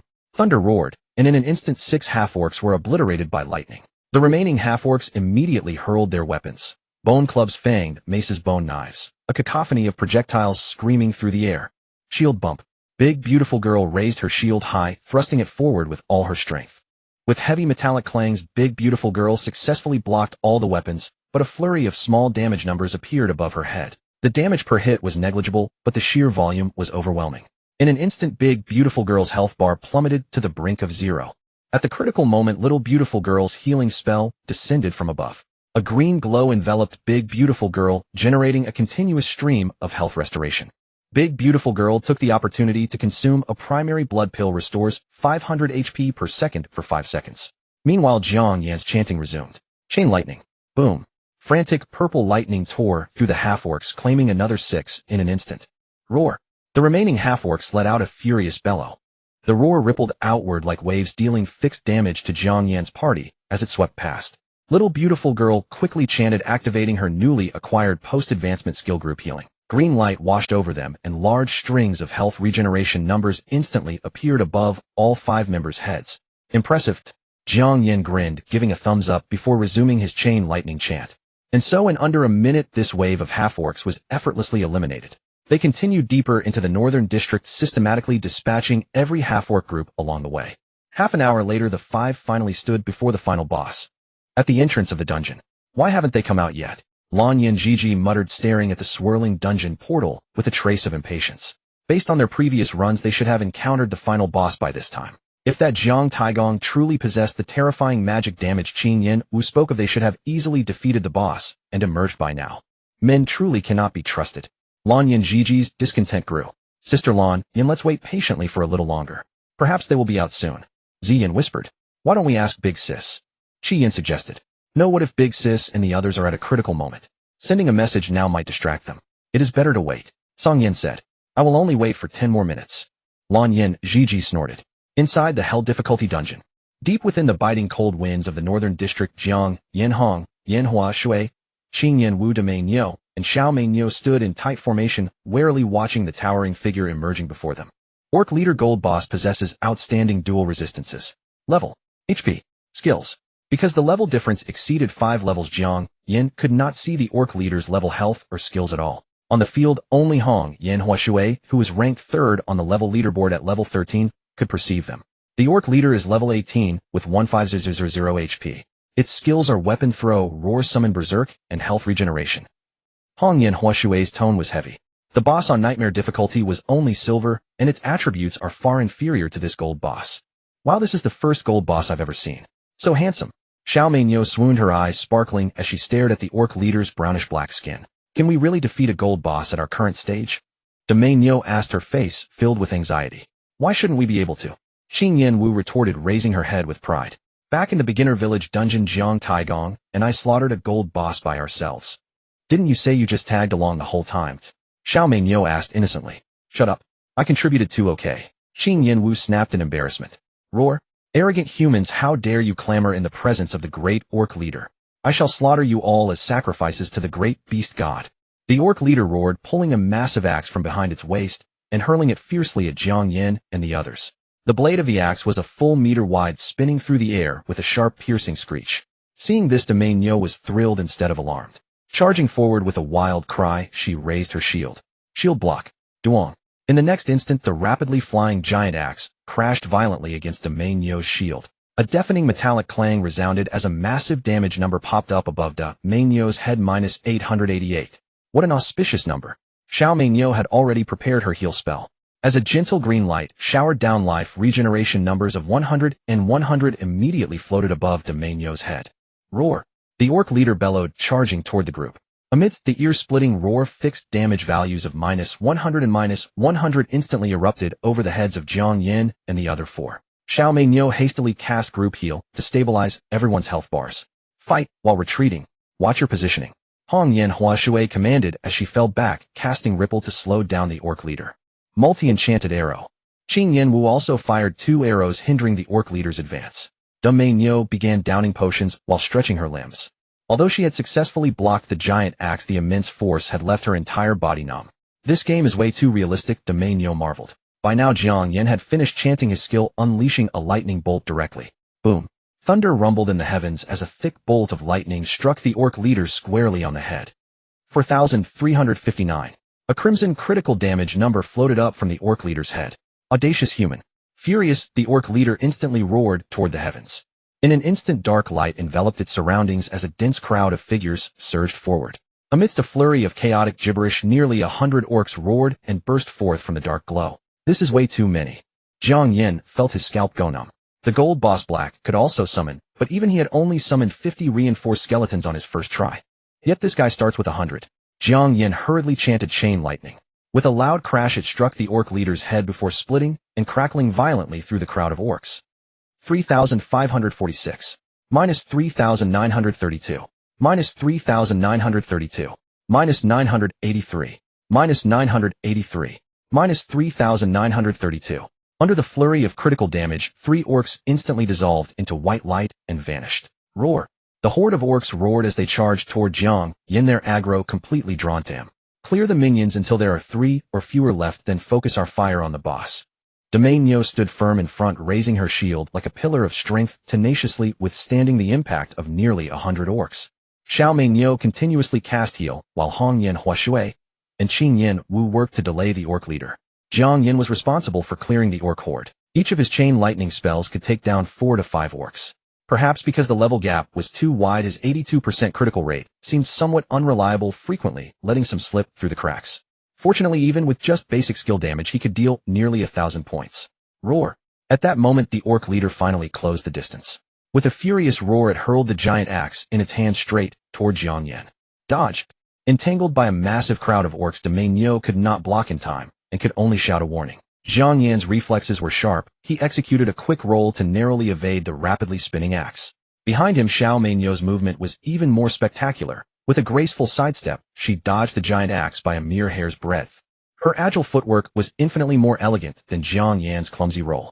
Unfazed, Jiang Yan quickly scrambled to his feet and resumed chanting Chain Lightning. Boom. Lightning coursed through the orc horde, taking down another 5. At the same time, the 5 of them retreated rapidly, but the orcs pursued them relentlessly. The orc leader, acting as if it were on stimulants, repeatedly hurled its giant axe. Where does he get so many axes? Jiang Yan grumbled while spamming his skills. Watch out. Suddenly Hong Yan Huashui seemed to sense danger and quickly warned everyone to use potions. In the next instant, the orc leader and the remaining orc horde threw their heads back and roared. Roar. Amidst the wailing screeches, fixed damage numbers of -100, -50, and -50 rapidly floated above the heads of Jiang Yan's team. In a flash, everyone's health bars plummeted at an alarming rate. Jiang Yan's health in particular nearly emptied within 2 seconds. Fortunately, his mana pool was exceptionally deep. He glanced at the other 4 and saw that everyone, including VRMMO, was already downing potions with lightning-fast reflexes. Not daring to delay, Jiang Yan quickly retrieved a low-grade mana pill and consumed it. His health pool was too shallow. Restoring mana was far more effective than restoring health. On the other side, after swallowing a health potion, VRMMO immediately chanted Group Heal. As the green light enveloped them, a series of 60 health regeneration numbers floated above everyone's heads. Having withstood this wave of attacks, Jiang Yan and the others fought as they retreated. Before long, the 100 orcs had been whittled down to just 3. Qing Yan, draw the remaining orcs away. Leave the boss to us. Hong Yan Huashui immediately commanded. Got it. Qing Yan Wu instantly activated Taunting Arrow, drawing the aggro of the 3 remaining orcs. After Qing Yan Wu lured the 3 minor monsters away, only the golden boss, the half-orc chief, remained before Jiang Yan and his 3 companions. Jiang Yan cast a glance at the boss's health bar. It was still at 88. Although he had focused his attention entirely on the half-orc, just now the damage from his chain lightning shouldn't have been this low. Could it be the boss's health regeneration skill? Jiang Yan chanted the lightning bolt spell. Boom. Minus 4,359. Under the critical damage, the boss's health bar dropped by 3. However, before Jiang Yan could finish chanting Chain Lightning, the boss's health bar began to recover. By the time Jiang Yan unleashed the Chain Lightning, dealing -3546 damage, the boss had already regenerated 2 of its health. At this moment, a classic riddle flashed through Jiang Yan's mind. A snail is climbing up from the bottom of a 10-meter deep well. For every 10 centimeters it climbs, it slips down 8 centimeters. How long will it take for the snail to climb out of the well? Right now, this half-orc chief was exactly like that snail. How is its health regenerating so quickly? Jiang Yan truly could not comprehend. Because its final skill, health regeneration, is not an active skill, but a passive one. Hong Yan Huashui's tone was solemn. As long as it takes damage, its health regeneration is triggered. The more we attack, the faster it recovers. As she spoke, a strange look flickered in Hong Yan Huashui's eyes. When we ran the nightmare difficulty before, our closest attempt only shaved off 21 of its health. Everyone looked at the half-orc chief. At this moment, its health bar was holding steady at 86, which was already very close to the previous record set by Hong Yan Huashui and her team. And this was a golden boss. A golden boss's passive was bound to be stronger than a silver one's, yet this boss's regeneration capability was clearly inferior to the silver versions. This meant Jiang Yan's skills possessed the ability to suppress health regeneration. Hongyan, Huashui, Dominiu, and Xiaominiu exchanged glances, all arriving at the same realization. After all, they were top-tier players standing at the pinnacle of the gaming world. If they lacked even this level of perception, how could they command the guild Hongyanzui? What a pity this guy refuses to join Hongyanzui otherwise. Hongyan Huashui looked toward Qing Yanwu. This girl had been constantly talking about Jiang Taigong lately. Could she have developed feelings for him? Should she play matchmaker? If she could bring them together. Hongyan Huashui divided her attention, continuously casting skills to slow down the half-orc chief, while pondering the possibilities of matchmaking. On the other side, Jiang Yan harbored no such idle thoughts. He retreated and dodged while chanting spells, seamlessly weaving together chain lightning and lightning bolt, unleashing a barrage of critical damage above the half-orc chief's head. Roar! Damned human! The half-orc chief shrieked, repeatedly launching a frenzied assault toward Jiang Yan. However, its tomahawk throw was blocked every time by Dominiu. Its area of effect skill howl was neutralized by Xiaominiu's group healing, and its summoning skill could not be cast again because the 3 remaining minor monsters were still being kited by Qing Yanwu. In the end, the half-orc chief could only resort to frantic basic attacks. Now this is what I like. Dominiu, who seemed to have masochistic tendencies, the harder the half-orc chief struck with its basic attacks, the more delighted she became, raising her shield to clash wildly with its giant axe. Bang! Bang! Bang! With every collision, damage numbers of over 500 erupted above Dominiu's head, but she was completely unfazed. Gulping down potions, she roared with excitement, trading blows furiously with the half-orc chief. Xiaominiu was not idle either, continuously casting heal on her sister from behind.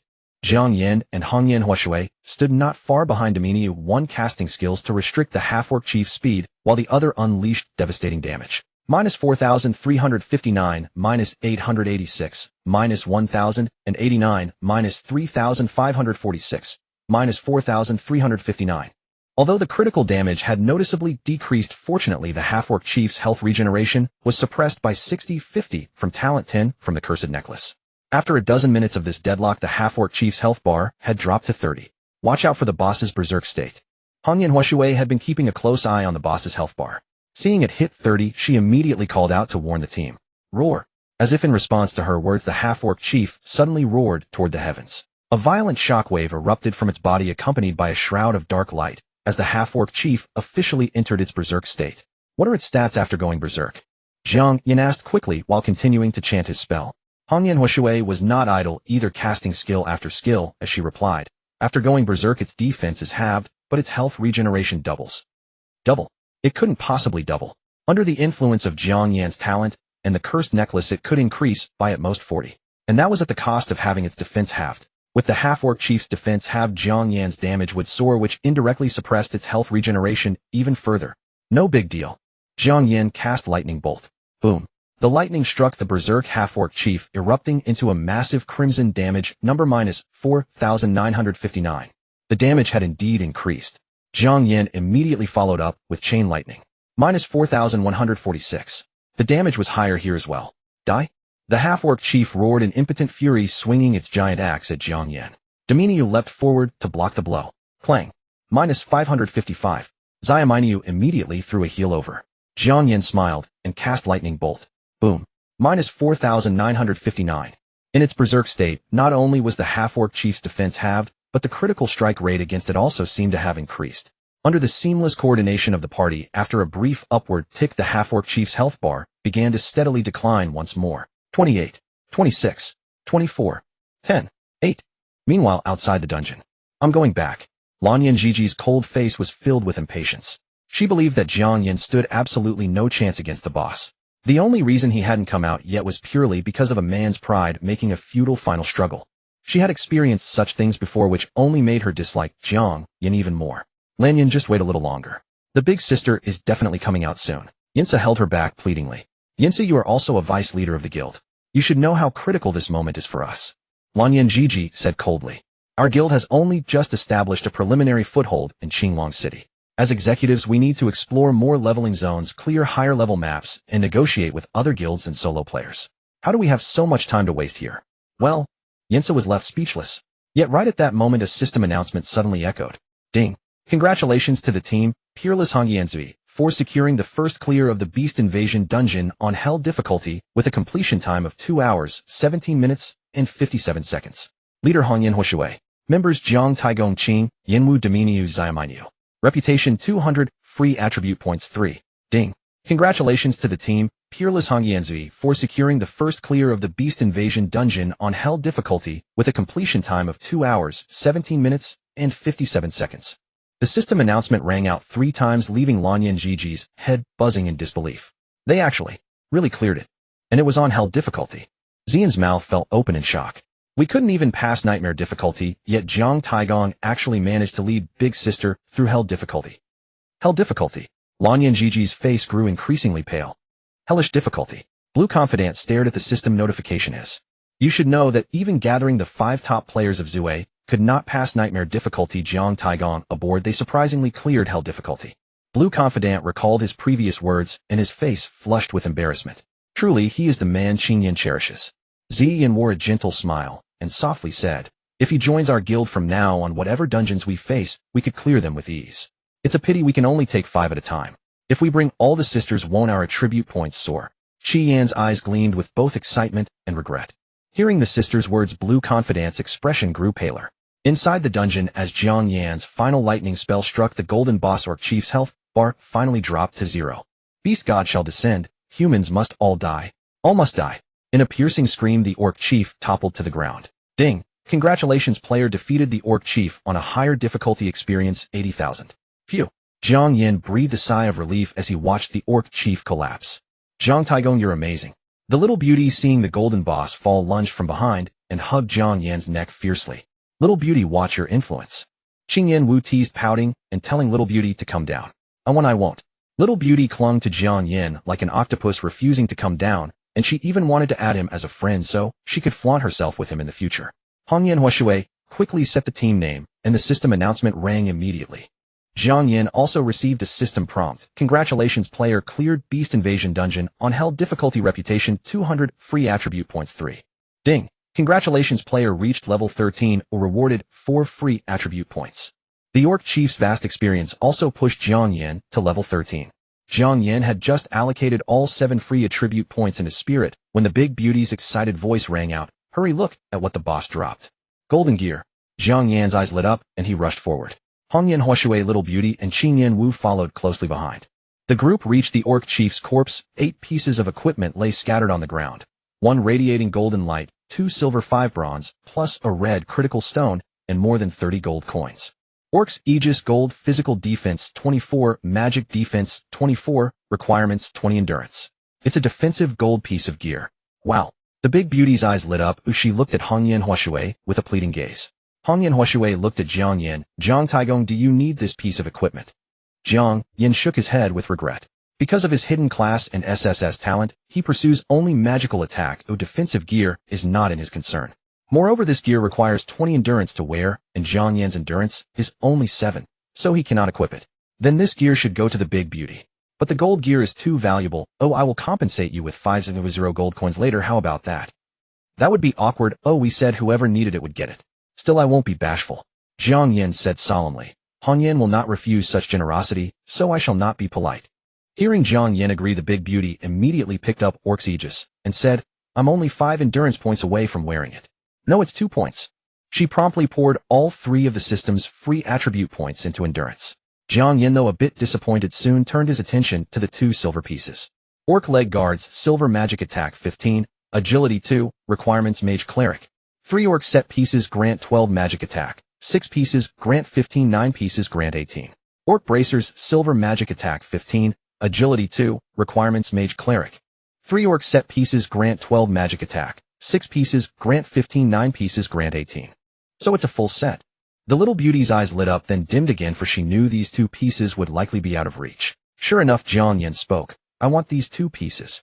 Among his current 9 ordinary pieces, he still wore 2 bronze items, the leg guards and bracers.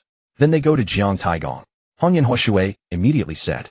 Jiang Yan was not restrained. He swapped on these 2 pieces and traded the removed necromancer leg guards bronze and skull bracers bronze to little beauty. Jiang Yan opened his character panel. ID Jiang Yan, level LV 13, 160, 035, 0000, class Thunder Tyrant, constitution 8, endurance 7, spirit 70, agility 25, 710 monkey cloak, 1 crocodile's tier 3 dark mage bracers, 2 orc leg guards, 2 orc bracers, free attribute points 0, HP 160, constitution 20. MP 1680 Spirit 2120 Monkey Cloak. Physical Defense 15 Constitution Endurance. Magic Defense 95 Spirit Agility. A Physical Attack 16 Constitution 2. Magic Attack 366 140 Spirit 2. 18 Death Scepter 18 Black Robe 17 Lich Rings 17 Wind Wolf Ring 15 Orc Bracers 45 Dark Mage Bracers 15 Orc Leg Guards 18 Lich Leg Guards 17 Lich Helmet 38 Cursed Necklace 8 Crocodile's Tear from 339 to 366. Jiang Yan's magic attack rose by 27 points. Moreover, magic defense is nearly 100, his health bars red and blue near 2000, and his combat power has greatly increased. Of course, his weakness is obvious. Physical defense is too low, and if a warrior or assassin closes in, he would suffer heavy damage. Fortunately, he also has a quick cast skill to resist the fire ring.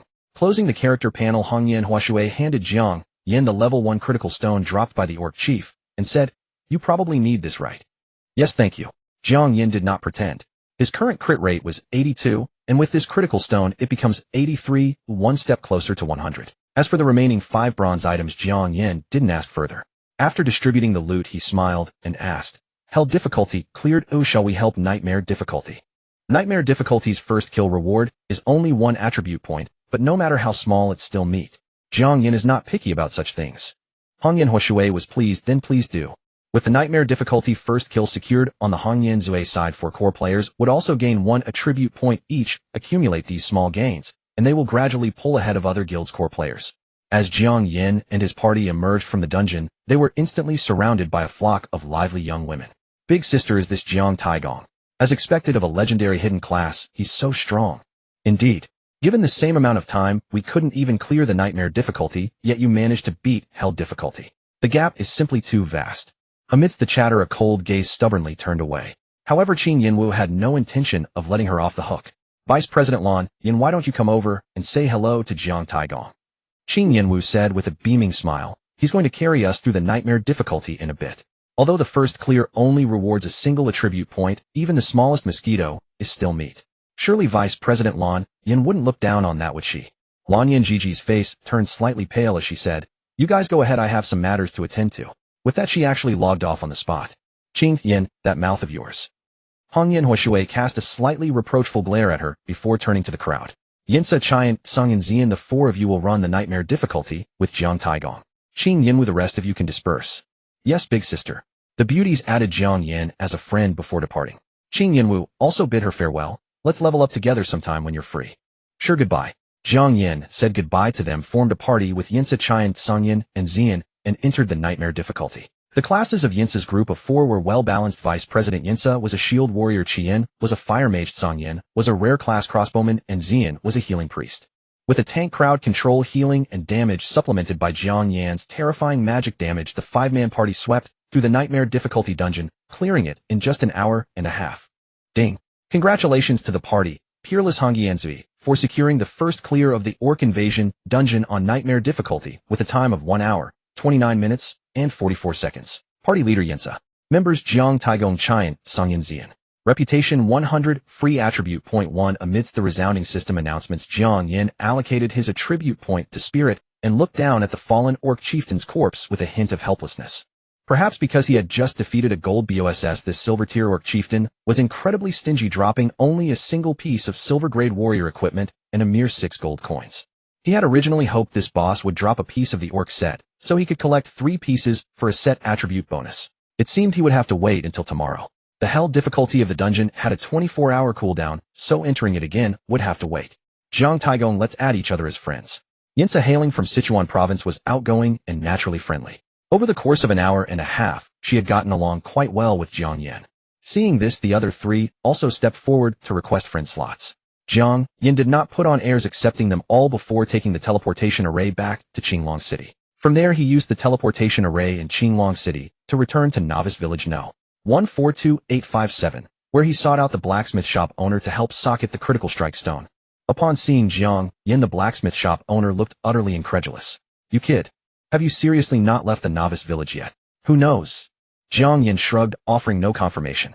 Though puzzled, the blacksmith still socketed the critical strike stone onto the Wind Wolf Ring silver for him at the usual price. "Owner, your craftsmanship is superb.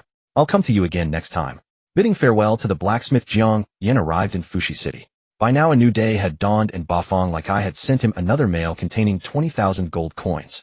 As of today, half of the 200,000 gold coins owed to Hongyanzi had been paid off.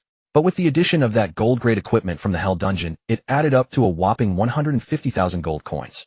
According to current market rates, 1 gold coin was worth 45 yuan in cash, which converted to an impressive 6.75 million yuan. At the same time, Jiang Yan received several more mails.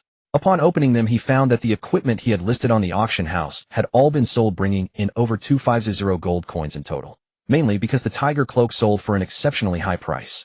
Leaving Fushi City, Jiang Yan headed toward the macaque forest. He planned to keep grinding against those macaques to obtain higher quality macaque wine. However, halfway there, Jiang Yan felt a wave of intense physical discomfort wash over him. He hurriedly logged out of the game. Taking off his helmet, he felt a sudden palpitation, as if he were on the verge of sudden death. The night was dark, and the dormitory was quiet save for the flickering green lights of the gaming helmets worn by Zhao Shanshan, Lei Hu, and Sun Qiren. Jiang Yan took deep breaths repeatedly, taking quite a while to suppress the palpitations. He had been immersed in the game day in and day out lately. Although Zhao Shanshan and the other two would remind him to eat on time, fatigue was not something that could be alleviated simply by eating. It seems it's time to buy a gaming cabin. The login devices for the Apex were divided into two types: the gaming helmet and the gaming cabin. Compared to the gaming helmet, the gaming cabin contained a specially made official nutrient solution that could nourish the body and eliminate fatigue while playing. If I'm going to buy a gaming cabin, I'll need to rent my own place off campus. The dormitory was far too small to accommodate a gaming cabin. With these thoughts in mind, the exhausted Jiang Yan fell into a deep sleep. When he woke up the next day, his 3 roommates had already left for class, leaving a few slightly cold meat buns on the table. Jiang Yan devoured them quickly and logged into the game immediately. He contacted Hongyan Huoshui to exchange 1/5 of his 150,000 gold coins into cash. Hongyan Huoshui was only too happy to oblige. After asking for his account details, she immediately transferred 1.5 million in cash to him at a ratio of 5:1. How generous. Jiang Yan logged off to check his bank balance, then immediately left the academy to rent a 25th floor apartment in a nearby high-end residential community. The apartment was about 80 square meters, not very large, but it had a balcony with excellent lighting and a great view, and the study was spacious enough to easily fit a gaming cabin. After signing the contract with the agent, Jiang Yan logged onto the official website of the Apex and purchased a gaming cabin along with 50 bottles of nutrient solution. The price of the gaming cabin was nationally unified at 98,000 yuan. Each bottle of nutrient solution cost 500 yuan, with 1 bottle consumed every 3 days on average. Over a year, this would require about 120 bottles totaling 60,000 yuan. The 1.5 million in cash Jiang Yan had exchanged was enough to last him 20 years. Only after placing the order did Jiang Yan inform Zhao Shanshan and the other two about his renting a place outside. Though his 3 roommates were somewhat surprised to hear the news, they all expressed their understanding. The efficiency of the Apex was remarkably high. The order Jiang Yan placed in the morning was delivered by noon, and the deliverman even helped install it in the study. Looking at the sleek silver-white gaming cabin that exuded a futuristic high-tech vibe, an excited Jiang Yan followed the instruction manual and placed a bottle of nutrient solution at the bottom of the cabin. He then took off his shirt and lay down inside the cabin. Beep. Jiang Yan pressed the start button. The cabin door slowly slid shut, and his consciousness gradually faded. Meanwhile, outside Fushi City, Jiang Taigong logged online. As expected of a 98,000 yuan device, it really is different from the gaming helmet. Jiang Yan looked around at the flora in the game, realizing that the realism seemed to have increased even further.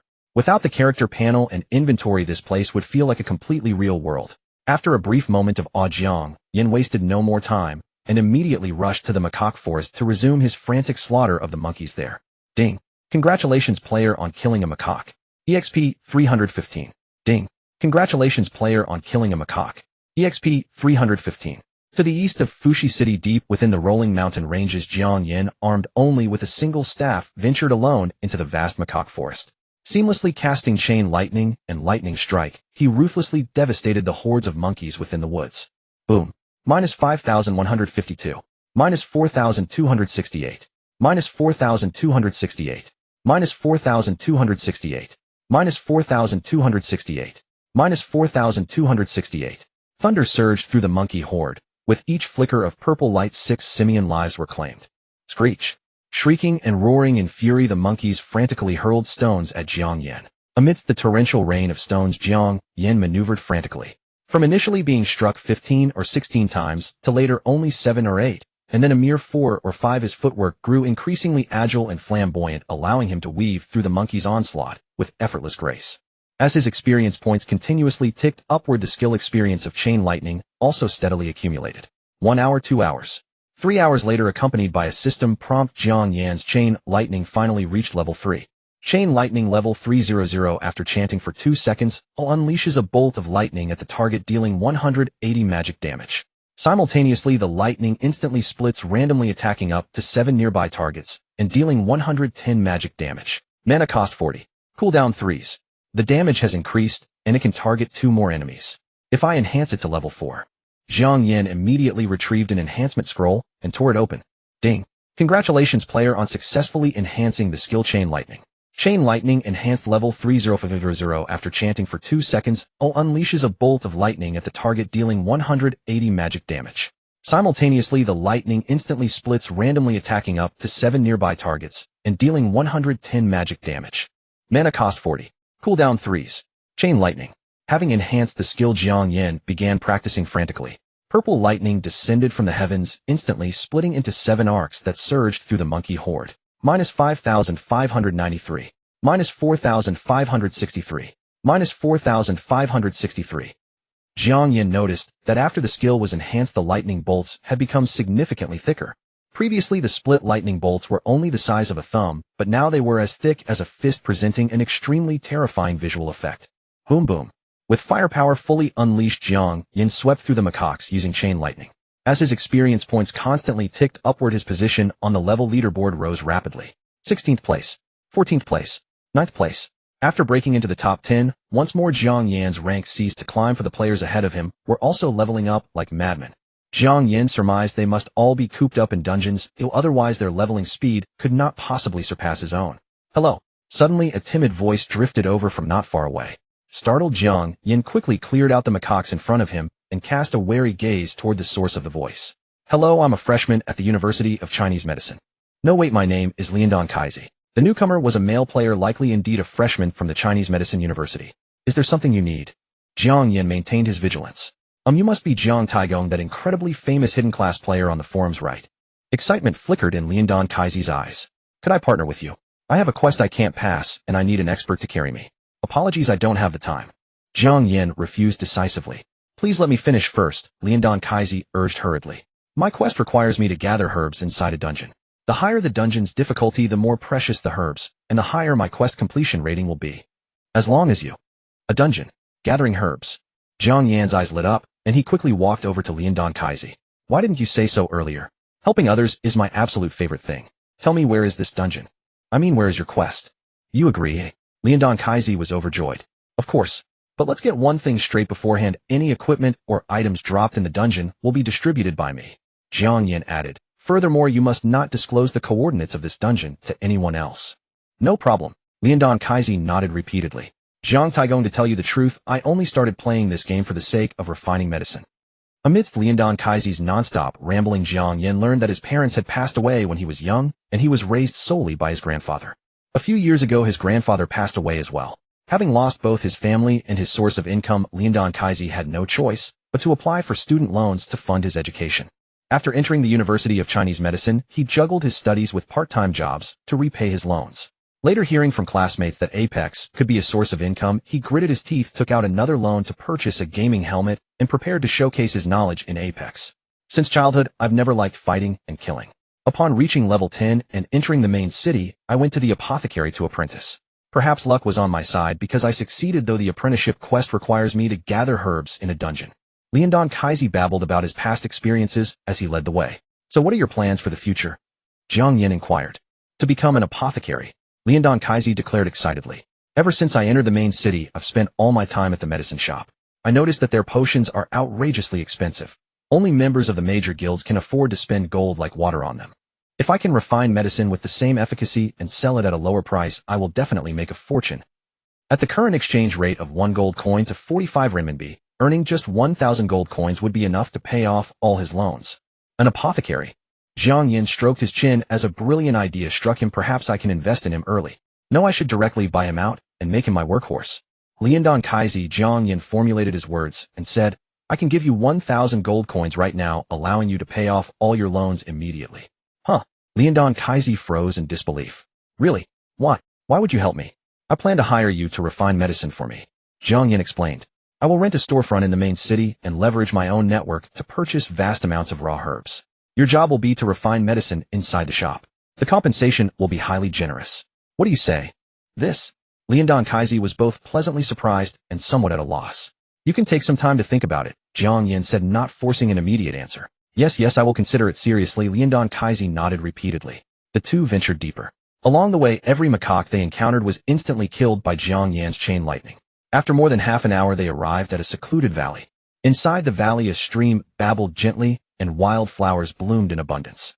Following the coordinates, Liandong Kaizi stopped before a cliff wall on the left side of the valley. As he drew near, Jiang Yan also spotted a hidden prompt. A dungeon is concealed within the cliff wall. This place is incredibly well hidden, Jiang Yan remarked with a hint of helplessness. If he hadn't walked right up to it, he would never have noticed the hidden prompt. As he spoke, Jiang Yan sent a party invitation and a friend request to Liandong Kaizi. Once Liandong Kaizi accepted both, Jiang Yan pressed his hand against the cliff wall.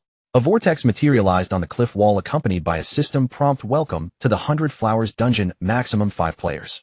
Please select the difficulty level.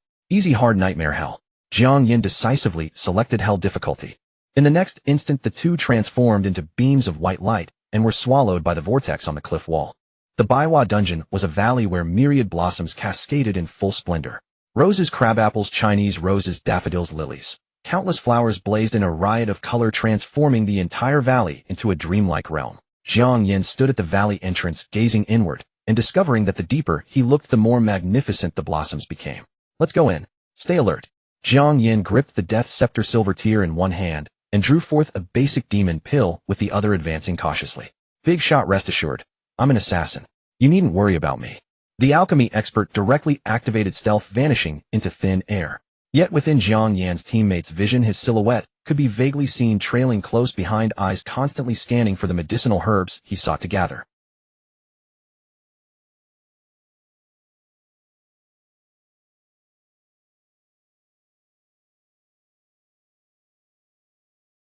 Jiang Yan decisively unleashed the repelling fire ring, deflecting all the incoming serpents while simultaneously chanting chain lightning. Boom. Purple lightning danced through the serpent swarm, instantly claiming 8 lives. Ding, congratulations on defeating the green snake experience. 20 ding, congratulations on defeating the blue snake experience. 20 ding, congratulations on defeating the purple snake experience. 20 ding, congratulations on defeating the pattern snake experience. 20. Amidst the continuous system notifications, Jiang Yan swiftly examined the attributes of these venomous serpents. Green snake, LV. 13 HP, 1500 skills, Venom Fang Constrict. Purple snake, LV. 13 HP, 1500 skills, Venom Fang Constrict. Pattern snake, LV. 13 HP, 1500 skills, Venom Fang Constrict. They're all level 13 monsters, yet why is the experience so meager? Jiang Yan found it strange, but he didn't pause. Chain lightning followed by thunder spell flowed seamlessly, ruthlessly slaughtering the surrounding venomous serpents. Yet this valley seemed to harbor countless serpents, endlessly surging toward them from all directions, as if there were no end. Jiang Yan could slay at most 8 serpents per strike, but against the ubiquitous enemies he was soon entangled and torn. -20, -30, -20, -25. Damage numbers erupted from Jiang Yan's head like a volcanic eruption. Though each strike was minor, their sheer volume was terrifying. In mere hesitation, his health and mana bars simultaneously hit 0. Startled, Jiang Yan hastily consumed a basic demon pill. Watching his mana regenerate at 500 per second, he breathed a sigh of relief and resumed chanting chain lightning. Boom. -5593, -4563, -4563. Terrifying critical hits rained down like cannon fire against mosquitoes. However, the mosquitoes were far too numerous. Quickly, he was surrounded once more, forced to endure the bite of countless serpents. -25, -30, -25, -20. Damage numbers flashed wildly. Jiang Yan quickly swallowed another basic demon pill and a super red potion, restoring 100 HP per second for 5 seconds. I refuse to believe this. Jiang Yan stood his ground, enduring serpent bites while consuming potions and frantically casting skills electrifying the serpents. Amidst the thundering storms, the alchemy expert watched from afar as Jiang Yan, engulfed by a vortex of serpents and intermittently flashing with lightning, filled him with both worry and awe. As expected of a legendary hidden class, he's too overpowered. The alchemy expert murmured with emotion. If it were him, he doubted he could last even a single second. The alchemy expert drew his dagger, eager to assist, but faced with tens of thousands of serpents, he was utterly powerless. Ultimately, he returned the dagger to his backpack and waited quietly for the outcome. Half an hour. 1 hour. 2 hours. The alchemy expert watched the constantly updating experience values yawning from boredom. Meanwhile, Jiang Yan dared not relax for a moment.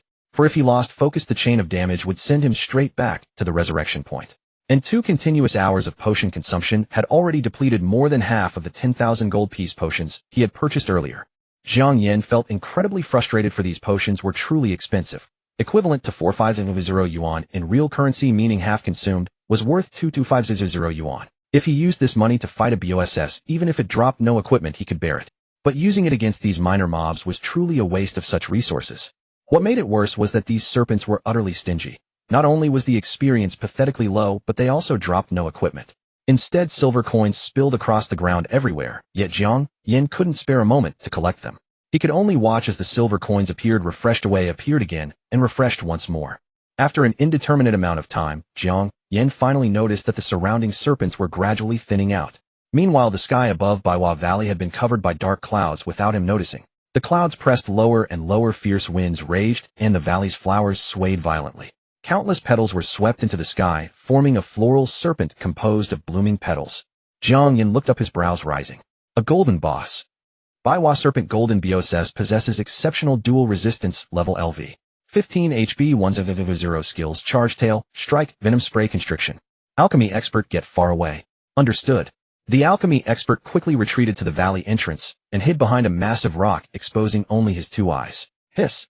The Baiwa serpent descended from the sky. Its body had condensed into an incredibly dense form with scales composed of flower petals shimmering with an enchanting luster, emitting a clanging sound as it rubbed against the air. The Baiwa serpent's body was colossal, approximately 3 meters in diameter and over 200 meters long, slithering through the air like a multicolored flood dragon. The Baiwa serpent spoke aggressively. Human, how dare you disturb my slumber, you? Boom. Rather than tolerating the serpent's rambling, Jiang Yan wasted no words and immediately unleashed a thunder spell. Minus 4,400 roar. The crimson critical damage enraged the Baiwa serpent, which shrieked and charged directly at Jiang Yan. The sanguinary wind was biting cold, and a pitch-black shadow engulfed Jiang Yan. His robes flapped violently, his hair danced in the gale, yet he showed no panic whatsoever. All dodged. Just as the serpent's head charge approached, Jiang Yan sidestepped with ease. However, before he could clear the head, the Baiwa serpent's tail came crashing down with tremendous force. Jiang Yan dodged again. Boom. The serpent's tail smashed into the valley, sending shards of rock flying in all directions, striking Jiang Yan and dealing a chain of damage. Minus 150, minus 160, minus 170, minus 165. Jiang Yan quickly consumed another basic demon pill and a super red potion, while simultaneously chanting chain lightning. 1 second later, thunder roared as the lightning slammed heavily onto the Baiwa serpent's head. Minus 3,640. Jiang Yan dared not pause, continuing to maneuver while chanting thunder spell. Thunder boomed as Jiang Yan relentlessly released skills, dealing massive crimson critical damage to the Baiwa serpent's head. The serpent shrieked incessantly, frantically using charge and tail strike to attack Jiang Yan. Fortunately, Jiang Yan's movement had become quite agile, repeatedly dodging the serpent head and tail's pincer attacks at the 11th hour. When the Baiwa serpent's health dropped to 50, it finally unleashed its third skill. Venom Spray. Die. The Baiwa serpent flew into the sky, its scales seemingly transforming into pus-filled sacs that sprayed multicolored liquid in all directions, instantly covering the entire valley. Jiang Yan couldn't dodge at all. Before he could even react, he was splattered with the colorful venom. Minus 200, minus 200, minus 200, minus 200. The consistent damage caused Jiang Yan's health and mana bars to plummet frantically. Under these conditions, even basic demon pills couldn't hold out. Fortunately, Jiang Yan had been generous when purchasing potions earlier. He drew out a basic blood demon pill restoring 700 HP and mana per second for 5 seconds, and consumed it, barely managing to withstand the Baiwa serpent's venom spray. However, Jiang Yan only had 10 basic blood demon pills in his backpack, meaning he could only last 50 seconds. Looking up at the Baiwa serpent frantically spraying venom across the entire valley, he quickly began chanting thunder spell. Minus 4,400. Minus 3,640. Thunder roared furiously. Braving the multicolored venom, Jiang Yan continuously chanted thunder strike and chain lightning as crimson critical damage numbers floated above the head of the 100-flower serpent every second. 50. 48. 46. With each passing second, the 100-flower serpent's health bar dwindled, and the novice blood demon pills in Jiang Yan's inventory rapidly depleted one by one. 30. 28. 20. Roar. When its health dropped to 20, the 100 flowers serpent finally faltered. With a fierce roar it spiraled into the sky, retracting the venom raining down. Jiang Yan finally breathed a sigh of relief. But before he could catch his breath, the 100 Flowers serpent roared and plummeted from the dark clouds, hurtling toward Jiang Yan like a falling meteor. Jiang Yan hastily retreated to the left. Boom! The 100 Flowers serpent crashed heavily into the valley. In an instant, its massive body burst apart, transforming into a deluge of petals that surged toward Jiang Yan. This is... Jiang Yan's face paled as realization struck. He retreated frantically, but he was still half a step too late. The sweeping petals engulfed Jiang Yan like a howling gale. In the blink of an eye, countless petals coalesced, reforming into the massive body of the 100 Flowers serpent. Jiang Yan was now tightly bound like a swaddled dummy by the serpent's bloated massive body. This was the fourth skill of the 100 Flowers serpent. Constriction. -500. -500. -500. -500. Massive damage indicators flashed rapidly. With great difficulty, Jiang Yan retrieved a novice blood demon pill from his inventory and swallowed it. Watching his health and mana restore at a rate of 160 and 700 per second, he hastily chanted a spell. Boom! Lightning coursed through the 100 Flowers serpent, triggering a barrage of crimson damage numbers. -4,400. -3,640. -4,400. -3,640. As the lightning raged, the 100 Flowers serpent seemed to sense the threat of death constricting its body even tighter amidst its agonizing shrieks. -500. -700. -900. As the constriction damage escalated rapidly, the healing from Jiang Yan's novice blood demon pills began to fall short of the serpent's damage. He quickly pulled out a bottle of monkey wine, common, restores 1 HP and 1 MP per second for 60s, and drank it, barely managing to offset the serpent's constriction damage. Even so, as the 100 Flowers serpent descended into madness, Jiang Yan's health and mana bars continued to plummet like a roller coaster. Left with no other choice, he could only continuously chant his skills. Thunderstrike. Boom. -4,400. Chain lightning. Boom. -3,640. Amidst the roaring thunder, time ticked away second by second. The health bars of both man and serpent were depleting rapidly. It was now a race against death. Finally, relying on the novice blood demon pills and the monkey wine, common, Jiang Yan endured to the very end. As the final bolt of lightning struck down, the 100 Flowers serpent perished with a wretched shriek. Ding! Congratulations, player, for defeating the 100 Flowers serpent above your level. EXP 98000. Congratulations, player, for clearing the 100 Flowers Valley dungeon on Hell difficulty. Reputation 200, free attribute points 3. Ding! Congratulations to your party for clearing the 100 Flowers Valley dungeon on Hell difficulty. A system announcement is about to be made. Please name your party. That was close. Looking at his remaining 1 HP and 94 MP, Jiang Yan let out a heavy sigh of relief. Then he took out a bottle of super red demon water, restores 300 HP and MP per second for 5s, and drank it. He allocated all 3 of his newly acquired attribute points into spirit, and then went to pick up the loot dropped by the 100 Flowers serpent. As for the system prompt, it could wait. The 100 Flowers serpent's body was massive, and the dropped loot was pinned beneath its head. With great effort, Jiang Yan managed to push aside the giant, resentful, and bitter serpent head. In an instant, a golden glow enveloped Jiang Yan. It was gold-grade equipment. Overjoyed, Jiang Yan quickly reached out to pick it up. Gold serpent earring. Gold, an earring formed from the resentment of the 100 Flowers serpent before its death. Physical defense 24, magic defense 24, HP 10, MP 10. Equipment requirement none. An absolute masterpiece. Jiang Yan was both surprised and delighted upon seeing the stats of the gold serpent earring. A 24-point boost to both defenses would significantly reduce the damage he took, and the 10 MP would further bolster his health pool by a large margin. After equipping this item, all 9 of his ordinary equipment slots and 4 special equipment slots were fully occupied. He opened his character panel. ID Jiang Taigong. Level LV 13, 211700350000. Class Thunder Tyrant. Constitution 8. Endurance 7. Spirit 74. Agility 25, 710. Ape. Cloak 1. Tears of the Venomous Crocodile. 3 Dark Magic Bracers. 2 Orc Greaves. 2 Orc Bracers. Free attribute points 0. HP 176. Constitution 2110. Gold Serpent Earring. MP 1924. Spirit 2130. Ape. Cloak. Gold Serpent Earring. Physical defense 3915. Constitution. Endurance 24. Gold Serpent Earring. Magic defense 123.99. Spirit agility 24. Gold Serpent Earring. Physical attack 16. Constitution 2. Magic attack 374. 148. Spirit 2. 18 Death Scepter, 18 Blake's Black Robe, 17 Lich Ring, 17 Wind Wolf Ring, 15 Orc Bracers, 45 Dark Magic Bracers, 15 Orc Greaves, 18 Lich Greaves, 17 Lich Helmet, 38 Cursed Necklace, 8 Tears of the Venomous Crocodile.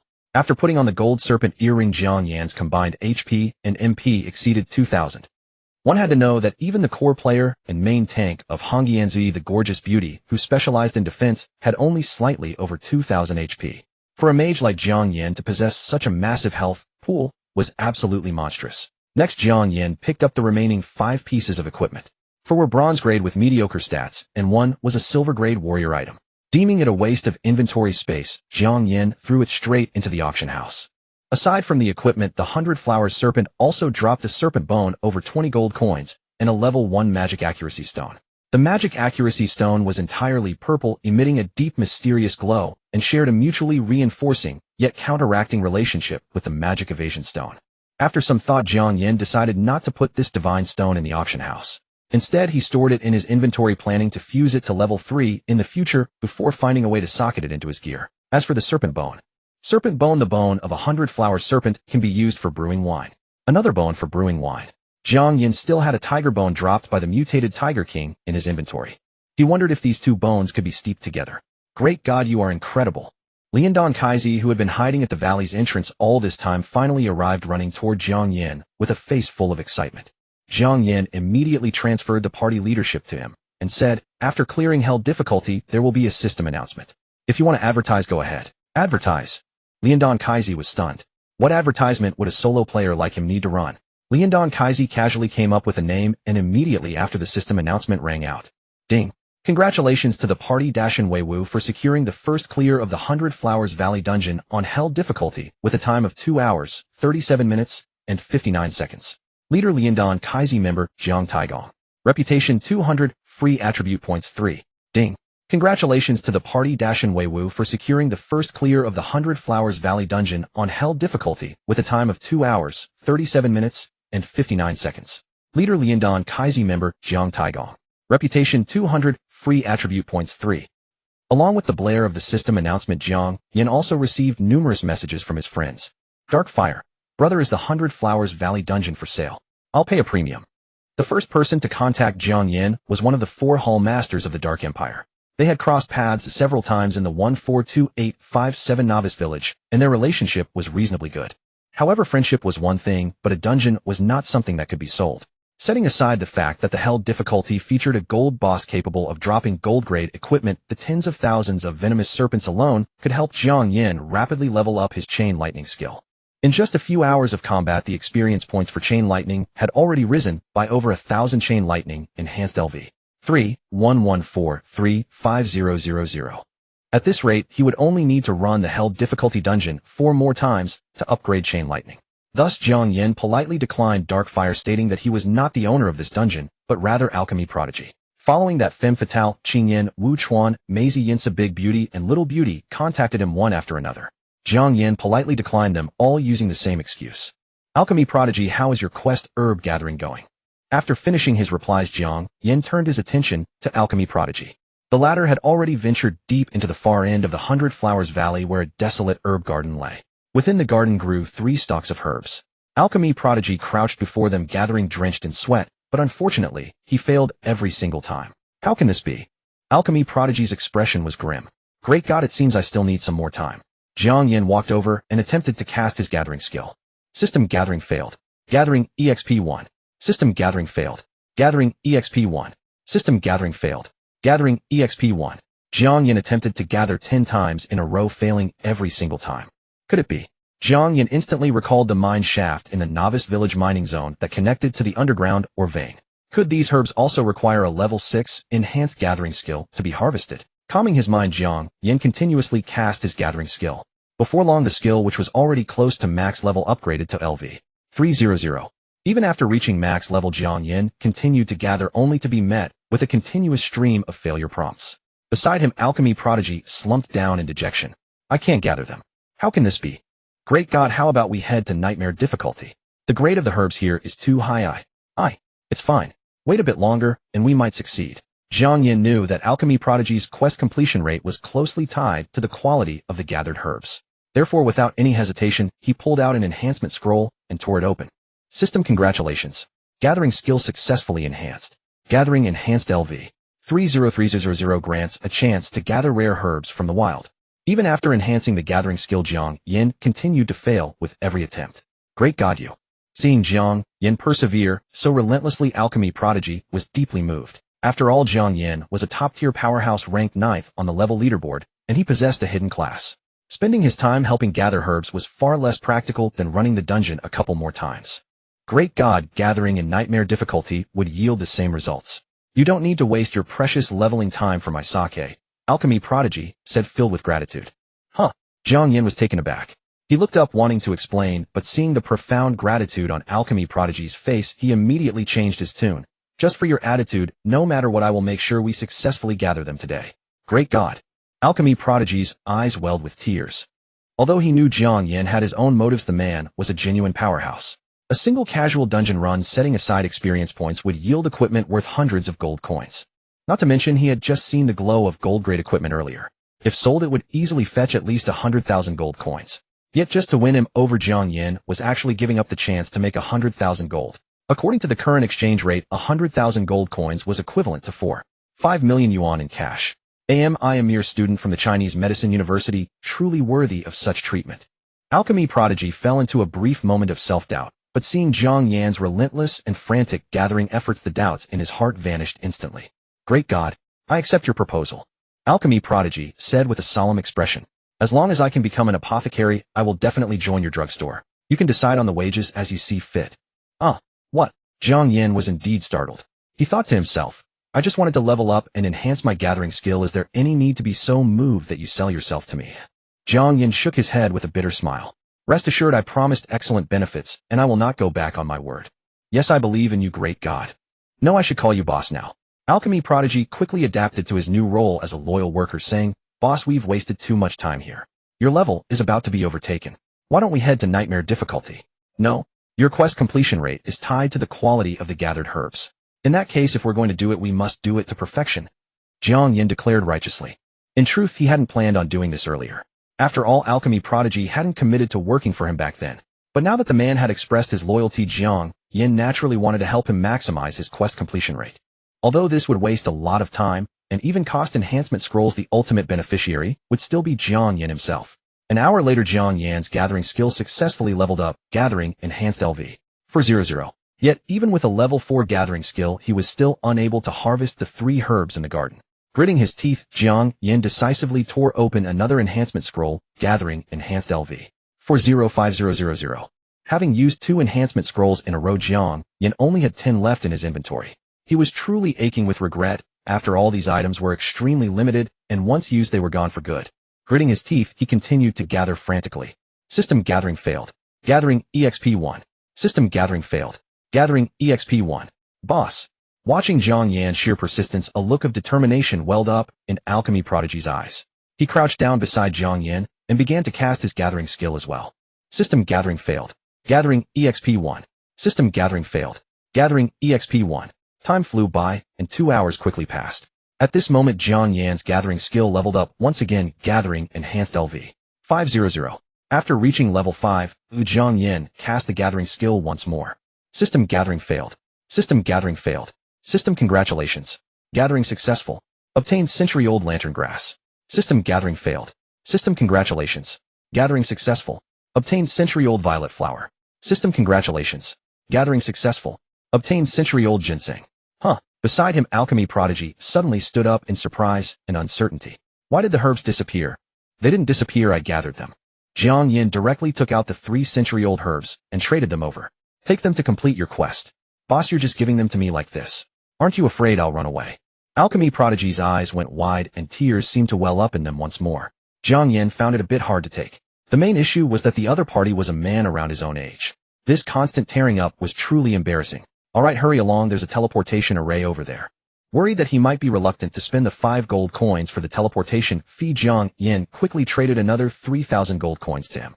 Take this to spend. Once you become an apothecary, remember to find me. With so many gold coins. Alchemy Prodigy swallowed hard.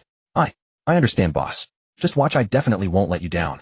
After the Alchemy Prodigy departed, Jiang Yan immediately exited the instance and re-entered, this time, selecting Nightmare difficulty. The number of minions on Nightmare difficulty was half that of Hell difficulty. Relying on his nimble footwork, Jiang Yan weaved through the valley, clearing all the enemies using merely dozens of bottles of high-grade red phoenix elixir, each restoring 100 HP and mana per second for 5 seconds. Then the petals of the 100 flowers floated into the air, converging to form the final boss. However, this 100-flower serpent was only a silver-tier boss incomparable to the golden-tier serpent encountered on Hell difficulty. Jiang Yan dispatched this silver-tier boss single-handedly with barely any effort. Ding! Congratulations, player. You have slain the 100-flower serpent beyond your level. Experience 32000. Congratulations on clearing the 100-flower valley instance on nightmare difficulty. Reputation 100, free attribute points 1. Ding! Congratulations on completing the 100-flower valley instance on nightmare difficulty. A system announcement is forthcoming. Ding! Congratulations to player Jiang Taigong for achieving the first kill on the 100-flower valley instance nightmare difficulty in 37 minutes and 14 seconds. Reputation 100, free attribute points 1. 3. Amidst the system announcements, Jiang Yan calmly allocated 1 attribute point into spirit. He then picked up the 3 items dropped by the 100-flower serpent, 1 silver-tier warrior outfit and 2 bronze-tier pieces. He tossed the bronze-tier gear straight to the auction house. As for the silver-tier outfit, Jiang Yan opened his friend list and contacted Ba Fong Lai Kai, asking whether he would be interested in purchasing it. Ba Fong Lai Kai's reply came swiftly, I will take it absolutely. 8,000 gold per silver-tier item. Truly worthy of his reputation as a tycoon. Currently in the auction house, a bronze-tier outfit was valued at approximately 70 to 300 gold, while silver-tier gear had skyrocketed tenfold with a starting bid of 300 gold. As for the final transaction price, depending on the attributes, it typically ranged from 3500 to 600 gold. Ba Fong Lai Kai's immediate offer of 800 gold demonstrated remarkable sincerity. After agreeing on the trading location, Jiang Yan immediately headed toward Fushi City. Over an hour later, he returned to Fushi City and used the teleportation array to reach Snow Fox City, where he found Ba Fong Lai Kai waiting in a corner of the plaza. Ba Fong Lai Kai was a rather rotund man appearing to be in his 40s, always smiling before even speaking, much like the laughing Buddha. Jiang Taigong, I never expected you to be so young. Ba Fong Lai Kai approached with a beaming smile. He was clad only in white-tier basic gear, looking quite shabby and inconspicuous, yet on the game forums, he was known as the god of wealth himself. I only reached this point through sheer luck. How could I compare to you, Boss Kai, who stands shoulder to shoulder with the leaders of major guilds? After some polite exchanges, Jiang Yan proceeded with the transaction alongside Ba Fong Lai Kai. Private trades incurred no commission fees, and upon receiving the 800 gold, Jiang Yan prepared to take his leave. But Ba Fong Lai Kai, ever gracious, insisted on showing him to his shop. A thought struck Jiang Yan. Has Boss Kai leased a shop in Snow Fox City? I wonder how the process works. Brother Jiang, are you also interested? Ba Fong Lai Kai took Jiang Yan's hand and led him into a rather lively nearby shop. This establishment was called Kai Bao Pavilion, located not far from the teleportation plaza, and thus enjoyed excellent foot traffic. When Jiang Yan entered, the place was packed with crowds of people. I leased this Kai Bao Pavilion from the Lord's Mansion for 500 gold per month, hired 2 NPCs as assistants, and sourced well-statted equipment from the auction house to sell here simply for the lively atmosphere. Ba Fong Lai Kai continued with a smile. I originally wished to purchase it outright, but unfortunately the Lord refused to sell.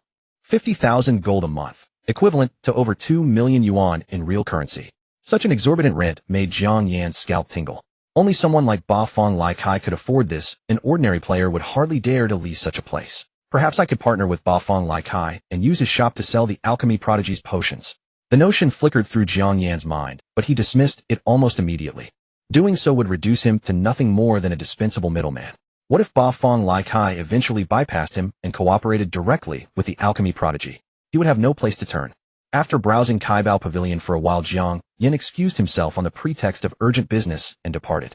Upon returning to Fushi City, he headed straight for the Lord's Mansion. The Lord's Mansion was located in the eastern district of Fushi City, surrounded by wide streets patrolled by numerous soldiers. Jiang Yan found himself stopped several times along the way. He felt somewhat speechless. Even mere NPCs were behaving with such realism. At the mansion, soldiers stood guard at the entrance. After reporting his name, Jiang Yan was escorted by a servant into the reception hall. After waiting for quite some time, a steward-like figure finally appeared and led him to the Lord's study. Young friend Jiang, you've arrived. I apologize for keeping you waiting. The Lord of Fushi City was a handsome man in his middle age, dressed in flowing robes with a neatly trimmed goatee and an elegant scholarly demeanor. I pay my respects, my lord. Jiang Yan instinctively offered a respectful bow. Forgive my intrusion. I hope you will pardon my impertinence. The Lord of Fushi City waved his hand with a smile. Enough of the formalities, young friend Jiang. You must have come for something more important than idle chatter. Then I shall be direct. Jiang Yan said, My lord, I wish to open a pharmacy within the city. I was wondering. The lord of Fushi City laughed. That is quite simple. You may rent or purchase a storefront. Fushi City is in its rebuilding phase, and I welcome either option. For purchase, Jiang Yan was taken aback. Hadn't Bafang Lai Kai said they wouldn't sell? Could this depend on the individual? And what of the price? Jiang Yan ventured cautiously. To be honest, my lord, I do not possess much gold. The lord of Fushi City waved his hand dismissively. With your reputation, a mortgage poses no difficulty. A mortgage? Wait, what kind of NPC ran a real estate scheme? And this reputation system actually held such utility. Jiang Yan had cleared several instances, and his current reputation stood at 800. Though it appeared modest, it already placed him in the top tier across the entire peak. Perhaps even the very first. Could the lord's willingness to sell storefronts also stem from this reputation? As they spoke, the steward mysteriously appeared holding a map, none other than the map of Fushi City.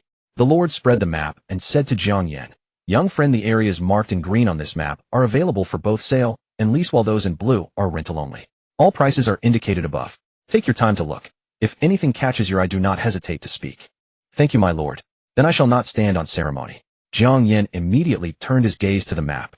Fushi City was shaped like a bagua formation with 8 gates at the east, southwest, north, southeast, southwest, northwest, and northeast. Each of the 8 gates corresponded to a grand avenue that ran straight through Fushi City, all converging at the central teleportation array. The map was clear and straightforward. Jiang Yan could see at a glance that storefronts near the 8 gates would undoubtedly become prime locations in the future.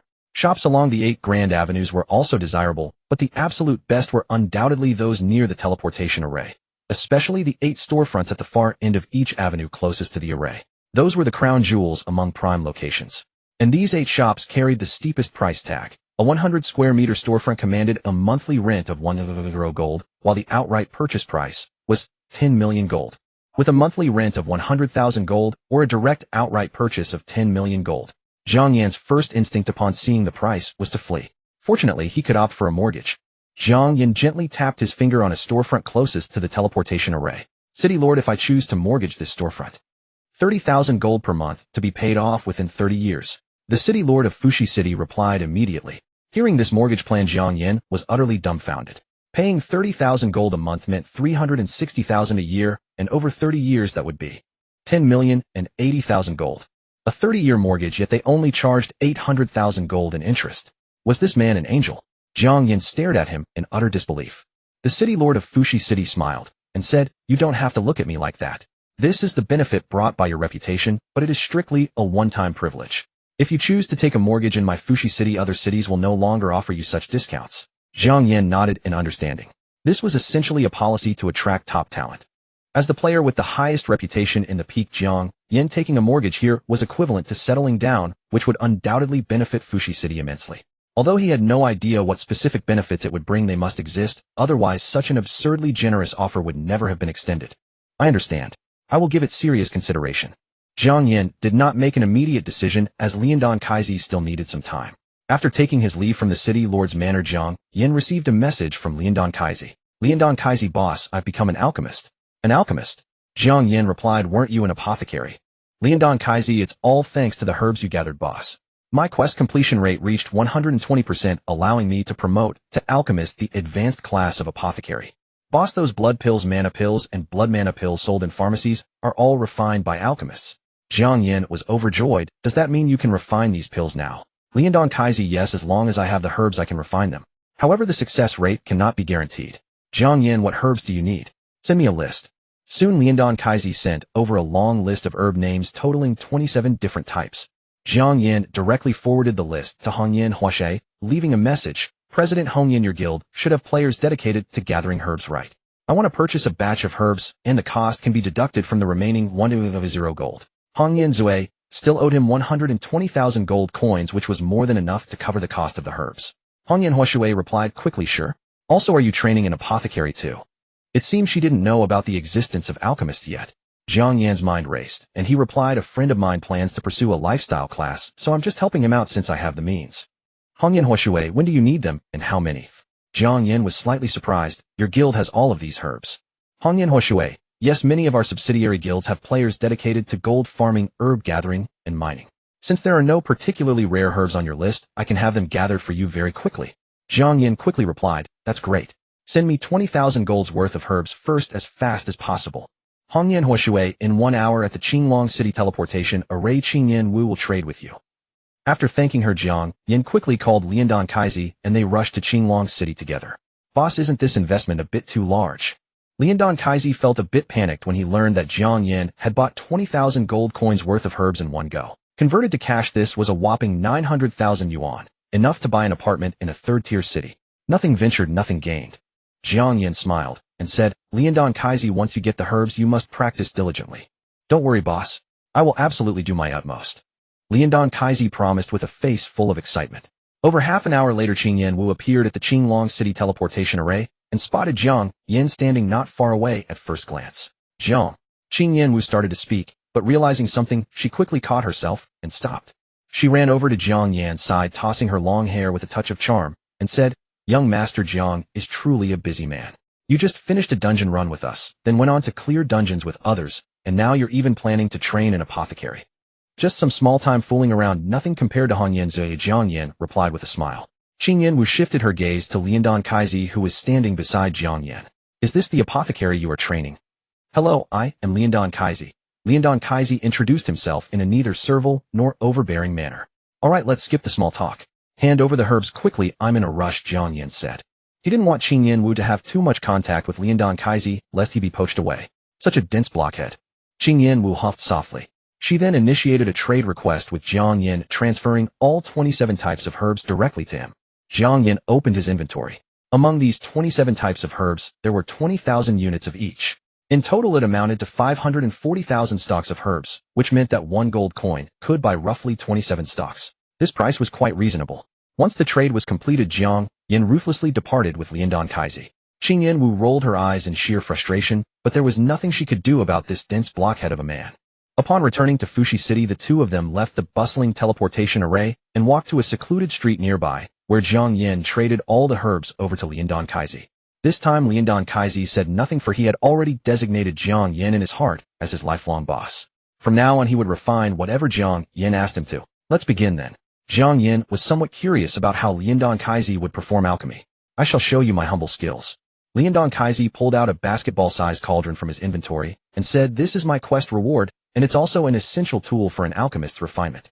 He placed the cauldron on the ground, opened the lid, and tossed the herbs in one by one in a specific order. He then closed the lid and finally activated his alchemy skill. Before long, the cauldron began to spin rapidly. The roaring sounds of wind and fire echoed from within, and a warm glow even emanated from the vessel, bathing the faces of Jiang Yan and Liandong Kaisi in a crimson light. A few minutes later, the cauldron stopped spinning. Liandong Kaisi wore an embarrassed expression. Boss, it failed. No worries, keep going. Jiang Yan waved his hand dismissively. He had purchased 20,000 sets of herbs this time, which was more than enough for Liandong Kaisi to raise his alchemy from level 1 to level 3. If that still couldn't guarantee a decent success rate, the worst-case scenario was simply gifting Liandong Kaisi another enhancement scroll. Level 4 alchemy should surely guarantee a sufficient success rate. Liandong Kaisi gritted his teeth and continued, but unfortunately, after more than 20 attempts, every single one ended in failure. Sensing that Liandong Kaisi was under immense pressure, Jiang Yan stood up and said, I'm heading off to run some dungeons. Kaisi, practice on your own. Don't worry about wasting materials. Once you level up your alchemy, the success rate will naturally increase. Thank you, boss. Liandong Kaisi clenched his fists tightly, thinking, I definitely won't let you down. After parting with the pill refining talent, Jiang Yan visited the pharmacy and purchased a full 10,000 gold worth of various red and blue potions before setting off for the 100 Flowers Valley dungeon. Upon leaving Fushi City, Jiang Yan soon realized he was being followed. The pursuer was an assassin cloaked in invisibility. Though Jiang Yan could not see them, the sensation of being watched prickled along his spine like 1,000 needles. Was this someone targeting the 100 Flowers Valley dungeon or my long-standing rivals? The faces of Shengshi, Wang Xiao, Long Yu Tianxiao, and Hu Xiao Shanlin flashed through his mind one by one. Without betraying any reaction, Jiang Yan altered his path and veered away from the macaque forest, heading in the opposite direction. The dense jungle teemed with players leveling and slaying monsters, the air thick with clamor. Over the past few days, an ever-increasing number of players had emerged from their starting villages and made their way into the major main cities. Though Fushi City lacked the presence of major guilds, it attracted numerous independent players and small guilds alike, making daily clashes over leveling grounds and boss spawns a common occurrence across the maps outside the city. Jiang Yan carefully sidestepped the solo players' leveling zones, pressing deeper into the mountain forests. The watchful presence behind him persisted without relent. I'll see how long you can keep this up. Jiang Yan ventured further off the beaten path, encountering sporadic hidden information along the way, though none proved particularly useful. Reaching the base of a mountain, Jiang Yan's eyes lit up as he abruptly changed course toward the right.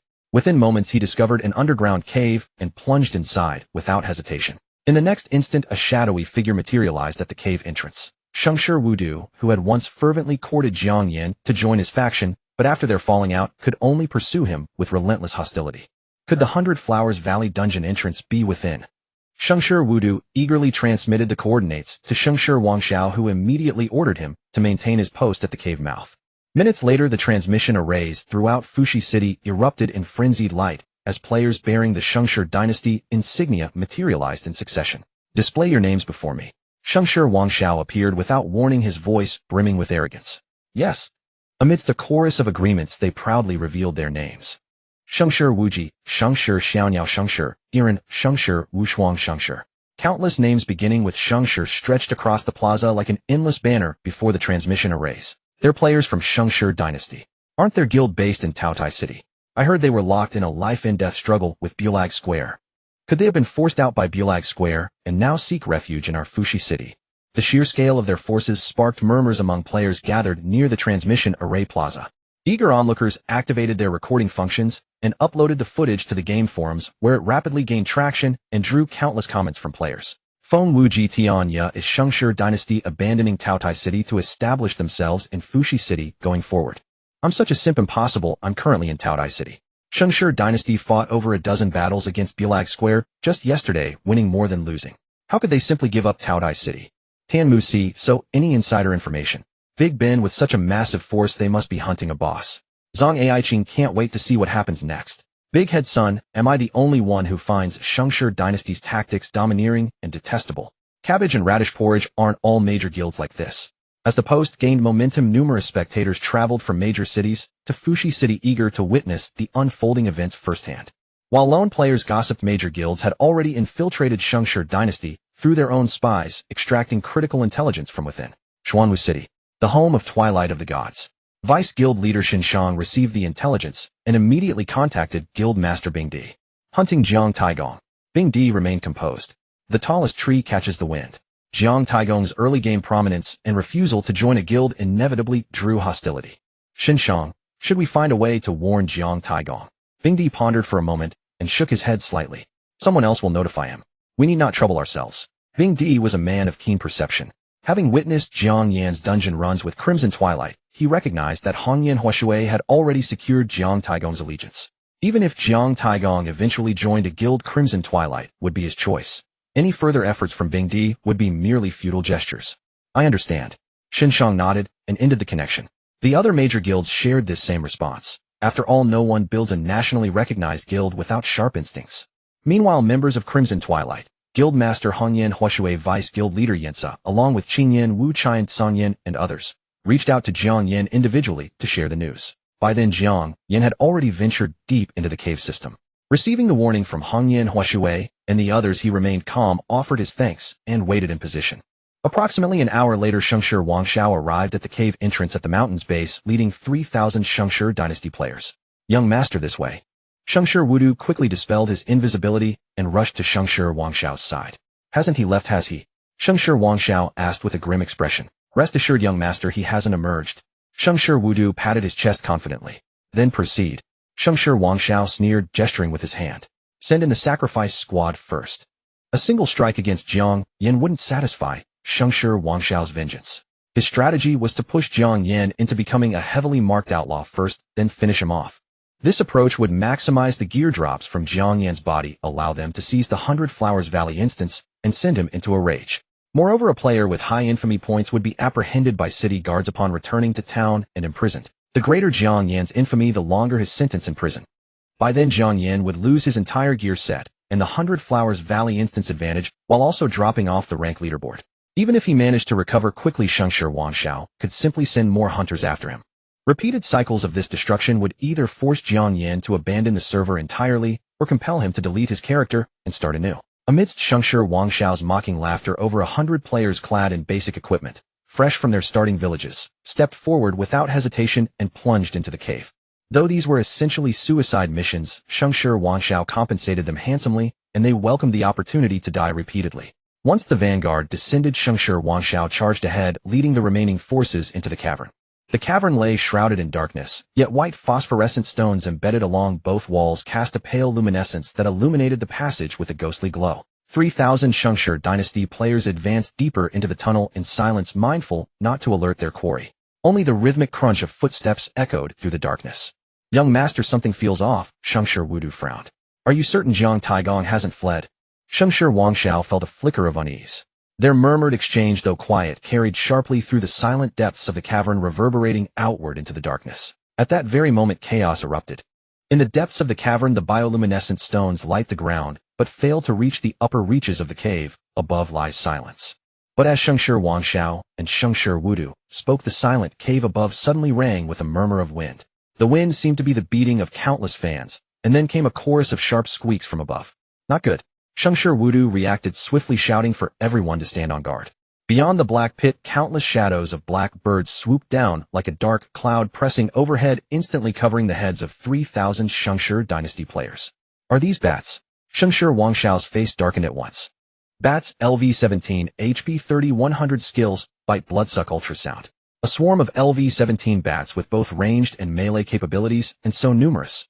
This must be a trap. Damn Jiang Taigong. He clearly lured us here on purpose. Shengshi Wangshao's fury distorted his features as he suddenly turned to glare at Shengshi Wudu, asking if he was in Jiang Taigong's faction. Shengshi Wudu, I've been following you loyally all along. When did I betray you? How do you explain all this then? Wangshao distrustfully questions. You are the infiltrator, he is the mage. In your hidden state, he could never detect you. If he can't detect you, why come here and set such a colossal trap for me? You must be the betrayer in league with Jiang Taigong to scheme against me. Shengshi Wudu protests. I really didn't betray anyone. He feels as if he could speak 100,000 times and still not be believed, especially as they now face the onslaught of countless bats. In a critical moment, an executive of Shengshi dynasty steps forward to command the guild members. Mage and archer attack indiscriminately. Swordsman holds the line. Shield bearer and assassin protect the back row. Priest heals. But after a brief clash, more than 200 players die instantly, including the earlier 100-man sacrifice squad. In the next moment, countless bats unleash ultrasound. Buzz. In an instant, ripples of damage numbers spread through the narrow, winding cave. Shengshi Wangshao lifts his gaze to see countless -100 numbers flaring above players' heads, dense as a digital world. Even the cleric's group heal cannot withstand such a flood of bat attacks. In just 3 seconds, the mage and archer vanish into white light. Next come the assassin, the cleric, and then the swordsman. Shengshi Wangshao, a swordsman, can only roar in anger before being overwhelmed by ultrasound and turning into white light. In barely half a minute, all 3,000 Shengshi dynasty players vanish into white light. The once noisy cave instantly falls silent again. Only now does Jiang Yan stroll out from the depths of the cave, his steps silent as a ghost. Before entering, he had learned from hidden information that this place teems with bats. These bats are extremely sensitive to sound. If any player makes even a slight noise, they will be alarmed. Moreover, if one is roused, the others quickly awaken as well. As a result, once Shengshi Wangshao and his party enter, they will surely be killed and respawned by these bats. So easy to carry out murder with a cutout. Jiang Yan is almost giddy with delight, especially when he steps to the place where Shengshi Wangshao and his men died. The ground here is littered with equipment dropped by Shengshi dynasty players who fell. Most of it is bronze gear. After all, someone who can be summoned by Shengshi Wangshao to hunt Jiang Yan cannot be a rookie. Jiang Yan eagerly crouches to loot. He's picky, ignoring white items and taking only bronze or better. Soon his backpack is full. He does not panic at all. He opens the auction house and posts all the bronze items with starting bids set at 250 gold. The main aim is to provoke and collect. Jiang Yan loots and posts with gusto. Halfway through, he even finds a silver weapon for an archer. Jiang Yan wastes no words and posts the item on the auction house with a starting price of 2,500 gold. At the same time, at the Fushi City resurrection point, as a surge of white light flashes, 3,000 Shengshi dynasty players converge there. They exchange surprised looks, their expressions sour and grim. The uproar over Jiang Yan's killing spree has spread widely on game forums, yet they never even lay eyes on Jiang Yan before he is killed and sent back. That humiliation is displayed for all to see nationwide. Shengshi Wangshao quickly tallies nearly 1/3 of the players had their gear looted. Along with the loss of experience, this would normally be glossed over given Shengshi Wangshao's influential backing. But the Shengshi dynasty and Prague Square are contesting the ownership of Taotai City, and today's losses could tip the balance there. Even someone as well-connected as Shengshi Wangshao cannot shoulder such a burden alone. So Shengshi Wangshao stares coldly at Shengshi Wudu, and says that Wudu has colluded with Jiang Taigong betraying the Shengshi dynasty. Shengshi Wudu hurriedly retorts that he did not collude, he too is a victim and was hit with a bronze item, which has nothing to do with him. Shengshi Wangshao refuses to listen to his defense and declares that as an elder of the Shengshi dynasty, Shengshi Wudu is expelled from the guild. From now on, any Shengshi dynasty member who sees him should kill him on sight until he logs off. Shengshi Wangshao's words spread far from the resurrection point. The resurrection point and the teleporter are not far away, and the commotion quickly attracts roaming players from Fushi City. They murmur that so many Shengshi dynasty players died and respawned just now. Some say they went to hunt a boss, as others think they were chasing Jiang Taigong, the hidden class player, and that Shengshi Wudu colluding with Jiang Taigong must have betrayed them all. Is Jiang Taigong in our Fushi City? Is that the point? The hidden profession is terrifying indeed. 3,000 Shengshi dynasty players vanished in an instant. They likely lured them toward the golden boss. The fearsome rumor spreads quickly to game forums and across the Huagua region. For a moment, Jiang Taigong's name rings out through the Huagua region, once more this time, by stepping on the head of Shengshi dynasty. Not long after the president of Shengshi dynasty, Shengshi Fengyun, issues 2 bounty warrants, one to reward the traitor Shengshi Wudu, paying 100 gold for a single kill. The other bounty is for Jiang Taigong. Kill once, and you will receive 1,000 gold. Chiyu City, a leveling spot in the wilderness. Lubo, the vice president of the Longqing University Guild, was organizing the guild members to grind for experience. Everyone form parties and spread out as much as possible. If anyone from another guild appears, notify me immediately. Wearing a full set of bronze gear, Lubo directed the crowd with an overbearing and arrogant air. Li Shirin stood beside him like a delicate, clinging bird, her eyes filled with an arrogant pride, as if sharing in his glory. Not far away, Zhao Shanshan, Lei Hu, and Sun Qiren were whispering in hushed, disgruntled tones. Zhao Shanshan sneered, wielding chicken feathers as a royal decree. Does this dog of a man have no self-awareness at all? Lei Hu muttered, we've been utterly duped. Weren't we told that Chu Ruashi was the guild president? Why is it that we only see Lu Bo from morning till night? Sun Qiren went a step further, shouting directly, Vice President Lu Bo, we want to see President Chu. Where is she? Call me Long Outyan. Lu Bo glared at Sun Qiren in a towering rage. Do I need to report to you where President Chu is? Just go back to your grinding. Lu Bo, we are all classmates. Do you honestly think you're some grand vice president? Lei Hu bellowed in anger. Who the hell do you think you are, you miserable wretch? How dare you look down on my brother? Exactly. Damn it, wielding chicken feathers as a royal decree all day long. Are you paying us a single dime in salary, huh? Zhao Shanshan chimed in, stirring up the crowd. Seeing this, the surrounding classmates gathered around. Yeah, wasn't it agreed that Chu Ruashi would be the president? Why is she nowhere to be seen? I joined this guild solely for President Chu. If she doesn't show up, I'm quitting. Exactly, quit the guild. This is pure deception. Grinding here every single day only to get wiped and sent back to the resurrection point by others. It's completely pointless. I want to see the beautiful Chu. Although Chiyu City had no major guild stationed there, it was home to 7 or 8 minor ones. The Longqing University Guild was just one of them, and its relations with the others were extremely poor, often leading to sudden conflicts. For many, the gaming experience was utterly miserable. Of course, while some students heckled, others naturally came to Lu Bo's defense. The first to step forward was Li Shirin. How dare you speak to Lu Bo like that? He is our student union president. So what if he's the student union president? If he's so capable, let him crush me with a single finger. Lei Hu sneered. And as for you, once you were discarded by my brother after he was done playing with you, yet you still have the audacity to sell yourself. Truly disgusting. You. Li Shirin was both furious and anxious, her face flushed red with rage. She shrieked in a high-pitched voice, Lu Bo, kick him out of the guild. Kick him out. Go ahead and kick me out. I have an A-grade talent. Even if I went to one of the top 5 T0 guilds, I could get in with a salary. Do you think I care about your pathetic guild? Lei Hu's face was filled with defiance. He had joined the Longqing University Guild solely because of Chu Ruashi. Yet not only had he failed to catch a glimpse of the beautiful Chu, but he was also constantly ordered around by Lu Bo. He had long since had enough. If you want to leave, then leave by yourself. Don't influence the other students. A student union cadre spoke up to defend Lu Bo. Leave it as then. I'm quitting too. There are so many guilds in this game, I refuse to believe I can't find one that pays a salary. Seeing how overbearing and tyrannical the student union was, someone immediately felt a surge of rebellion. I'm quitting too. Zhao Shanshan immediately followed suit. Sun Qiren chimed in promptly, I quit. Me too. I'm out as well. More and more people stepped forward. Seeing the situation spiraling out of control, not only Li Shirin, but even Lu Bo grew visibly panicked. He immediately shouted, listen to me, everyone. This guild was established at the request of the school leadership. If you quit now, it will affect your graduation certificates. Lu Bo, I've recorded your words on video, and I'm posting it on the forum right now.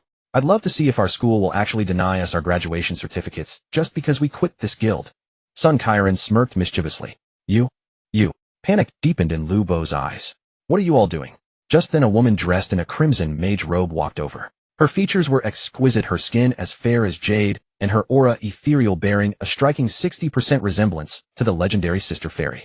She was none other than the #1 campus belle of Longqing University, Chu Ruashi. Ruashi, you're here. Upon seeing her, Lu Bo immediately rushed over. Lu Bo, I entrusted you to look after the guild, and this is how you manage it. Chu Ruashi's voice was crisp, yet it carried an undeniable authority. It's these guys they've been. Lu Bo tried to explain, but Chu Ruashi cut him off with a wave of her hand. Since you cannot manage it well from this moment on, I am relieving you of your position as vice president. Chu Ruashi acted decisively. From now on you will be a regular guild member, just like everyone else. What? You? Me? Lu Bo was filled with shock and rage. He was the student union president, and his father was one of the wealthiest tycoons in Longqing. To force him to stand on equal footing with these commoners, was that not an absolute insult to him? Li Shirin was also displeased. Sister Chu, although Lu Bo misspoke, he did it for the good of the guild.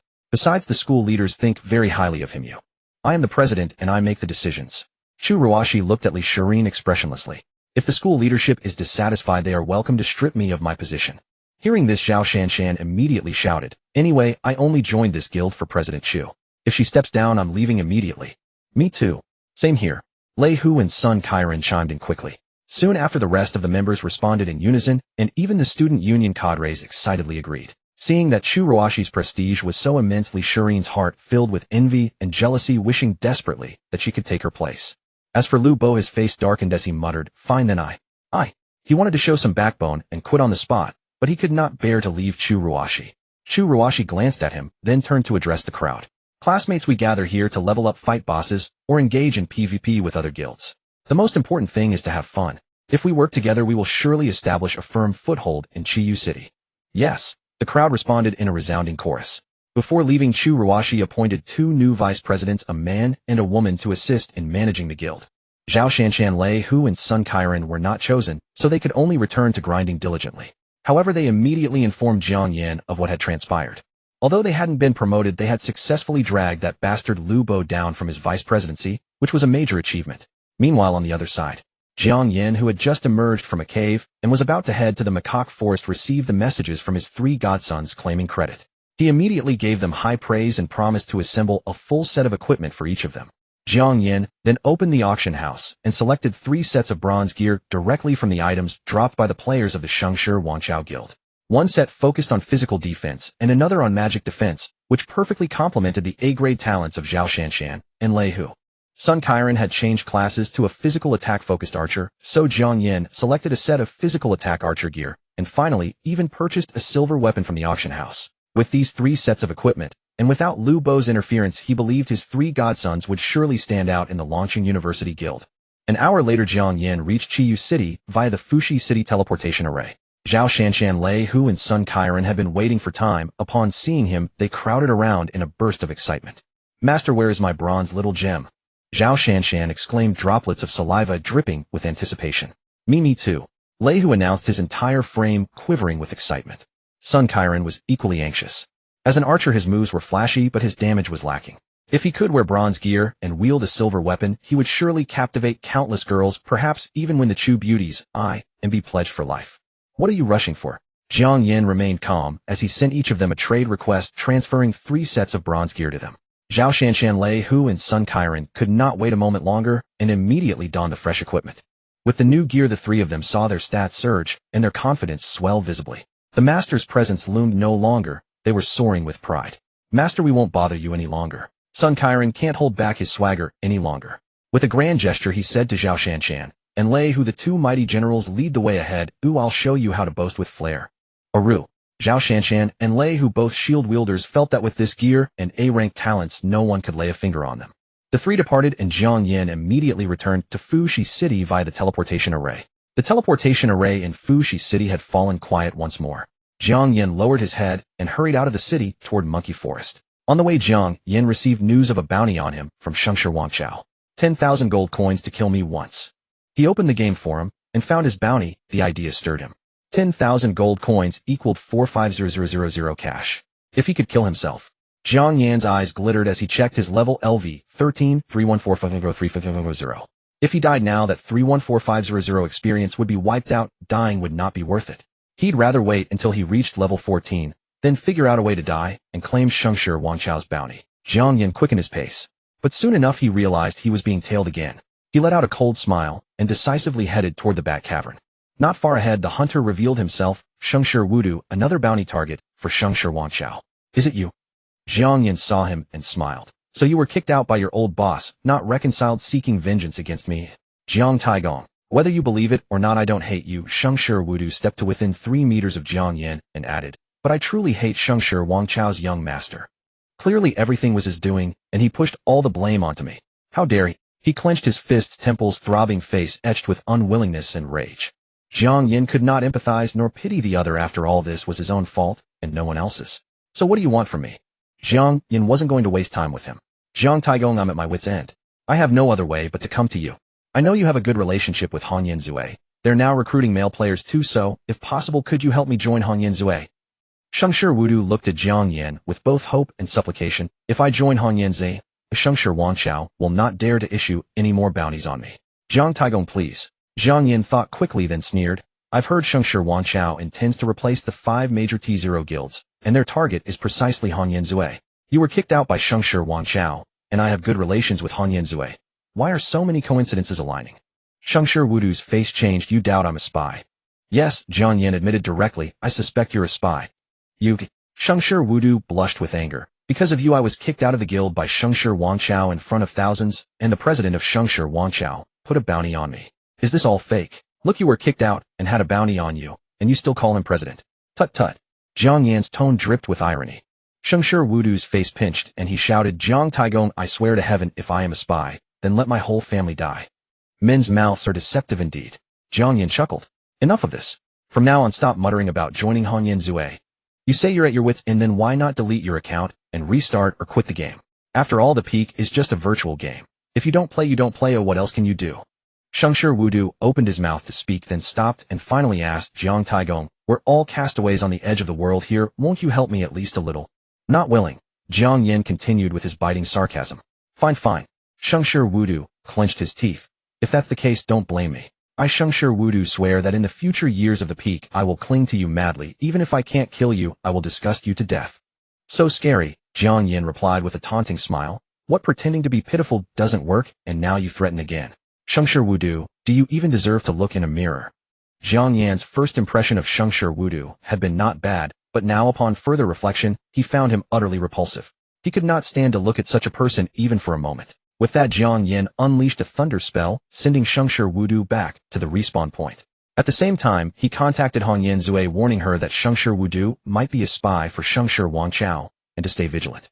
After that, Jiang Yan continued his journey. He arrived at the secluded valley where the 100 Flowers Valley dungeon lay. Touched the rock, and opened the dungeon, choosing nightmare difficulty to speed up leveling. Meanwhile, at Fushi City's respawn point, Shengshi Wudu contacted the Shengshi Wanchao leader, Shengshi Fingyun, in a grim mood. Leader, I failed. Jiang Taigong is highly vigilant and doesn't trust me. I know. Do not despair. Try every major guild. If you can join one, good. If none accept, you come back. Thanks, leader. Shengshi Wudu replied.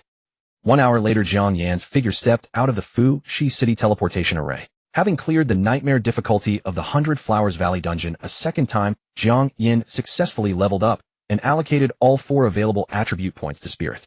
He opened his character panel. ID Jiang Taigong. Level LV 14. Class Thunder Tyrant. Constitution 8. Stamina 7. Spirit 79. Agility 25. 710 Monkey Cape. 1 Toxic Crocodiles. Tier 3 Black. Mage Bracers 2. Orc Leggings 2. Orc Bracers. Free attribute points 0. HP 176. Constitution 2110 Golden Serpent Ring. EMP 2054 Spirit 2130 Monkey Cape. Golden Serpent Ring. Physical Defense 39. 15 Constitution. Stamina 24 Golden Serpent Ring. Magic Defense 128. 104 Spirit. Agility 24 Golden Serpent Ring. Physical Attack 16 Constitution 2. Magic Attack 384. 158 Spirit 2. 18 Staff of Death 18 Black Robe 17 Lich's Ring 17 Wind Wolf Ring 15 Orc Bracers 45 Black Magic Bracers 15 Orc Leggings 18 Lich Leggings 17 Lich Helmet 38 Cursed Necklace 8 Toxic Crocodiles Tier. After closing the panel, Jiang Yan prepared to reap the rewards. Including Fushi City, all major main cities offer warehouse rental services. A 50-slot warehouse costs 1 gold coin per day, a 100-slot costs 2 gold coins, and so on. After reaching level 14, Jiang Yan returned to Fushi City to rent a 50-slot warehouse. He stored all his miscellaneous belongings inside, including his equipment enhancement scrolls, level 1 magic precision stones, 100 flower snake bones, mutant tiger king bones, and potions worth tens of thousands of gold. Afterwards, Jiang Yan casually retrieved a bronze mage robe and a bronze staff from the auction house, equipped them, and walked out into the wilderness with otherwise empty pockets. Before long, 5 male players rushed over in a hurry. Hello Dazaleo, we were sent by guild leader Han Yan. The leading male player's ID was Jianpat Sangxiong, and his class was Demon Archer. He and the other 4 were all male players newly recruited by Hong Yanzi after undergoing rigorous assessments. You know what to do, right? Jiang Yan asked with a smile. Yes. Jianpat Sangxiong nodded with excitement, put on a show with Dazaleo, and claimed the bounty from Shengshi Wangchao. Then what are we waiting for? Jiang Yan cast a fireball spell. With a loud bang, it struck Jianpat Sangxiong's head, dealing minus 422 damage. Dazaleo, forgive me. Jianpat Sangxiong turned on the recording function, and together with the other 4 players began to bombard Jiang Yan relentlessly. Backstab and throat slit, bursting fireball, and fire snake, multi-enchanted arrow, and pulling arrow charge, and leap slash, water ripple, and water orb. The 5 of them unleashed a frenzy of attacks on Jiang Yan. Jiang Yan feigned his movements while letting out an indignant roar. Jianpat Sangxiong, you despicable coward. I trusted you in vain, how dare you betray me? Jianpat Sangxiong let out a wicked laugh. Jiang Taigong, you are simply too foolish. You can't blame me for this. No. Jiang Yan roared in despair before turning into a beam of white light and returning to the resurrection point. At the same time, Jianpat Sangxiong uploaded the video of killing Jiang Yan to the internet and tagged Shengshi Fingyun, the guild leader of Shengshi Wangchao. As the only suspected hidden class player in Apex, Jiang Yan commanded immense popularity.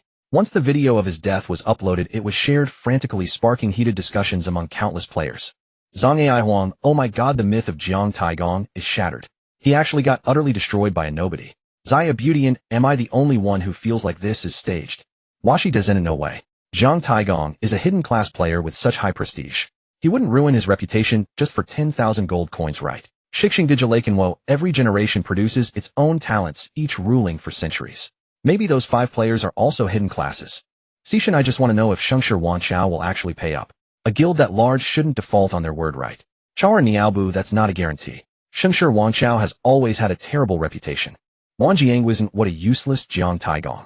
No wonder he kept refusing my challenges. Turns out he's just all show and no substance. As comments poured in from all sides, the post's popularity skyrocketed.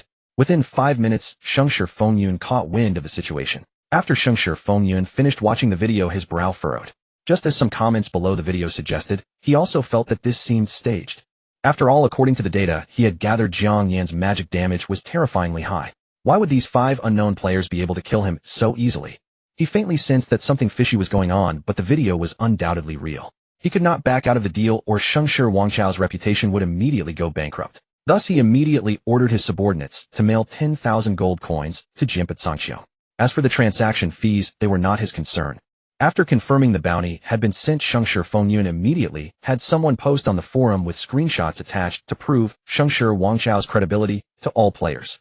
Yet for some reason, Shengshi Fingyun felt a lingering sense of unease. Soon his apprehension turned into reality. About half an hour later, another video of Jiang Yan being killed was uploaded to the forum. This time the uploader's ID was ADA Ottoman, and he directly tagged Shengshi Fingyun to demand the bounty. Guild leader, this is clearly them milking us. Besides Shengshi Fingyun, a player with the ID Shengshi Zhishang said in righteous indignation, Guild leader, we cannot pay this bounty. Shengshi Fingyun's face was grim as he stared intently at the recorded video. Finally, he gritted his teeth and said, pay. But Shengshi Zhishang wanted to say more, but Shengshi Fingyun glared him back into silence. I understand. Shengshi Zhishang could only reluctantly send the money and upload the screenshot of the mail to the forum. However, in less than half an hour, yet another video of Jiang Yan being killed was uploaded. At this point, even a fool would realize that Jiang Yan was directing and acting in his own play, completely taking advantage of Shengshi Wangchao. Uncle, you can't send the money. This Jiang Taigong is a despicable and shameless scoundrel. Shengshi Wangchao had just been fighting a boss and only found out about this now, immediately sending a private message to Shengshi Fingyun. This is all your fault. Shengshi Fingyun scolded him in frustration, then ordered Shengshi Zhishang to keep sending the money. I don't believe you can keep committing suicide like this forever. Shengshi Fingyun gritted his teeth in anger. He opened the level rankings. In just over an hour, Jiang Yan's rank had already dropped to 11th. Then 13th, 17th, 22nd, 28th. As Jiang Yan's level ranking steadily declined, Shengshi Fengyun had already paid out a whopping 15000 gold coins, converted to cash that was 6.75 million. That animal. Shengshi Fengyun's blood pressure spiked from sheer hatred. Meanwhile, the forum was in an absolute frenzy. Shiqian Zhujing, I didn't expect Taigong to be like this. So shameless, I love it. Longxiang Hobu, that's 150 gold already. This is such a satisfying exploit. Char Niaobu, when will someone place a bounty on me? Please target me too. Xingkai Lobo Zhou, I used to think Jiang Taigong was aloof and distant, but I didn't expect him to be so down to earth. I love him. Gabushi, if he keeps exploiting them like this, is he ever going to level up? He's already dropped to 28th. Sisen Gulai, he's not a guild leader, so what if his level is a bit lower? It doesn't affect his actual combat strength. Washi Chinsehuang Dakian, what I don't understand is there really no one in Shengshi Wangshao who can see through this? Why do they keep sending the money? Yankel, why do you keep paying them? Shengshi Wangshao was also bewildered. Giving so much gold to Jiang Yan, wasn't that just funding the enemy? What do you know? Shengshi Fengyun's face was dark as he gritted his teeth and said, I am using money to buy his future. A single step ahead keeps one ahead at every step. Jiang Yan is constantly committing suicide for a few gold coins, but others won't stop their progress for him. Over time, he is bound to be left behind by the era. Yes, he will definitely be left behind. Guild leader Jinpa Sangxiong uploaded another video. Shengshi Zhishang spoke with a grim face. Shengshi Fengyun's face twitched as he gritted his teeth fiercely. Send the money. 160,000 gold. Let us call it a day. Thank you for your hard work. At the teleportation array of Fushi City, Jiang Yan gleefully saw off the 5 superb actors, including Jinpa Sangxiong. As for the bounty of 160,000 gold, Jiang Yan and Hanyan Huashui had long agreed on a 10-90 split. Jiang Yan would take 90%, which amounted to 144,000 gold. After deducting the transaction fees for the 2 mailings, the final amount that reached his hands was 115,200 gold. Combined with the 30,000 gold from the bronze equipment sold at the auction house, Jiang Yan's previous 40,000 gold, and the 20,000 gold repaid by Hong Yanzui today, Jiang Yan's inventory now held 219071 gold. Indeed, as long as one broadens their horizons, wealth accumulates rapidly. Returning to the warehouse, Jiang Yan retrieved all his items, settled the rental fees, and gleefully headed to the 100 Flowers Valley dungeon in the Macaque Forest to level up. Only then did he notice the messages sent by his 3 godsons. Jiang Yan replied to each of them to ease their worries. Upon arriving at the 100 Flowers Valley dungeon, he once again selected the nightmare difficulty. Once, twice, thrice. After clearing it a full 5 times, Jiang Yan's Chain Lightning finally leveled up to level 4. Chain Lightning Enhanced LV400 after a 2-second chant unleashes a bolt of lightning at the target, dealing 210 magic damage. Simultaneously, the lightning splits instantly, randomly striking up to 9 nearby targets and dealing 130 magic damage. Mana cost 45. Cooldown 3s. Jiang Yan decisively pulled out an enhancement scroll to upgrade Chain Lightning once more. Afterward, he continued to grind the dungeon relentlessly. A few hours later, Jiang Yan received a message from Liandong Kaizi. Liandong Kaizi, boss, I succeeded. I have refined the basic blood pill and the basic mana pill. Overjoyed, Jiang Yan quickly replied, what about the cost? What is the success rate? Liandong Kaizi replied promptly, boss, my current success rate is only 25. As for the cost, it is about 50 silver coins. I will keep practicing to improve my success rate. Jiang Yan gasped. The selling price of basic blood pills and basic mana pills in the pharmacy was 5 gold coins each. This profit margin was actually 1,000. The pharmacy owners in the major cities of Apex were far too unscrupulous. Jiang Yan was determined to strike a blow against these unethical merchants. He immediately exited the dungeon and rushed back to Fushi City. After meeting up with Liandong Kaizi and confirming his alchemy success rate, Jiang Yan led him straight to the city lord's mansion. He made up his mind to purchase a storefront on mortgage right now and establish his own pharmacy. However, there were still some details he needed to discuss with the city lord. After being announced, Jiang Yan successfully entered the city lord's study. Young friend Jiang, have you made up your mind? The city lord asked with a smile upon seeing Jiang Yan. Jiang Yan nodded. I intend to purchase that storefront from before on mortgage. What kind of business do you plan to run, young friend? The city lord inquired. Opening a pharmacy to sell basic blood pills and basic mana pills. In the future, there will also be basic blood mana pills, as well as intermediate blood pills, mana pills, and blood mana pills. Jiang Yan continued, City Lord, I wonder if there will be any trouble if I price my products cheaper than the other pharmacies. You can rest assured about that. The City Lord chuckled. Pharmacies in all the major cities have fixed unified pricing. There will not be any sudden price drops to compete with you for profits. Then I can put my mind at ease. Only then did Jiang Yan heave a long sigh of relief. He had been worried that the moment he opened his shop to sell cheap medicine, the pharmacies in other major cities would immediately slash their prices. If that happened, how could he run his business? However, The city lord smiled. Since you are establishing a pharmacy, the matter of commercial tax must be clarified with you beforehand. Commercial tax as well. Jiang Yan's face twitched slightly as he smiled. City lord, this tax. Surely it won't be too high. If it were too high, he would simply open his shop in another city. Seemingly reading Jiang Yan's thoughts, the city lord laughed. Rest assured. I charge others 20%, but for you, no matter what price or volume of medicine you sell, I will only take 10%. 10%. Jiang Yan immediately nodded. Deal, we will go with this tax rate. One more thing, city lord, if my business thrives and I earn a lot of gold, can I pay off the mortgage early? Of course. The city lord smiled. I am only charging a total of 800,000 gold in interest for your mortgage. Even if you pay it all off early, it won't make much difference to me. Do you have any other questions, young friend? Jiang Yan shook his head. No more. Excellent, then we shall draw up the contract right now. The city lord clapped his hands, and the butler immediately brought over a standard contract filling in the monthly mortgage payment, commercial tax, and breach of contract clauses. Breach of contract clauses. Jiang Yan quickly scanned the document and was soon relieved. There was only one clause: he was not allowed to open shops in other cities. Jiang Yan naturally had no objections.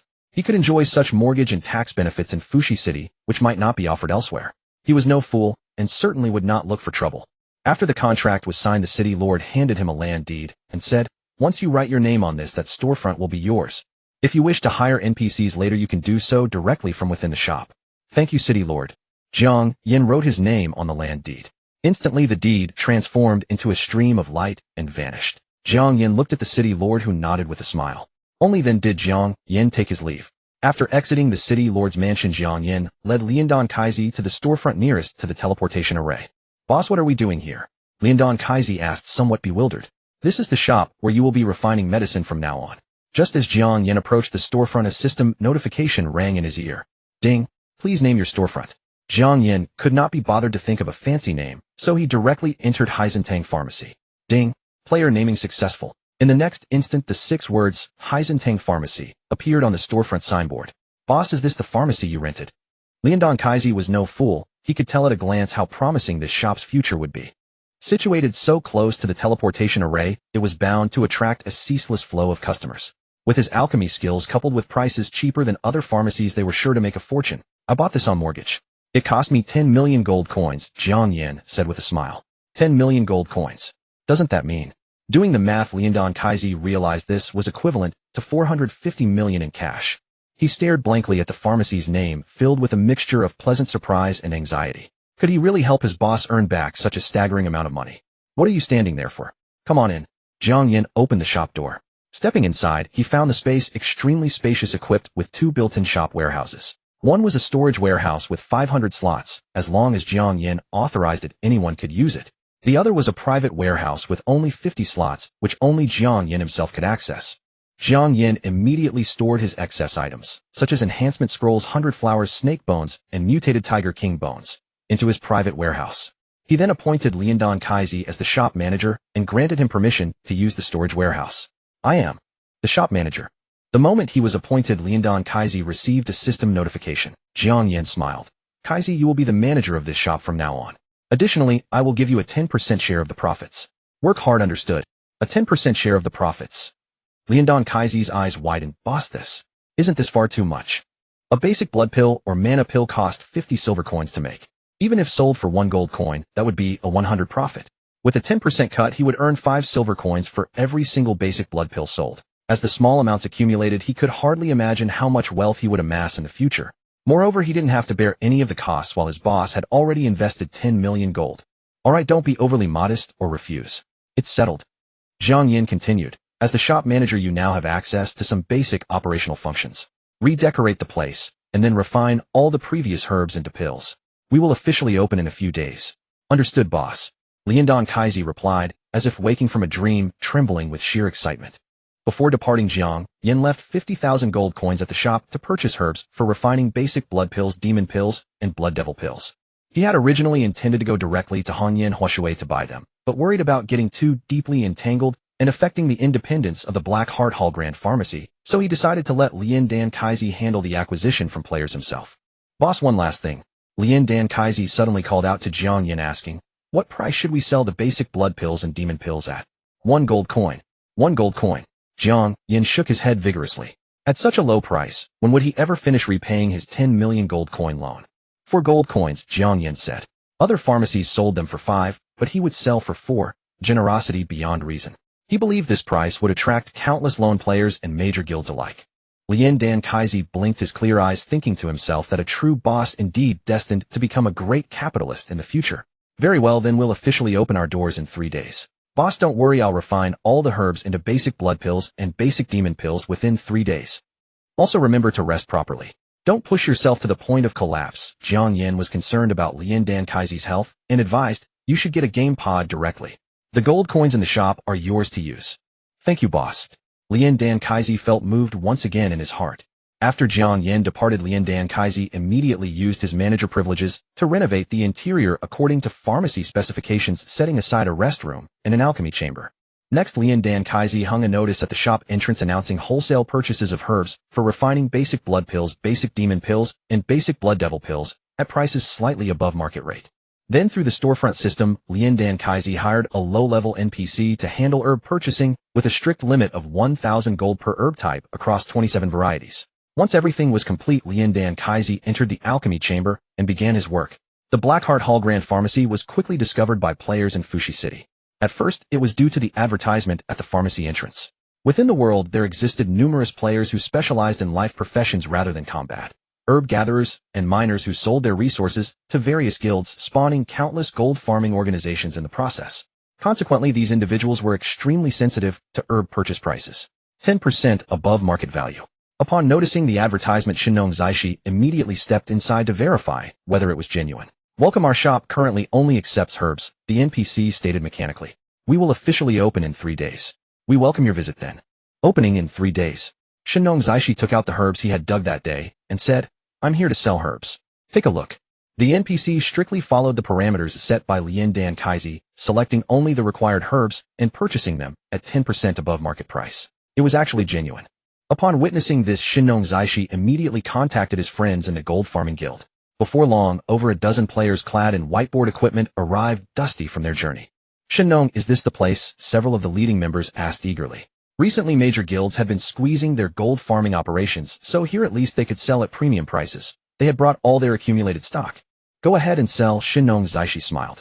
Over a dozen gold farming members immediately entered the Blackheart Hall Grand Pharmacy. Half a minute later, they emerged with satisfied expressions. This Blackheart Hall. There's nothing black-hearted about it. It should be called Conscience Hall. Let's move out and continue gathering. I have a feeling others will discover this place soon. Shinong Zaishi waved his hand, leading his companions into the wilderness to harvest herbs before anyone else caught wind of it.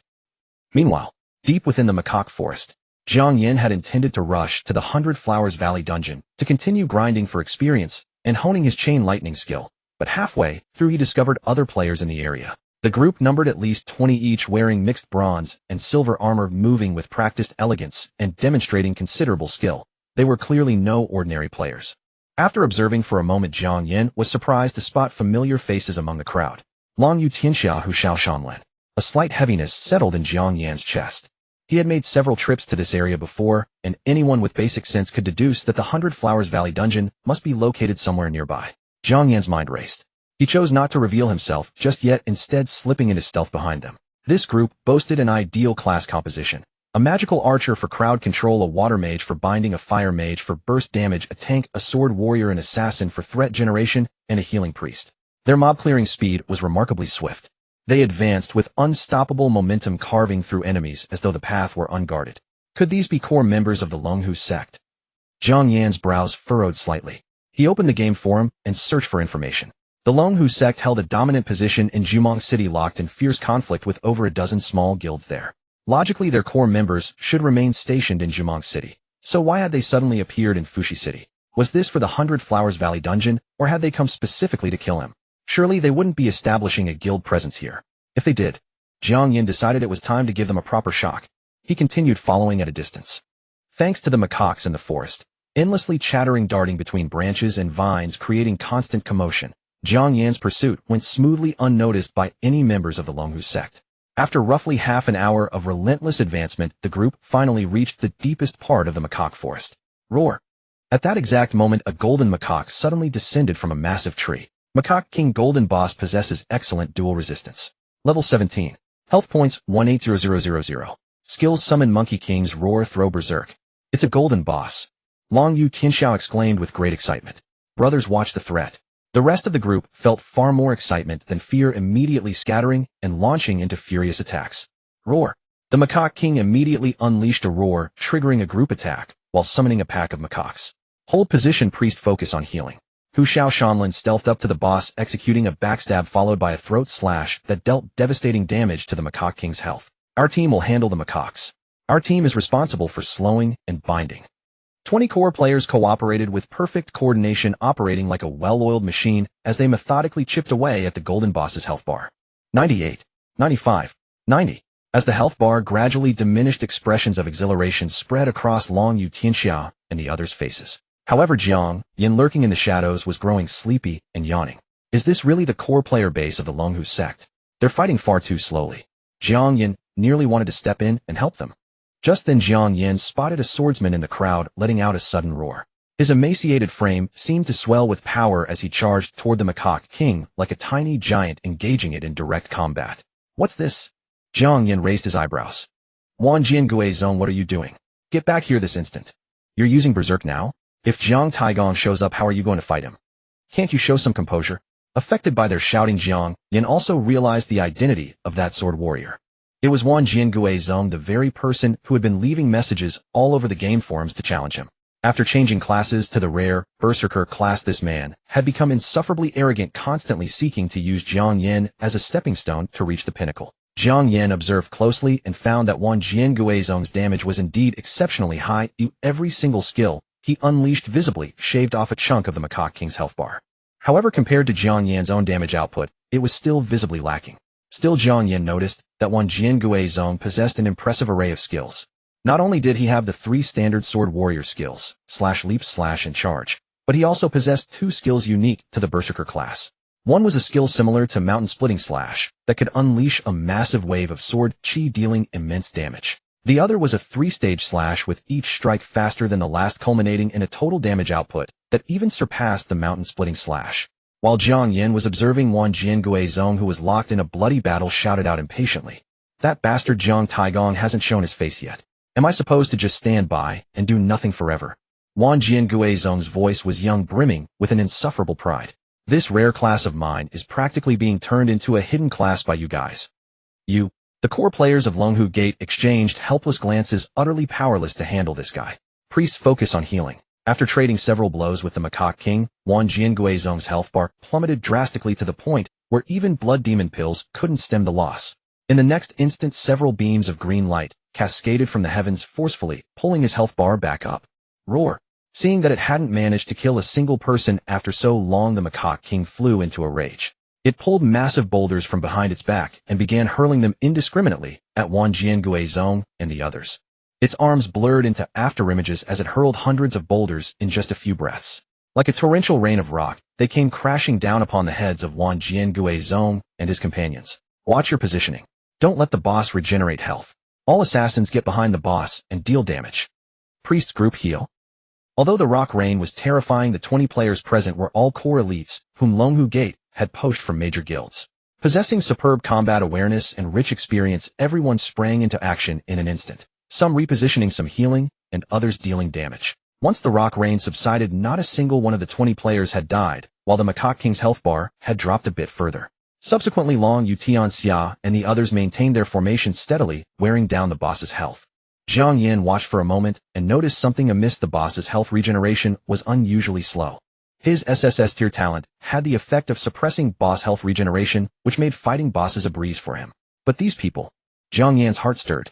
Could it be that someone among them possessed a similar talent? As thoughts flashed through Jiang Yan's mind, he tightly gripped the death scepter in his hand. 60, 55, 30, roar. When the Macaque King's health dropped to 30, it entered a berserk state. Already resembling a giant ape, its body expanded once more. Conversely, Wan Jianguizong's previously bulked-up muscular physique deflated instantly, like a punctured balloon. Jiang Yan silently calculated that about an hour had passed since Wan Jianguizong first activated his berserk state. In other words, a berserker's berserk state could last for an hour. As for the cooldown, Jiang Yan figured it wouldn't be short, otherwise the others wouldn't have spoken to Wan Jianguizong in that manner. Damn it! Wan Jianguizong seemed somewhat vexed at reaching his limit at this crucial moment. He retreated immediately and Long Yu Tianxia along with 2 other shield warriors stepped up to take over the aggro of the Berserk Macaque King. 28. 26. After withstanding the first wave of attacks from the Berserk Macaque King, the group pooled their efforts, and the Macaque King's health began to plummet once more. 20. 18. 10. Right at this moment Jiang Yan struck with absolute ruthlessness. Chain lightning. After a 1-second chant, a bolt of thunder crashed down violently, striking a healing priest. Crackle. Amidst a deafening roar, the lightning split into 9 bolts, randomly leaping onto 9 nearby players. Minus 5,897. 4,668. Minus 4,712. Minus 4,519. Minus 4,417. The terrifying critical damage instantly wiped out 10 players. Simultaneously, a series of system notifications rang out. You have committed murder. Sin value 10. You have committed murder. Sin value 10. Oh no, enemy attack. It's Jiang Taigong. Damn it. Everyone disperse and retreat. Assassins stealth immediately. Shield warriors hold the line and lure the boss to Jiang Taigong. Amidst the furious shouts, Wan Jianguizong was even more exasperated. Jiang Taigong, you bastard. You don't have the guts to face me head on, you only know how to launch sneak attacks. I'll slaughter you. He roared as he charged toward Jiang Yan. He wanted to activate Berserk, but after every activation, a Berserker required a 30-minute cooldown. Right now he was utterly powerless. Boom. A bolt of lightning flashed, and a crimson critical damage indicator of minus 5,945 erupted from Wan Jianguizong's head. The latter instantly transformed into a beam of white light and vanished. You have committed murder. Sin value 10. Useless trash. Jiang Yan snorted coldly as he continued to chant chain lightning. 1 second later, the thunder roared wildly, taking down 2 more core players of Longhu Gate. Watching them vanish one after another into beams of white light, Jiang Yan's eyes filled with deep emotion. He still vividly remembered his wretched state when fighting Qing Yanwu, a core player of Hong Yanzue. Yet looking at himself now, he was calm and unruffled while the thunder roared at his command. Who could possibly stand against him? Right then an assassin snuck up behind Jiang Yan in stealth and launched a fierce assault. Backstab, throat slit. Minus 319. Minus 349. As the high damage numbers popped up, Jiang Yan instantly snapped out of his thoughts. He immediately activated his special instant cast skill, Repelling Fire Ring. Boom. A crimson ring of fire rippled outward forcefully, pushing the assassin away. At the same moment, the cooldown for Jiang Yan's chain lightning ended, and he immediately began chanting. Boom. Lightning crackled wildly. Left with absolutely no power to resist, the assassin instantly dissolved into white light. You have committed murder. Sin value 10. Instant kill, and yet another instant kill. Under Jiang Yan's terrifying critical magic damage, no one could withstand a single bolt of his lightning. Even shield warriors were no exception. After Jiang Yan chanted his lightning spell, a bolt of thunder crashed down with a resounding boom, striking Long Yu Tianxia, who had rushed right in front of him. 5,257. The crimson, terrifying magic damage acted like the Grim Reaper's scythe, instantly harvesting his life. How is this possible? Long Yu Tianxia's face was filled with utter disbelief and unwillingness. In order to counter Jiang Yan, he had equipped himself entirely with magic defense gear. Coupled with his class traits, his magic defense reached a staggering 350. Yet he was still completely unable to withstand Jiang Yan's terrifying magic damage. Seeing that even Long Yu Tianxia met such a fate, the remaining players lost all confidence. Retreat. Finally, not daring to fight any longer, they fled in all directions. Jiang Yan originally intended to pursue them, but seeing the Macaque King's health beginning to regenerate, he quickly turned his scepter toward the beast. Boom. With thunder roaring wildly, it took less than 10 seconds for Jiang Yan to successfully finish off this gold boss. Congratulations on defeating the Monk King beyond your level. Experience 100000. Upon hearing the system prompt, the Monk King let out a mournful cry and collapsed, dropping a chaotic array of items. Jiang Yan's gaze swept across the scattered loot, and his eyes were instantly captivated by a flash of golden light. It was a golden tier equipment piece. Delighted, he quickly rushed over to pick it up. Monkey King Helmet, Golden Magic Attack 44, Constitution 4, HP 10, MP 10, Requirements Mage Priest. A top-grade golden piece. After reviewing its attributes, Jiang Yan quickly swapped it out for his own Lich Helmet Silver Tier. He opened his character panel, ID Jiang Taigong. Level LV 14. Class Thunder Tyrant. Constitution 12. Endurance 7. Spirit 79. Agility 25. Physical Defense 43. Magic Defense 128. Physical Attack 24. Magic Attack 411. After equipping the Monkey King Helmet, his combined HP and MP exceeded 2500, thicker than that of most shield warriors. At the same time, his magic attack had broken through 400, making his critical spell damage even more formidable. Closing the panel, Jiang Yan continued collecting the remaining drops from the Monk King. A warrior's silver tier armor, 5 bronze tier minor excellent pieces, a level 1 demon accuracy stone, 3 bottles of ordinary monkey wine, 1 bottle of excellent monkey wine, and a palm-sized metal token. Excellent monkey wine, a fine brew crafted by the Monk King. Effect restores 3 HP and 3 MP per second for 60 seconds. The excellent tier monkey wine's effects were 3 times superior to the ordinary variety, absolutely a premium life-saving potion in the late game. As for that metal token, after reviewing its attributes, Jiang Yan's pupils contracted. Guild token. Hold this token to visit the city lord's manor and establish your own guild. A guild token. Jiang Yan was both astonished and thrilled. Within the Hua Nation server of Peak, countless guilds, large and small, existed, but they all operated in a loose informal capacity. Only by utilizing a guild token could one form a true guild. This thing is worth a fortune. As far as Jiang Yan knew, no one in the Hua Nation server had yet obtained a guild token. The one in his possession was very likely the first. If listed on the auction house, it would surely fetch an astronomical price. Whoever won the auction for this guild token and established the first guild would gain enormous renown and rapid development. Jiang Yan rubbed the guild token in his hand, pondered briefly, and then listed it on the auction house. Starting price 1 gold coin. Duration 24 hours. Afterward, Jiang Yan turned and departed. During that recent battle, he had killed 15 opponents, pushing his karma value to 150. It would take at least 6.5 hours for it to return to white. To avoid encountering ordinary players, Jiang Yan took a long detour, only proceeding to the remote valley where the 100 Flowers Valley dungeon was located after confirming no one was tailing him. Jiang Yan once again chose nightmare difficulty grinding levels while simultaneously increasing the skill experience of Chain Lightning. Meanwhile, on the auction house, the bid price for the guild token was surging upward at an absurdly rapid pace. 2 gold coins, 5 gold coins, 12 gold coins, 159 gold coins, 249 gold coins, 1111 gold coins, 1412 gold coins, 5000 gold coins, 8000 gold coins, 1888 gold coins, 2000 gold coins. Within merely half an hour, the price of the guild token had already skyrocketed to 20,000 gold coins, and the figure continued to climb every few seconds. On the game forum, the auction for the guild token had long become a heated topic of debate. Superman Diaper: this must be the first guild token on the entire server, right? A cool song all around. That's not true. The European and American servers already had one, and Japan produced one yesterday. We're already behind. Long live I wonder who killed the boss. At the current price, it could sell for over 9,000 in real cash. Banyan Mountain, are you an idiot? On the floor above. At this price, only mid-tier guilds are competing so far. The major guilds are all holding back their strength.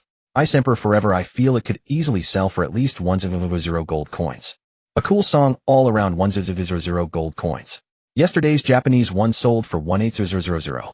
Our Hua Nation server has several times more guilds than Japan's. The competition will absolutely be fiercer. I'm betting at least 2,000 gold coins. Shinong here, selling in-game gold at a 165 exchange rate. Big Head Sun, an hour ago the gold coin exchange rate was still 145. How did it jump to 65 so quickly? As the forum discussions grew ever more intense, undercurrents began surging within all the major guilds of Peak. Xuanwu City. Twilight of the Gods Guild Master Bing Di stared at the guild token on the auction house, his expression unusually grave. Shinshang, acquire every gold coin available on the market to the greatest extent possible. This guild token, we must secure it at all costs. Yes. Shinshang understood the significance of this guild token, but as Vice Guild Master, he still mustered the courage to remind Guild Master the current gold coin exchange rate has already reached 165 and continues to rise. If we ultimately fail to win this token, we could suffer a price difference loss of 2 or 3 million. This loss is negligible. Go acquire the gold coins, Bing Di stated firmly. Understood. Shinshang nodded solemnly. White Tiger City. White Jade Capital Guild Master Bai Tiandi was also monitoring the guild token auction. It's been less than an hour, and it's already past 2,000. Bai Tiandi felt that without at least 2,000 gold coins, one wouldn't even have the qualification to touch this guild token. By phone, Bai Tiandi ordered sternly. Immediately acquire gold coins across the entire server. Don't worry about offering a slightly higher price. Received. By phone nodded. Green Dragon City. Beauty's Intoxication Guild Master Hongyan Huashui gazed thoughtfully at the auction house. Guild token. Could Jiang Taigong be the one who obtained it? Or perhaps that mysterious solo player Zhao Gu? Hongyan Huashui simultaneously instructed others to acquire gold coins and sent a message to Jiang Yan asking for confirmation. Unfortunately, there was no reply from Jiang Yan's side. Gomong City. Dragon Tiger Sect Guild Master Long Pan, Hu Ju stared grimly at the auction house, with 20 core guild members, including Long Yutian Xia, and Hu Xiaoshan Lin, standing behind him. Zhang Taigong snatched your golden boss just earlier, and now this guild token appears on the auction house. A vicious malice curled across Long Pan Huju's face. This is absolutely no coincidence. That damned Jiang Taigong has stolen the opportunity for Dragon Tiger Sect to rise. Guildmaster. Long Yutianxia spoke up. What should we do now? Long Pan Huju held up 2 fingers. First, immediately acquire gold coins. This guild token must return to the embrace of our Dragon Tiger Sect. Second, notify all brothers in the guild to abandon Gomong City and relocate to Fushi City. Chiyu City. Zhao Shanshan Lei Hu and Sun Kairan were leveling up with 2 female companions. Relying on the bronze gear provided by Jiang Yan and Lei Hu stood like 2 mighty guardians stoutly fending off every incoming minion, while Sun Kairan unleashed a furious barrage dealing explosive damage and drawing admiring glances from the 2 girls. Not far away, Lu Bo, now a regular member of an ordinary guild, teamed up with Li Shireen and others to level up, though their efficiency lagged far behind Sun Siren's team. Damn it, where did these guys' equipment come from? Lu Bo watched covetously. The bronze gear on him had been bought at exorbitant prices from the auction house. He wasn't short of money, intending to bid for several sets, but in the Huagua region there were many wealthy players. After days of bidding, he could only assemble this single set. And Zhao Shanshan Lei Hu and Sun Kairan each had 3 sets. The key was that these 3 fellows were also short of cash. Lu Bo was completely puzzled.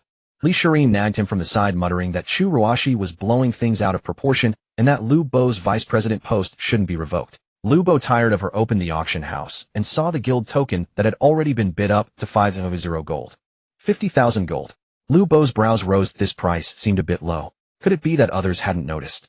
A smile blossomed in Lu Bo's heart as he immediately instructed his father's company to bid for gold and auction off this guild token. As long as I seize this guild token, I can establish my own guild, and with the Huagua region's top guild reputation, perhaps I can ascend to the top. Lu Bo grew more excited the more he thought about it. In the blink of an eye, dusk fell. After coming out of the 100 Bloom Valley dungeon, Jiang Yan's eyes were already blurred from strain. Over more than 6 hours of grinding in and out, he slaughtered snakes furiously. Now everything around him seemed serpentine, yet those hours of toil had paid off handsomely. Firstly, his level had risen to 15. The 4 new free attribute points were naturally all poured into spirit. Secondly, his chain lightning was upgraded again. Chain lightning enhanced LV500. After a 2-second chant, unleash a bolt of lightning at a target dealing 240 magical damage. The lightning will instantly split to randomly strike 11 nearby targets, dealing 150 magical damage. Mana cost 50. Cooldown 3s. Chain lightning's damage rose by another 30, and it now hits 3 more targets. Jiang Yan instinctively reached into his bag for a strengthening scroll, then remembered he had stored these in Hei Xian Tang Grand Pharmacy's private warehouse. To go back and strengthen. And after more than 6 hours, Jiang Yan's red name had turned white. So Jiang Yan immediately returned to Fushi City. On the way back, Jiang Yan opened the auction house. The bid for the red guild token had climbed to 9,000 gold. This price. Isn't it too low? Even if I don't understand prices, I have 2,000 gold on me. This Huagua region's premier red guild token should fetch more than 2,000 gold.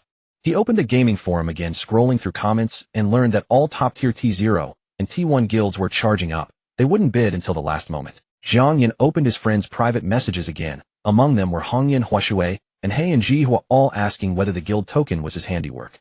Jiang Yan thought for a moment and replied to Hongyan Huashui, "The Hongyan leader wants to privately purchase the guild token." "That token is indeed yours."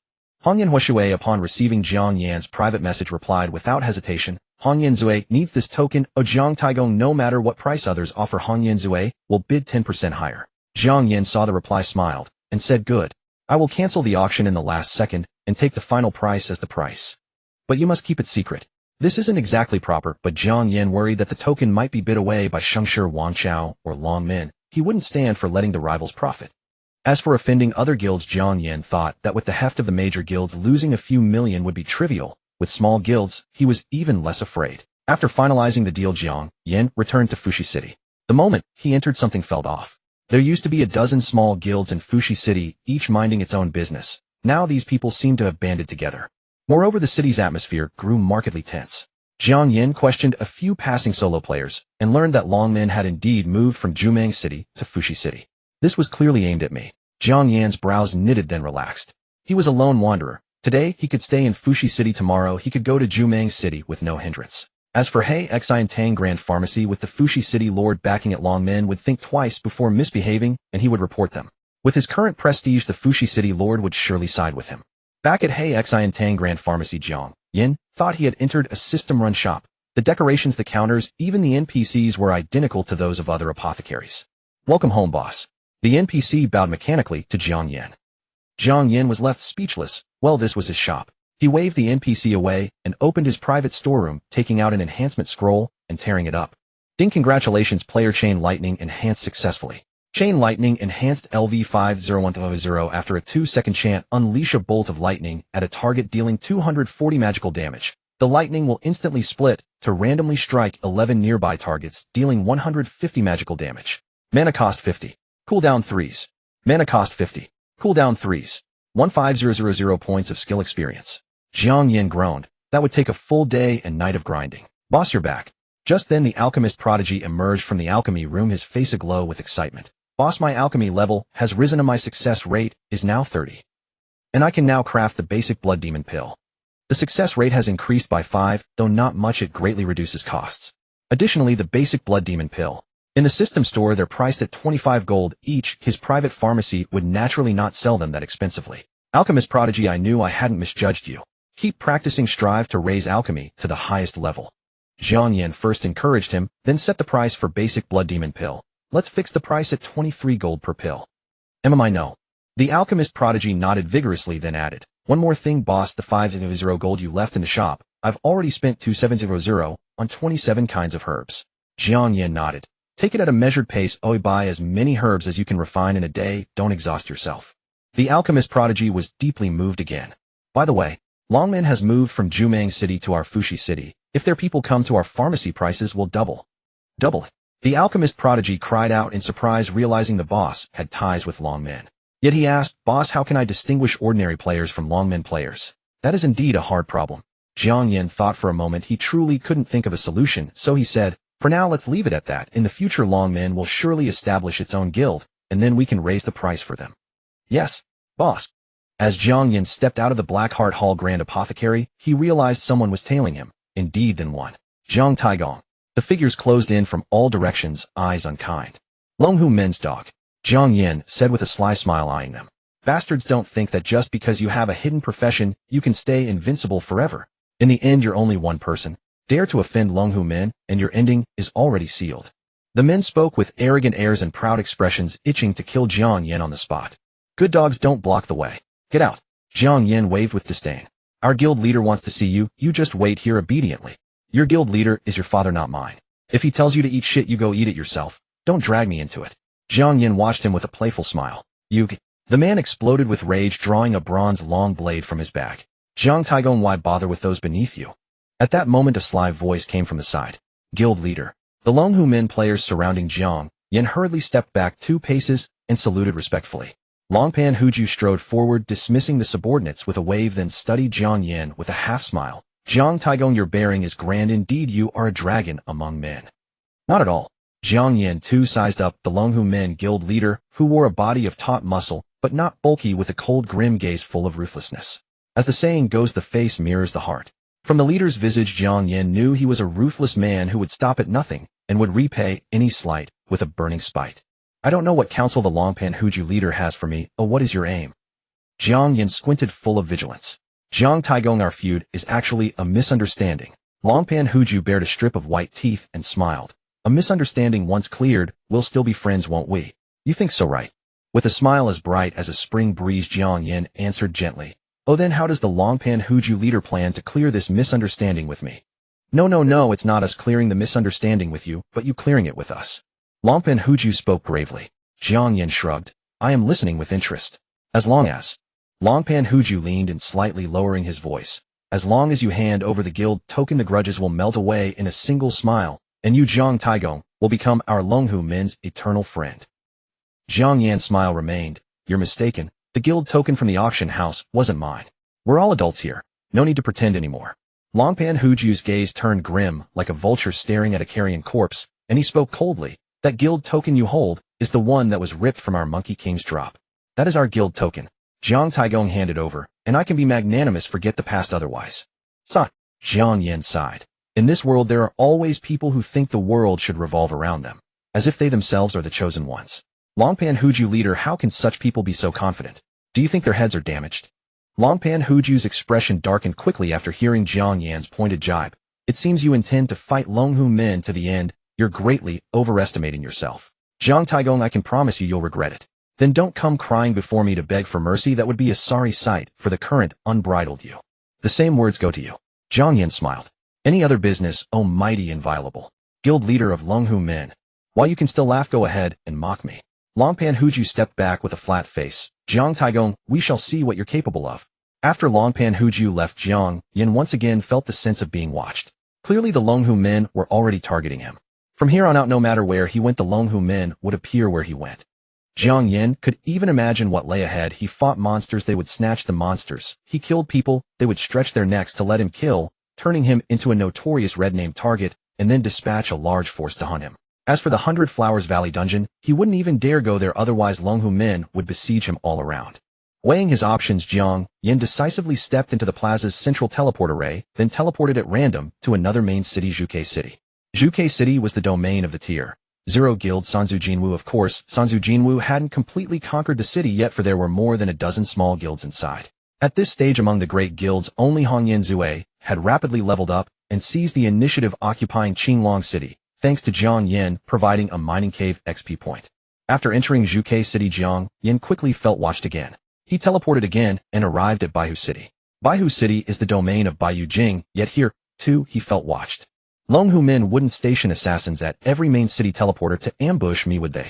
Jiang Yan doubted nothing, plowing through Shinnong City, Taotai City, and Qinglong City, only to find assassins hidden in the shadows everywhere. Interesting.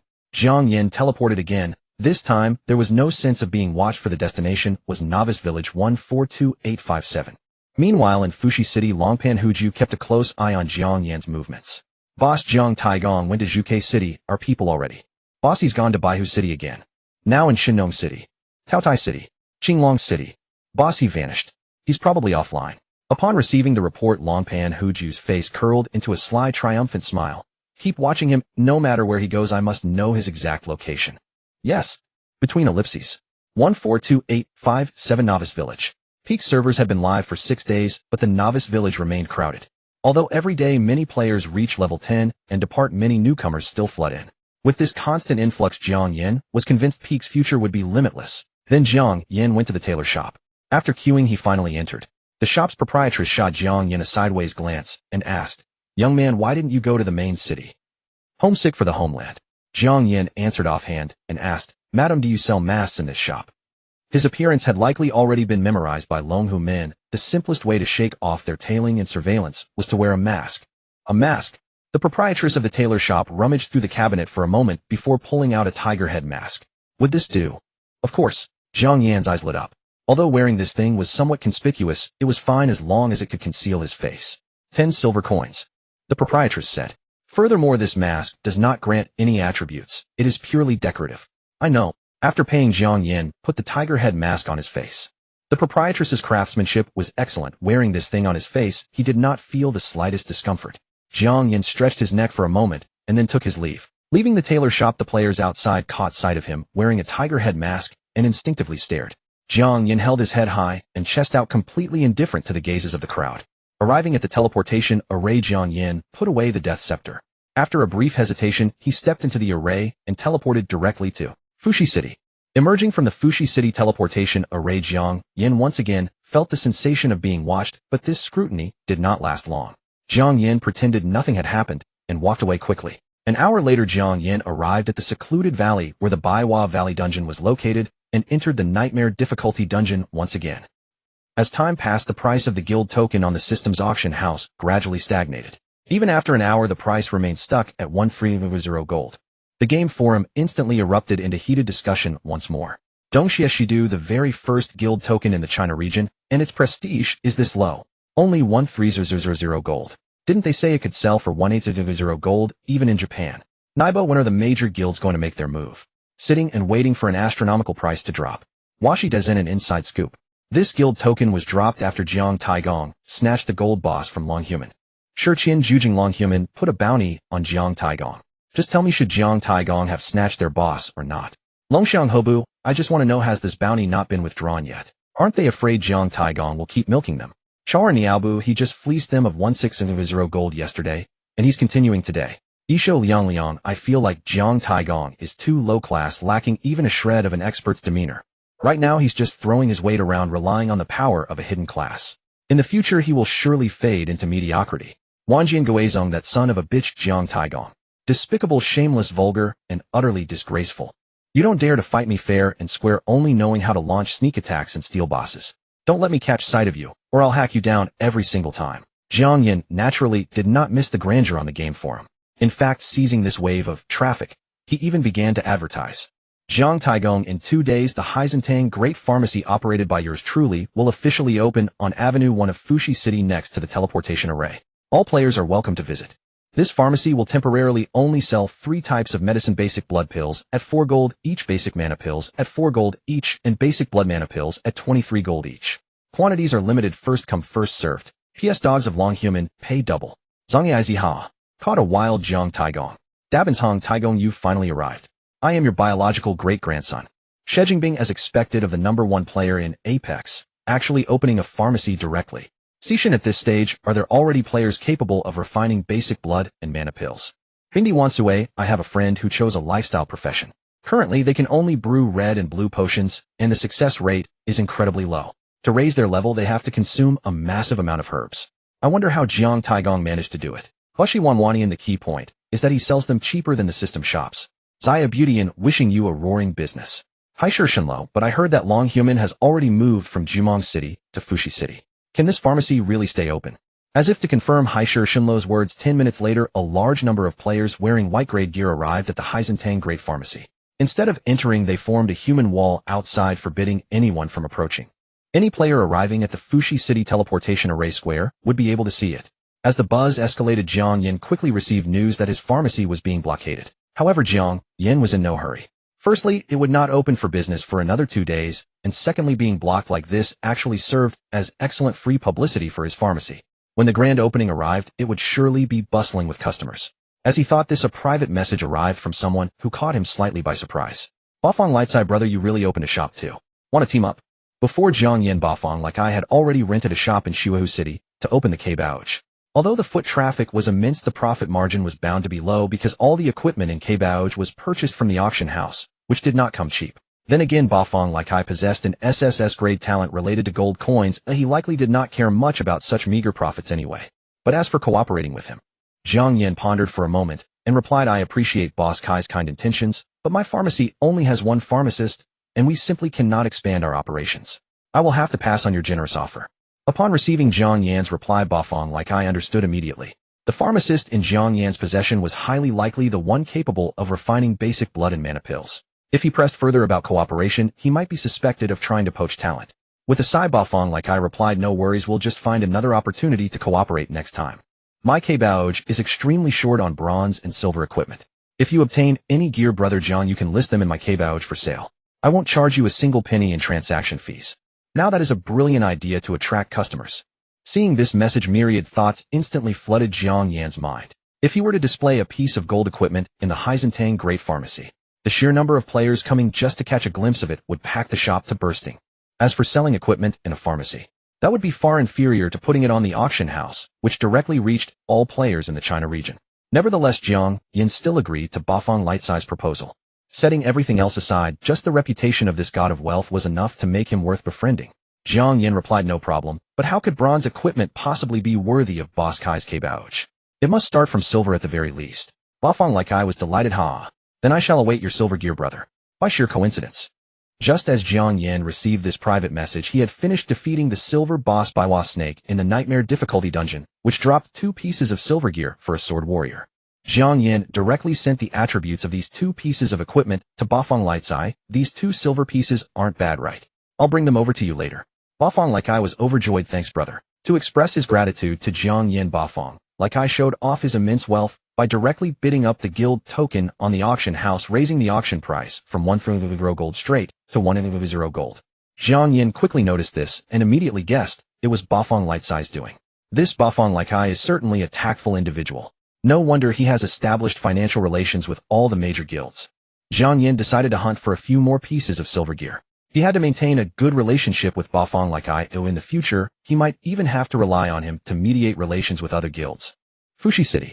Deep within the macaque forest, Long Pan Huju, the leader of the Dragon Tiger sect, was grinding levels while awaiting the spawn of the golden BOSS, the Macaque King. At the same time, he kept a close watch on Jiang Yan's movements. Have you found him? Long Pan Huju glanced at the latest bid for the guild token at the auction house, his expression growing increasingly dark. Boss, we're still looking. Long Yutianxia was tanking the macaque's damage by his side, feeling somewhat guilty. The plan to station assassins at the teleport arrays across major cities and ambush Jiang Yan was proposed and executed by his good brother, Hu Shaoshanlin. Yet after only this short a time, Jiang Yan had shaken them off and was brazenly advertising on the game forums. A direct slap in the face to his brother. Why did we lose him? Didn't he log out? Long Pan Huju's eyes twitched with rage as he slashed ferociously at the macaque opposite him with his greatsword. That, Long Yutianxia had no answer. Honestly, even Hu Shaoshanlin was just as baffled. He had stationed assassins at the teleport arrays in all major cities, but 3 hours ago Jiang Yan had indeed disappeared from every city's teleport array. What else could it be if not logging out? Could a mage truly turn invisible? But what was bizarre was this: while Jiang Yan's logout location had assassins waiting, without seeing him log back in, the latter inexplicably appeared in the game and dared to advertise on the forums right under their noses.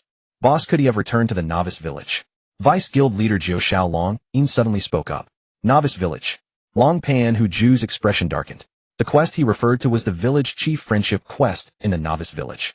Simply handing the mutated Tiger King's Fong to the novice village chief would complete it, and only one player per novice village could obtain the village chief's friendship title. Upon completing the novice village chief's friendship, a player could return via the teleport array even after leaving. Several players within the Dragon Tiger sect had completed this quest. They had returned to the novice village after entering the main cities, but since the novice village's resources were too scarce and the boss drops couldn't provide gear suitable for their level, the Dragon Tiger sect, from top to bottom, had never taken this seriously. They never expected Jiang Yan to exploit this loophole. Exactly, it must be that Jiang Taigong returned to the novice village to slip past our watch. Long Yutianxia felt as though he had been granted absolution and hurriedly said a few kind words for Hu Shaoshanlin. Vice guild leader Jiao Xiaolong remarked, "If that's the case, tracking Jiang Taigong will be difficult for us." Long Pan Huju's mind raced. Then issue a server-wide bounty for Jiang Taigong's whereabouts. Also, withdraw the previous bounty.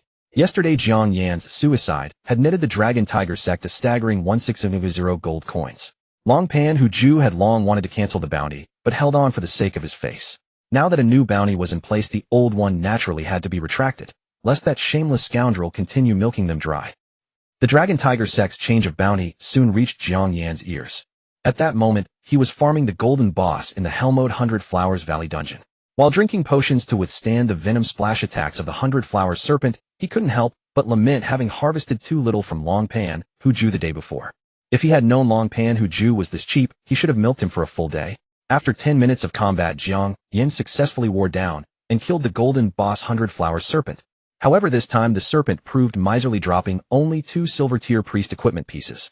Jiang Yan immediately sent the stats of these 2 items to Bafeng Lai Kai. Bafeng Lai Kai didn't waste words and promptly raised the price of the guild token to 2,000. You deserve to make a fortune.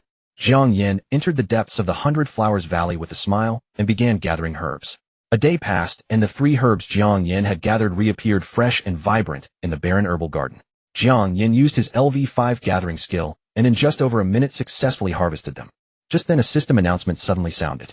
Ding! Congratulations to the team Zhao Washishu for achieving the Hell Mode first clear of the Dream Mirror dungeon in 2 hours, 17 minutes, 54 seconds. Captain Chowga gains 200 reputation and 3 free attribute points. Ding! Congratulations to the team Zhao Washishu for achieving the Hell Mode first clear of the Dream Mirror dungeon in 2 hours, 17 minutes, 54 seconds. Captain Chowga gains 200 reputation and 3 free attribute points. The system announcement rang out 3 times in succession, leaving everyone stunned. The game forum erupted. Feng Wu GT Anya solo clearing a Hell Mode dungeon. Who was the last person to do that? Shiodo, there was no last person. Even when Jiang Taigong did it, it took 2 people to clear the 100 Flowers Valley dungeon. Dongxia Shidu So Chowga is stronger than Jiang Taigong. De Benzhong, at the very least they're on the same level. Shi Jingbing, if anything, Chowga is likely a hidden class as well. Si Shun, have hidden classes become this common now? Zhang Aiz, does Lord Chowga need a colorful keychain on his leg? Zhang Ailon, does Lord Chowga need a colorful keychain on his leg? Zhang Ailu, does Lord Chowga need a colorful keychain on his leg? As countless independent players discussed fervently, the major guilds could no longer remain idle. Dijun, guild master of the 3-legged golden crow, immediately made an offer. Chowga, join our guild. Starting salary of 100 million annual. The Dragon Tiger Sect's Guild Master Longpan, who Ju also threw in a generous some 110 million, joined the Dragon Tiger Sect. Xinshang Vice, Guild Master of Ragnarok, quickly responded 120 million. By Foam Vice, Guild Master of the White Jade Capital, chimed in 130 million. The remaining major guilds also began shouting offers to Chowga. Unfortunately, no matter what price they offered, Chowga never replied. Chowga. Inside the 100 Flowers Valley dungeon, Jiang Yan read the system announcement, and then opened the level ranking. At this point, he stood at rank 15, with LV 15-0, while Chowga ranked first, at LV 16-4-0. A hidden class. Jiang Yan furrowed his brow. It must be more than that. His talent is most likely SSS grade. Otherwise, a single hidden class alone would not be enough to solo a hell mode dungeon. I hope we never become enemies. Jiang Yan donned the tiger head mask and used the dungeon teleport array to arrive directly in Ba Fong Lai Kai's Snowfox City. Brother, I've been waiting for you for so long. You're finally here. Inside the treasure pavilion, Ba Fong Lai Kai spotted Jiang Yan and eagerly welcomed him. Why are you still wearing such an ugly mask? You could recognize me with that on. Jiang Yan somewhat speechlessly removed the tiger head mask. Haha, the shop has a VIP function. The moment you entered, I received a notification. Ba Fong Lai Kai said with a grin. There's such a feature. Jiang Yan's eyes lit up. He had previously only glanced briefly at the shop features without much operation, so he was unaware of this function. Naturally. Besides VIP, there's also a blacklist function. Want to try it? Ba Fong Lai Kai said with evident interest. Then let's try it.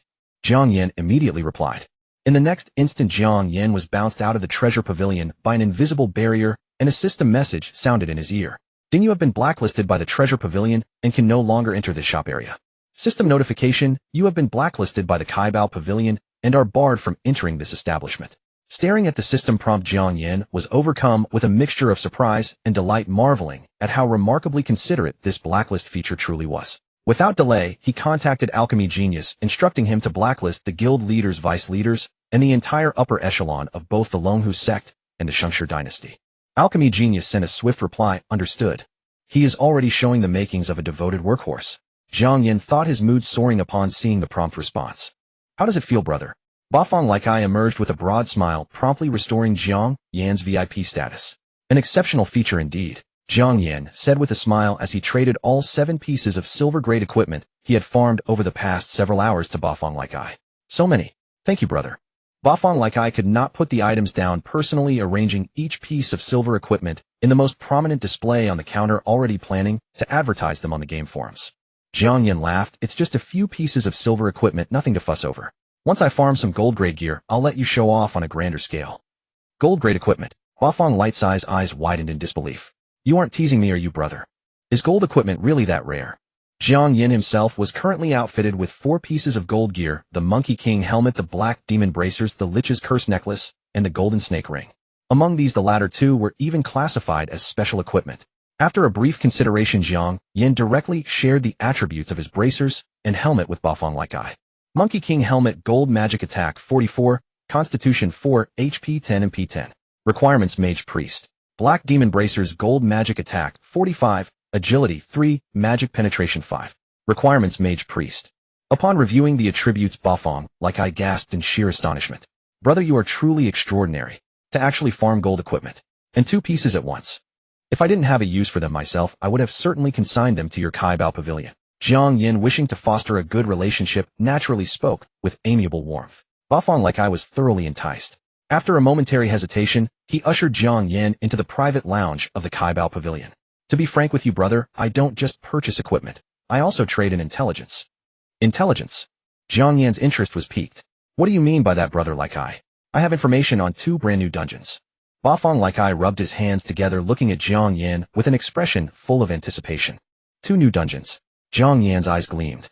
Dungeons represented not only vast experience and prime equipment, but also the coveted reputation and free attribute points rewarded for securing the first clear on Hell or Nightmare difficulties. 2 dungeons would yield him a minimum of 600 reputation points and 8 free attribute points in rewards. Jiang Yan spoke without hesitation. Brother Lightseye, let's keep it simple. If you share these 2 dungeons with me, I guarantee I will place at least 1 piece of gold-grade equipment in your Kaibao Pavilion within 3 days. Even if those 2 dungeons failed to drop a single piece of gold gear, he could still hunt elite bosses in the wild. He refused to believe he couldn't obtain a single gold-grade item in 3 days. Deal? Your word is more than enough for me. Bafang Laikai was decisive, immediately sending the coordinates of the two dungeons to Jiang Yan. One was located in Taotai City, and the other in Chiyu City. Taotai City was currently a battleground contested by the Shengshi dynasty and Prague Square. Meanwhile, Chiyu City was the very main city where his three adopted sons and the Longqing University Guild resided. Which city should he visit first? After a brief deliberation, Jiang Yan made his choice. Parting ways with Bafang Laikai, Jiang Yan donned his tiger head mask once more and stepped into the teleportation array heading for Taotai City. The architecture of Taotai City was grand and rugged, presenting a stark contrast to the other main cities. Jiang Yan took only a few passing glances before focusing entirely on his journey. Guided by the coordinates from Bafang Laikai, he departed straight through the eastern city gate, traversing rugged terrains and crossing rivers as he made his way toward a mountain range known as Prometheus. Along the way, a system announcement declared that Chowga had successfully cleared the nightmare difficulty illusionary dream dungeon. Unfazed by the news, Jiang Yan kept his mind solely on his path. As he traveled, he encountered numerous solo players. Although Taotai City was a battleground for two T1 tier guilds, the region still teemed with a vast number of solo players and minor guilds. As he drew near the majestic Prometheus Mountains, Jiang Yan spotted several disheveled players fleeing in panic from the range. Damn it, those bastards from the Shengshi dynasty stole our boss again. Let's go drag them on the forums. What's the point? They'll just keep stealing whenever they please. Is there really no one who can teach them a lesson? Several solo players cursed bitterly as they brushed past Jiang Yan. Jiang Yan's heart stirred slightly. Stealing bosses was precisely his favorite pastime. However, keeping the paramount importance of the dungeons in mind, Jiang Yan temporarily suppressed the urge to intervene. Stepping into the dense ancient forests of the Prometheus Mountains where colossal trees reached for the heavens, Jiang Yan felt as though he had entered a realm of giants. Roar! A massive black bear suddenly burst from behind a tree, charging straight at Jiang Yan. Black Bear LV 15 HP 6000. Skills: Roar, Bite, Bloodthirsty Charge. With lightning-fast reflexes, Jiang Yan began chanting his lightning bolt spell the instant the dark shadow appeared. Boom! Lightning crackled as a thick bolt of thunder struck the black bear squarely on the head, dealing a crimson critical hit of -7374. With a pathetic whimper, the black bear collapsed to the ground dead, dropping 3 silver coins. Cheapskate, Jiang Yan muttered, scooping up the coins and continuing deeper into the forest. Along the way, Jiang Yan scaled cliffs and waded through rivers, systematically cutting down hordes of dark-skinned monsters, including black bears, black snakes, and black lizards. He swept through them effortlessly, and after roughly 2 hours of travel, he finally arrived at the designated coordinates. Before him stood a colossal waterfall 10 meters wide and 100 meters high, its torrential waters cascading down like the Milky Way pouring from the heavens. As for the exact entrance of the dungeon, after some exploration, Jiang Yan discovered it was actually hidden on the rocky cliff face behind the waterfall. Jiang Yan made his way to the side of the waterfall, and indeed spotted a stone wall engraved with bizarre runes behind the rushing curtain of water. The rock face, relentlessly battered by the torrent day and night, was exceptionally slick, and there seemed to be no foothold nearby. No, wait, there was. Jiang Yan noticed a row of stone pillars near the cliff face, faintly emerging and disappearing beneath the churning, turbulent waters. Jiang Yan carefully stepped onto the nearest stone pillar. It was slick with moisture, and the cool spray of the waterfall crashing right beside him, combined with its powerful impact, was truly terrifying. Jiang Yan dug his fingernails firmly into the slippery rock face to steady himself. Only then did he proceed step by step across the stone pillars, drawing closer to the cliff face etched with the bizarre runes. In the next instant, a vortex materialized on the stone wall as a system prompt echoed in his ears. Welcome to the Black Yao Dungeon Party Limit 5. Please select the dungeon difficulty. Easy, hard, nightmare, hell. It really is a brand new dungeon. Jiang Yan immediately selected hell difficulty. In an instant, his body dissolved into a streak of light and was swallowed by the vortex. His vision spun in a dizzying blur. When Jiang Yan's sight returned, he found himself standing before a colossal forest of towering trees. Whether it was the trunks or the dense foliage, every single tree was pitch black as ink. Even the sky above was shrouded in a deep, absolute blackness. Jiang Yan cautiously stepped into the giant black forest. Yet the moment he drew near, a powerful wave of unease surged from the depths of his soul. He hastily retreated.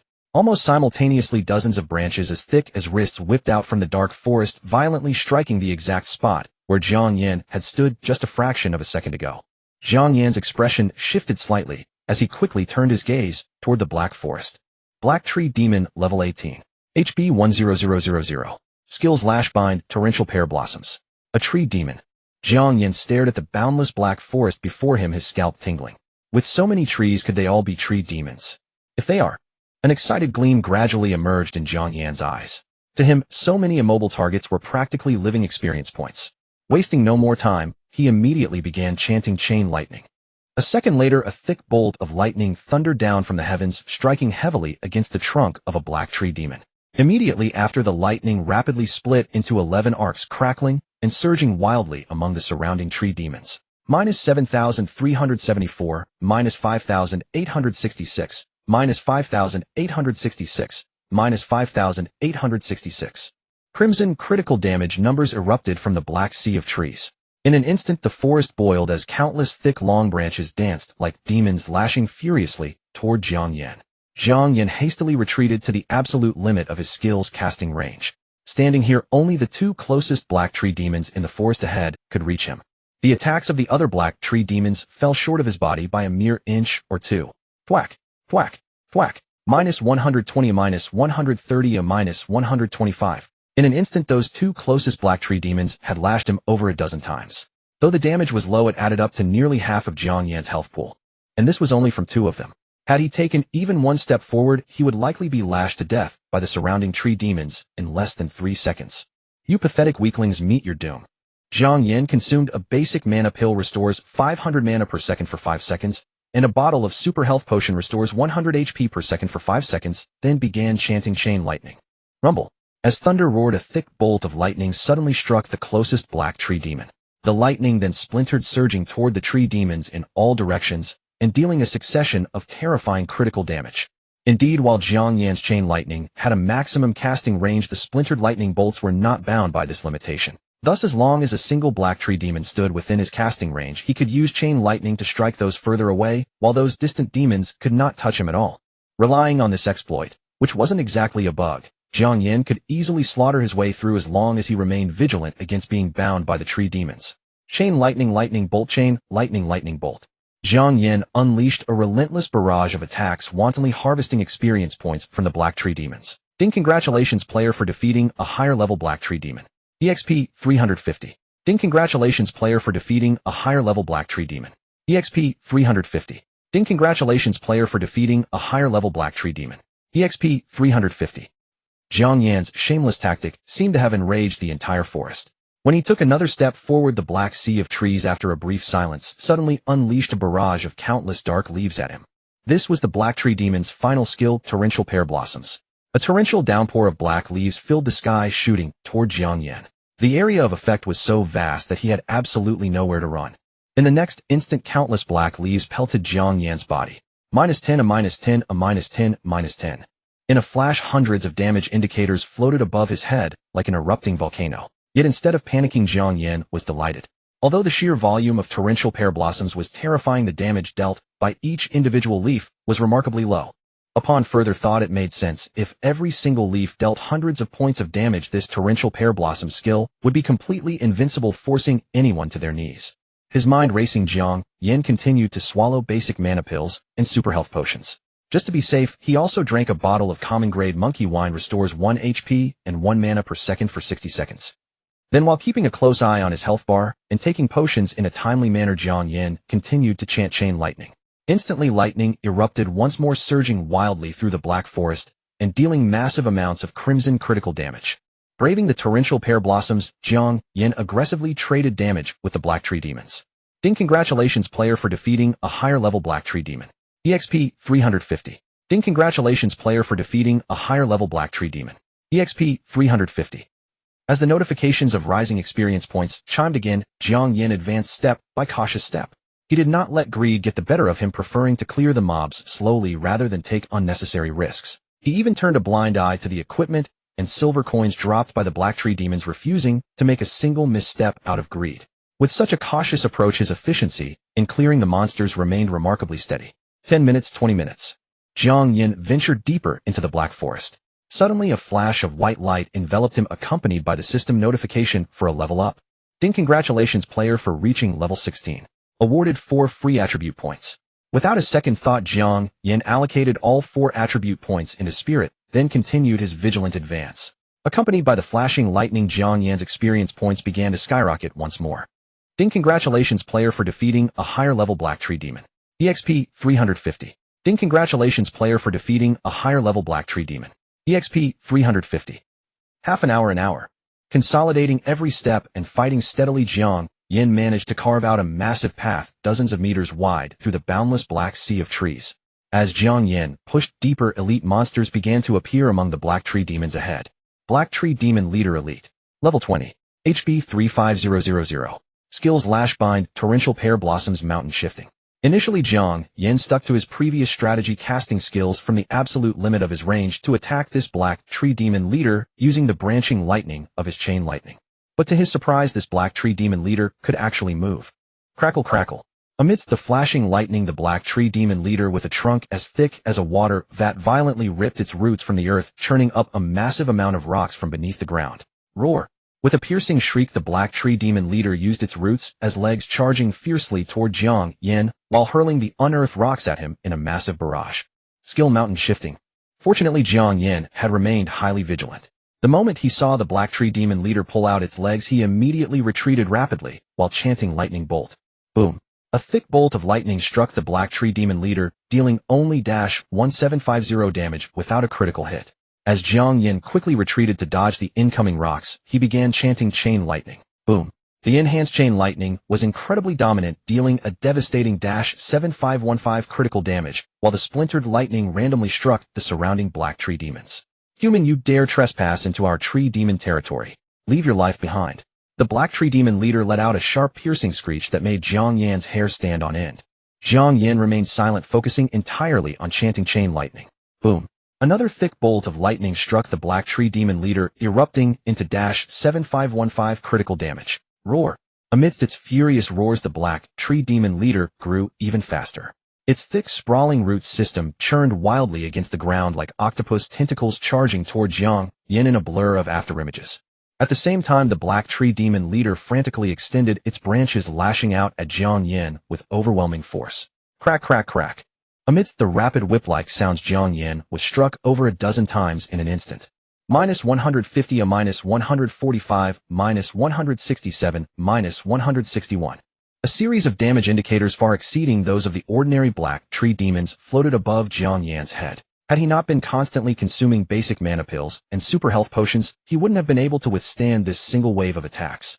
Even though he survived, Jiang Yan was thoroughly shaken. He quickly pulled out another bottle of common-grade monkey wine to drink, and swallowed a basic blood mana elixir, restores 700 HP and mana per second for 5 seconds. Watching his health and mana bars rapidly rise, Jiang Yan finally felt safe enough to chant his skills. Boom. Under LV5. Enhanced Chained Lightning, the Black Tree Demon Chief persisted 4 or 6 seconds before Jiang Yan decisively slew him. Ding! Congratulations, the player has slain the Black Tree Demon Chief beyond his level experience 1000. After the chief fell, a silver mage class piece of gear dropped. Tree Demon Arm Guard, Silver Magic Attack 18, Magic Penetration 5, required Mage Priest. Collecting 3 Tree Demon set pieces grants 12 Magic Attack. Collecting 6 pieces grants 15 Magic Attack. Collecting 9 pieces grants 18 Magic Attack. Another set. Jiang Yan still has 2 pieces of a Silver Orc set. Yet although both are sets, the Tree Demon set and the Orc set differ. Each Tree Demon set piece provides 18 Magic Attack and 5 Magic Penetration. By contrast, a single piece of the Orc set provides 15 Magic Attack and 2 Agility. By comparison, Jiang Yan favors the Tree Demon set more. For he chases High Burst, the increased Magic Penetration allows for more horrific critical damage. Jiang Yan decisively swapped the Orc Arm Guard for the Tree Demon Arm Guard. Now his magic attack has reached 430, and his magic penetration stands at 40. Equipped, Jiang Yan continued to push forward, clearing monsters. Another hour passed, and he finally reached the center of the Black Tree Sea. Here lies a lake spanning about 10 mu, the water is black, and emits a fetid stench. At the lake's center grows an even larger black tree. The trunk towers high, its branches and leaves thick, forming a giant mushroom cap. The trunk beneath the mushroom cap is even more colossal, reaching a diameter of 10 meters. Jiang Yan gazed. Black Tree Demon King Gold Boss, possessing formidable dual resistances. Level LV HP skills. Reading a string of asterisks, he understood that the Black Tree Demon King's level was 5 levels above him. It must be at least a LV22 boss. Moreover, Jiang Yan also saw a white exclamation mark above the Black Tree Demon King's head. There is hidden information. Jiang Yan immediately studied the exclamation mark. The Black Tree Demon King needs the sustenance of Black Tree Demons to survive, and in water can unleash 150 of its power. In water can unleash 150 power. Jiang Yan's expression grew grave. He would not underestimate any gold boss, especially one capable of 150 power. We must draw it out from the lake. Jiang Yan glanced again at the hidden information, smiled, stepped back a bit, and began attacking the black tree demons near the lake. For over 2 hours he fought the black tree demons. Jiang Yan had grown familiar with their skills and attack range. He kept at the optimal distance, and using the split nature of chained lightning began to ruthlessly slaughter the black tree demons. 10 minutes, 20 minutes. Jiang Yan taking the lake as center swept outward ring by ring, but the Black Tree King proved exceptionally resilient, staying in the water. If this were other players, they might have abandoned the ordinary Black Tree demons and moved into the lake to tackle the Black Tree King. Yet, Jiang Yan, via the hidden information, knew the Black Tree King needs the ordinary Black Tree demon supply to survive. Thus, the Black Tree King would never sit by while Jiang Yan cleared out the Black Tree demons. Now it is merely enduring or unwilling to leave the lake. Jiang Yan sneered calmly, continuing to clean up the surrounding Black Tree demons without arrogance or impatience. Circle after circle. Another hour passed. Who knows how many Black Tree demons were cleared? Jiang Yan leveled up again. Ding, congratulations, the player rose to level 17, rewarded with 4 free attribute points. The new 4 points are as usual placed into spirit, pursuing terrifying magical damage. Meanwhile, as Jiang Yan ruthlessly slaughtered the Black Tree demons, the Black Tree Demon King at the lake's center finally could not endure. Splashing. Accompanied by the heavy rush of water, the Black Tree Demon King's dragon-like roots stride out of the water with force. Human. The Black Tree Demon King's voice booms like thunder across this pitch-black world. Dare kill the subjects of this Demon King, I shall skin you alive. The roar continues. The Black Tree Demon King's roots coil water spirals toward Jiang Yan. Alas, Jiang Yan is too far from the lake. The water spirals only reach halfway before crashing to the ground. Jiang Yan couldn't help but smile. Black Tree Demon King, you aren't very patient, are you? Why not endure a little longer? He turned to look at the Black Tree Demon King who had left the lake. At level 17, he finally saw the Black Tree Demon King's exact attributes. Black Tree Demon King Gold Boss possesses formidable dual resistances. Level LV 22, HP 250000, skills Whip, Bind, Pear Blossom, Rain, Move Mountains, Fill Seas. What a thick health bar. Jiang Yan has faced 5 or 6 gold bosses. This is the first with HP exceeding 2000. Human, go die. The Black Tree Demon King roars and charges toward Jiang Yan. The thick roots shake the ground violently, making its body akin to a speeding train roaring into Jiang Yan. Meanwhile, the Black Tree Demon King's roots continually grab sand and rocks hurled toward Jiang Yan. Jiang Yan dodges while chanting chained lightning. Boom. Minus 6,988. Crimson critical damage erupts from the Black Tree Demon King's enormous mushroom head. Roar. The Black Tree Demon King's scream continues. Hundreds of branches spring forth from the mushroom head, ruthlessly lashing toward Jiang Yan. Jiang Yan hastily retreats to dodge the branches and the stones while continuing to chant chained lightning. Boom. 6,899. Under the crimson critical, the Black Tree Demon King's 5 branches also strike Jiang Yan. 316. Minus 322. Minus 317. Minus 321. Minus 317. With huge damage, Jiang Yan's HP hits bottom, and his MP bar is halved in an instant. Fortunately, Jiang Yan had just swallowed a basic demon pill and a super red potion. In 1 second, his HP and MP rapidly recover. Meanwhile, Jiang Yan drinks a normal quality monkey wine. HP and MP both recover at 1 per second. Die. The Black Tree Demon King's roars continue as he swirls 100 branches like ghostly claws entangling toward Jiang Yan. Jiang Yan whips around to run, then throws a lightning spell back. Boom. Minus 6,137. After successive strengthened chained lightning, the damage from lightning spells cannot keep up with chained lightning, but a critical of over 6,000 is enough to make the Black Tree Demon King hop around. Humans, you shall die. The Black Tree Demon King's rage erupts. His colossal form looms like a black mountain pressing toward Jiang Yan with a thunderous crush. Jiang Yan performs an S-shaped dodge. Thanks to clearing the nearby Black Tree demons earlier, he can still execute such a stylish S-shaped arc. Die. The Black Tree Demon King's massive frame is not agile enough. Unable to catch Jiang Yan, he immediately unleashes Pear Blossom Rain. Swish. Swish. Thousands of black projectiles erupt from the Black Tree Demon King's mushroom head like blades and spears, slashing into Jiang Yan's back. 50. Minus 50. Minus 50. Minus 50. Countless damage numbers flicker from Jiang Yan's head. He quickly pulls out a basic blood demon pill, which restores 700 HP and mana per second for 5s, and swallows it. 50. Minus 50. 25 MP monkey wine. 2 HP monkey wine. Minus 50. Minus 50. 500 basic demon pill. 100 super red potion. Minus 50. Minus 50. Minus 50. 700 MP basic blood demon pill. 288 HP basic blood demon pill. Minus 50. In just a second, Jiang Yan's HP and MP swing wildly like a roller coaster. Jiang Yan's heart pounds. He fears his HP and MP will drop to 0 at the next moment. But no matter the worry, Jiang Yan's feet never stop. He whirls into frantic movements, dodging the merciless pear blossom rain and the vines that shadow him behind. Human, you cannot run. Die and accept the ultimate judgment of this Demon King. The Black Tree Demon King roared as it closed in on Jiang Yan from behind. Jiang Yan was tormented to the limit, for the Black Tree Demon King's skills cooled too quickly, unleashing Rainstorm Pear Blossom, a torrent of sand and stones, branch strikes, and entangling vines in near seamless succession. No matter how deft his footwork, Jiang Yan could not avoid being struck again and again. He could only keep running, drinking potions and chanting his skills. His chain lightning and thunder art linked together in seamless rhythm, and the two began a furious exchange with the Black Tree Demon King. 95, 93, 91, 50. As the Demon King's health bar grew thinner, Jiang Yan prepared to finish it in one breath, but the Black Tree Demon King suddenly turned and fled. The direction of its escape was toward the lake. Jiang Yan calculated that with his damage, there was no way to finish it before it fled into the lake. Approaching the lake would mean certain death, for within the lake the Black Tree Demon King could unleash 150 of its power. Jiang Yan's duel with the Black Tree Demon King felt like walking a tightrope over a cliff. Once the Demon King unleashed 150 of its power, he would have no chance. In that case, Jiang Yan proved ruthless, abandoning the 50 health Black Tree Demon King and turning to strike the nearby Black Tree Demon.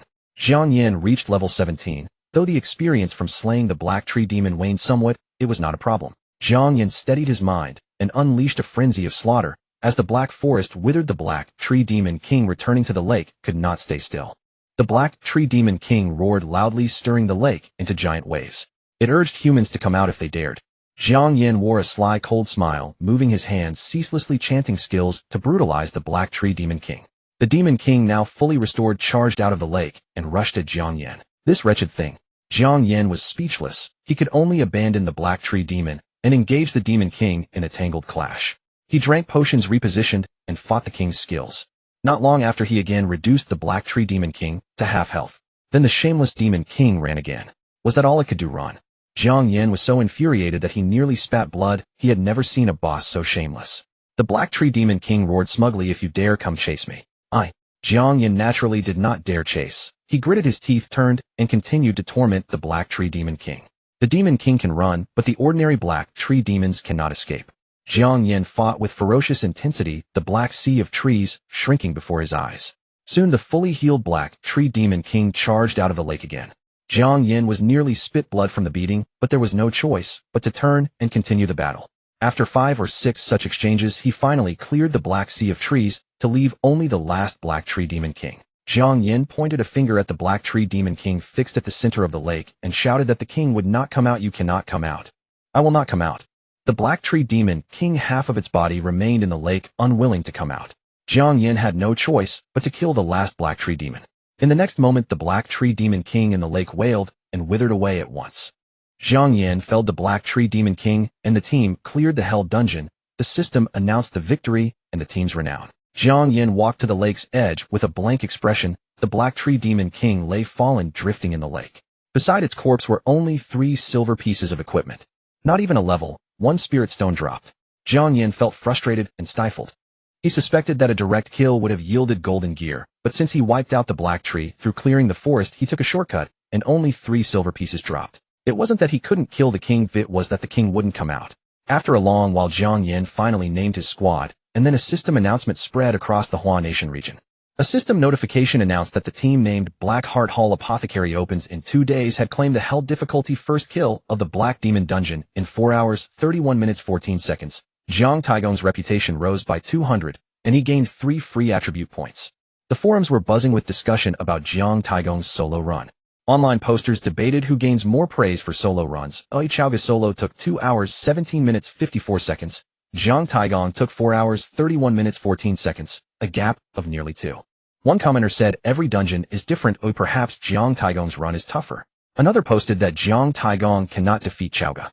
World Without Thieves commented that he is indeed the top on the ladder. A poster retorted that in our Hua Nation region, Chowga is the face of the scene. Representatives from major guilds soon surfaced attempting to recruit. The 3-legged Golden Crow guild leader Di Jun urged Jiang Taigong, "Come to my guild, a yearly salary of 100 million. Next came Shunshang, deputy leader of Twilight of the Gods, 110 million. By phone, Deputy Leader of Bayou Jing spoke 120 million. Long Pan Huju, leader of Dragon Tiger Gate, also appeared with a bounty real-time coordinates for Jiang Taigong 1,000 gold. The Prosperous Dynasty also stepped forward. Elder Shengshi Wang Shao boasted that anyone who takes Jiang Taigong would be opposing both the Prosperous Dynasty and Dragon Tiger Gate. The forums were in an uproar, but Jiang Yan paid them no heed as he was underwater scraping for gear. Silver gear was still money. Jiang Yan swam to the lake's center, picked up 3 silver pieces, and was about to leave when a seductive green glow flashed from the lake bottom. He slipped down and reached the lake bed, where he saw vast patches of dark water plants glowing with green light. This was Jiang Yan unleashed a gathering technique as he surged forward. The gathering failed, then succeeded. The harvest yielded a century-old black cold grass. 100-year black cold grass, a precious herb for refining elixirs. High-grade elixirs. Could it be VRMMO Dan? Jiang Yan has visited city apothecaries on non-grade or higher VRMMO Dan. Could it be due to the herbs themselves? With that thought, Jiang Yan immediately began harvesting the black cold grass that grew at the bottom of the lake. After a while of gathering, Jiang Yan realized he had collected the 100-year black cold grass. A suffocating state took hold. Suffocating. Jiang Yan hurriedly checked his status and found that his health and mana bars were dropping at 1 per second. At this rate, in 100 seconds, both his health and mana would reach 0. This game is too realistic. Jiang Yan calmly drank a bottle of ordinary quality monkey wine, restoring 1 health and 1 mana per second for 60 seconds, then continued gathering. A minute later, Jiang Yan drank another bottle of ordinary monkey wine. After 5 more minutes, he finally finished gathering the lake bed's 100-year black cold grass, totaling 198 plants. He quickly surfaced, taking a deep breath of fresh air outside. Then he left the dungeon, returned to the waterfall outside, and re-entered the Nightmare difficulty, Hei Yao instance. In the Nightmare difficulty instance, the forest of Hei Shu Yao, formed by black tree demons, was half the size of the Hell difficulty version. Jiang Yan moved with practiced ease, marching toward the lake at the heart of the forest. At this moment, Bafang Lai Kai sent a private message. Brother, you can solo Hell difficulty. Congratulations. Have you obtained golden gear yet? Jiang Yan replied with a wry look. Only 3 silver pieces dropped. I'll trade with you later. Bafang Lai Kai, no worries, there's another dungeon ahead. Keep at it. End of chat. Jiang Yan continued to clear monsters. After more than half an hour, he reached the lake's center and confronted the sturdy Hei Shu Yao Wang again. Hei Shu Yao Wang's silver boss possesses outstanding dual resistances. Level LV 20. HP 150,000. Skills: striking, binding, raining, pear blossoms, move mountains, fill seas. Sadly, the Nightmare difficulty, Hei Shu Yao Wang, is silver. Although Silver Boss can unleash 150 power in water, Jiang Yan was not afraid and charged straight into the lake to engage it. Chain lightning. Boom. Minus 7,334. Lightning swept the air. The crimson critical hit enraged the Black Tree Demon King, who immediately unleashed a torrent of branches toward Jiang Yan, while using Move Mountains and Fill Seas to sweep the water against him. 130 a minus 135, minus 135, minus 270, a minus 270. A string of damage numbers burst from Jiang Yan's head, yet he paid them no mind. While chanting his skills and attacking Hei Shu Yao Wang, he drew out a basic demon, Dan, a super red potion, and ordinary monkey wine to drink. After a few minutes, Jiang Yan delivered a strong strike and killed this Hei Shu Yao Wang. That Hei Shu Yao Wang yielded only a single silver piece. Jiang Yan picked up the silver gear and named the team. Shortly after, an in-game announcement rang out. The forums buzzed with discussion. Chao Rin Yao Bu Hell difficulty takes 4 hours, Nightmare only 1 hour. Is that reasonable? Yishou Liang definitely not reasonable. Xiao Ge cleared the Nightmare difficulty, Huan Ming instance, in roughly the same time as Jiang Taigong, but the gap in Hell difficulty times between the two was too large. Something must have happened inside. Wan Sui Sai, if we allocate a few free attribute points, we could reach the mid-tier easily. Others level up at will. Can this game still be played? Bai Shui Shan, I want to switch to a hidden profession. Who has insider information? I'll pay. Wan Jian Gui Zong, damn Jiang Taigong, if you have guts, come challenge me to a duel, you useless brat. Shengshi Wang, Shao, a bounty on Jiang Taigong's real-time location, 1,000 gold. I am Wang De Chui. Jiang Taigong, are you there? Shengshi Dynasty is fighting a golden boss, coordinates via private chat. Shengshi Wang, Shao Wang De Chui, have you drafted? You son of a gun, wait, I'll hunt you to the ends of the earth. The bustle on the game forum had nothing to do with Jiang Yan. After adding the 1 free attribute point to Spirit, he slips back into the lake to harvest black cold grass. Yet Nightmare difficulty black cold grass grows only 50-year plants far from Hellgrade. Jiang Yan harvests and finds this to be true. The Nightmare difficulty black cold grass is only 50 years old and can only refine mid-grade elixirs. Unfazed, Jiang Yan continues to use ordinary monkey wine as a base and dives back to the lake to harvest. After a few minutes, he collects 193 plants of 50-year black cold grass. Next is the Chiyu City Dungeon. Jiang Yan was about to take the dungeon teleporter when Bafang Laikai's private message interrupted him. Bafang Laikai brother just received word that Sheng Shi Dynasty is fighting a golden boss. The coordinates seem not far from you. Are you going? Jiang Yan's eyes lit up. Must go. He had spent 4 hours dueling the golden boss He Shu Yao Wang and was itching for a release. Bafang Laikai quickly sent the coordinates. Jiang Yan immediately left and returned to the dungeon entrance at the waterfall. Then Jiang Yan carefully left the waterfall following the coordinates. After about an hour he arrived at the place where Sheng Shi Dynasty's boss was fought. This was a dense jungle where distant shouts of many players echoed, and the endless hissing sent chills down the spine. It was snakes. Jiang Yan planned to approach cautiously, but saw many players rushing into the jungle excited, not like Sheng Shi Dynasty players. Jiang Yan hurriedly contacted Bafang Laikai and learned that Sheng Shi Dynasty had seized a golden boss from a small guild. The small guild's players could not defeat Sheng Shi Dynasty, so they released the coordinates. Among the players Jiang Yan saw, except for solo players, the rest were players from more than a dozen small Taodai city guilds. Prague Square was gathering players too, preparing to snatch the golden boss at the last moment. This is going to be lively indeed. Jiang Yan smiled and followed behind the crowd into the jungle.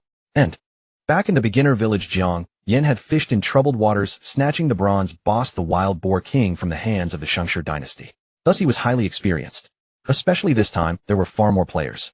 Aside from Prague Square, which was still gathering over 10,000 players from more than a dozen minor guilds in Taotai City, along with tens of thousands of solo players flooded into the forest from all directions in endless waves. As far as the eye could see, it was impossible to distinguish one face from another. Blending into the crowd, Jiang Yan was not at all worried that anyone would recognize him among the tens of thousands of players. Charging into the forest, he saw silver and white venomous snakes hanging everywhere amidst the surrounding trees. Silver-ringed snake, LV. 17. HP 7000. Skills: Venomous Fangs Constriction. Though the venomous snakes were numerous, hanging densely throughout the forest, the players on this expedition were far more plentiful. As tens of thousands of players charged into the forest, swords slashed and fireballs flew. Not a single silver-ringed snake could survive before the frenzy of the massive crowd. Mingling with the crowd, Jiang Yan did not remain idle either. He chanted the Great Fireball spell, contributing his own share of effort. However, he was quickly caught slacking off. A player with an hidden ID approached him, speaking with a face full of disdain. "Brother, how come you keep casting nothing but a single fireball over and over?" Well, just as Jiang Yan was brainstorming an excuse, the player adopted a look of sudden realization and said, "Brother, you didn't just come out of the beginner village, did you?" Yes, I just came out of the beginner village." Jiang Yan nodded like a chicken pecking at rice, looking exactly like a green recruit. "Then you need to go to the class transfer hall to change your class first," the player said in the tone of an experienced veteran. "I noticed your fireball is larger than everyone else's. If you change your class to a fire mage, you'll definitely achieve great things in the future. Because what I cast is the Great Fireball spell." Jiang Yan hesitated, keeping the words to himself. "Brother, this personality of yours won't do. If there's anything you don't understand, you must ask. You can't be so introverted." The player was incredibly enthusiastic, even trying to recruit Jiang Yan into his guild. Jiang Yan repeatedly declined. Meanwhile, under the concerted efforts of tens of thousands of players, they finally fought their way into the depths of the forest. Before them lay a massive swamp. At its center, a colossal silver-ringed snake, 100 meters long and several meters wide, coiled in a serpentine array, hissing its tongue menacingly at the tens of thousands of players. Silver-ringed snake, King Gold boss, possesses outstanding dual resistances. Level LV. 20. HP 198000. Skills: Summon Tail Whip, Constrict, Venom Spit. What's going on? Where are the people from the Sheng Shi Dynasty? We're done for. We've become the vanguard. The Sheng Shi Dynasty is indeed insidious. Do they want us to fight the boss first? They want to kill with a borrowed sword. Everyone fall back first. Let's wait for the Sheng Shi Dynasty to engage the boss, then we'll snatch it. Fall back, my foot. Just charge. Find the Sheng Shi Dynasty players first, kill them, and then take on the boss. The tens of thousands of players began to argue fiercely. Countless voices blended into a chaotic, deafening uproar, making it impossible to hear anything clearly. Of course, the Silver-Ringed Snake King cared nothing for what they were saying. Hiss hiss. Hissing its tongue, the Silver-Ringed Snake King charged fiercely toward the tens of thousands of players. Gathering strength in its massive tail, it whipped it out violently. Thud, thud, thud. Amidst the heavy muffled impacts, over 20 players were instantly sent flying by the Silver-Ringed Snake King's tail, vanishing into beams of white light in midair. Damn it, let's fight it to the end. With so many of us, we can drown it in spit. That's right. Once we kill this boss and get gold tier equipment, let's see if the Sheng Shi Dynasty regrets it. Highly instigating remarks suddenly echoed from the crowd. Hearing this, Jiang Yan instantly guessed that the ones shouting must be shills planted by the Sheng Shi Dynasty. But the vast majority of the players were already hot-headed. Looking around at the massive crowd, their courage swelled with reckless abandon. Kill the boss first. Get the gold gear. Kill. In an instant, tens of thousands of players roared and charged at the silver-ringed Snake King. Countless fireballs, water bursts, and multi-shot enchanted arrows rained down upon the silver-ringed Snake King like a torrential storm. 70. -105. -55. -71. -55. -40.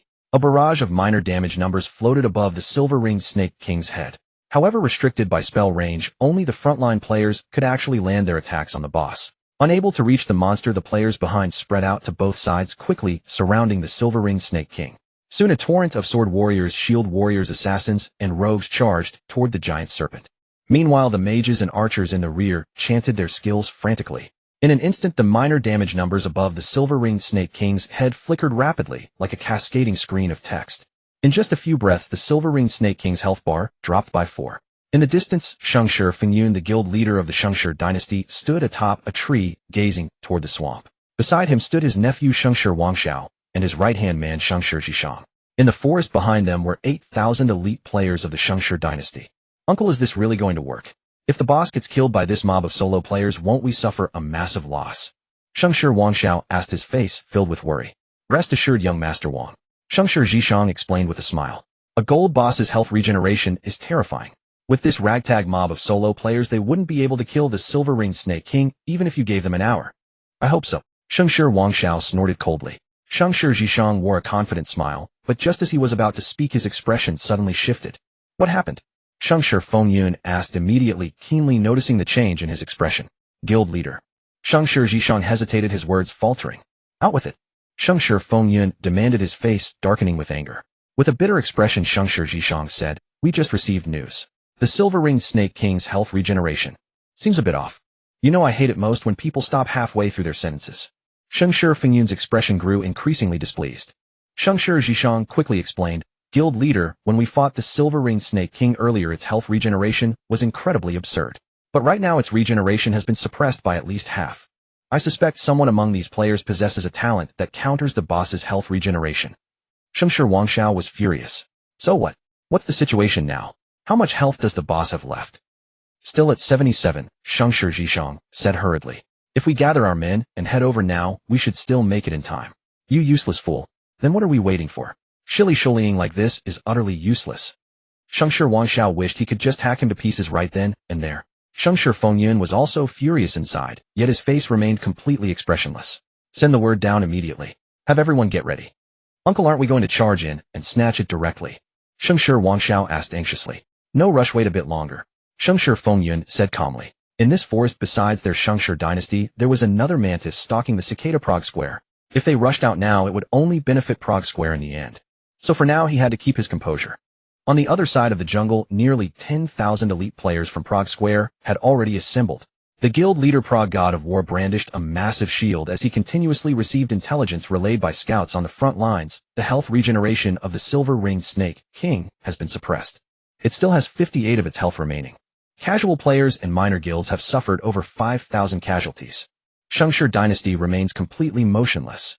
As time slipped away second by second, Prague God of War remained expressionless, but the two vice leaders beside him were growing increasingly anxious. Prague Romance urged, Guild leader, if we continue the standoff with Shengshi dynasty, the boss is going to be slain by those casual guilds.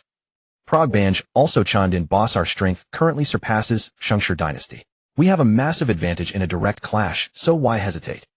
Prague God of War replied calmly, if we charge in now, regardless of our intentions, we will be collectively targeted by those casual guilds. I shouldn't need to explain the story of the snipe and the clam and how the bystander reaps the rewards.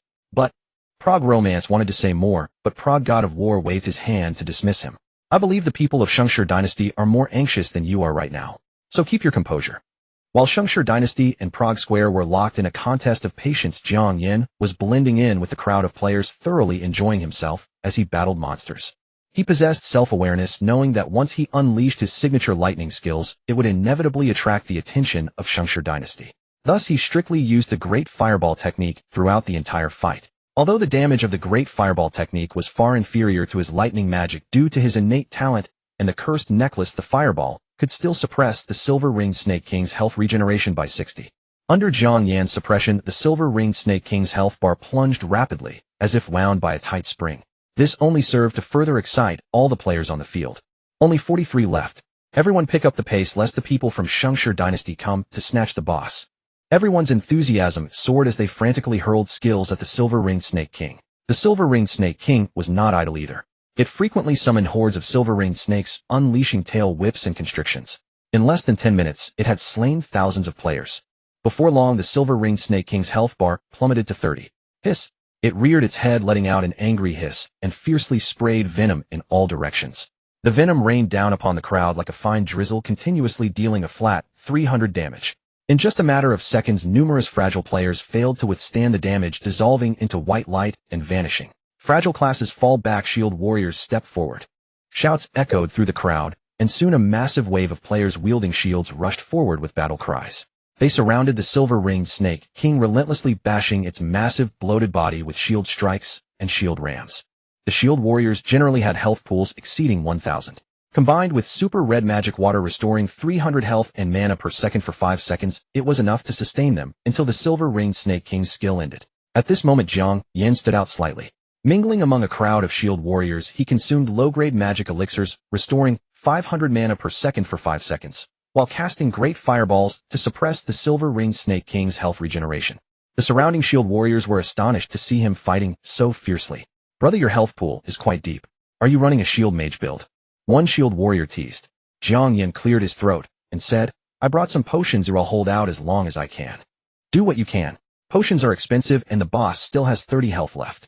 The shield warrior offered a well-meaning reminder. Thanks, Jiang Yan replied with a smile, appreciating the kindness. But getting him to retreat was out of the question.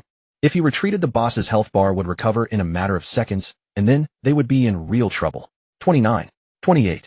30 seconds later, the silver-ringed Snake King's venom spray finally ceased. Brothers, this is the final wave charge.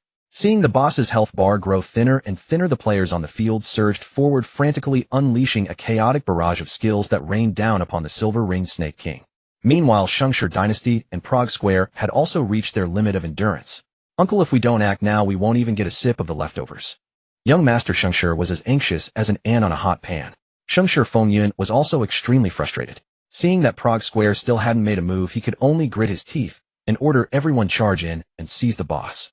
On the other side, although Prague God of War, the leader of Prague Square, maintained a calm expression, his heart was filled with anxiety. Right at that moment, his informant finally brought news of Shengshi Dynasty's movement. He immediately commanded, notify everyone to head to the swamp immediately to seize the boss.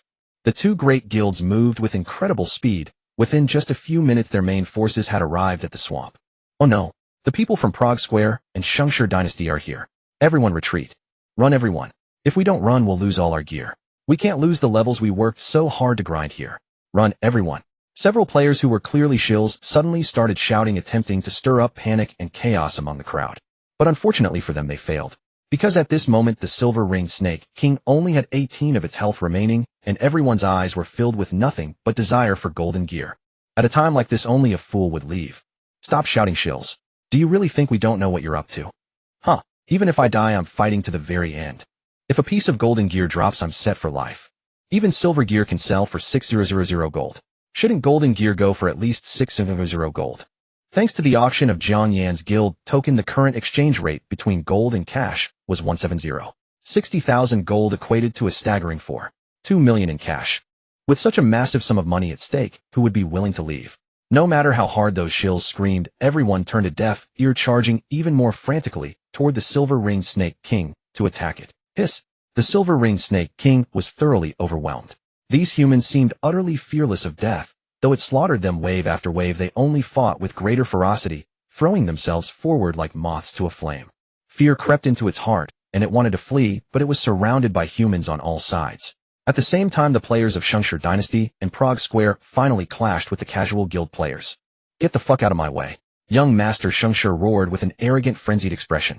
Anyone who dares stand in my way shall be executed without mercy. Prague God of War laughed heartily and shouted, Young Master Shengshi, you arrogant lapdog, you've shown up too. Come over here and let your grandpa slice you. God of War, don't bully the younger generation. If you want to fight, come at me.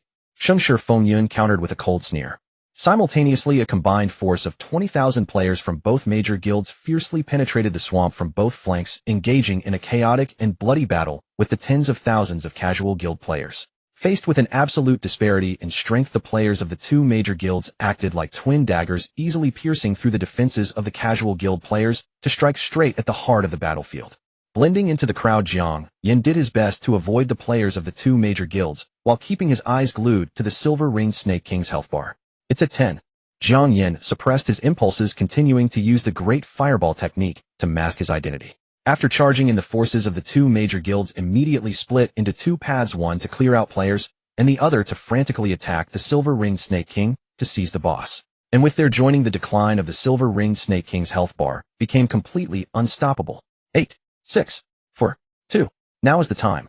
Jiang Yan decisively pulled out the Scepter of Death and began chanting the Thunderbolt art. In the next instant, a thick bolt of lightning crashed down with a deafening roar. Thunder roared over the dim marsh.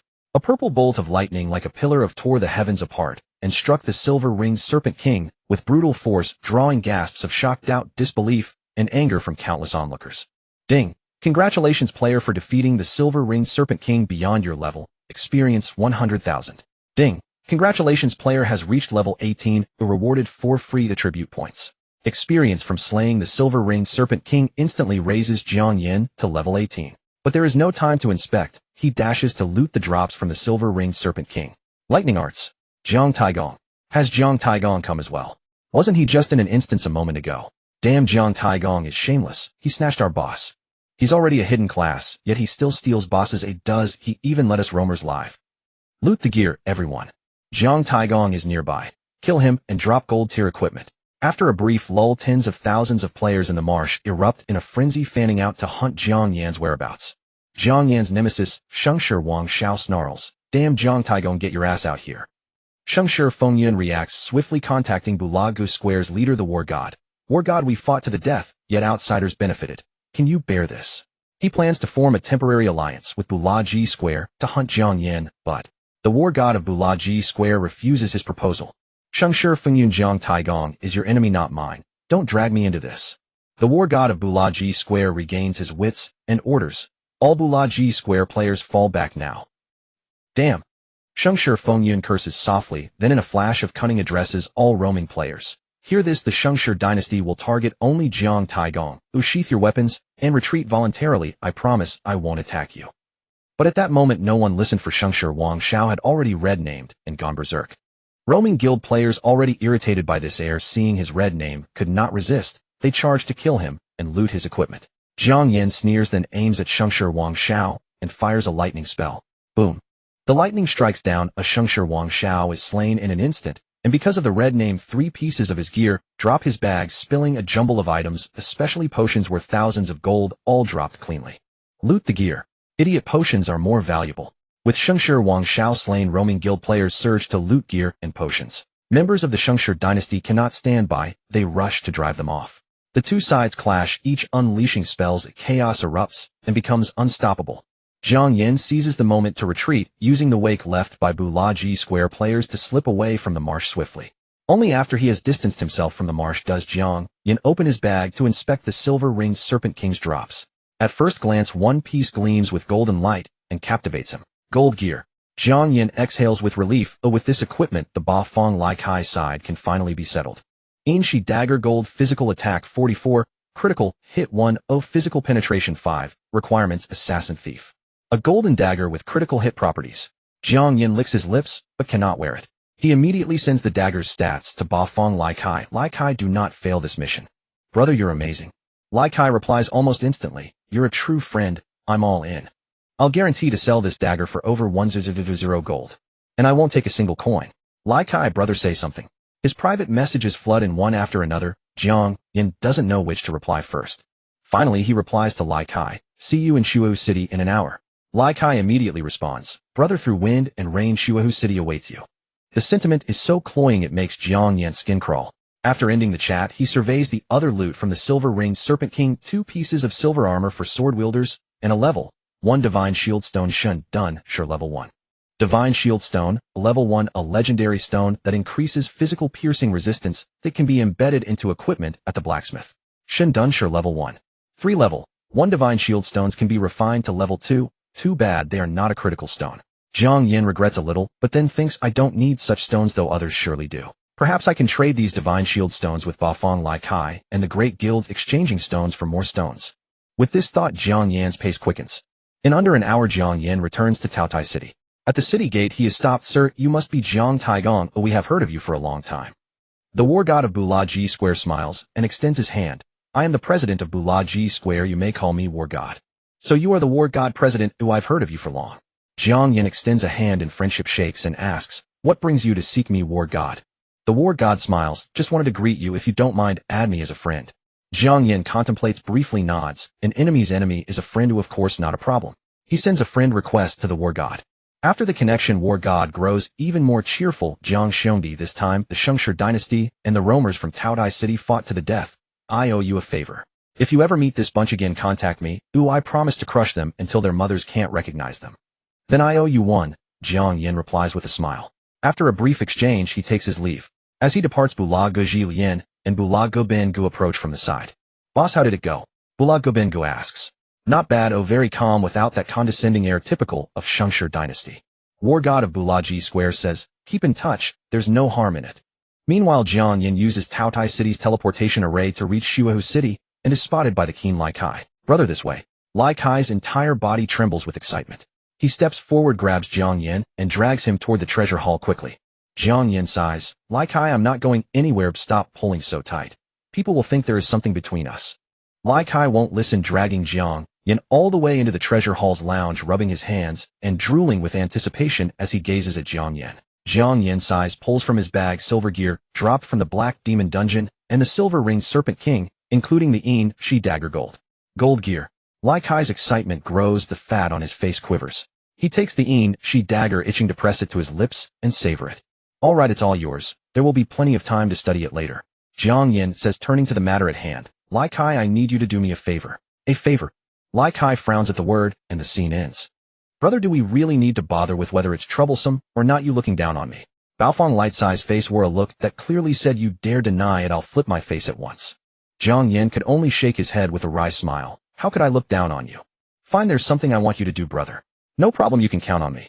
Baofeng Lightsai's chest thundered with his heartbeat, then a hint of cowed guilt. Just don't make me fight, I'm not good at that. Jiang Yan rolled his eyes, then said, no need to fight. I just want you to help me collect Baoji stone. I can swap them for Shindun stone and Mo Juan stone. If others think it's a ripoff, I'll make up the difference. Jiang Yan actually also needed Mo Juan stone, but boosting his Baoji to 100% mattered more. The rest could wait, otherwise how could he live up to his hidden profession and SSS talent? Is that all? Rest assured, you can count on me. Baofeng Lai Kai pounded his chest again. I'll contact the leaders of the major guilds right away.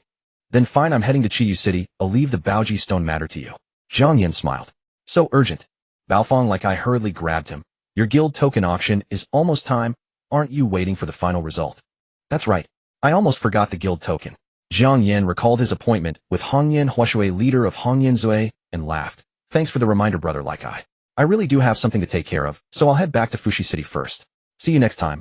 Farewell to Baofeng Lightsai. Jiang Yan immediately returned to Fushi City via the teleportation array.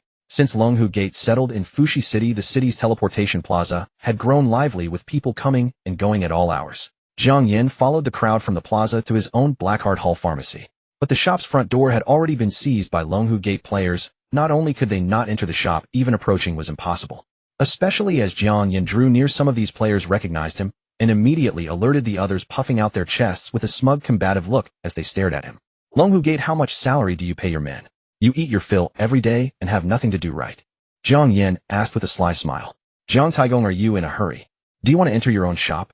Sorry, I opened this road. If you want to pass, you must pay a toll of tens of thousands of gold. Ha ha ha. These white-clad players began to taunt Jiang Yan. Their expressions were leisurely, as if they were unafraid. With this attitude, I could report you to the police. Jiang Yan looked at them with a half-smile. Police? Haha, you've got to be kidding. Jiang Taigong, was your brain stuck in a doorway when you were a child? This is a game. Killing isn't illegal here. Blocking a door. Do you think the police will come to intervene? Who would have thought the renowned Jiang Taigong would turn out to be a fool? With the taunts of these white-clad players, more and more players gathered nearby. Some players even started screen recording and posted everything that happened here to the game forums. And in response to Jiang Yan's claim of contacting the police, countless forum users mocked him. Fengwu Jiantianya disenchanted and disenchanted. Ew, I didn't expect you to be this Jiang Taigong. Shoto Jiang Taigong isn't really Taigong, is he? And relic from last century. East evil west poison waiting for the follow-up. Big Ben Jiang Taigong's father might be an official. Oh, perhaps he can really summon the police. Xi Jinping, it seems Jiang Taigong is just lucky. Someone like him would be a bookworm in real life. Death God indeed. Chaoga is the pride of our Huagua nation. From now on, please Jiang Taigong, don't pick a quarrel with my Chaoga anymore. The forum is buzzing with activity, and the Blackheart Hall Pharmacy's exterior is just as lively. Blocking the door, Longhu Gate's white-clad players jeered. Hey, is 110 here? I'll surrender. I've done wrong. I blocked someone else's shop door. Come arrest me. Ha, you've got to be kidding. Jiang Taigong, please hurry and have the police arrest me. Amid the taunts, Longhu Gate's leader arrived from afar. Will not tolerate this. Who gave you the guts to speak to our hidden profession players this way? Longhu Gate's leader, hands behind his back, approached. Though he spoke for Jiang Yan, he wore a superior condescending look as he stared down at Jiang Yan. Jiang Yan smiled and watched him. Longhu Gate's leader grows more formidable. I wonder if you'll still be so mighty when the police arrive. Longhu Gate's leader half smiled. Jiang Taigong, if you can really summon the police, I salute you. You're a man. Isn't this just something easily done? Jiang Yan waved at the distant patrolling guards. Guards over here. Someone's blocking my shop. The patrolling guards heard the call, and upon seeing Jiang Yan hurried forward with a jog. Honorable Mr. Jiang, good afternoon. The squad leader of the guards bowed slightly to greet him. Since Jiang Yan opened shop here, the city lord had instructed his people to watch over him closely, so his attitude was exceedingly respectful. Jiang Yan wasn't surprised, but the others' expressions were priceless. So the police you spoke of are the patrol guards. I thought you meant the ones outside. I must be stupid. So we're the clowns. The onlookers reddened. Longhu Gate's leader wore a face as if he'd eaten something sour. Jiang Taigong, you. What about me? Jiang Yan smiled and pointed at him. Gentle patrol guards, this fellow ordered his men to block my shop for more than half a day. Not only did he not let me in, he even threatened not to let my shop open. If you won't handle this, I'll go tell the city lord. Nonsense, when did I say such things?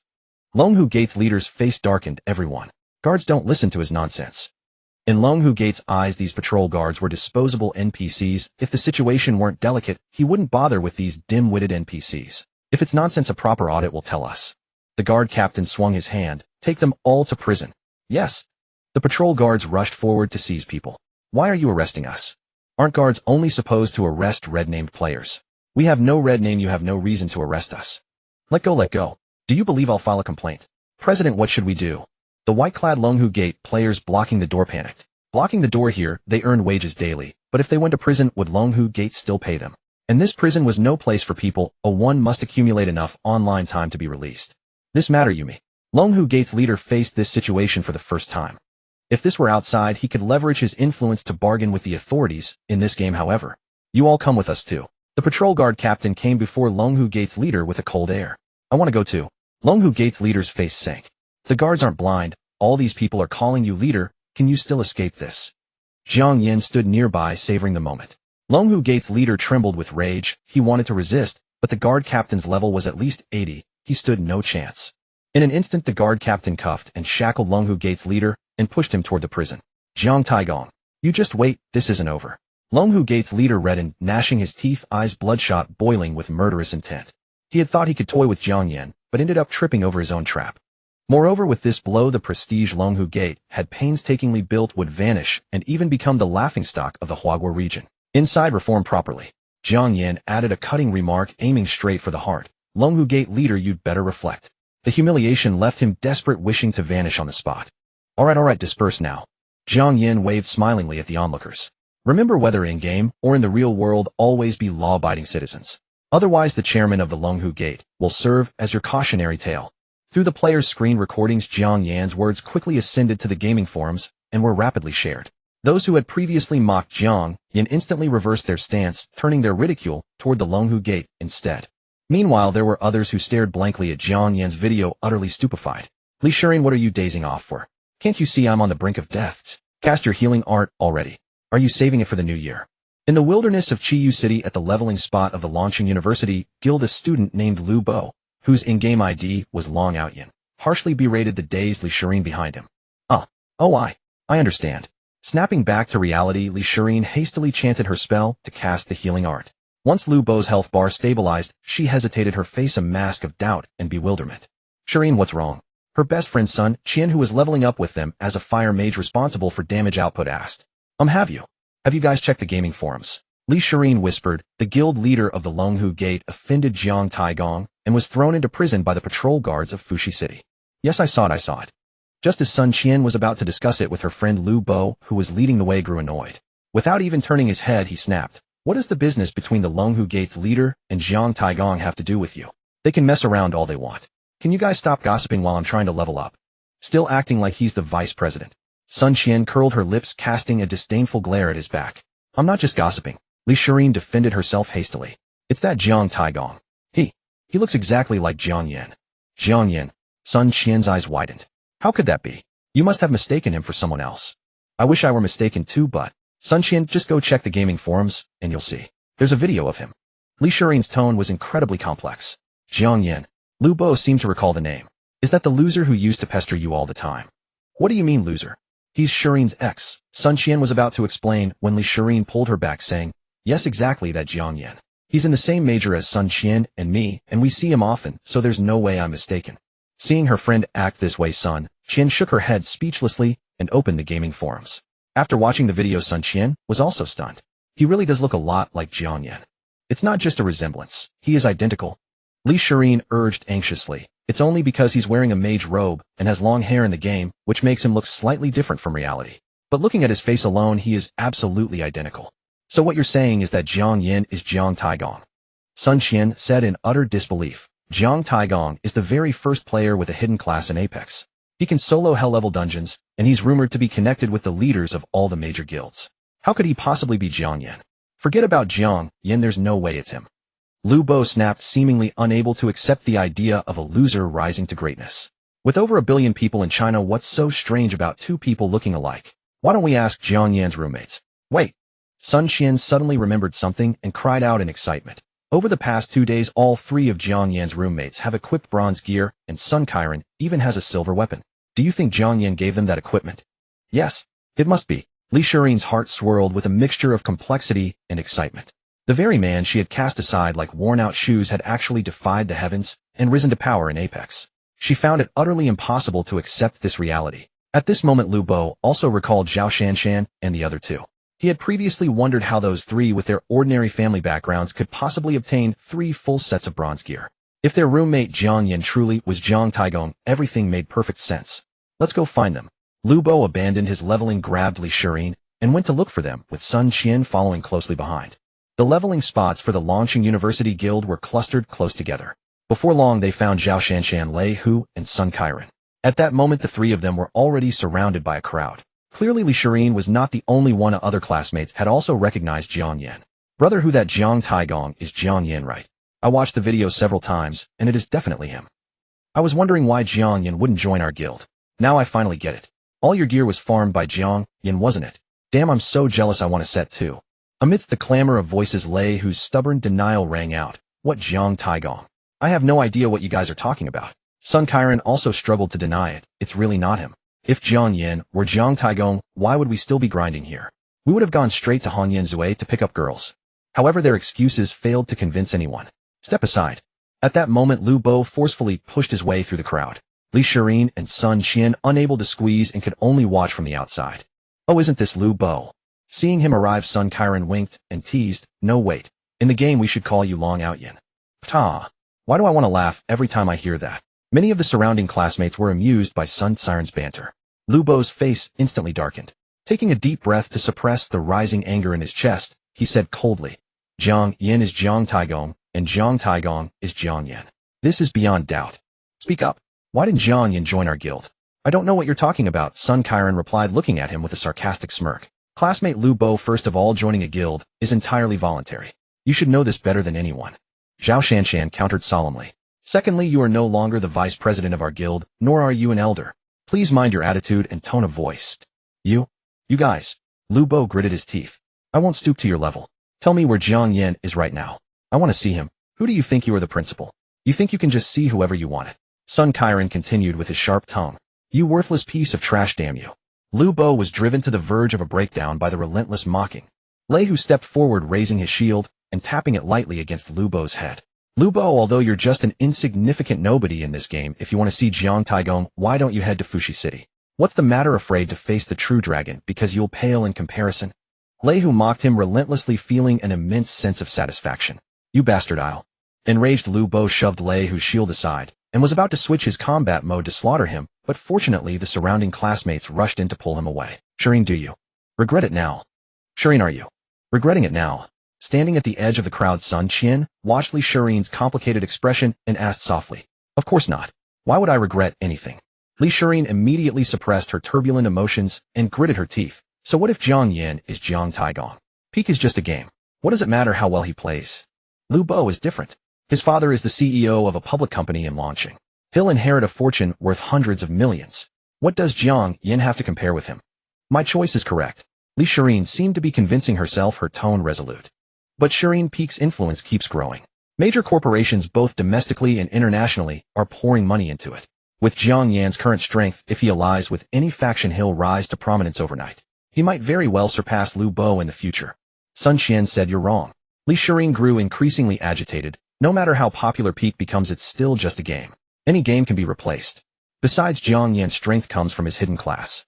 Isn't Xiao Go also a hidden class now? I believe more and more players will unlock hidden classes later on. When that happens, Jiang Yan will be brought back to his original level. I'm not wrong. Alright, you're right. Let's not discuss this anymore. Sun Qian noticed her best friend growing increasingly worked up and quickly changed the subject. She glanced around and realized Lu Bo had vanished. Shireen, where's Lu Bo? Where did he go? Maybe he just logged out, Li Shireen said, somewhat uneasy. Lu Bo hadn't logged out. After receiving Lei Hu's warning, he decided to head straight to Fuxi City to find Jiang Yan. At the same time, Fuxi City Blackheart Hall Grand Pharmacy. Jiang Yan entered the shop and opened the blacklist, immediately spotting the names of Longpan Huju Jiuxiao, Longyin Longyu Tianxia, as well as Shengshi Fingyun Shengshi Jishang, and Shengshi Wangxiao, a string of top members from Tiger Dragon Gate and Shengshi Dynasty, many of whom he had never heard of before. One had to admit the alchemy prodigy's efficiency was truly impressive. Jiang Yan silently gave the alchemy prodigy a thumb up. Boss, you're back. The alchemy prodigy heard the commotion outside and quickly emerged from the alchemy room. I'm here to bring some herbs. Jiang Yan placed all 391 stalks of 100-year black cold grass and 50-year black cold grass he had harvested from the Black Demon instance into the shop's storage warehouse. The alchemy prodigy also had access to the storage warehouse and opened it immediately. Black cold grass. This seems to be. The alchemy prodigy's eyes slowly widened. It's an herb used to refine intermediate blood demon pills and advanced blood demon pills. Can you refine them? Jiang Yan asked curiously. Not yet. The alchemy prodigy shook his head somewhat embarrassingly. Boss, I'm currently a beginner alchemist and can only refine beginner-level pills. So as long as I advance to intermediate alchemist, I can refine intermediate pills? Jiang Yan asked. The alchemy prodigy nodded excitedly. Yes. Once I master beginner alchemy to the highest level, I can take the alchemist assessment. As long as I pass, I'll advance to intermediate alchemist. Jiang Yan nodded. Good. Then focus on refining pills and strive to advance as soon as possible. After chatting for a while, the alchemy prodigy returned to the alchemy room to continue his work. Jiang Yan, on the other hand, entered the restroom. He opened the system auction house. It had been 23 hours since he listed the guild token for auction. Only 1 hour remained before the auction ended. As for the current bidding price, it remained at the 200,000 gold coins offered by Bafeng Like I. According to his agreement with Hongyan Huashui, if the final hammer price was 200,000 gold coins, then Hongyan Huashui would only need to pay 220,000 gold coins to purchase the guild token. But Jiang Yan was somewhat dissatisfied with this price. He opened the game forum and searched for the current gold coin exchange rate. Confirming it had reached 171, he felt reassured. Because this exchange rate indicated that major guilds were still aggressively acquiring gold coins. And the purpose of acquiring gold coins was, of course, for the final bidding. The final hour. Don't let me down, Jiang Yan thought. He had no interest in leveling up at this point, so he simply laid down and waited quietly for the final result. Time ticked by moment by moment. Not long after, he suddenly heard someone calling his name outside. And it wasn't Jiang Taigong. It was his real name, Jiang Yan. Jiang Yan frowned slightly and quickly got up, opening the door to the restroom. Then he saw a sword warrior in leather armor standing at the entrance of the pharmacy, shouting loudly. A crowd of players had already gathered nearby. Who are you? Jiang Yan felt the guy looked somewhat familiar, but couldn't place him immediately. Jiang Yan, don't recognize me. It's Lu Bo. Lu Bo held his head high, looking down on Jiang Yan with an air of superiority. Lu Bo. So it's you bastard. Jiang Yan sneered. You're not welcome here. Not welcome. Lu Bo confirmed that the person in front of him was indeed Jiang Yan. Jealousy and resentment surged within him. He growled. Do you have any idea how much hate you've generated online? Believes I'll expose your real identity and address on the forum. Bro, you know Jiang Taigong's address. Jiang Taigong's real name is Jiang Yan. Holy crap, that's huge insider information. Bro, I'll give you 1,000 gold coins. Tell me Jiang Taigong's real-world address. In an instant the players gathered outside the shop, all surged forward. Jiang Yan with sharp eyes noticed that many of them belonged to Tiger Dragon Gate and Shengshi dynasty. However, he wasn't very worried, because he had already moved out of the school dormitory. Moreover, the apartment he now rented was in a high-end residential compound, where even food deliveries had to be handed over by security. Unless official forces were involved, it would be nearly impossible for others to locate him within a short time. Additionally, he wasn't dead. He could simply relocate to another city before anyone tracked him down. Jiang Yan, now you have time to listen to me, right? Lu Bo, convinced he had the upper hand, spoke with an arrogant demeanor. Idiot. Jiang Yan directly added the guy to the pharmacy's blacklist. In the next instant, Lu Bo heard the system notification: you have been blacklisted by Blackheart Hall Grand Pharmacy and cannot enter this shop area.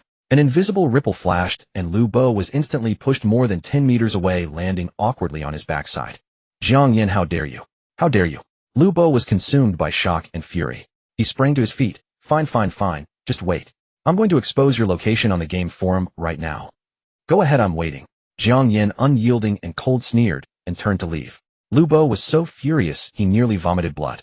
Without saying another word, he immediately opened the game forum and exposed Jiang Yan's identity as a student at Longqing University along with his dormitory information.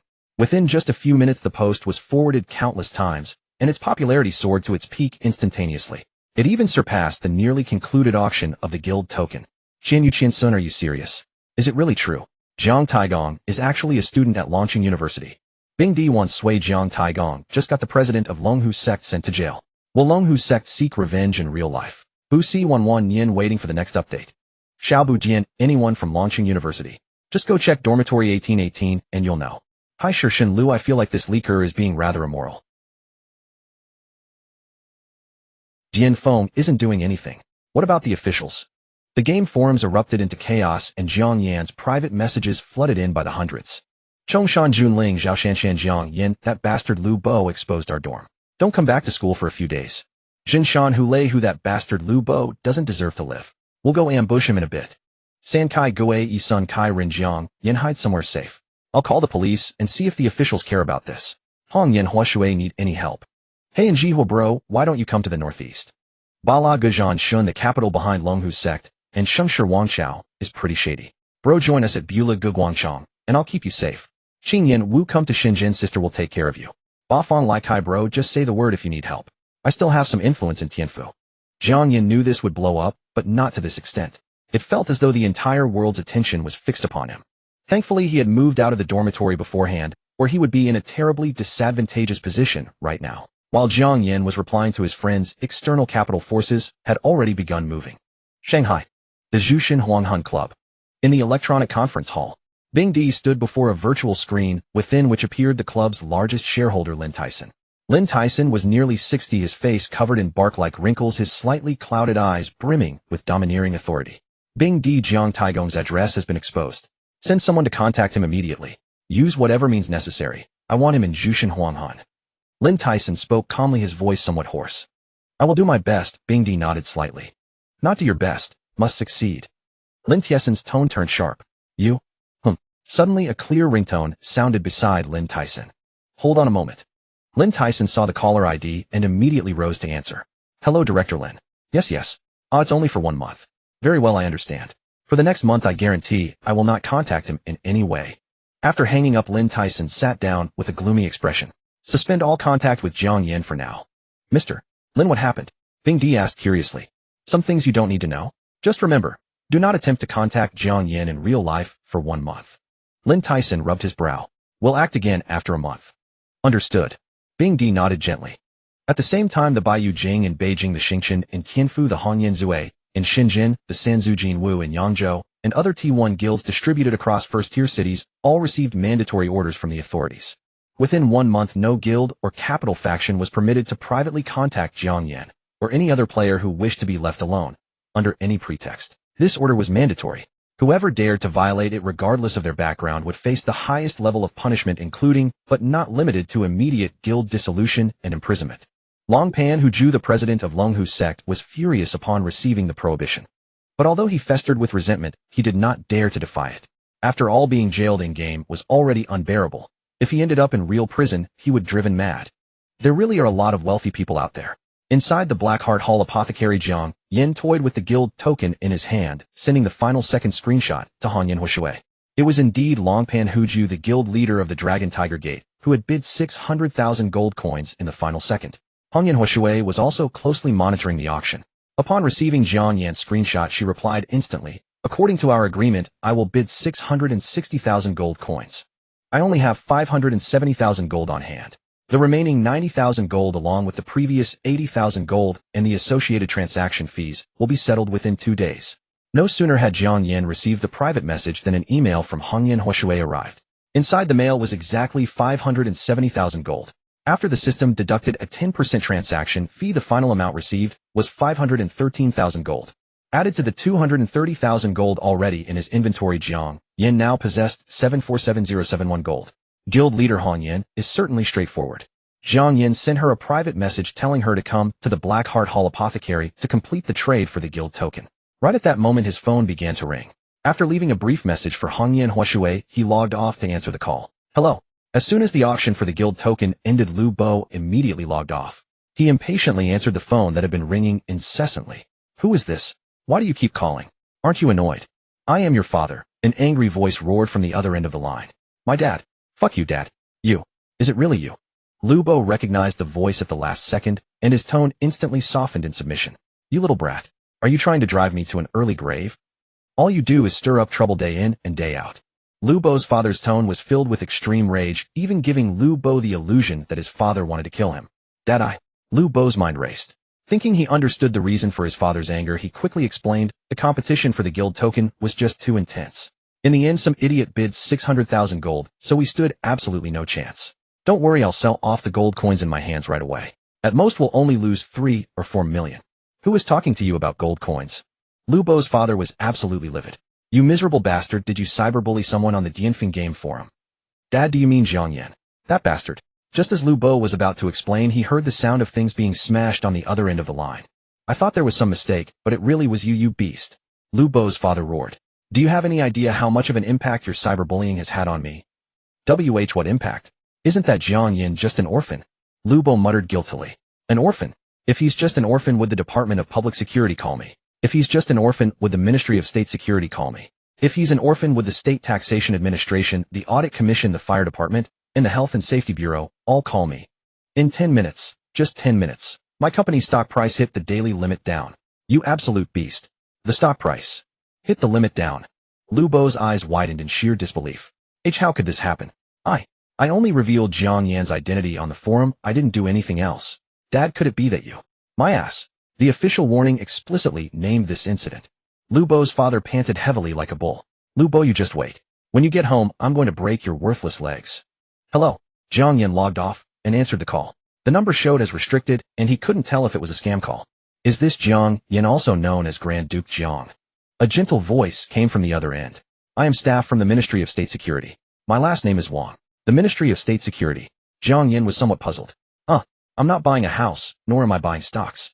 "Haha, don't worry, I am not a scammer." Wang Quan laughed. "Lu Bo disclosed your identity and address on the Dianfeng game forum without your permission, which violates relevant laws. To prevent similar incidents from happening again, we immediately penalized Lu Bo severely.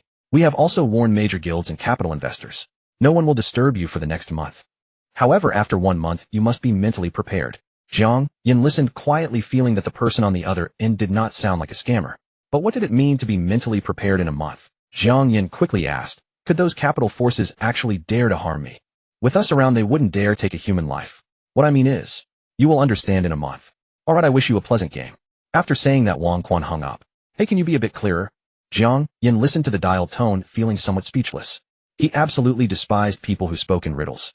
He wanted to call back to get a clear answer, but he found that the number could not be dialed back due to security restrictions. "Forget it, I'll find out in a month anyway." Just as Jiang Yan was about to return to his gaming capsule, another call came in. Looking at his screen, Jiang Yan saw it was his counselor Zhang Taizhu. "Hello, Instructor Zhang." Jiang Yan answered. "Jiang Yan, where are you right now?" "The principal wants to see you." Zhang Taizhu's voice trembled slightly. "Are you really that hidden class player Grand Duke Jiang in Dianfeng?" "Word travels fast." Jiang Yan replied. "Instructor Zhang, it's not very convenient for me right now. If there's something, just tell me directly." "Not convenient." Zhang Taizhu's face twitched. "Jiang Yan, it's not me who wants to see you, it's the principal." "The principal?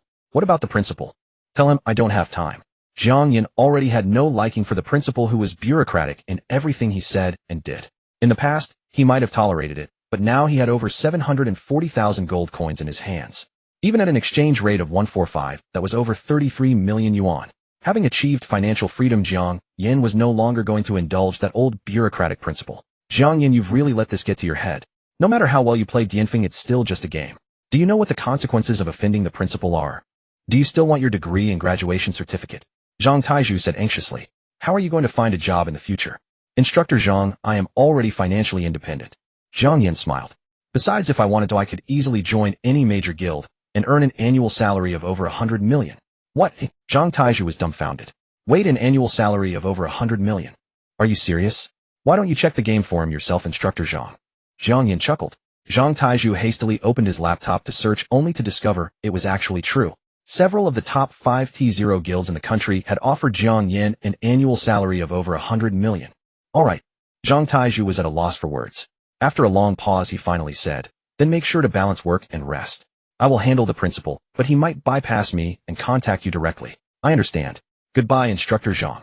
After hanging up, Jiang Yan turned off his phone and lay back down in his gaming capsule. Launching University. President Chen Shugui was taking a call from a person of high status. I know what to do. Rest assured, Jiang Yan belongs to our joining our school's guild is the natural thing to do. When the time comes, our launching university guild will merge with your guild, and we will all be on the same side. Relax, our school has its own governance system. As long as we stay within the law, neither the Public Security Bureau nor any security bureau can touch us. Ha, good. See you next time, and I'll surely toast you properly then. Chen Shugui laughed heartily, his mood buoyant, as he hung up. He glanced at the time with some displeasure. Why hasn't Jiang Yan come to meet him yet? At that moment, a call came in. Hello. Who is this? Chen Shugui lowered his voice, exuding the aura of a big shot. Principal, I am Zhang Taizhu, Jiang Yan's counselor. Zhang Taizhu's voice sounded somewhat humble. Zhang Taizhu, how did you get my number? Chen Shugui was displeased. I obtained it from the department head, Zhang Taizhu replied. Principal, you wanted to see Jiang Yan, didn't you? Yes, indeed. Chen Shugui tapped on the desk, unhurried. I happen to have time now, have him come over at once. This? Principal, I've already contacted Jiang Yan, but he's got something on his plate at the moment. Zhang Taizhu said, bracing himself. Something on his plate? How could a student have something urgent? I, as the principal, have time. Will he run out of time? This is outrageous. Chen Shugui roared. Zhang Taizhu, no matter what method you use, bring him to me at once. Principal, it's not that I'm careless. Really, Jiang Yan doesn't have time. No time? Does he still want his degree certificate, his graduation certificate?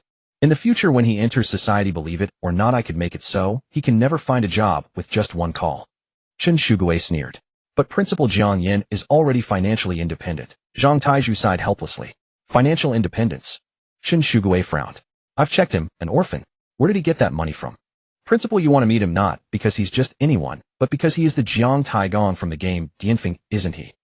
Zhang Taizhu's heart was speechless, but he explained softly. Jiang Taigong is a hidden class professional gamer. Among the 5 top-tier T0 guilds, several have offered him annual salaries in the hundreds of millions. Just a nod from him could bring in 100 million. Principal, you see this?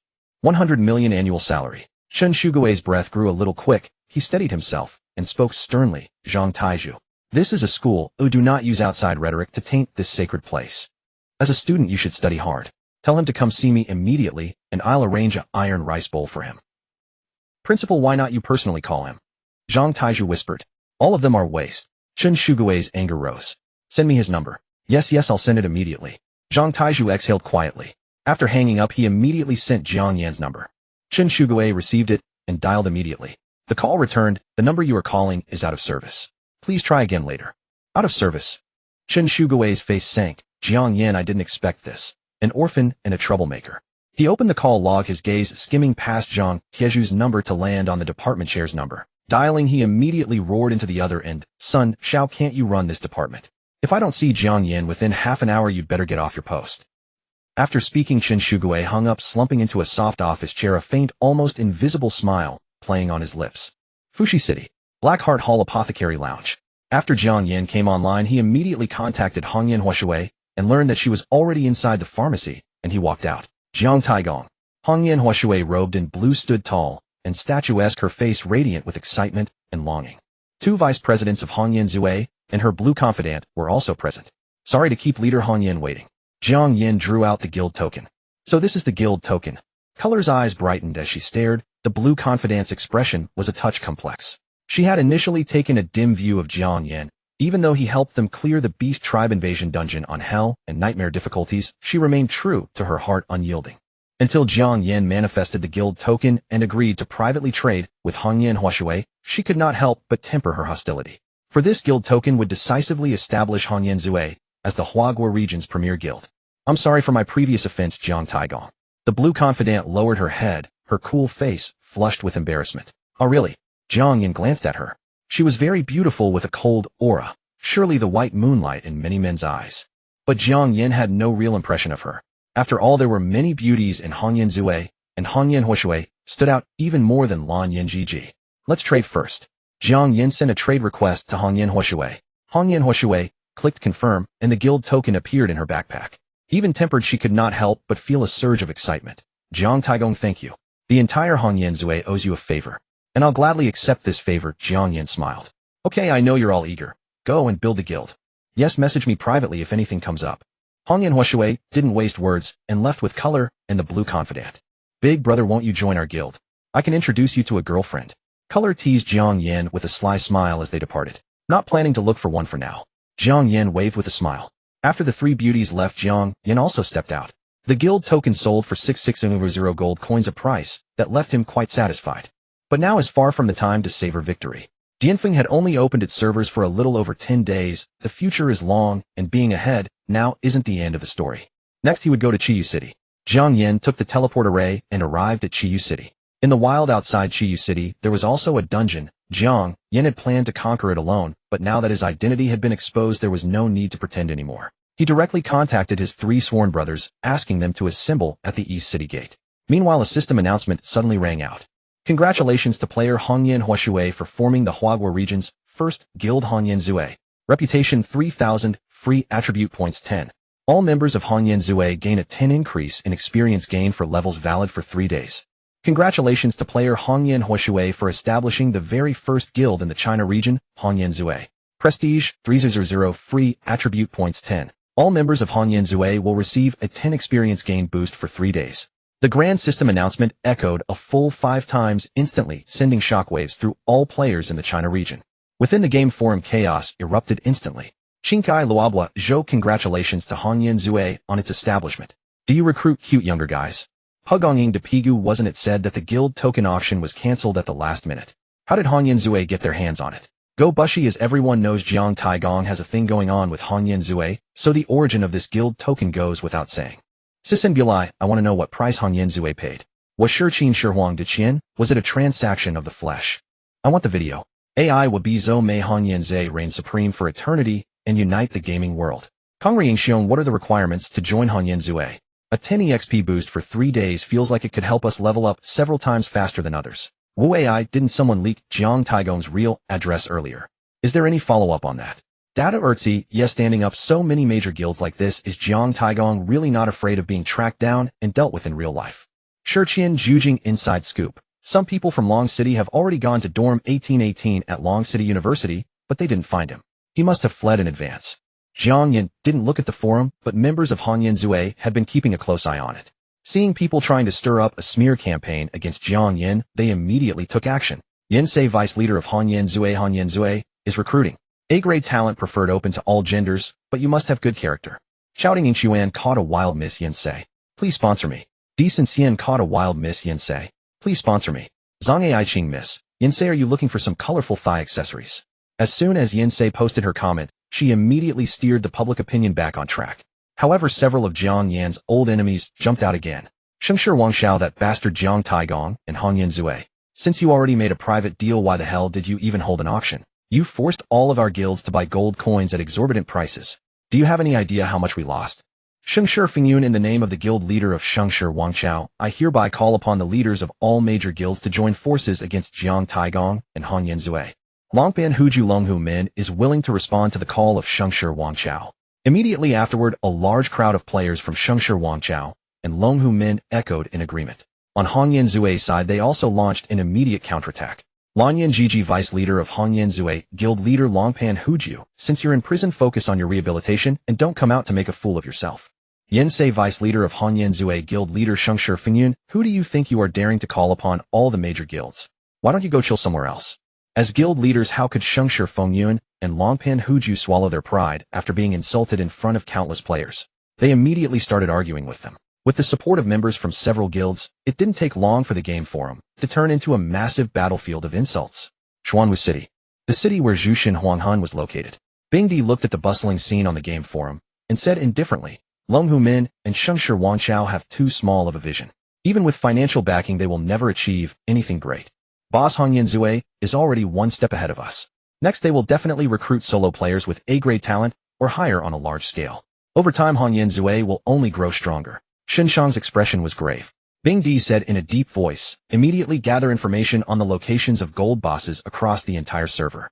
We must obtain our own guild token in the shortest time possible.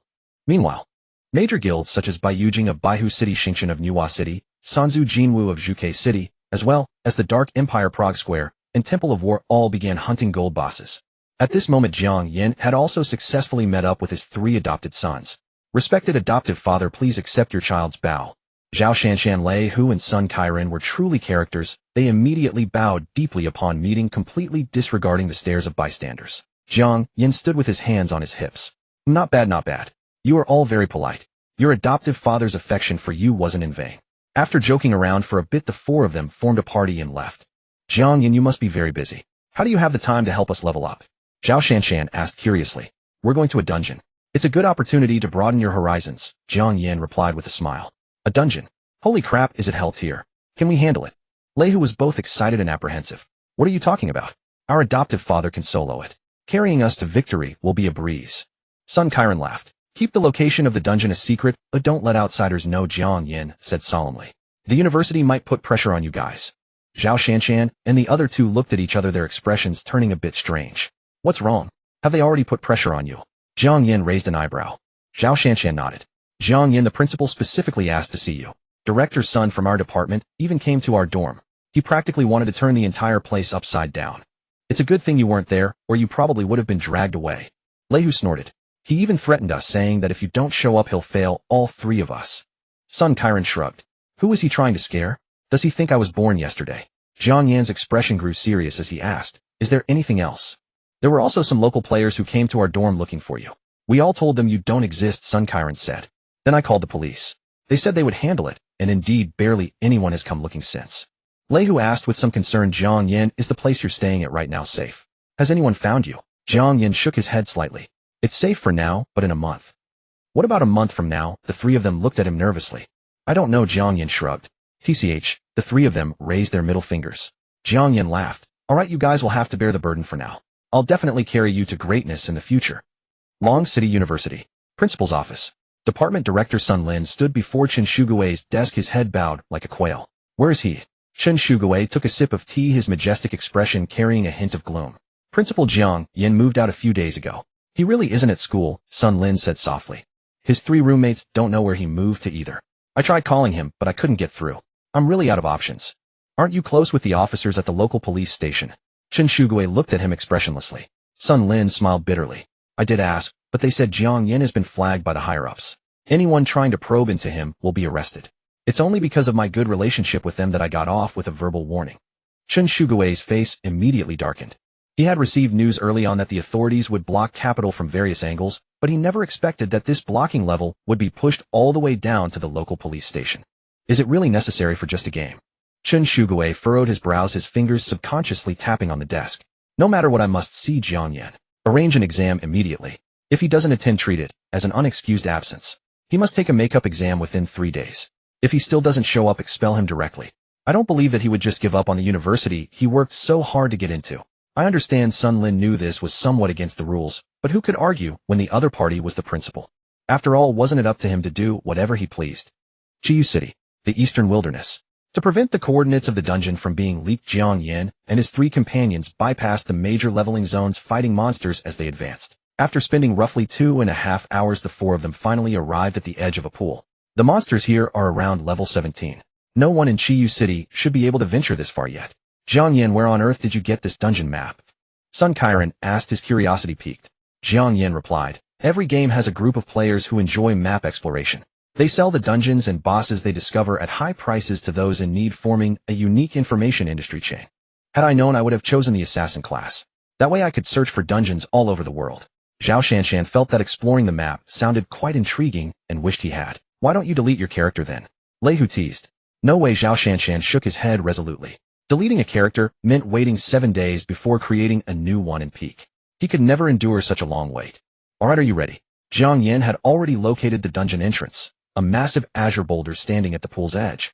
As Jiang Yan pressed his hand against the azure stone, a vortex slowly materialized.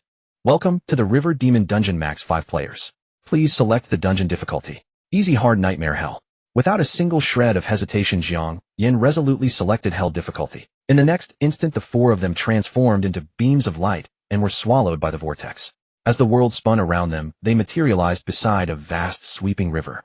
Is this the dungeon, eh? Sun Qiren looked around in excitement. Littering both banks of the great river were jagged, scattered rocks, while the distance dissolved into an endless expanse of gravel. The sky overhead was a murky yellow as if filled with swirling desert sands.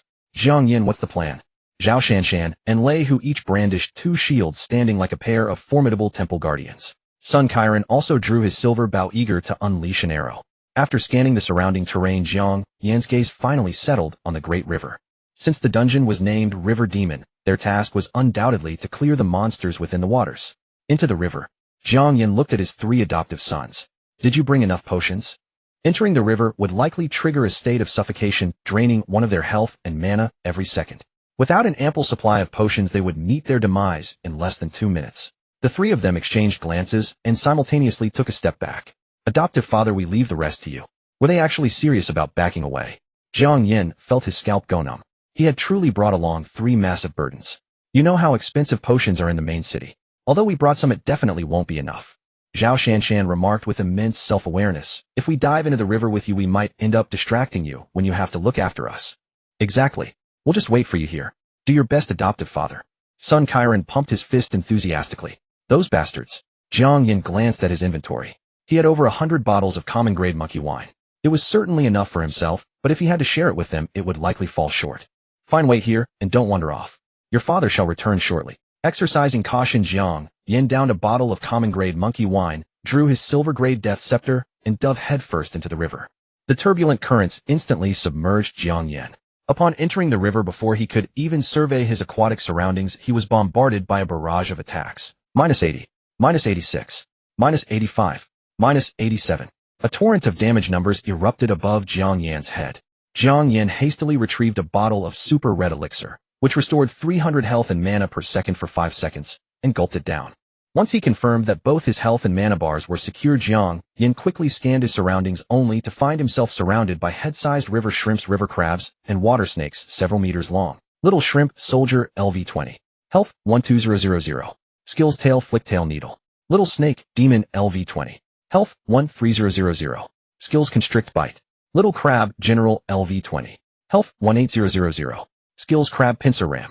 Just as Jiang Yan discerned their levels, he was viciously rammed by a little crab general, sending him tumbling uncontrollably through the water. The undercurrents surged, kicking up countless bubbles and instantly obscuring Jiang Yan's vision.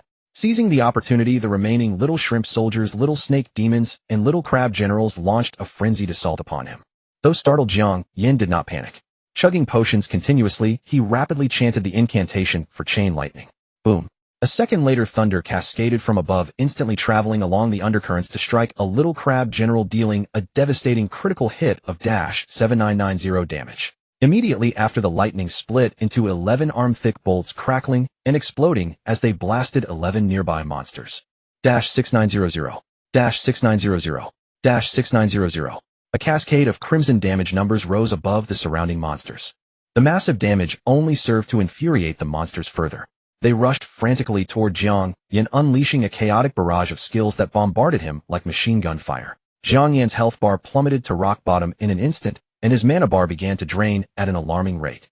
Realizing that even the super red elixir could not withstand such a relentless onslaught, Jiang Yan quickly retrieved and consumed a low-grade blood magic pill, which restored 700 health and mana per second for 5 seconds. At the same time, he chanted chain lightning, once more launching an indiscriminate attack in all directions. Blinding sheets of lightning instantly enveloped the great river, crackling violently. Adoptive father is mighty. Electrocute them all. Wow, that bolt of lightning is so thick. It's almost a match for my little brother. Sitting by the riverbank, Zhao Shanshan Lei Hu and Sun Qiren chatted merrily, making dirty jokes as they evaluated the thickness of the lightning bolts, thoroughly enjoying themselves. Meanwhile, Jiang Yan was endlessly harassed by hordes of little shrimp soldiers, little snake demons, and little crab generals in the water without a single moment of respite. He frantically chanted chain lightning and lightning strike, fighting with all his might to slay the monsters. Ding!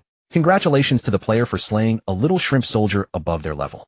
EXP 280. Ding! Congratulations to the player for slaying a little snake demon above their level. EXP 280. Ding! Congratulations to the player for slaying a little crab general above their level. EXP 280. As time passed, Jiang Yan's experience bar finally began to creep upward, though the gains were mediocre due to being in a party. Oh, the experience is rolling in. Keep it up, adoptive father. And here I thought adoptive father was slacking off. I misjudged him. While adoptive father bears our heavy burdens, why doesn't this broken game have melon seeds and peanuts? The three of them made merry on the riverbank. Whenever they saw the carcasses of shrimp soldiers and crab generals floating to the surface, sometimes even with pieces of gear, they eagerly began to fish them out. Jiang Yan didn't pick up any loot. There were simply too many river monsters surrounding him. He barely had time to chant his spells, let alone gather equipment.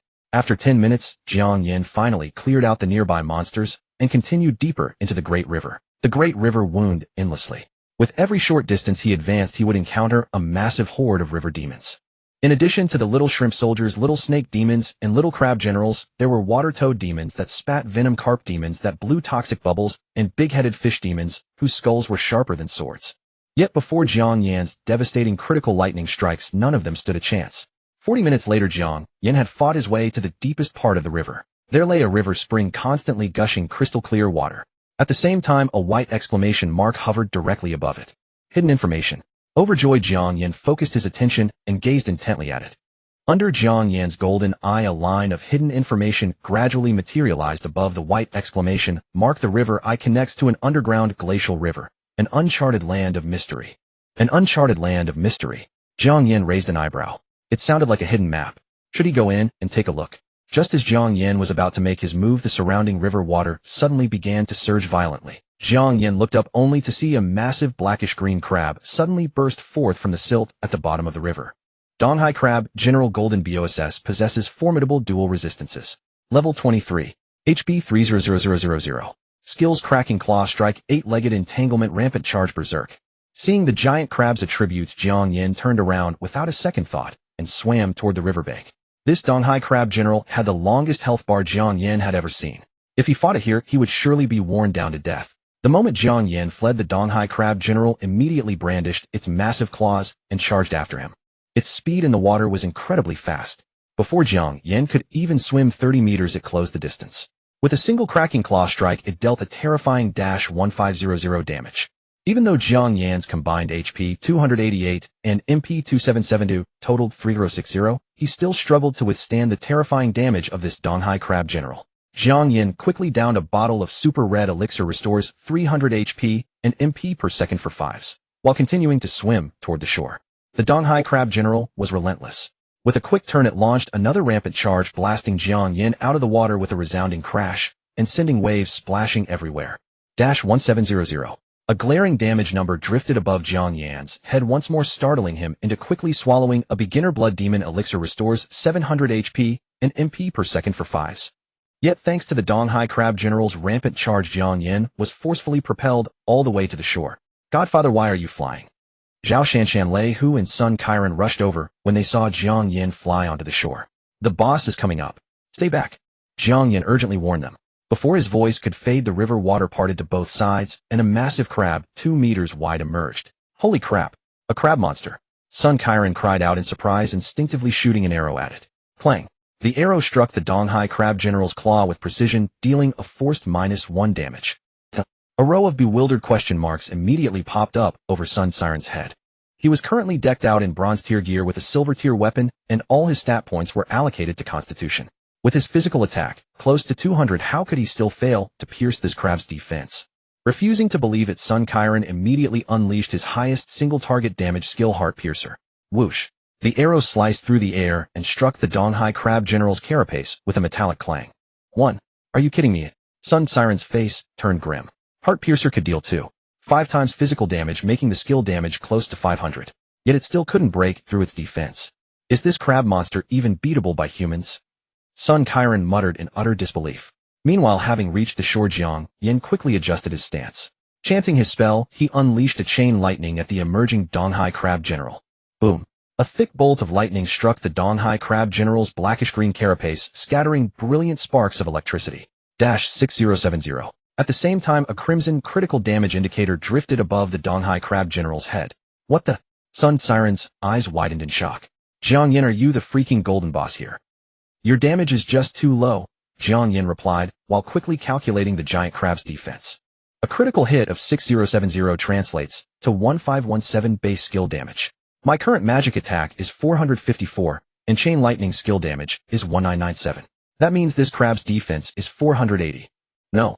I also have 40 magic penetration, which means this crab's dual defenses are actually 800. No wonder Sun Qiren could only deal a forced 1 point of damage. With such a terrifyingly high defense, Jiang Yan, and perhaps Chaoga, were likely the only ones in the entire China region who could fight this boss. Humans, for trespassing into this river demon's domain, you have courted death. Having made landfall, the Donghai Crab General spoke in human tongue, charging at Jiang Yan while brandishing its 2 massive claws. Jiang Yan maneuvered swiftly, chanting lightning bolt at the same time. Boom. 5525. The damage of lightning bolt could no longer keep up with chain lightning. However, Jiang Yan had no intention of reinforcing it. Since reinforcement scrolls were scarce, he had to prioritize upgrading more cost-effective skills. Jiang Yan, run toward us. At that moment, Zhao Shanshan and Lei Hu charged over, raising their shields. You guys. Jiang Yan felt a mix of helplessness and warmth. Don't worry, our defense is high.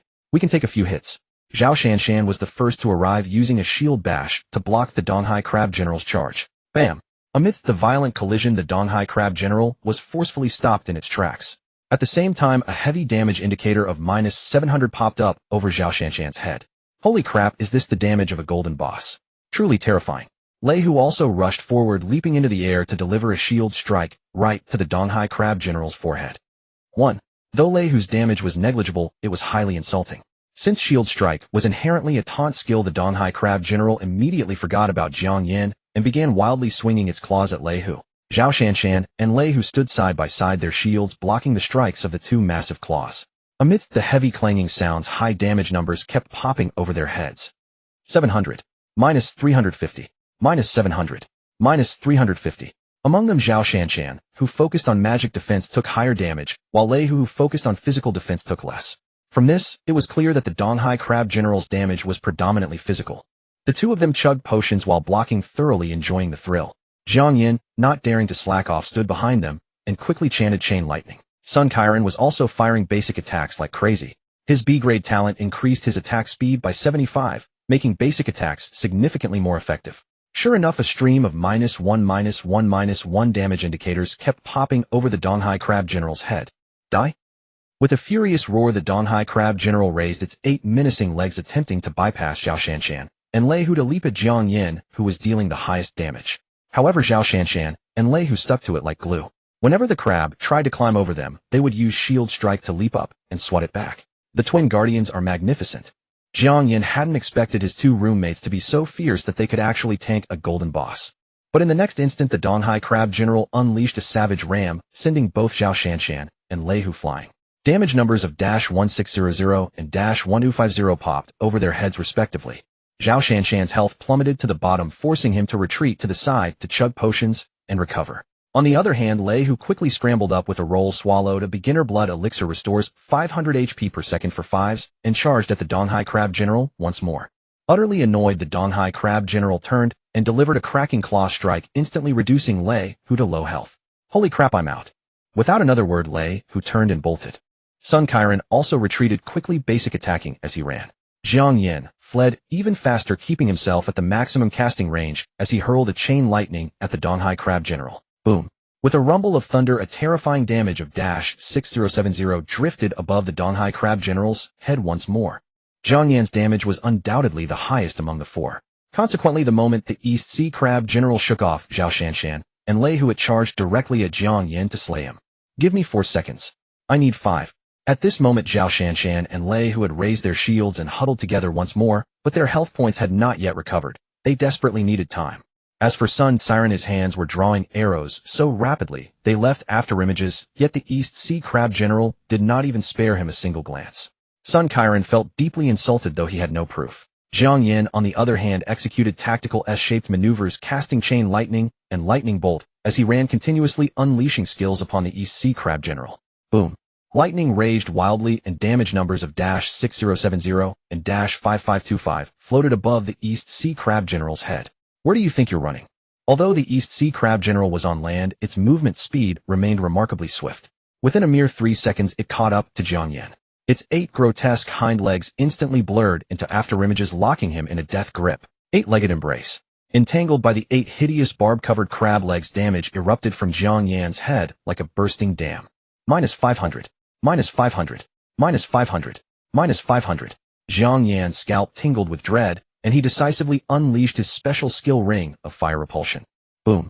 A crimson ring of fire rippled outward from Jiang Yan's body, forcefully repelling the East Sea Crab General. Once freed, Jiang Yan immediately swallowed a novice blood mana pill, restores 700 HP and MP per second for 5s. A novice mana pill restores 500 MP per second for 5s, and a super red magic elixir restores 300 HP and MP per second for 5s. Under the combined effects of the 3 powerful potions, Jiang Yan's health bar barely managed to stabilize.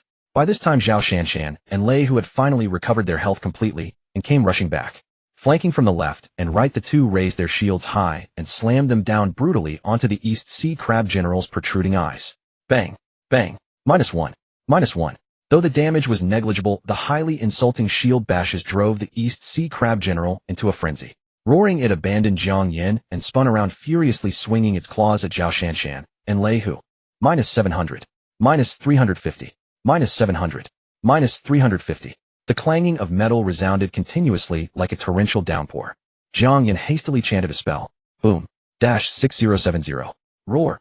The East Sea Crab General, which had been frantically attacking Zhao Shanshan and Lei, who whipped its head around to glare at Jiang Yan, its 2 protruding eyes now completely bloodshot. Jiang Yan, I'm almost out of potions. I can't hold on much longer. Zhao Shanshan shouted. Lei, whose expression was equally grim, my stockpile is almost empty too. Although they still had plenty of super red potions in their inventories, those only restored 100 HP per second, nowhere near enough to withstand the terrifying damage of the East Sea Crab General.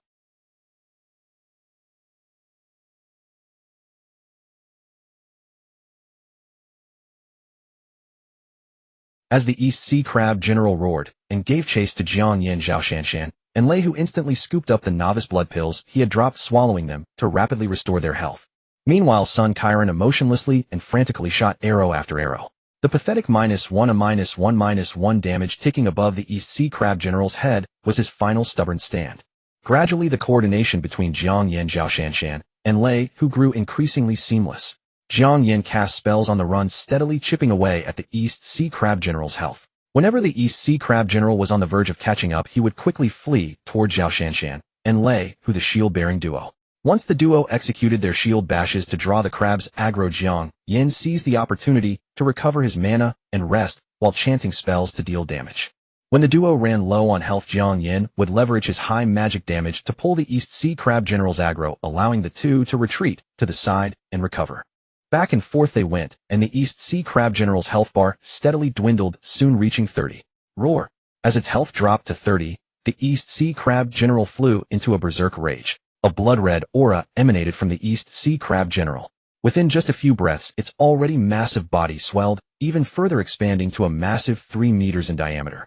Its claws grew even more grotesque and colossal, leaving trails of crimson afterimages as they swung. Die! Unleashing its crushing claw, the East Sea Crab General struck with a loud bang, instantly reducing Zhao Shanshan to half health before following up with a wild charge that ruthlessly instant-killed him on the spot. Damn! Lei, who cried out in shock. He tried to save him, but he was a step too late. Jiang Yan was even more powerless to help from his distance, leaving him no choice but to continue chanting spells to deal damage. Sun Tyrant had essentially turned into a robot, emotionlessly and frantically firing arrows. Keep going. Lei, who gritted his teeth, bracing himself as he raised his shield to block the East Sea Crab General's devastating attacks. But without Zhao Shanshan, Lei, who could not withstand the East Sea Crab General's damage on his own. Within mere seconds, his health plummeted, forcing him to retreat. Fortunately, Jiang Yan cast Chain Lightning just in time, pulling the East Sea Crab General's aggro.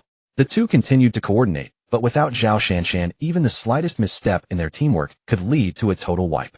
Fortunately, Lei, who possessed excellent mental fortitude, managing to retreat at the critical moment every single time. 26, 24, 22. The East Sea Crab General's health bar dwindled further, but neither Jiang Yan nor Lei, who dared to relax. Both focused entirely, one frantically dealing damage while the other carefully tanked. Meanwhile, their third companion, Sun Siren, was shooting arrows to the point of existential despair. "Look at me, please, just look at me," Sun Siren muttered, staring at the East Sea Crab General with bloodshot eyes. He had been completely ignored the entire time. Chain lightning. Boom. As the final bolt of lightning struck, the East Sea Crab General's health bar finally hit 0, and it exploded into a shower of loot with a loud bang. Ding.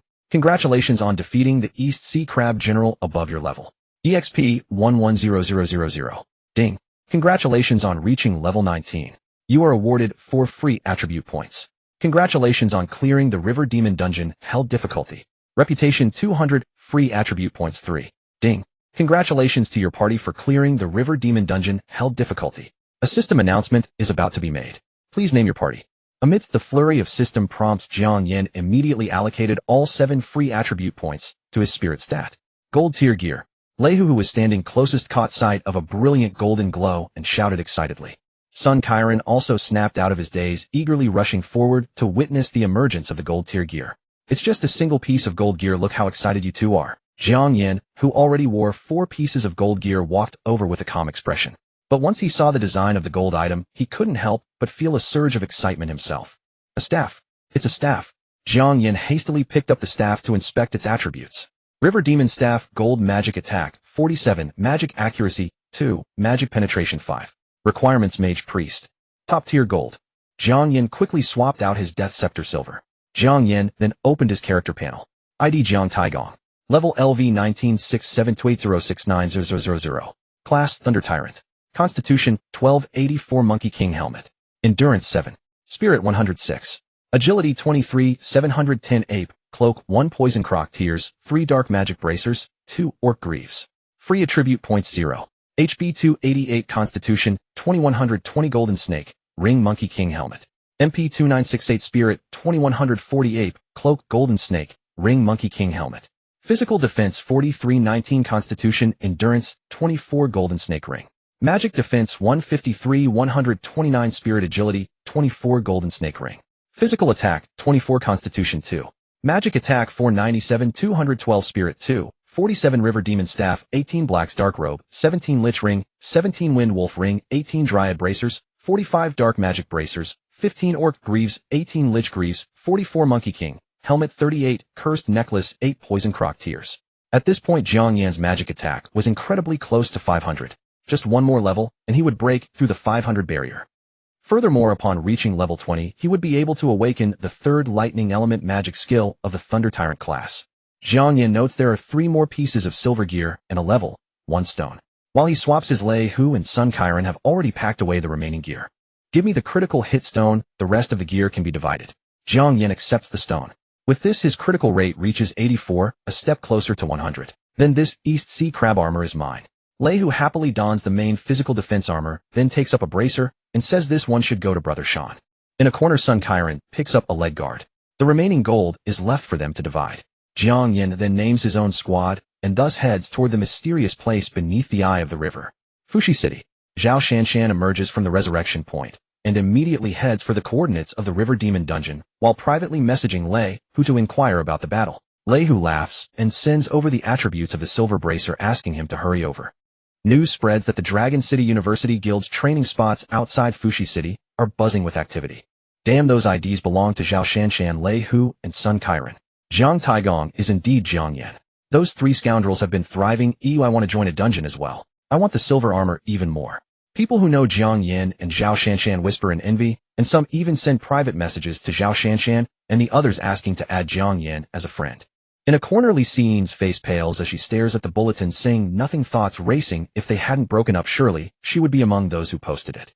Nearby, Sun Xin senses her best friend's mood turning sour and quietly shifts the topic. Sure, Lu Bo has been offline for a long time. Why hasn't he logged back in? Maybe something happened. Li Xian feels a sudden unease. This sensation seems to have begun when she realized Jiang Yan was Jiang Taigong. Jiang Yan, you truly are a vexing shadow. Could you not simply vanish from my world instead of hopping in and out? Li Xiyin clenches her fists. Deeper in the training grounds, the Dragon City University Guild's president Chu Ruashi, one of Huagua's 10 campus belles, chats with a few friends. Who would have imagined our school could produce such a person of stature? Lin Long smiles as she regards the ethereal Chu Ruashi, who has a celestial vibe, and asks if we could recruit this master our guild would soar. Chu Ruashi's expression turns icy. If he wanted to join, he would have joined long ago. Lin Long's sister suggests, Ruashi, if you personally intervene and sacrifice a little appearance, you could win Jiang Yan. Your charm is not inferior to mine, Chu Ruashi replies coolly. Lin Ling and Lin Long are beautiful and well-proportioned as twins, and their street presence rivals Chu Ruashi's. But he is very close to Hongyan Zue. That guild is full of beautiful female sprites, and they fear he might not favor us sisters. Lin Long laughs. Lin Ling and Lin Long exchange a knowing look. Lin Ling adds, Ruashi, you're different. You and the celestial sister are cousins. With you by his side, that could mean trouble for us. Chu Ruashi glares. Enough. Focus on your training. The twin sisters reply with a playful howl. River Demon Dungeon approaches. After letting Lei Hu and Sun Kairan return to the dungeon entrance to wait for him, Jiang Yan swiftly dives to the deepest part of the eye of the river. Looking around, Jiang Yan confirms no monsters and quickly swims into the eye of the river.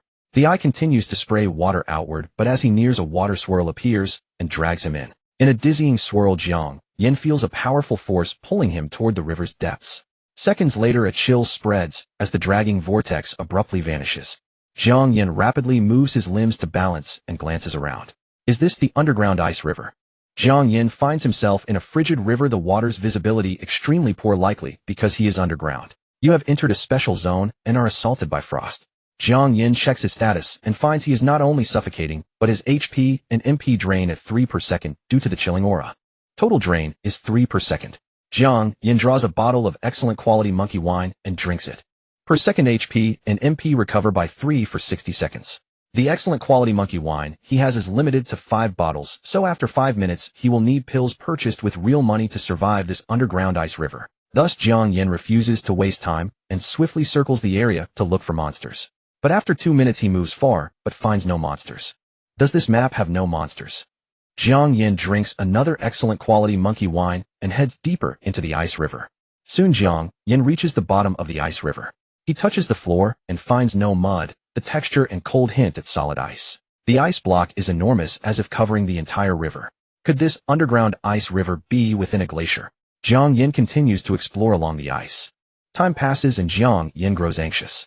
Why does this map show nothing? Even a few herbs to harvest would be welcome. Wait. Collecting. Herbs. Ores. Jiang Yan shivers, pulls out a crane beak pick, aims at the bottom ice, and uses level 6 mining. Mining begins. Mining failed. Jiang Yan exhales in relief, realizing the river bottom ice can indeed be mined. The minerals hidden within must be of high quality, though otherwise level 6 mining would not fail. Jiang Yan continues mining without delay. Mining succeeds multiple times, yielding high-quality ice soul stones and related treasures: ice soul stone quality 16, ice soul stone quality 17, chill stone quality 16, ice jade quality 18. Jiang Yan continued mining while quickly checking the ores in his backpack that emitted a faint chill. Ice soul stone and ore for forging ice attribute spirit weapons. Chill stone and ore for forging ice attribute spirit weapons. Ice jade and ore for forging ice attribute spirit weapons. Ding! Congratulations, player has successfully mined and obtained quality plus 18 water yuan stone.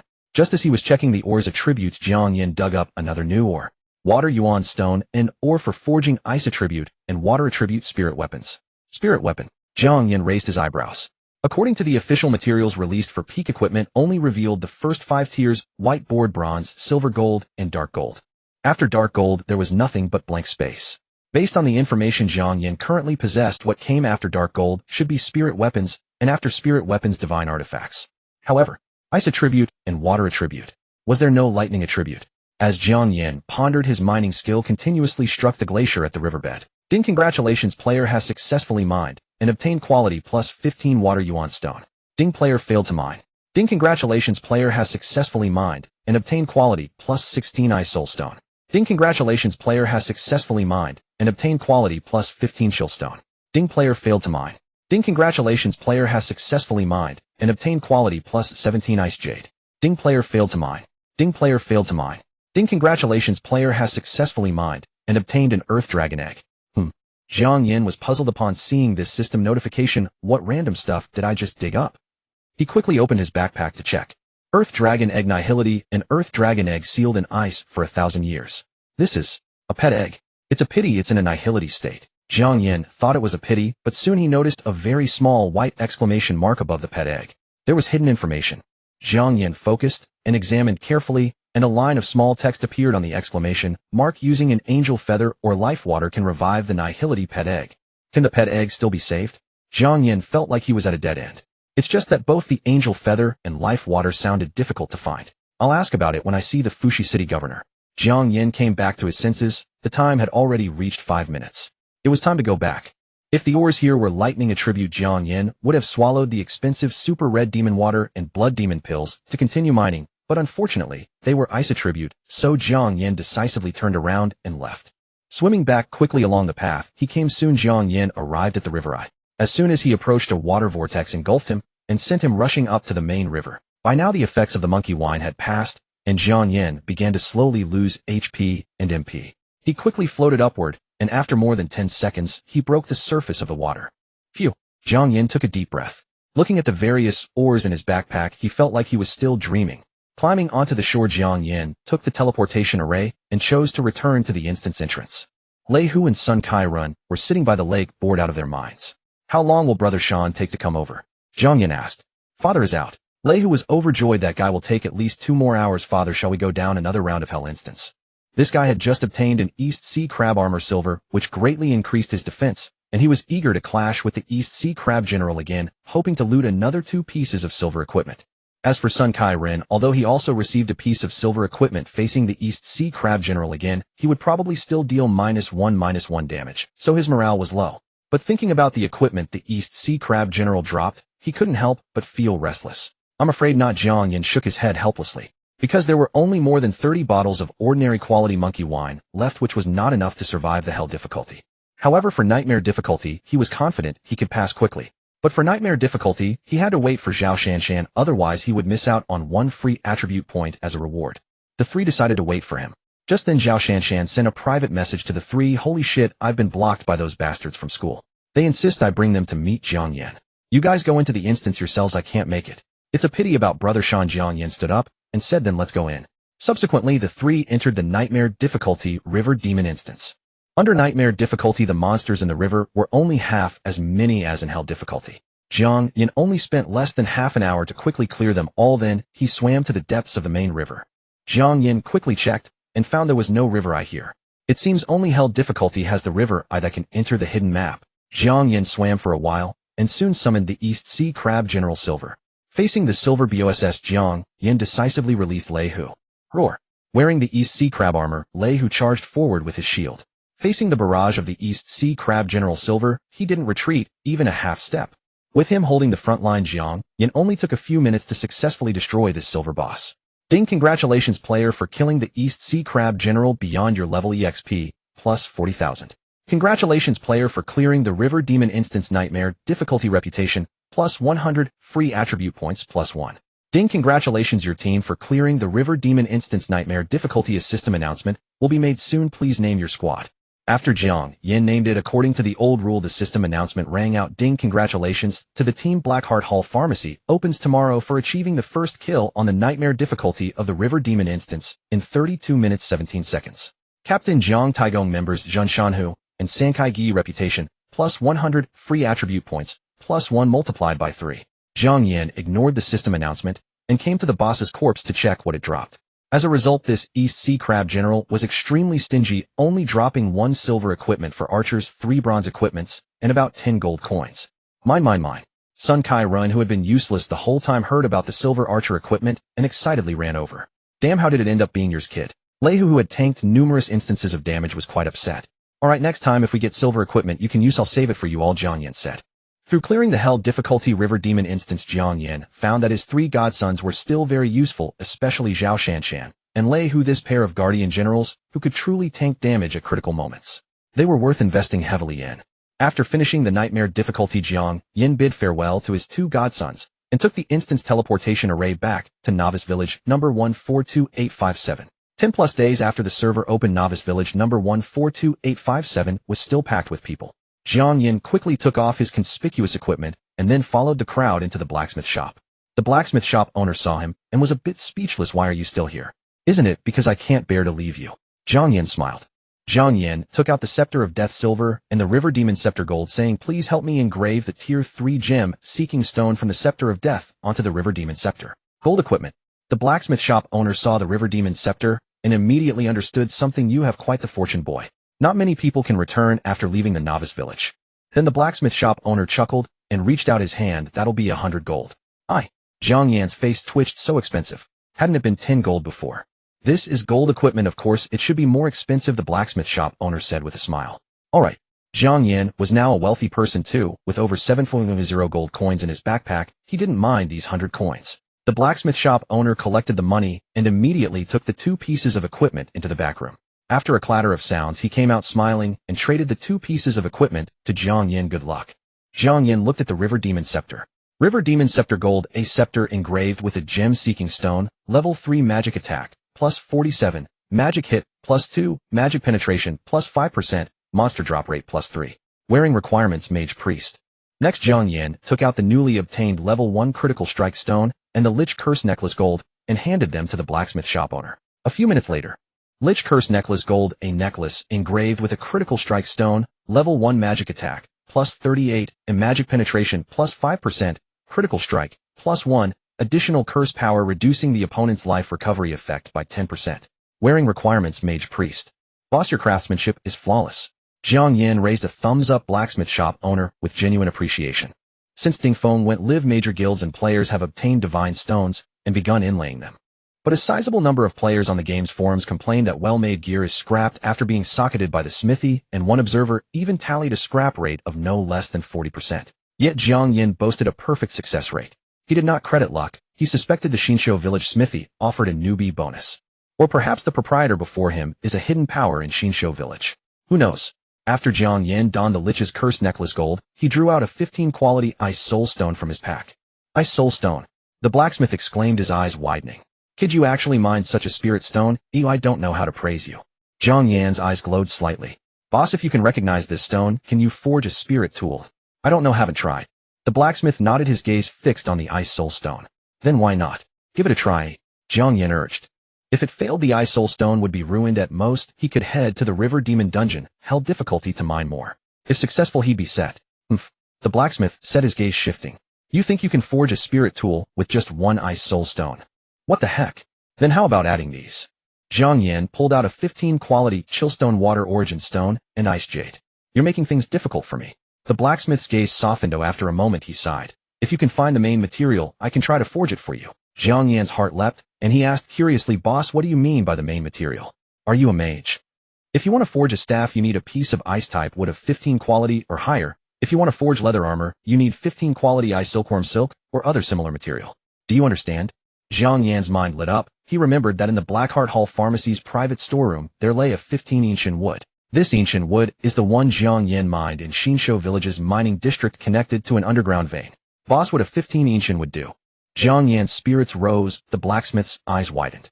Looks like it's possible, Jiang Yan exclaimed. Still missing one thing. The blacksmith's expression turned complex. After a moment he sighed. You're still missing something. Missing what? Ice spring water, the blacksmith said. For quenching, I don't have this. Where should I find it? Jiang Yan asked, anxious. I don't know, I haven't even been to the capital city. You'll have to find it yourself. The blacksmith wore a roguish look. Damn. Jiang Yan felt sure he knew more, but wouldn't tell, not wanting to have him forge the spirit weapon. Anything else? If not, get out, you're blocking the other customers. The blacksmith grew impatient. Jiang Yan's heart churned with words, but he could not speak them. Afraid to offend the smith, he left. Leaving the smithy, Jiang Yan returned to Fushi City and hurried to the city lord's mansion. When he arrived, he happened to see the Longmen chairman striding out of the mansion. Oh, isn't this the Longmen chairman? Out of prison, how has his makeover gone? Jiang Yan wore a broad smile. They say smiles do not offend, but Longmen did not take his smile well. He pointed at Jiang Yan with a furious face. Jiang Taigong. Longqing University wait for me in a month. Longmen, knowing they couldn't touch Jiang Yan in-game, could only deal with the real Jiang Yan. If not for the official ban, they'd likely have come to Jiang Yan's school. Your useless, furious glare looks like the mangy dog at my home village gate, who calls out to everyone. Jiang Yan taunted. The Longmen leader's fury instantly turned into a rage meme, and he even drew his dagger. Hey, this is the city lord's mansion. You dare move, and I'll have you jailed in minutes. Jiang Yan boasted. Alright, you just wait. Longmin clenched his teeth and walked off, vanishing into the street. Invisibility. This guy is an assassin. Jiang Yan snorted and walked into the city lord's mansion. After the briefing, Jiang Yan arrived at the city lord's study. Jiang Xiaoyu has arrived. The city lord greeted him warmly. Your apothecary opens tomorrow. What brings you to me today? I have a matter to ask. Jiang Yan cut to the chase. Do you know Ice Spring Water Angel's Feather and Life Water? These 3 items, the first is crucial for forging spiritual weapons, the other 2 are needed to revive Earthwalking Dragon Egg. Jiang Yan truly wants to hatch the Earthwalking Dragon, for the name itself promises heft. Ice Spring Water I already have in my estate. As for Angel's Feather and Life Water, the city lord pondered. These 2 are rare treasures. Even their names are scarcely known. Obtaining them would be as hard as climbing to the heavens. Even with your status as city lord, you can't obtain them. Jiang Yan asked. I know some leads, but... The city lord smiled warmly. City lord, feel free to tell me. Jiang Yan said, I'll go through fire and water. As long as I can do it, I won't back down. Good. I was right not to underestimate you, Jiang Xiaoyu. The city lord smiled. If you help me complete one task, everything you want I will give you. Ding. Fushi City Lord Lin Wudi has posted a quest, Demon Shadow, to you. Reward clues to Ice Spring Water and Life Water. Task failure penalty none. Accept. Yes. Jiang Yan decisively accepted the quest. He then opened the quest log. Demon Shadow. Beneath the tranquil Fushi City undercurrents surge, the Demon Shadow has appeared. Please head to Southwest Avenue 9527 to investigate clues. It seems to be a series of quests. Jiang Yan bade farewell to the city lord and set off at once. Southwest Avenue 9527. Jiang Yan left the city lord's mansion and began along Southwest Avenue. Half an hour later, he successfully found No. 9527.